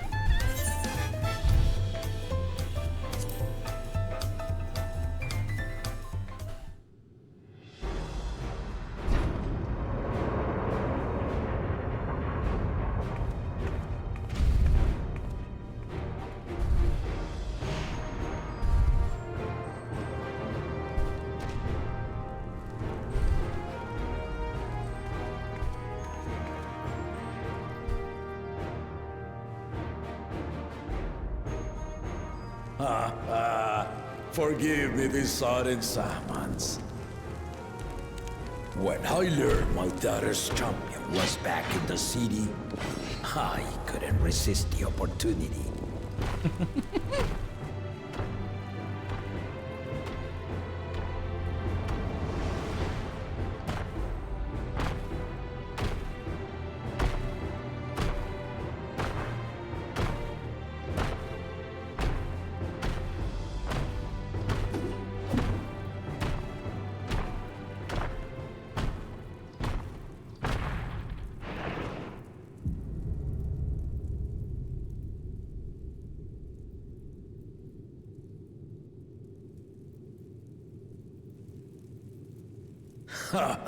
And they call me head of resolve for good reason.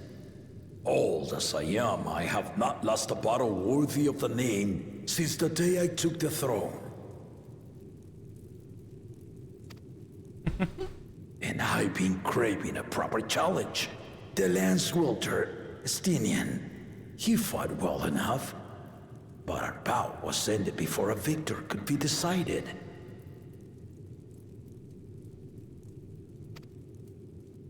Judging by the sailors' gossip, you are a warrior of renown in your homeland.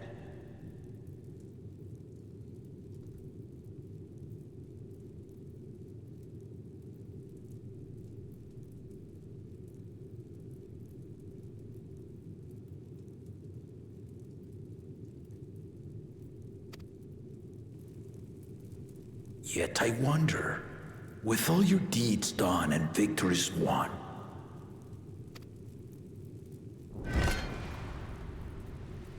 are you warrior enough to stand against me?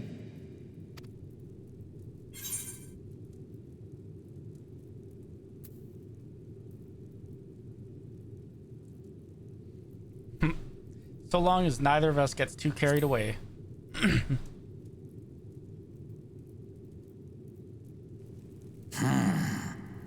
Not even the slightest hint of fear. I knew you were no pretender. Let's go, the Dawntrail The rage is upon me.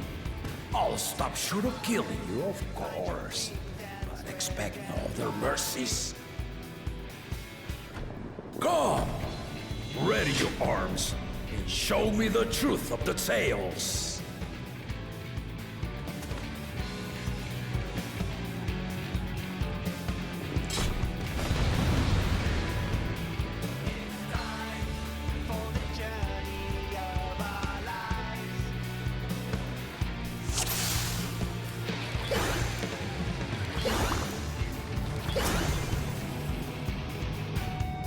Alrighty, let's do this.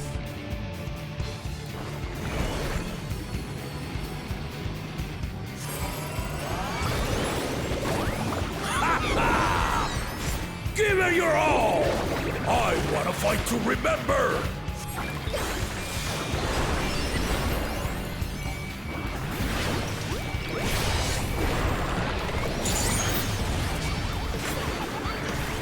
Let's test the waters.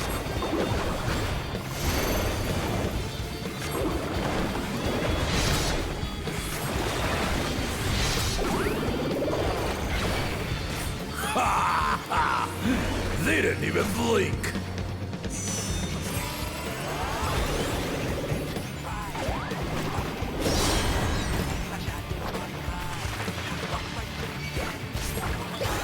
Have you ever fought a viper?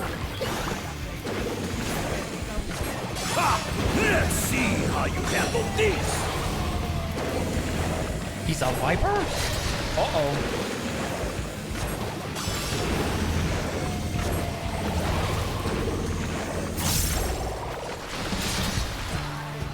What?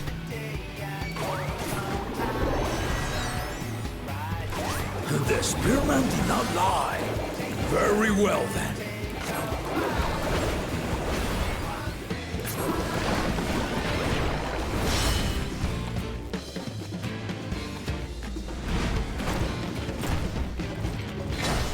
Resolve and listen, kingdom.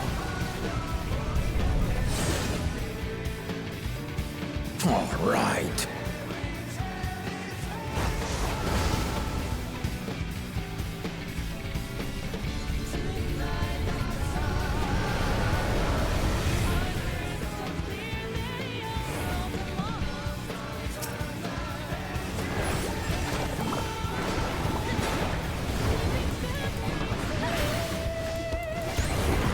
Certified Vanat moment. Yes, interesting. When I fought him, he told me I had obviously studied Piper.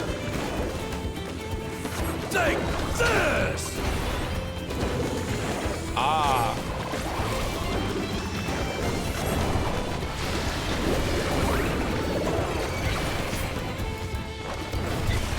Still holding up? Really? I feel like I'm gonna die here. Surprisingly, no. We're far from finished!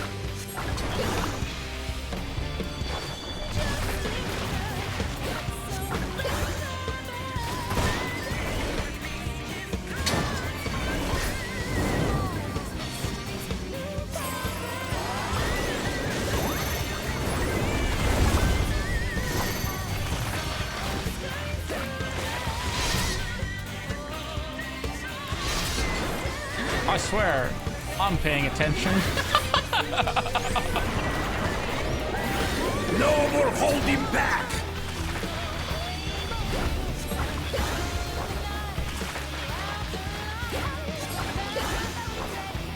Stay alert!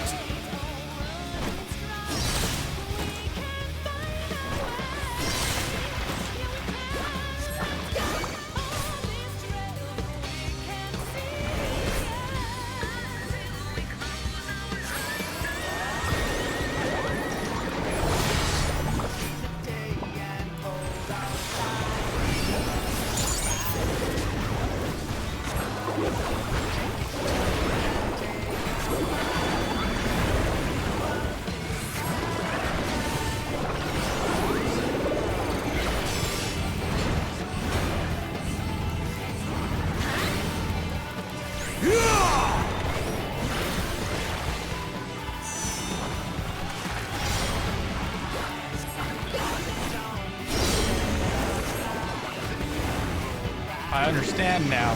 I'm learning. Ha ha ha! You fight well indeed!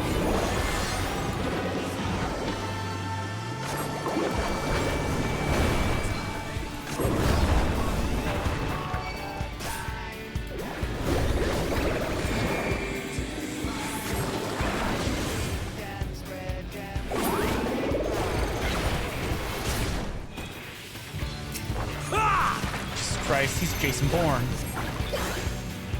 Ah.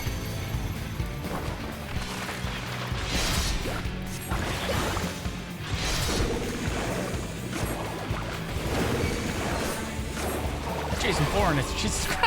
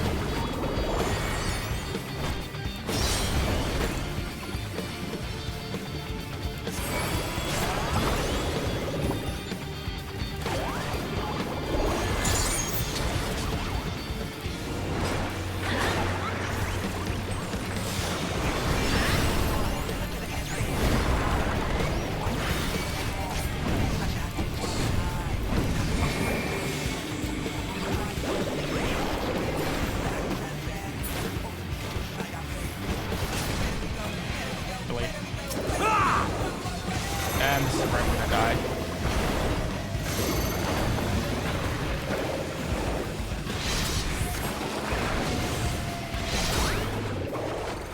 You really are formidable! Surprisingly not. I'm being judged so hard.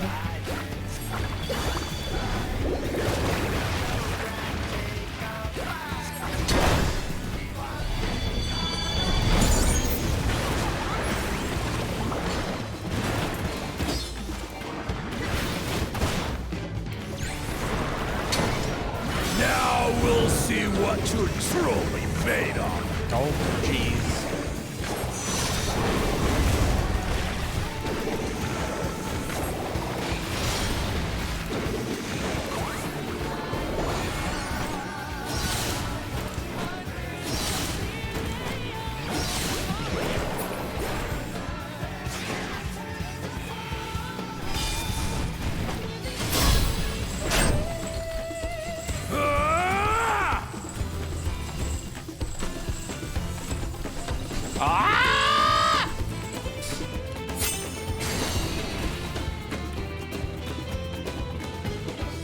That will do. You've shown me more than enough.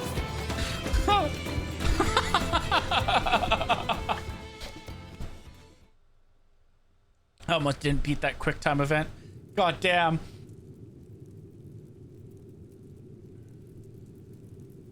I brought my full strength to bear against opponents before, but you are the first to withstand it.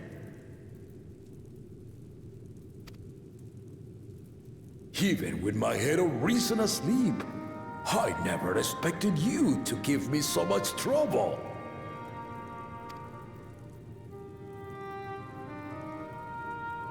Estinian did not exaggerate. You are a force to be reckoned with.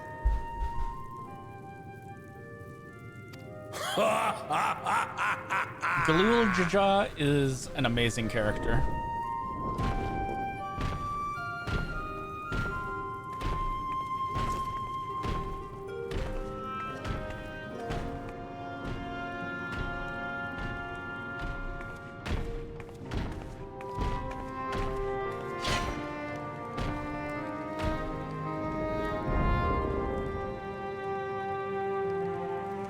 Now, a confession.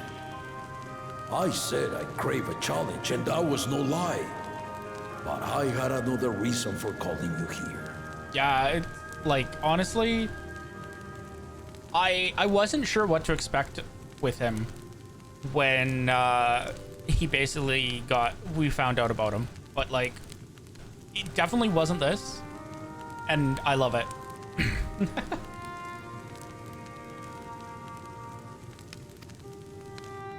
I had to judge for myself if you were fit to attend my beloved daughter.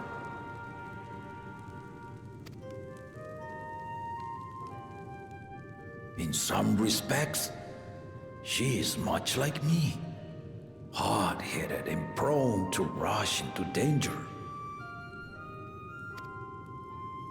But one with your talents could readily dispatch the threats that bar Lamachi's way.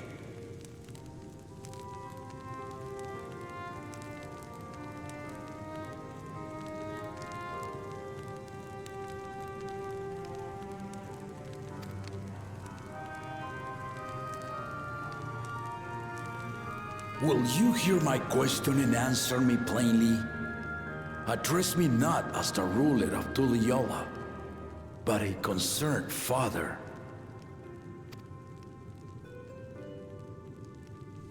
Thank you.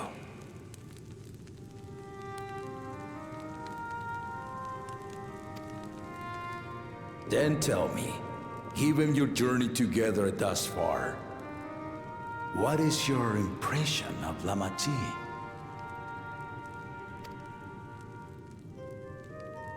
Whether he be as third promise or just a companion on the road. Speak your mind.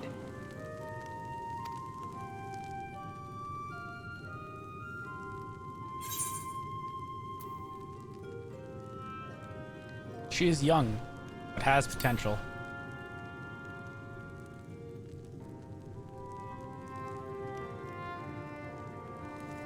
Ha! A tactful response, but agreed.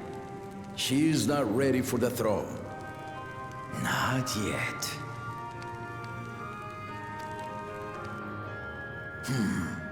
Lama Chi thinks she understands her many peoples. Their histories, their cultures, their beliefs.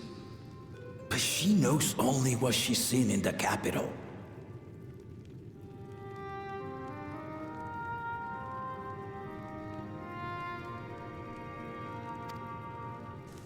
And it's not only her who concerns me. Even this early in the contest, you must have realized. That was slightly concerning. I looked down at my phone, at the stream manager I have pulled up on it for a moment, and the duration and viewer count were just dashed out. And it was just like, did my stream crash?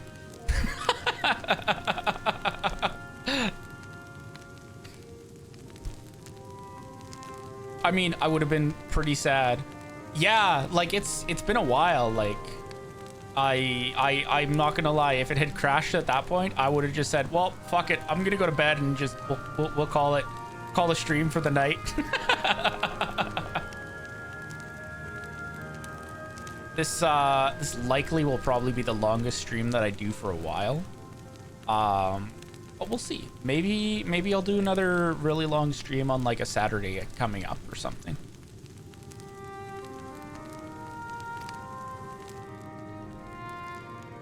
As potential rulers, all four claimants are lacking.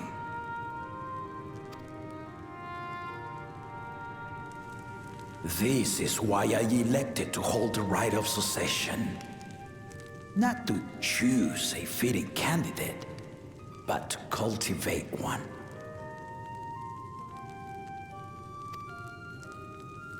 And if no one has impressed me by the end of it, then to no one will I yield my throne.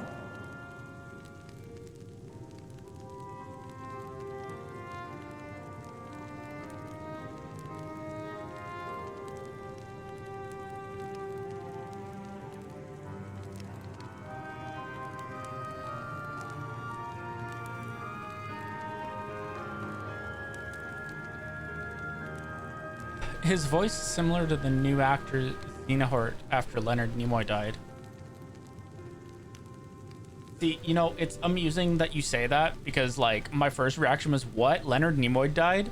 But then also at the same time, it was like, oh yeah, that happened. Sort of a gravelly voice with a hint of Mexican dialect.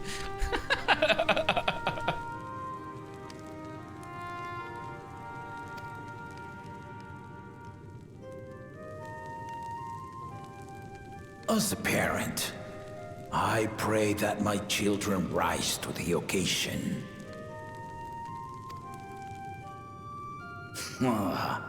With outsiders dragged into my game, I am also hopeful that the different perspectives you and your companions have to offer will inspire them to grow.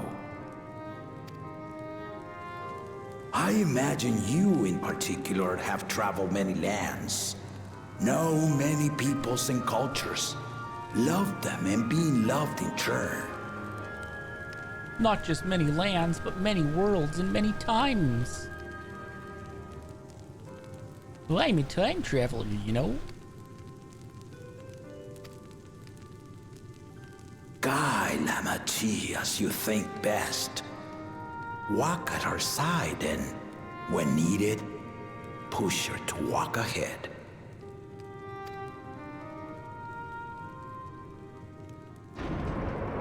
I knew it.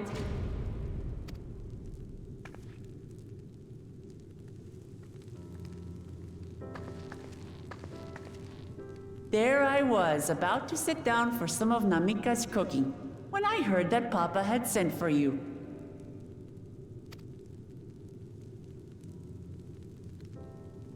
You were dueling behind my back, weren't you?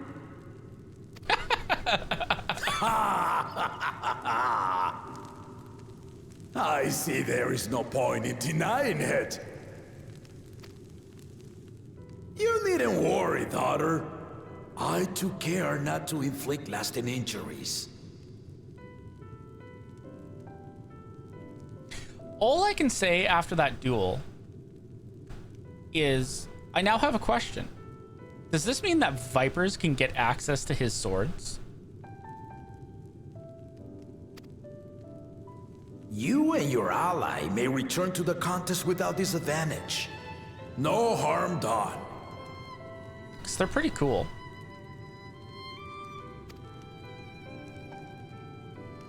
I swear, just as I was learning newfound respect for my father.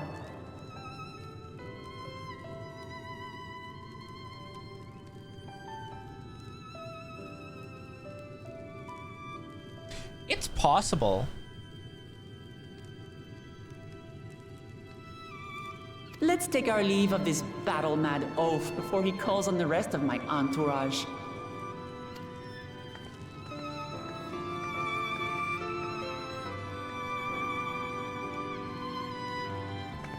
I guess we won't find out what the tombstone gear is for like another 2 Watch weeks? over her, champion.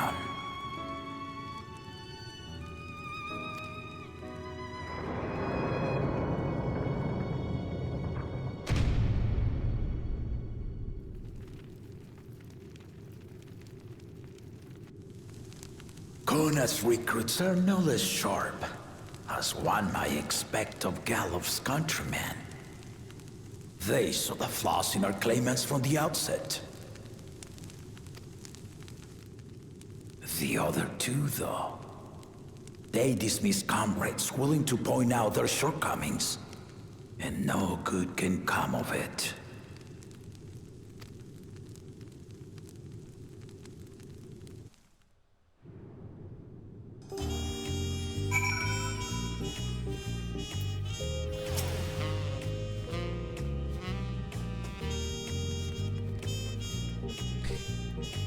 If he had his way, Papa would keep dueling until the day he dies.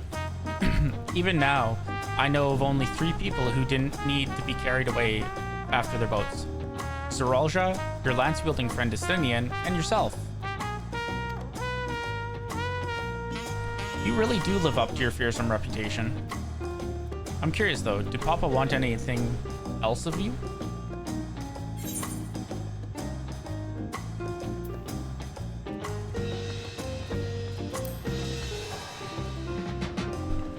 Small favor, nothing more. Well, if that's all it was.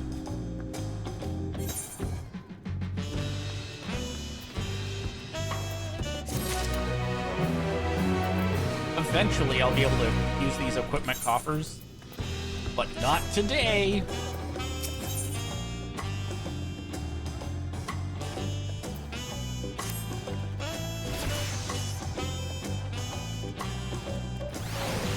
I still haven't had one bite of Namika's food thanks to Papa's nonsense, so I'm going back to finish my plate before I head out.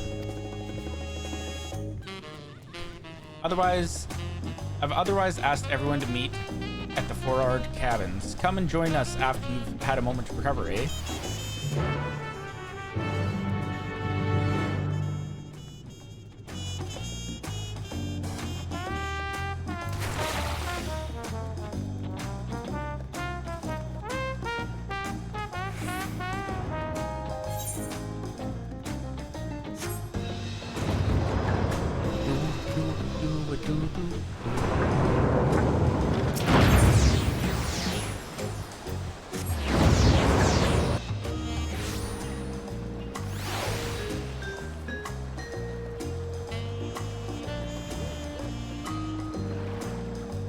Requirements yet, Maggie?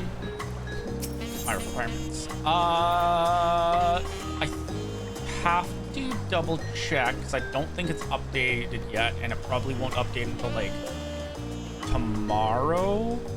But I'm at 2.11 right now, so it's getting there. Tomorrow it'll probably be higher, but we will find out.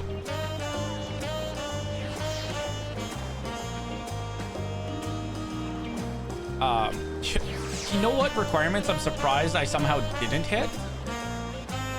It was the get 5 people chatting at the same time. Apparently I didn't hit that, even though there were like 5 people chatting in my chat yesterday. But I wonder if it doesn't count me, so that might be why. But it's now higher than it was. It's at 4 to 5 instead of 3. Yeah, that's true. Like, if someone only says one thing, that might be... It might not count it then. But that one, I think, is probably fairly easy to hit. Especially considering that, like, yesterday and today, like, I've had people talking in chat, like, so much that, honestly, it'll probably get hit within the... at some point this week. That one. And I imagine I'll hit the average of 3 viewers at some point this week as well.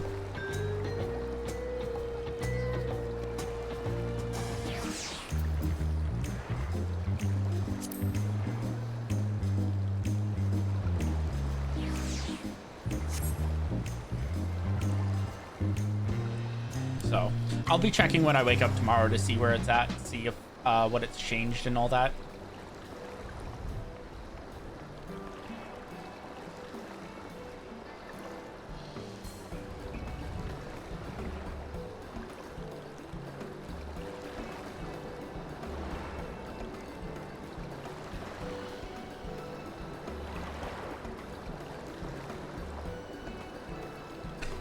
Sorry to keep everyone waiting. Is that it? You're all set to go? I left Arizia prepared to travel in search of work, so I had few belongings to begin with. Bidding farewell to my fellow artisans took rather a lot of time, however.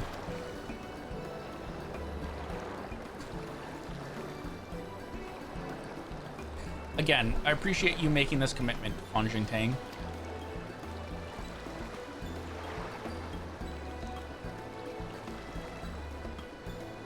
Shall we depart for Earthenshire then? A word before you go.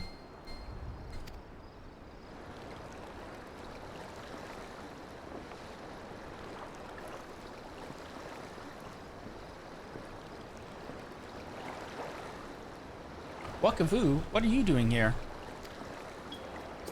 Ah, I spend my days correcting manners, and here I am perpetrating the grave offense of delaying the third promise's departure. I really hope we get so much more interactions with this character because I love him so much. He's such a quirky little guy.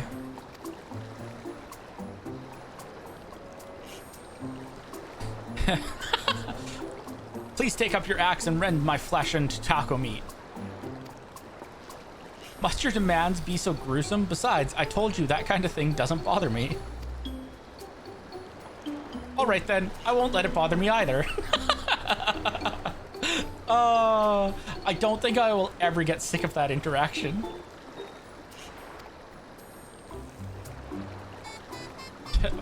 What was that all about? I forgot that Alice wasn't with us when we met him. Oh my god. Oh, he really is. They've introduced us to some wonderful characters. I'd come to the city to purchase supplies when I spotted your entourage getting ready to leave. You seek the City of Gold, if I'm not mistaken.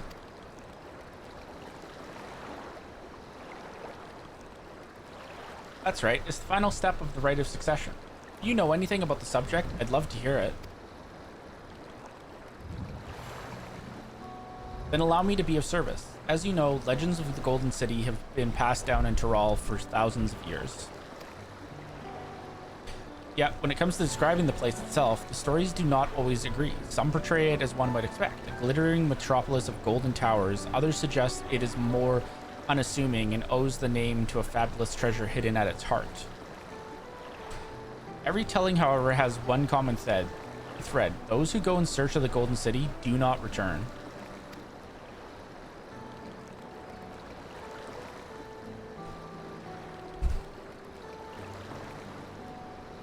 The lesson to be learned from this third promise is that to seek the legend is to court death. I must implore you proceed with the utmost care. That is all I wish to say. I shall pray for your safe journey. I still remain convinced that, like, what's going to end up being the turnout for the story is that the other city that they revealed is going to end up being the Golden City. Thank you, Wakavu.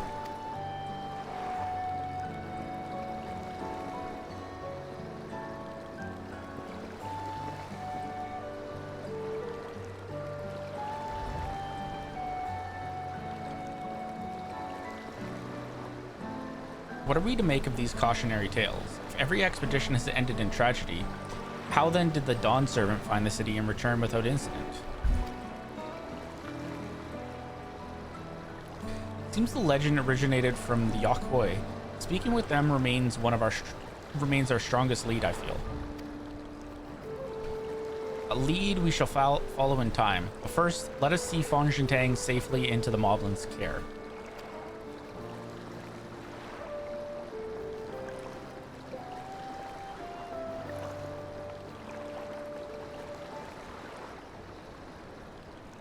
Trial 1 down, and fun. Yeah. I can't wait to do the trial, mainly because I can't wait to see just how much of a shit show they've made the quote harder content. Finding a willing artisan was even easier than expected.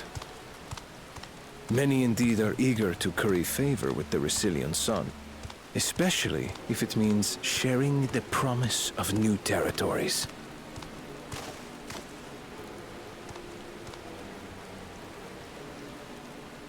Those who prove useful will have all the land they desire.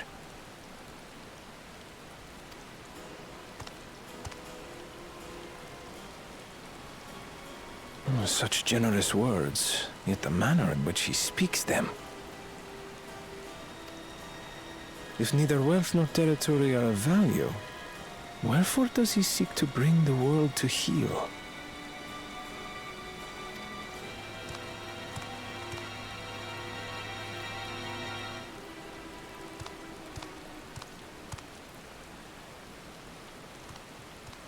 Step aside.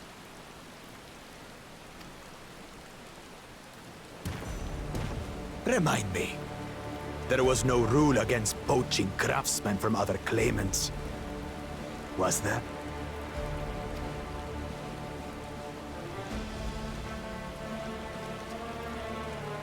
Do not be foolish, Bakul Jaja. Foolish would be carrying on with these dull feats when all I need to win are the keystones. And besides, it's long past time I humble this arrogant one-head. The Dawn Servant may have sired you against all odds, but there is nothing blessed about your birth. Only a two-head is fit to rule. Only we are worthy. Honestly, like, I'll be kind of sad if Bakul Jaja gets his ass kicked here and is out of the race because of it, and we don't get the opportunity to kick his ass. But also, I kind of want him to get his ass kicked right now. Draw your weapon! Face me in battle, and learn your place.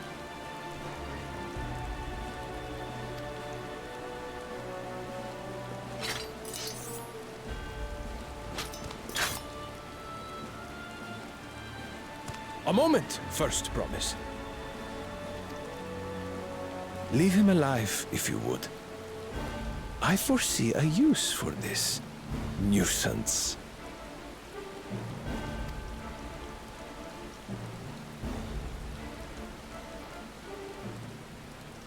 Too scared to make the first move?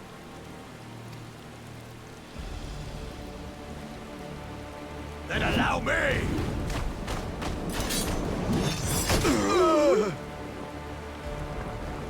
Holy shit!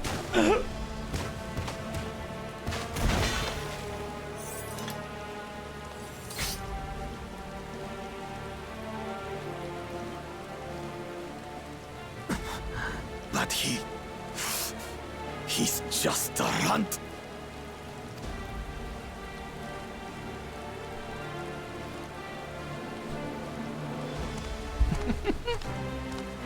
My thanks for your restraint. I can kill him whenever I please.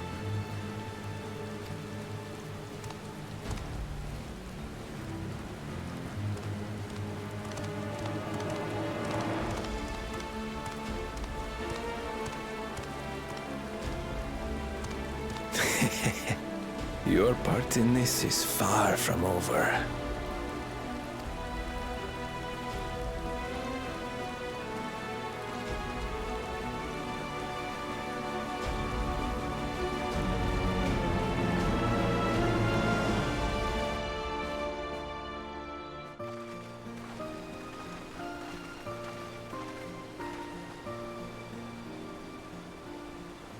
We're back, and we brought with us a willing potsworn. This is Faun, a talented goldsmith who once worked at Thames Aesthetics in Ul'dah. Wonderful, impressive. You were first to return, Third Promise.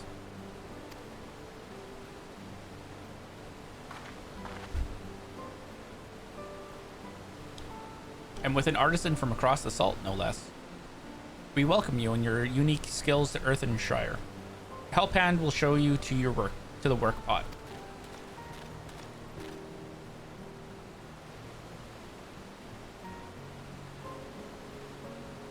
This is it then. I look forward to hearing you proclaim Dawn Servant.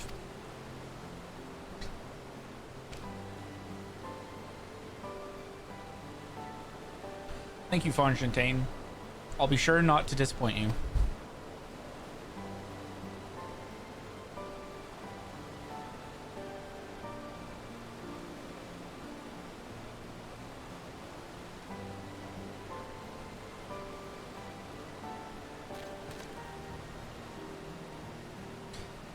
You have reached met the requirements of the Feat of Pots. Redderock presents your keystone with joy smiles and well-wishing.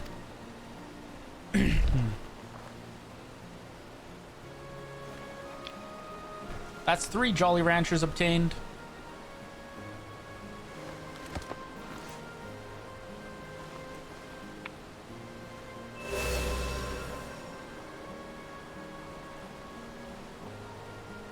That makes 3.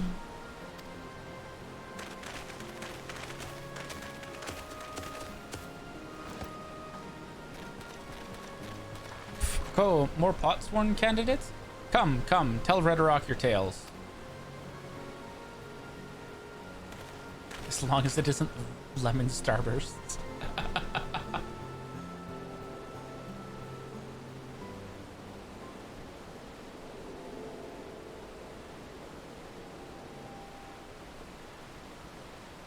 Another feat accomplished, another keystone acquired.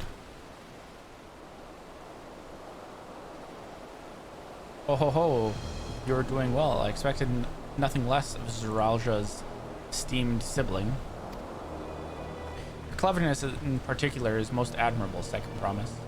We must have you apply that Charlian knowledge you so cherish and arm Taral with weapons of Magitech design. In your role as the new Dawn Servant's chief advisor, of course.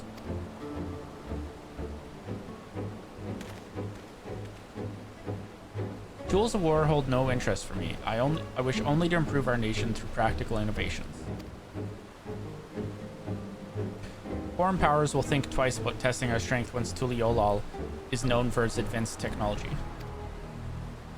Just as the Garlean Empire was deterred from invading Charlian. That may well be true, but how long will it take Tuliolal to progress to this advanced state? How many years?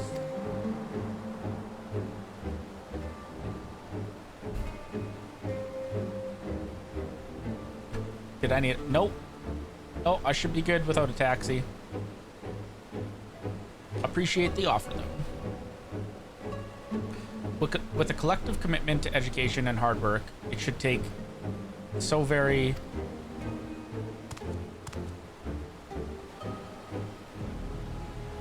Your way is too slow. Easier to expand a territory and swallow Charlian whole.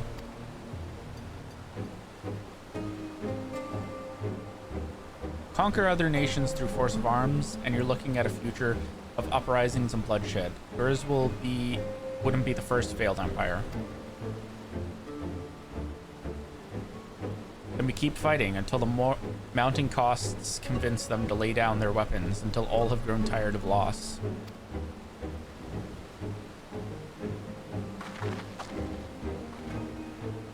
How would such an outcome bring anyone joy? What you propose is a mockery of peace.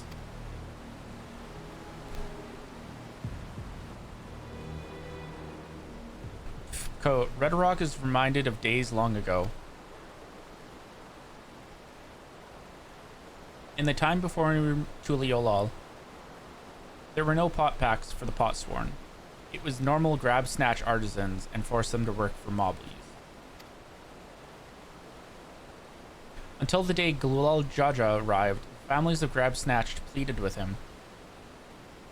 And so he came to Earthenshire. Mobbies are not a war-make people. We feared death had come for us, but Glulal Jaja just wanted to talk.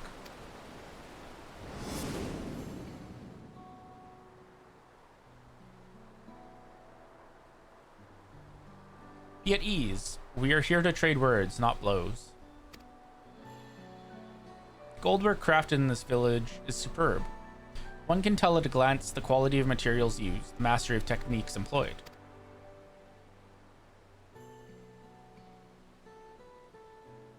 Yet it does not stir the heart. A goblet shaped by bound hands and broken spirit is devoid of luster. Compare that to the works of a joyful artisan. She pours her very soul into her creations, and they shine like the newly risen sun. Have you not seen this to be true? So began the custom of good living. Happy Potsworn make good works, and good works make mobbies happy. Glulal Jaja's words were wise. Joy smells did indeed bring fine craft and much jingly shine.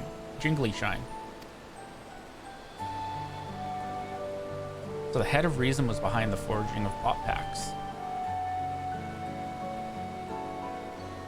Yes, reason and clever think changed Mobby's way of life.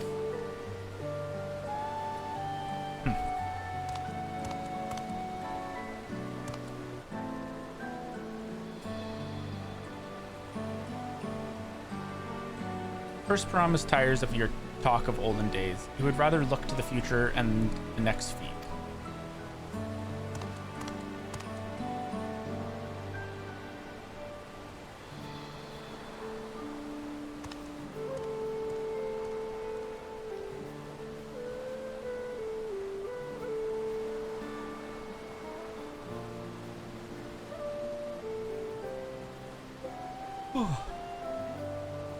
We should be getting on as well.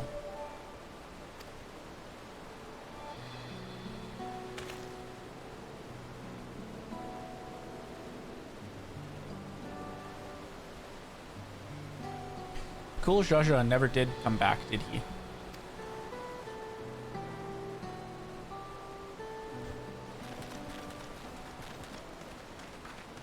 Ko, do you have a moment, Third Promise? Rakarok would repay your hand helping to Ka. He brings a tale of the Golden City. Really? I'd love to hear it.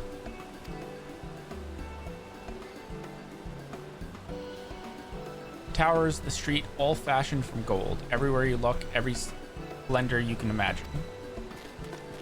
The young, the old, and everyone in between. They live in golden happiness, a city of eternal bliss, forever perched above the clouds.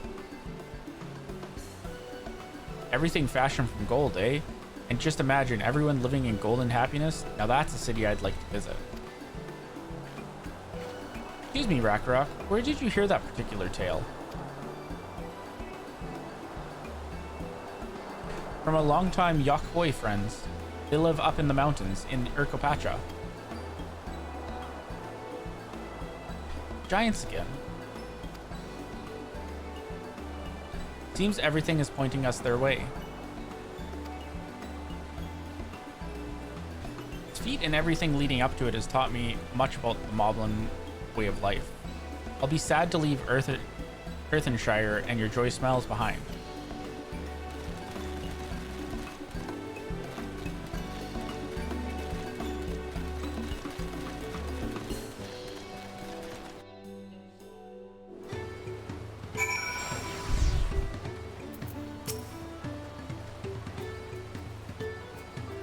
Right, we should go and see the giants next. I have the giant zone Aether unlocked now. Nice. Agreed. Golden Mysteries, now notwithstanding, their village is featured prominently in the saga and is not to be ignored. The Urkopacha Highlands should be easily enough to reach from here. If we leave Earthenshire from the west, there's a road which leads up into the mountains. Let's find that first.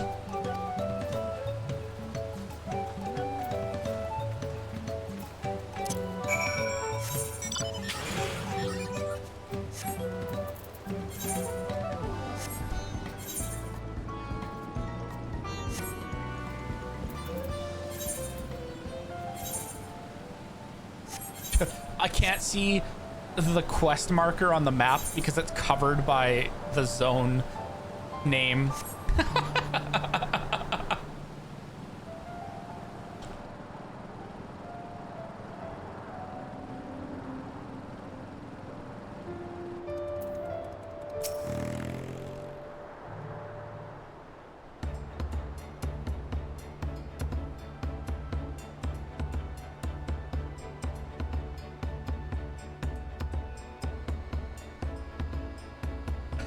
Looks like the trail is going to be steep from here on in.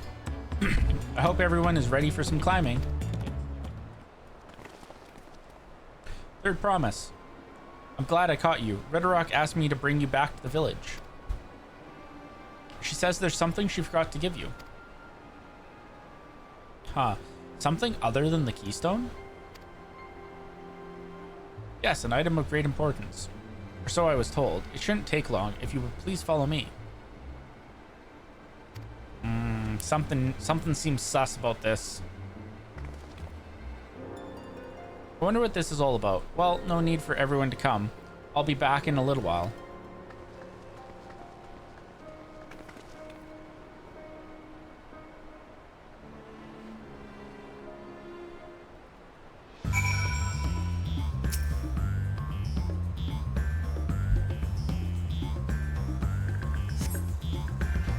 This is taking quite a while. Just keep waiting for now, I suppose.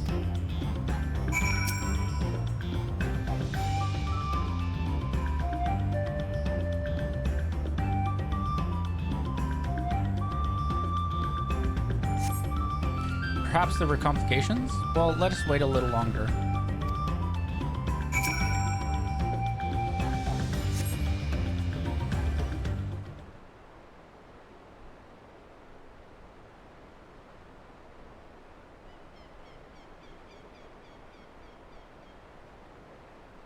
Getting a little ridiculous. Did she get lost on her way back to find us? But how? There's only the one road. I wouldn't underestimate Wuklamat's sense of direction, or lack thereof. Fortunately, she has a link pearl. Let's see what's keeping her, shall we?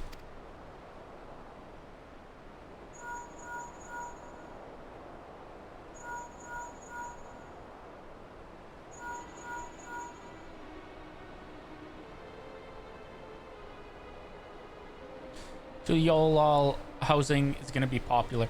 That's assuming we get it.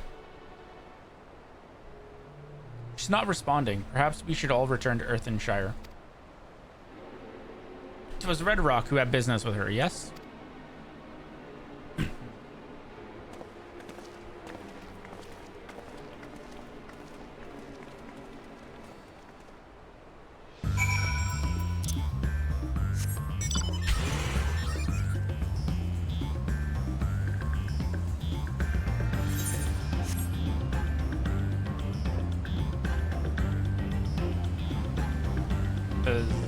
Yeah, I don't think we're actually we might not get another housing district until next expansion.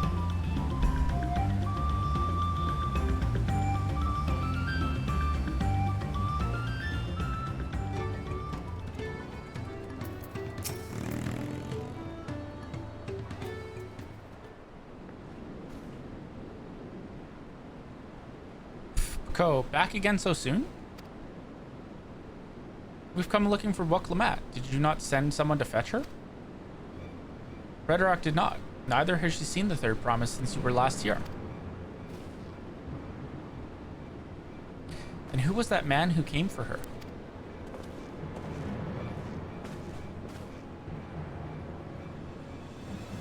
Oh, I thought you'd left already.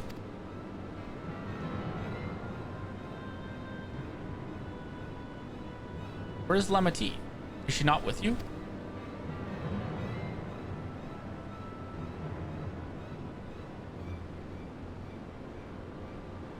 Don't know where she is. How could you let this happen? That thou shouldst worry for thy sister is understandable, yet rather than assign blame, thine energies are better spent on locating her.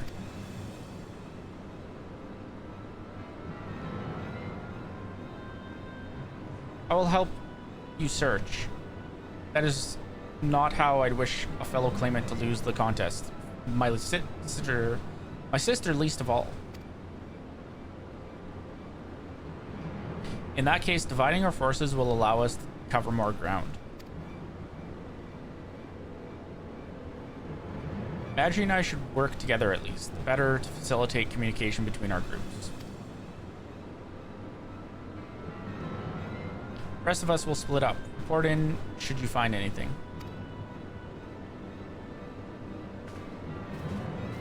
Ooh.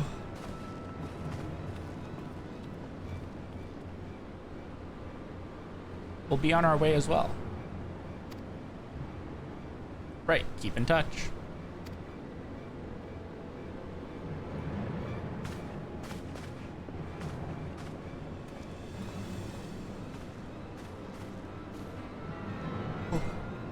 Come, we should begin our search.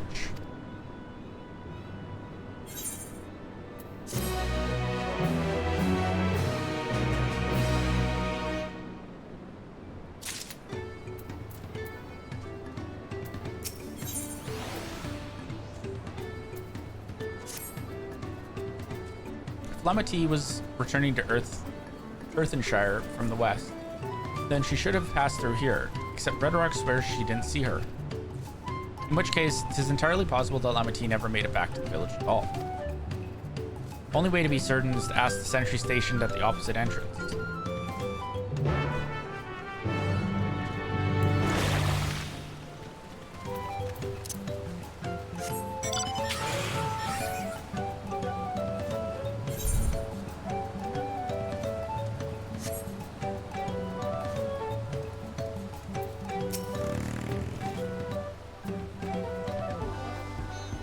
Oh, the third promise.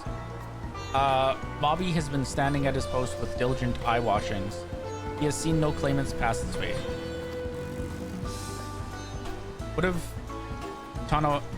a Tanawata with brightly colored hair? Bobby knows something of this one.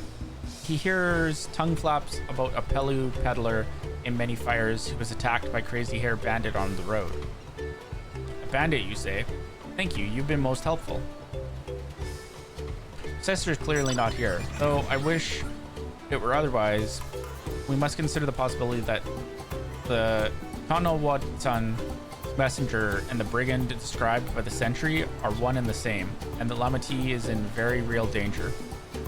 Come, let us hurry to Many Fires. I'd like a word with this peddler, should they still be around.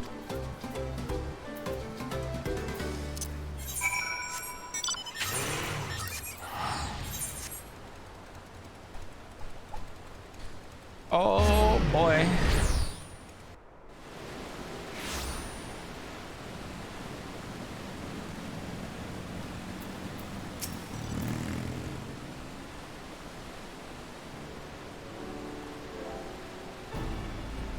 Was there something I could help you with? I'm told you were the victim of a bandit attack. Could you recount exactly what happened? My goodness, I thought I'd recognize you. I'll tell you everything I remember, second promise. It was that scoundrel, Wakesa, who ambushed me. You know the name of your attacker? No mistaking that hair. All my peddler friends have stories of that notorious bandit leader and his predations. Okessa and his gang will stoop to any low for the sake of a few pel, and with no fresh quarry coming up the broken stairs, they've had to become more creative. Little wonder he went after Lamati then. He likely thinks to ransom her for a royal sum. I'll expect he'll soon make his demands, but I don't intend to wait. We'll find this villain first and deliver his deserved payment in person. What say you to a small deception? I will assume the role of a well-to-do merchant to lure Okessa out of hiding. Then, when he comes sniffing about, we will catch the rat by the tail.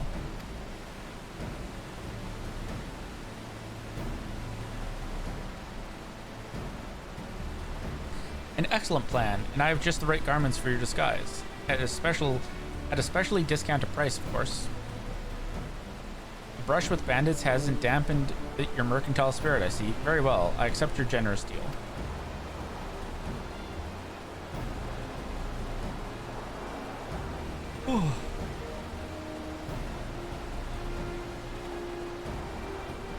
Now we lay the bait.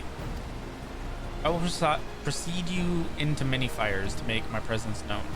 You will follow on behind, boasting to those along the way how you paid me a hefty purse in exchange for a rare gemstone or some such. If Okessa is as coin hungry as they say, then a recently enriched peddler should be an irresistible mark. We let him strike, and then we spring our trap.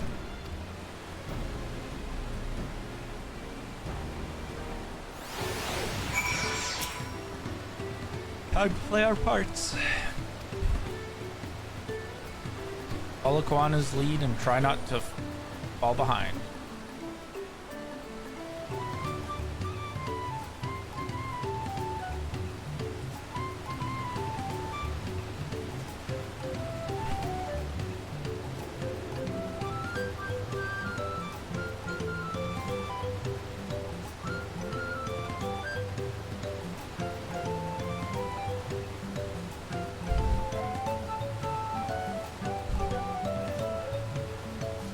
There, the Jabral fellow. Share with him how happy your imaginary deal with me has made you. Once you've put on an appropriate display, we can continue to our next performance.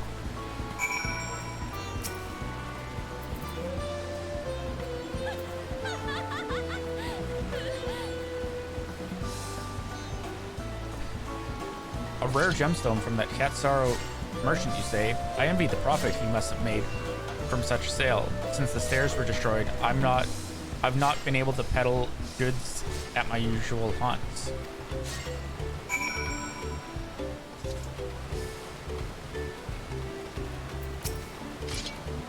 Good start, but I would make certain Okessa is aware of me. Let's continue.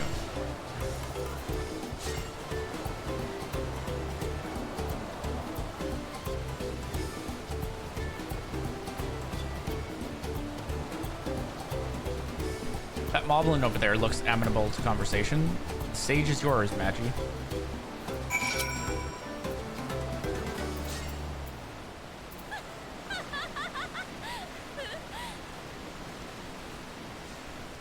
Ko, the Hetsaro sold you a sparkle stone for your collection? Well, that explains your giant joy smiles. Mobby is happy for your happiness. Mobby is also jealous of the merchant and all the jingly shiny you must have made.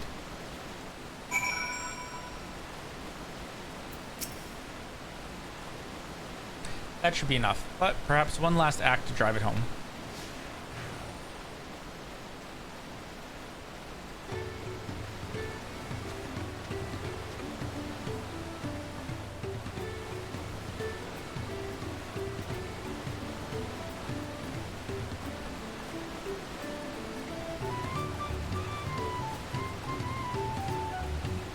Do you see that cheerful fellow? Tell him the tale of your precious gemstone, and then we'll be done with this part of the charade.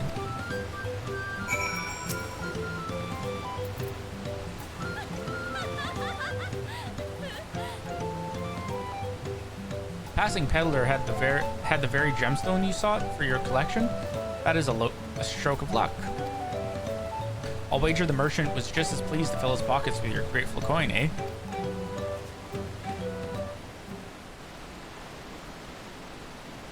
Well, I'm inspired to go and earn some pel of my own.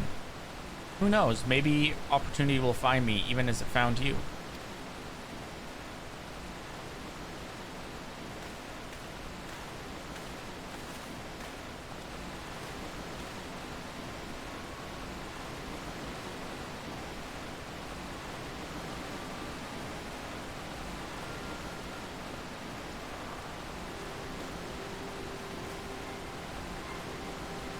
Ah, my most valued customer. The profit from that single purchase of yours should see me through weeks of idle leisure. Traveling with such a fat person, no sellswords is tempting fate, so I shall make Earthenshire my last stop and then return forthwith to Tuliolal.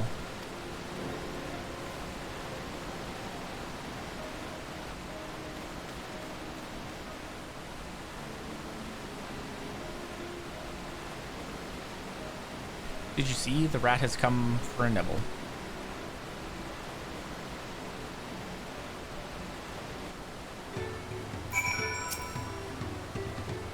Played your part to perfection, Magi. A woman of many talents, just as Thancred and Urianger described. Now let us lure Wakesa out and spring our trap.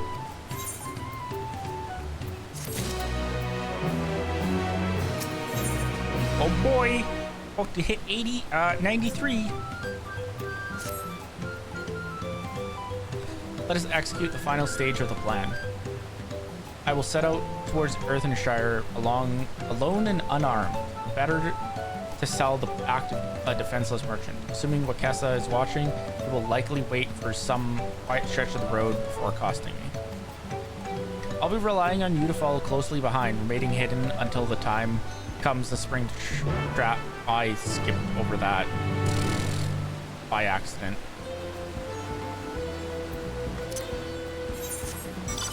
Well, let's put this trap into action.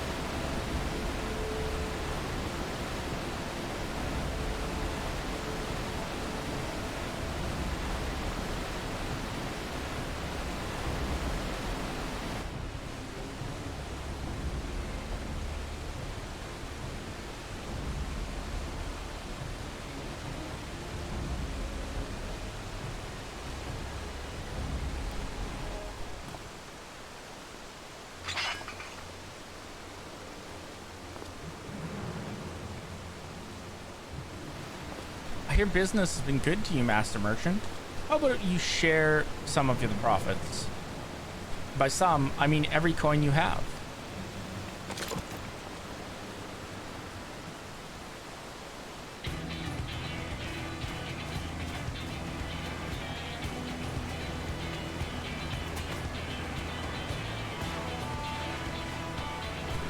You're that gemstone collector. Oh, I see what this is. We've been tricked.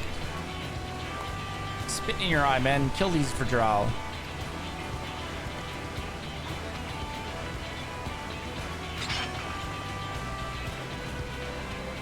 Slippery vermin. We'll have to interrogate his underlings instead. You'd be so kind, Badgie. Pray, leave them capable of speech.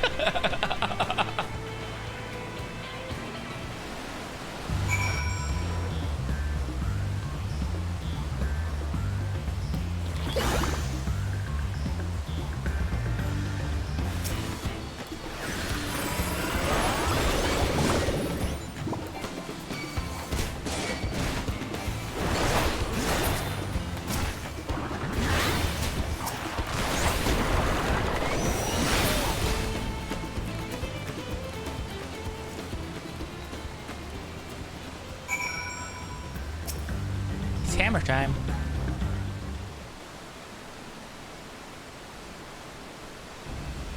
I was hoping to talk with your boss, but I suppose you three will have to do.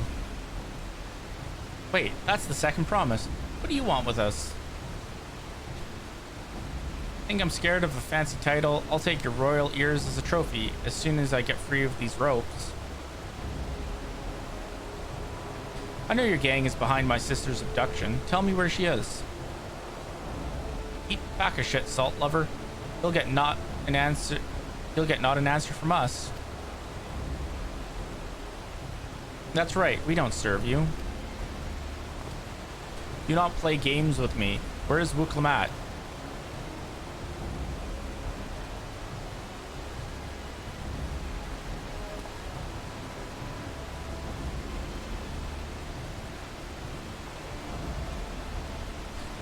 I'm fast losing patience. Now, talk now or die. The choice is yours.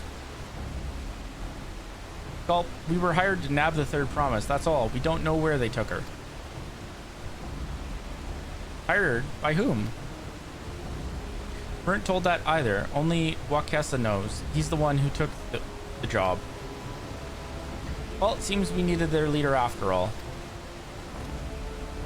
Once I've arranged for the Landsguard to take custody of these criminals, I'll call on Thancred and his tracking skills.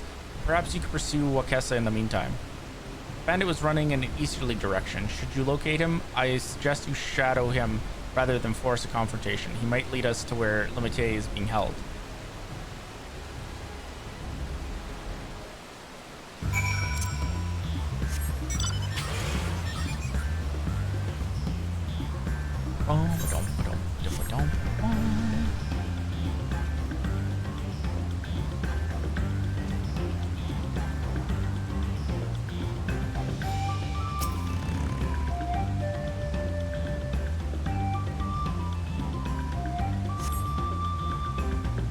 Oh no, I can see from that person what's gonna happen. Oh, it's one of these.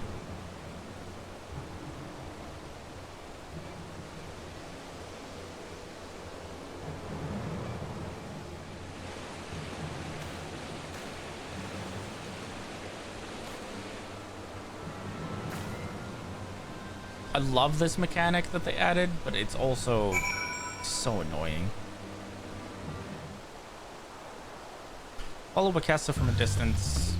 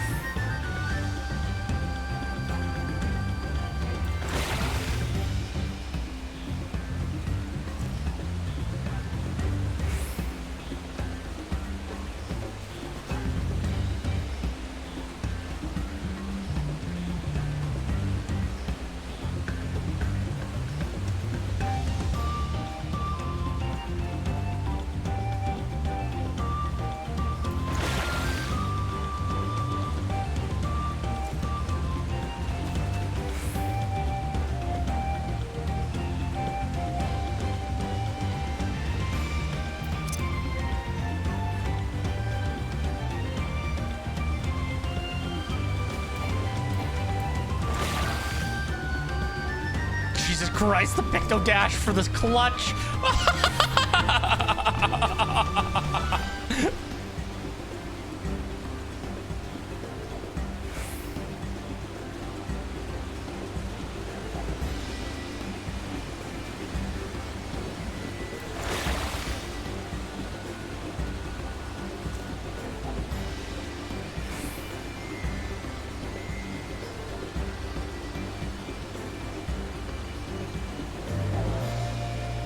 Damn nerves.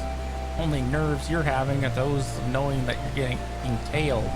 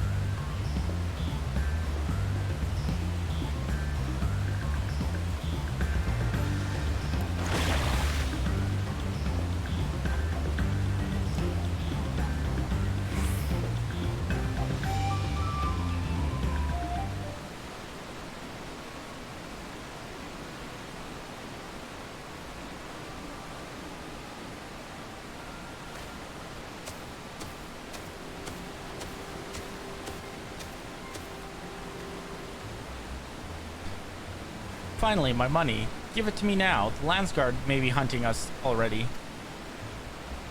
Calm yourself. We had our own trouble finding a suitable hideaway.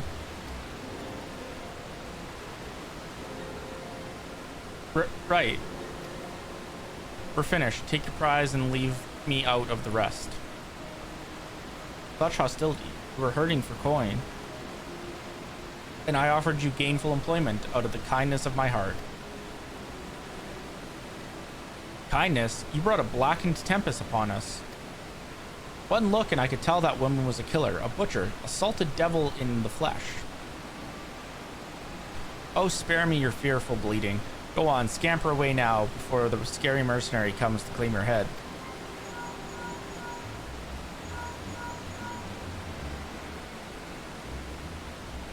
Quana told me the news. You found the abductor then? What's the situation?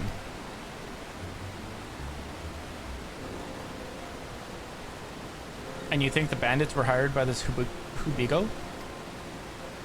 Alright, new strategy. Forget Wakesa. Stay on the Mubulja's tail. We don't want to endanger the third promise, so keep your distance until we're certain they have her. I'll catch up to you as soon as I'm able to.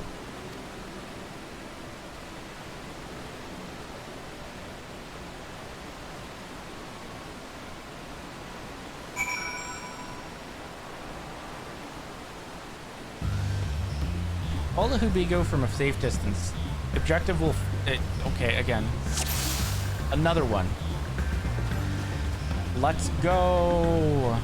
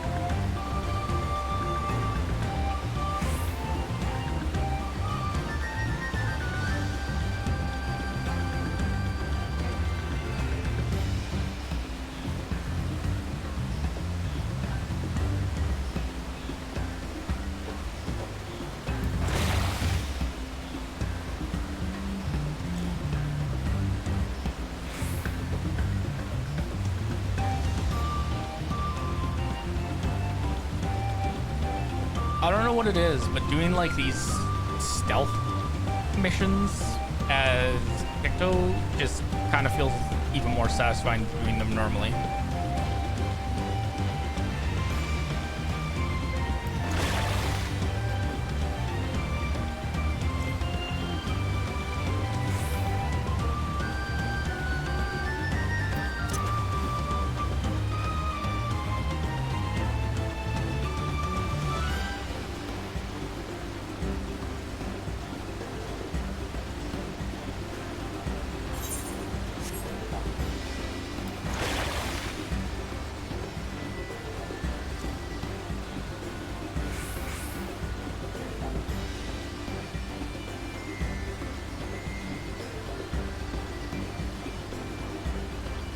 One last precaution, just in case.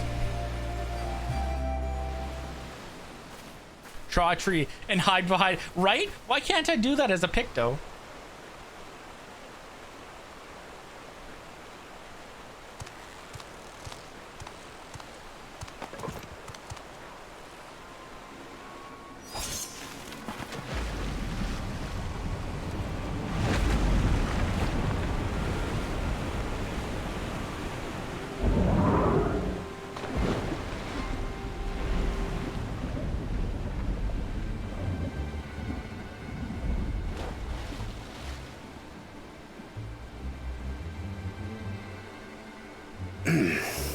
Better late than never. That Mamulja, he's the one who kidnapped Wuk-Lamat.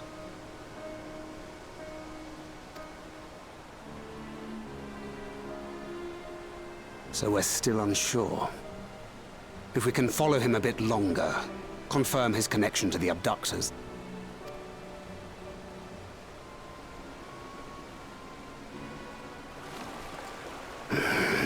That will complicate matters.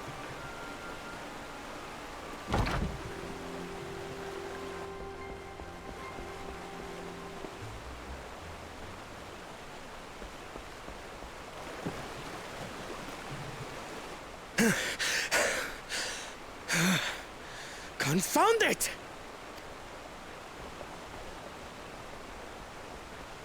If I set out now, I can trail them along the riverbank. Do it! Even if it costs you the contest. What worth is the throne if I lose my sister to win it?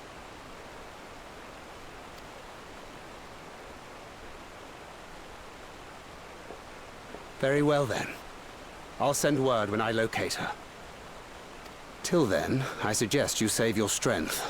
A rescue attempt could turn ugly.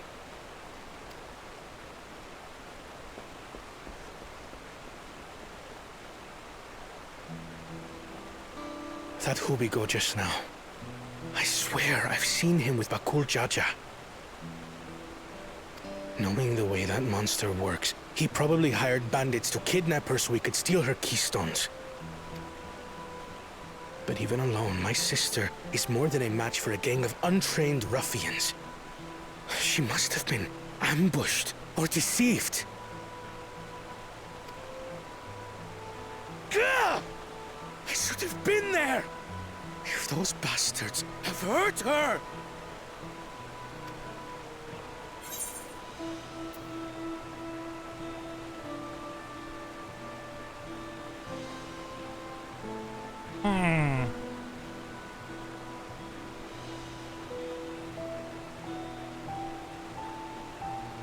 Be patient. Trust in Thancred. I do trust him, but... Forgive me. Snapping at you won't get my sister back. I'm afraid I've always been like this when it comes to Lamachi. The thought of her being in danger sends me into a panic. But isn't that how families should be?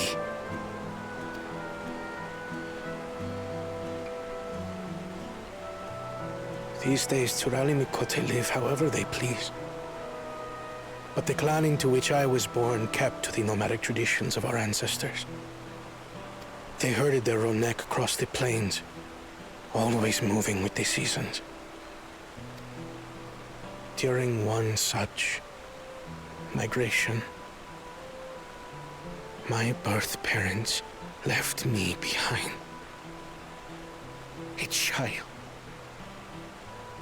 All alone. Without a single word of explanation.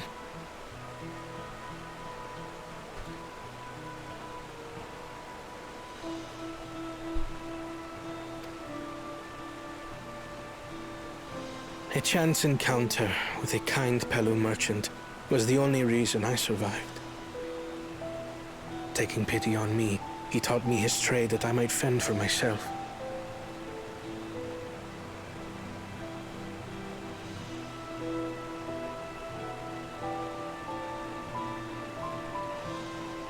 I became a stallkeeper in Tuliyolal's market. And that is where the Dawn servant found and adopted me. I had already been in the palace some time when Lamachi came to join us. Like me, she had been cast aside by her parents. I knew the pain of solitude and wanted to spare her that suffering. As this tiny child's new brother, I swore I would always be there for her.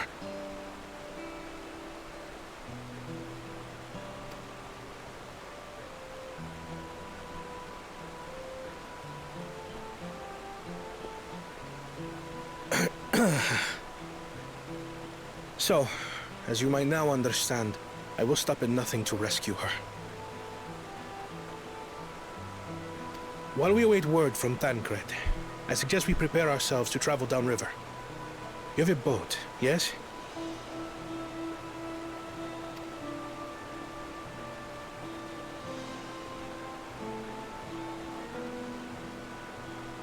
Why release the Ponity if not to delay pursuit? If we were unsure of their guilt before, then this surely proves it.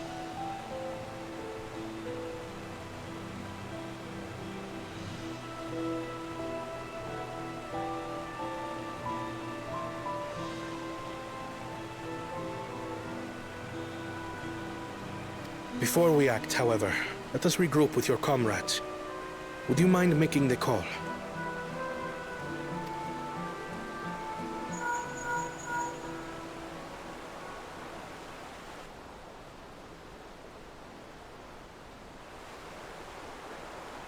Understood. We'll meet you at many fires.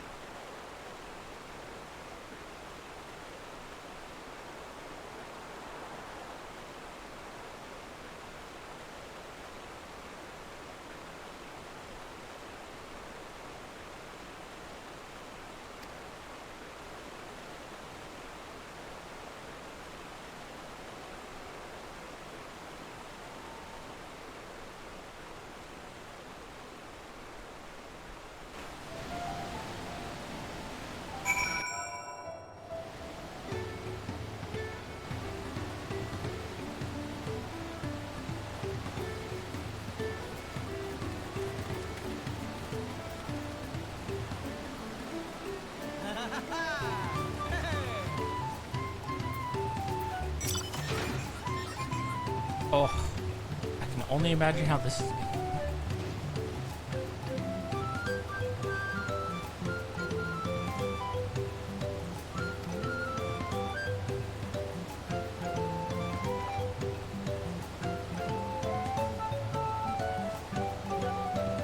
I feel like I skipped something without reading it. Let's try that again. I may have put rescuing Lamati ahead of my own progress, but do not take that to mean I've given up on the contest. You understand how important she is, yet regardless of how close we were, I would have made this same choice. After all, if I'm incapable of saving my sister while also winning the throne, then I'm not fit to inherit my father's heavy mantle. 93, let's go!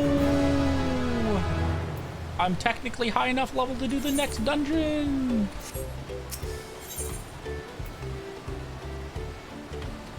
But not high enough item level. I'm extremely confused. I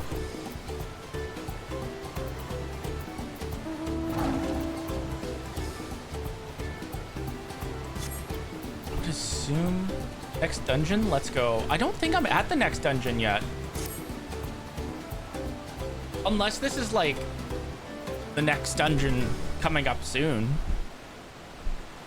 We need to gather our forces.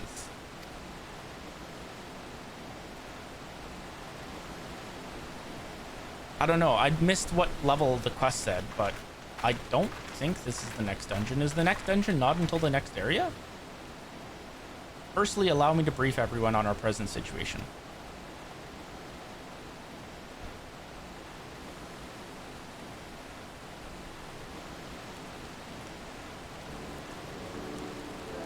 Thus, at the very least, we believe this Hubigo knows where Lamatia has been taken. Zancred is shadowing their boat even as we speak, and I should like to join him with all haste. Fortunately, our quarry had the foresight to release the Unity from its harness, leaving us without a means to give pursuit. Ernvald, as an expert on wildlife, what are our chances of recapturing the beast?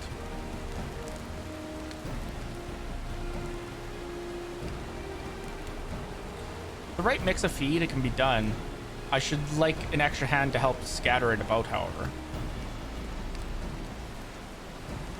Did you accompany him, Magi? Meanwhile, the rest of us should work on getting the harness repaired. It appears to have been damaged when the Punity was let loose.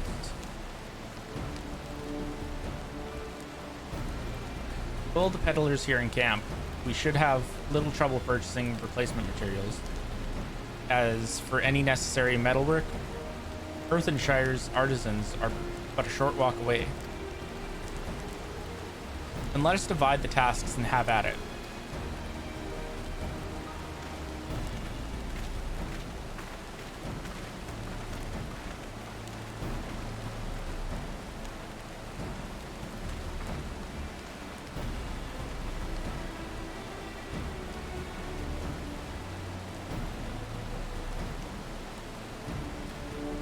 There was an unusually aggressive herd of wild Punities downriver, so our girl will have fled in the opposite direction. Come. We'll try the waters upriver.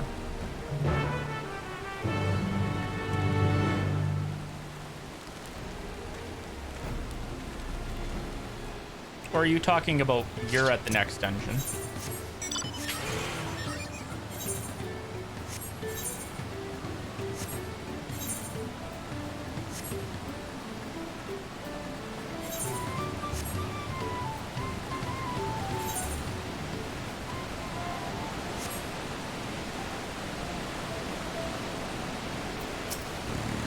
No, meant me.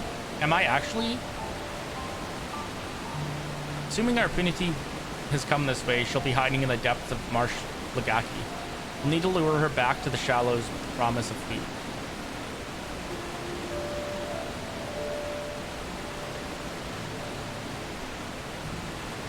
Ah, gotcha. Okay, that's what I thought.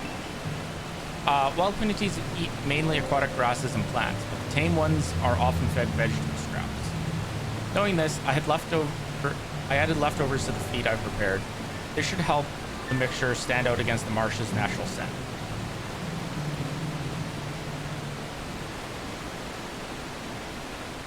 Lagaki is crawling with predators, however, so I shall leave it to you to scatter feet deeper in.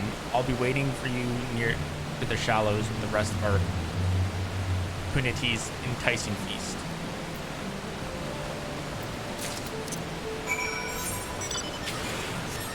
Oh gee, that's quite the walk.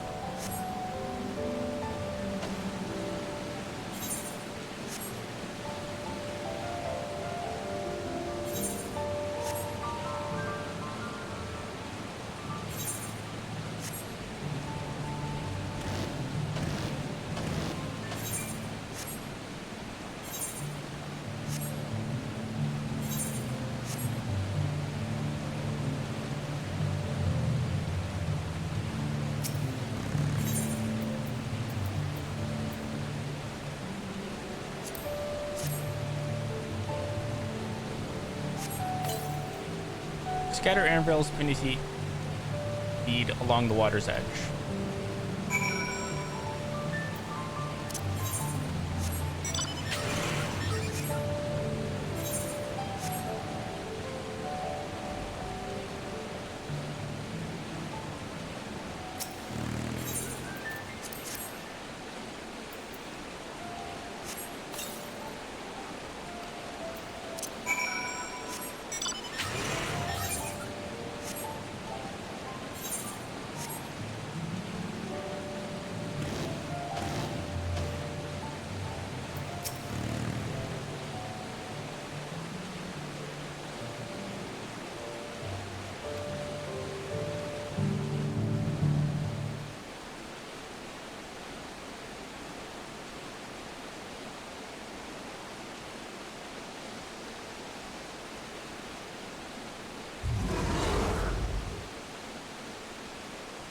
Here she is.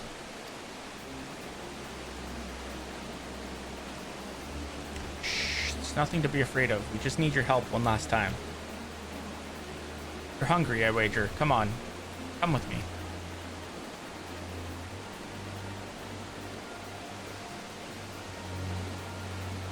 Yes, there's a good girl.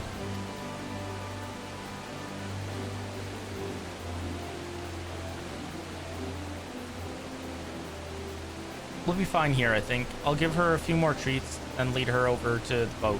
You can let Kiona know we have our Punity back.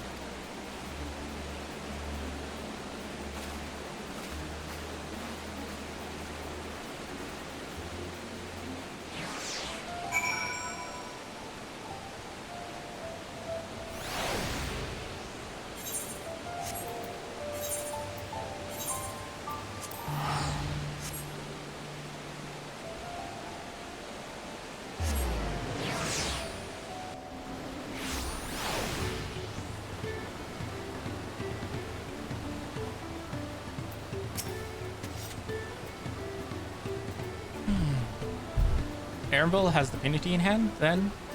Good. I expected nothing less from a certified gleaner. As for the harness, we were able to purchase all the parts we need. The Levier twins are over in Earthenshire right now, having the Potsworn make the repairs. I'm told it shouldn't take long. We'll be ready to embark on our rescue mission as soon as we hear from Thancred. Alright. I've been going for like 10 hours so far. I think we're gonna call the stream there. I'm just gonna go take a look and see if there's anyone to raid.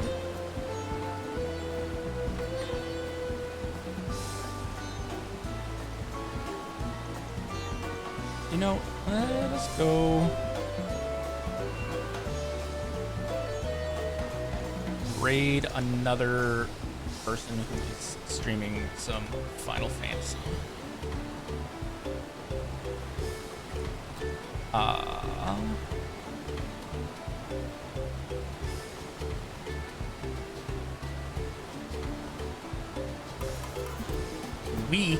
Weak.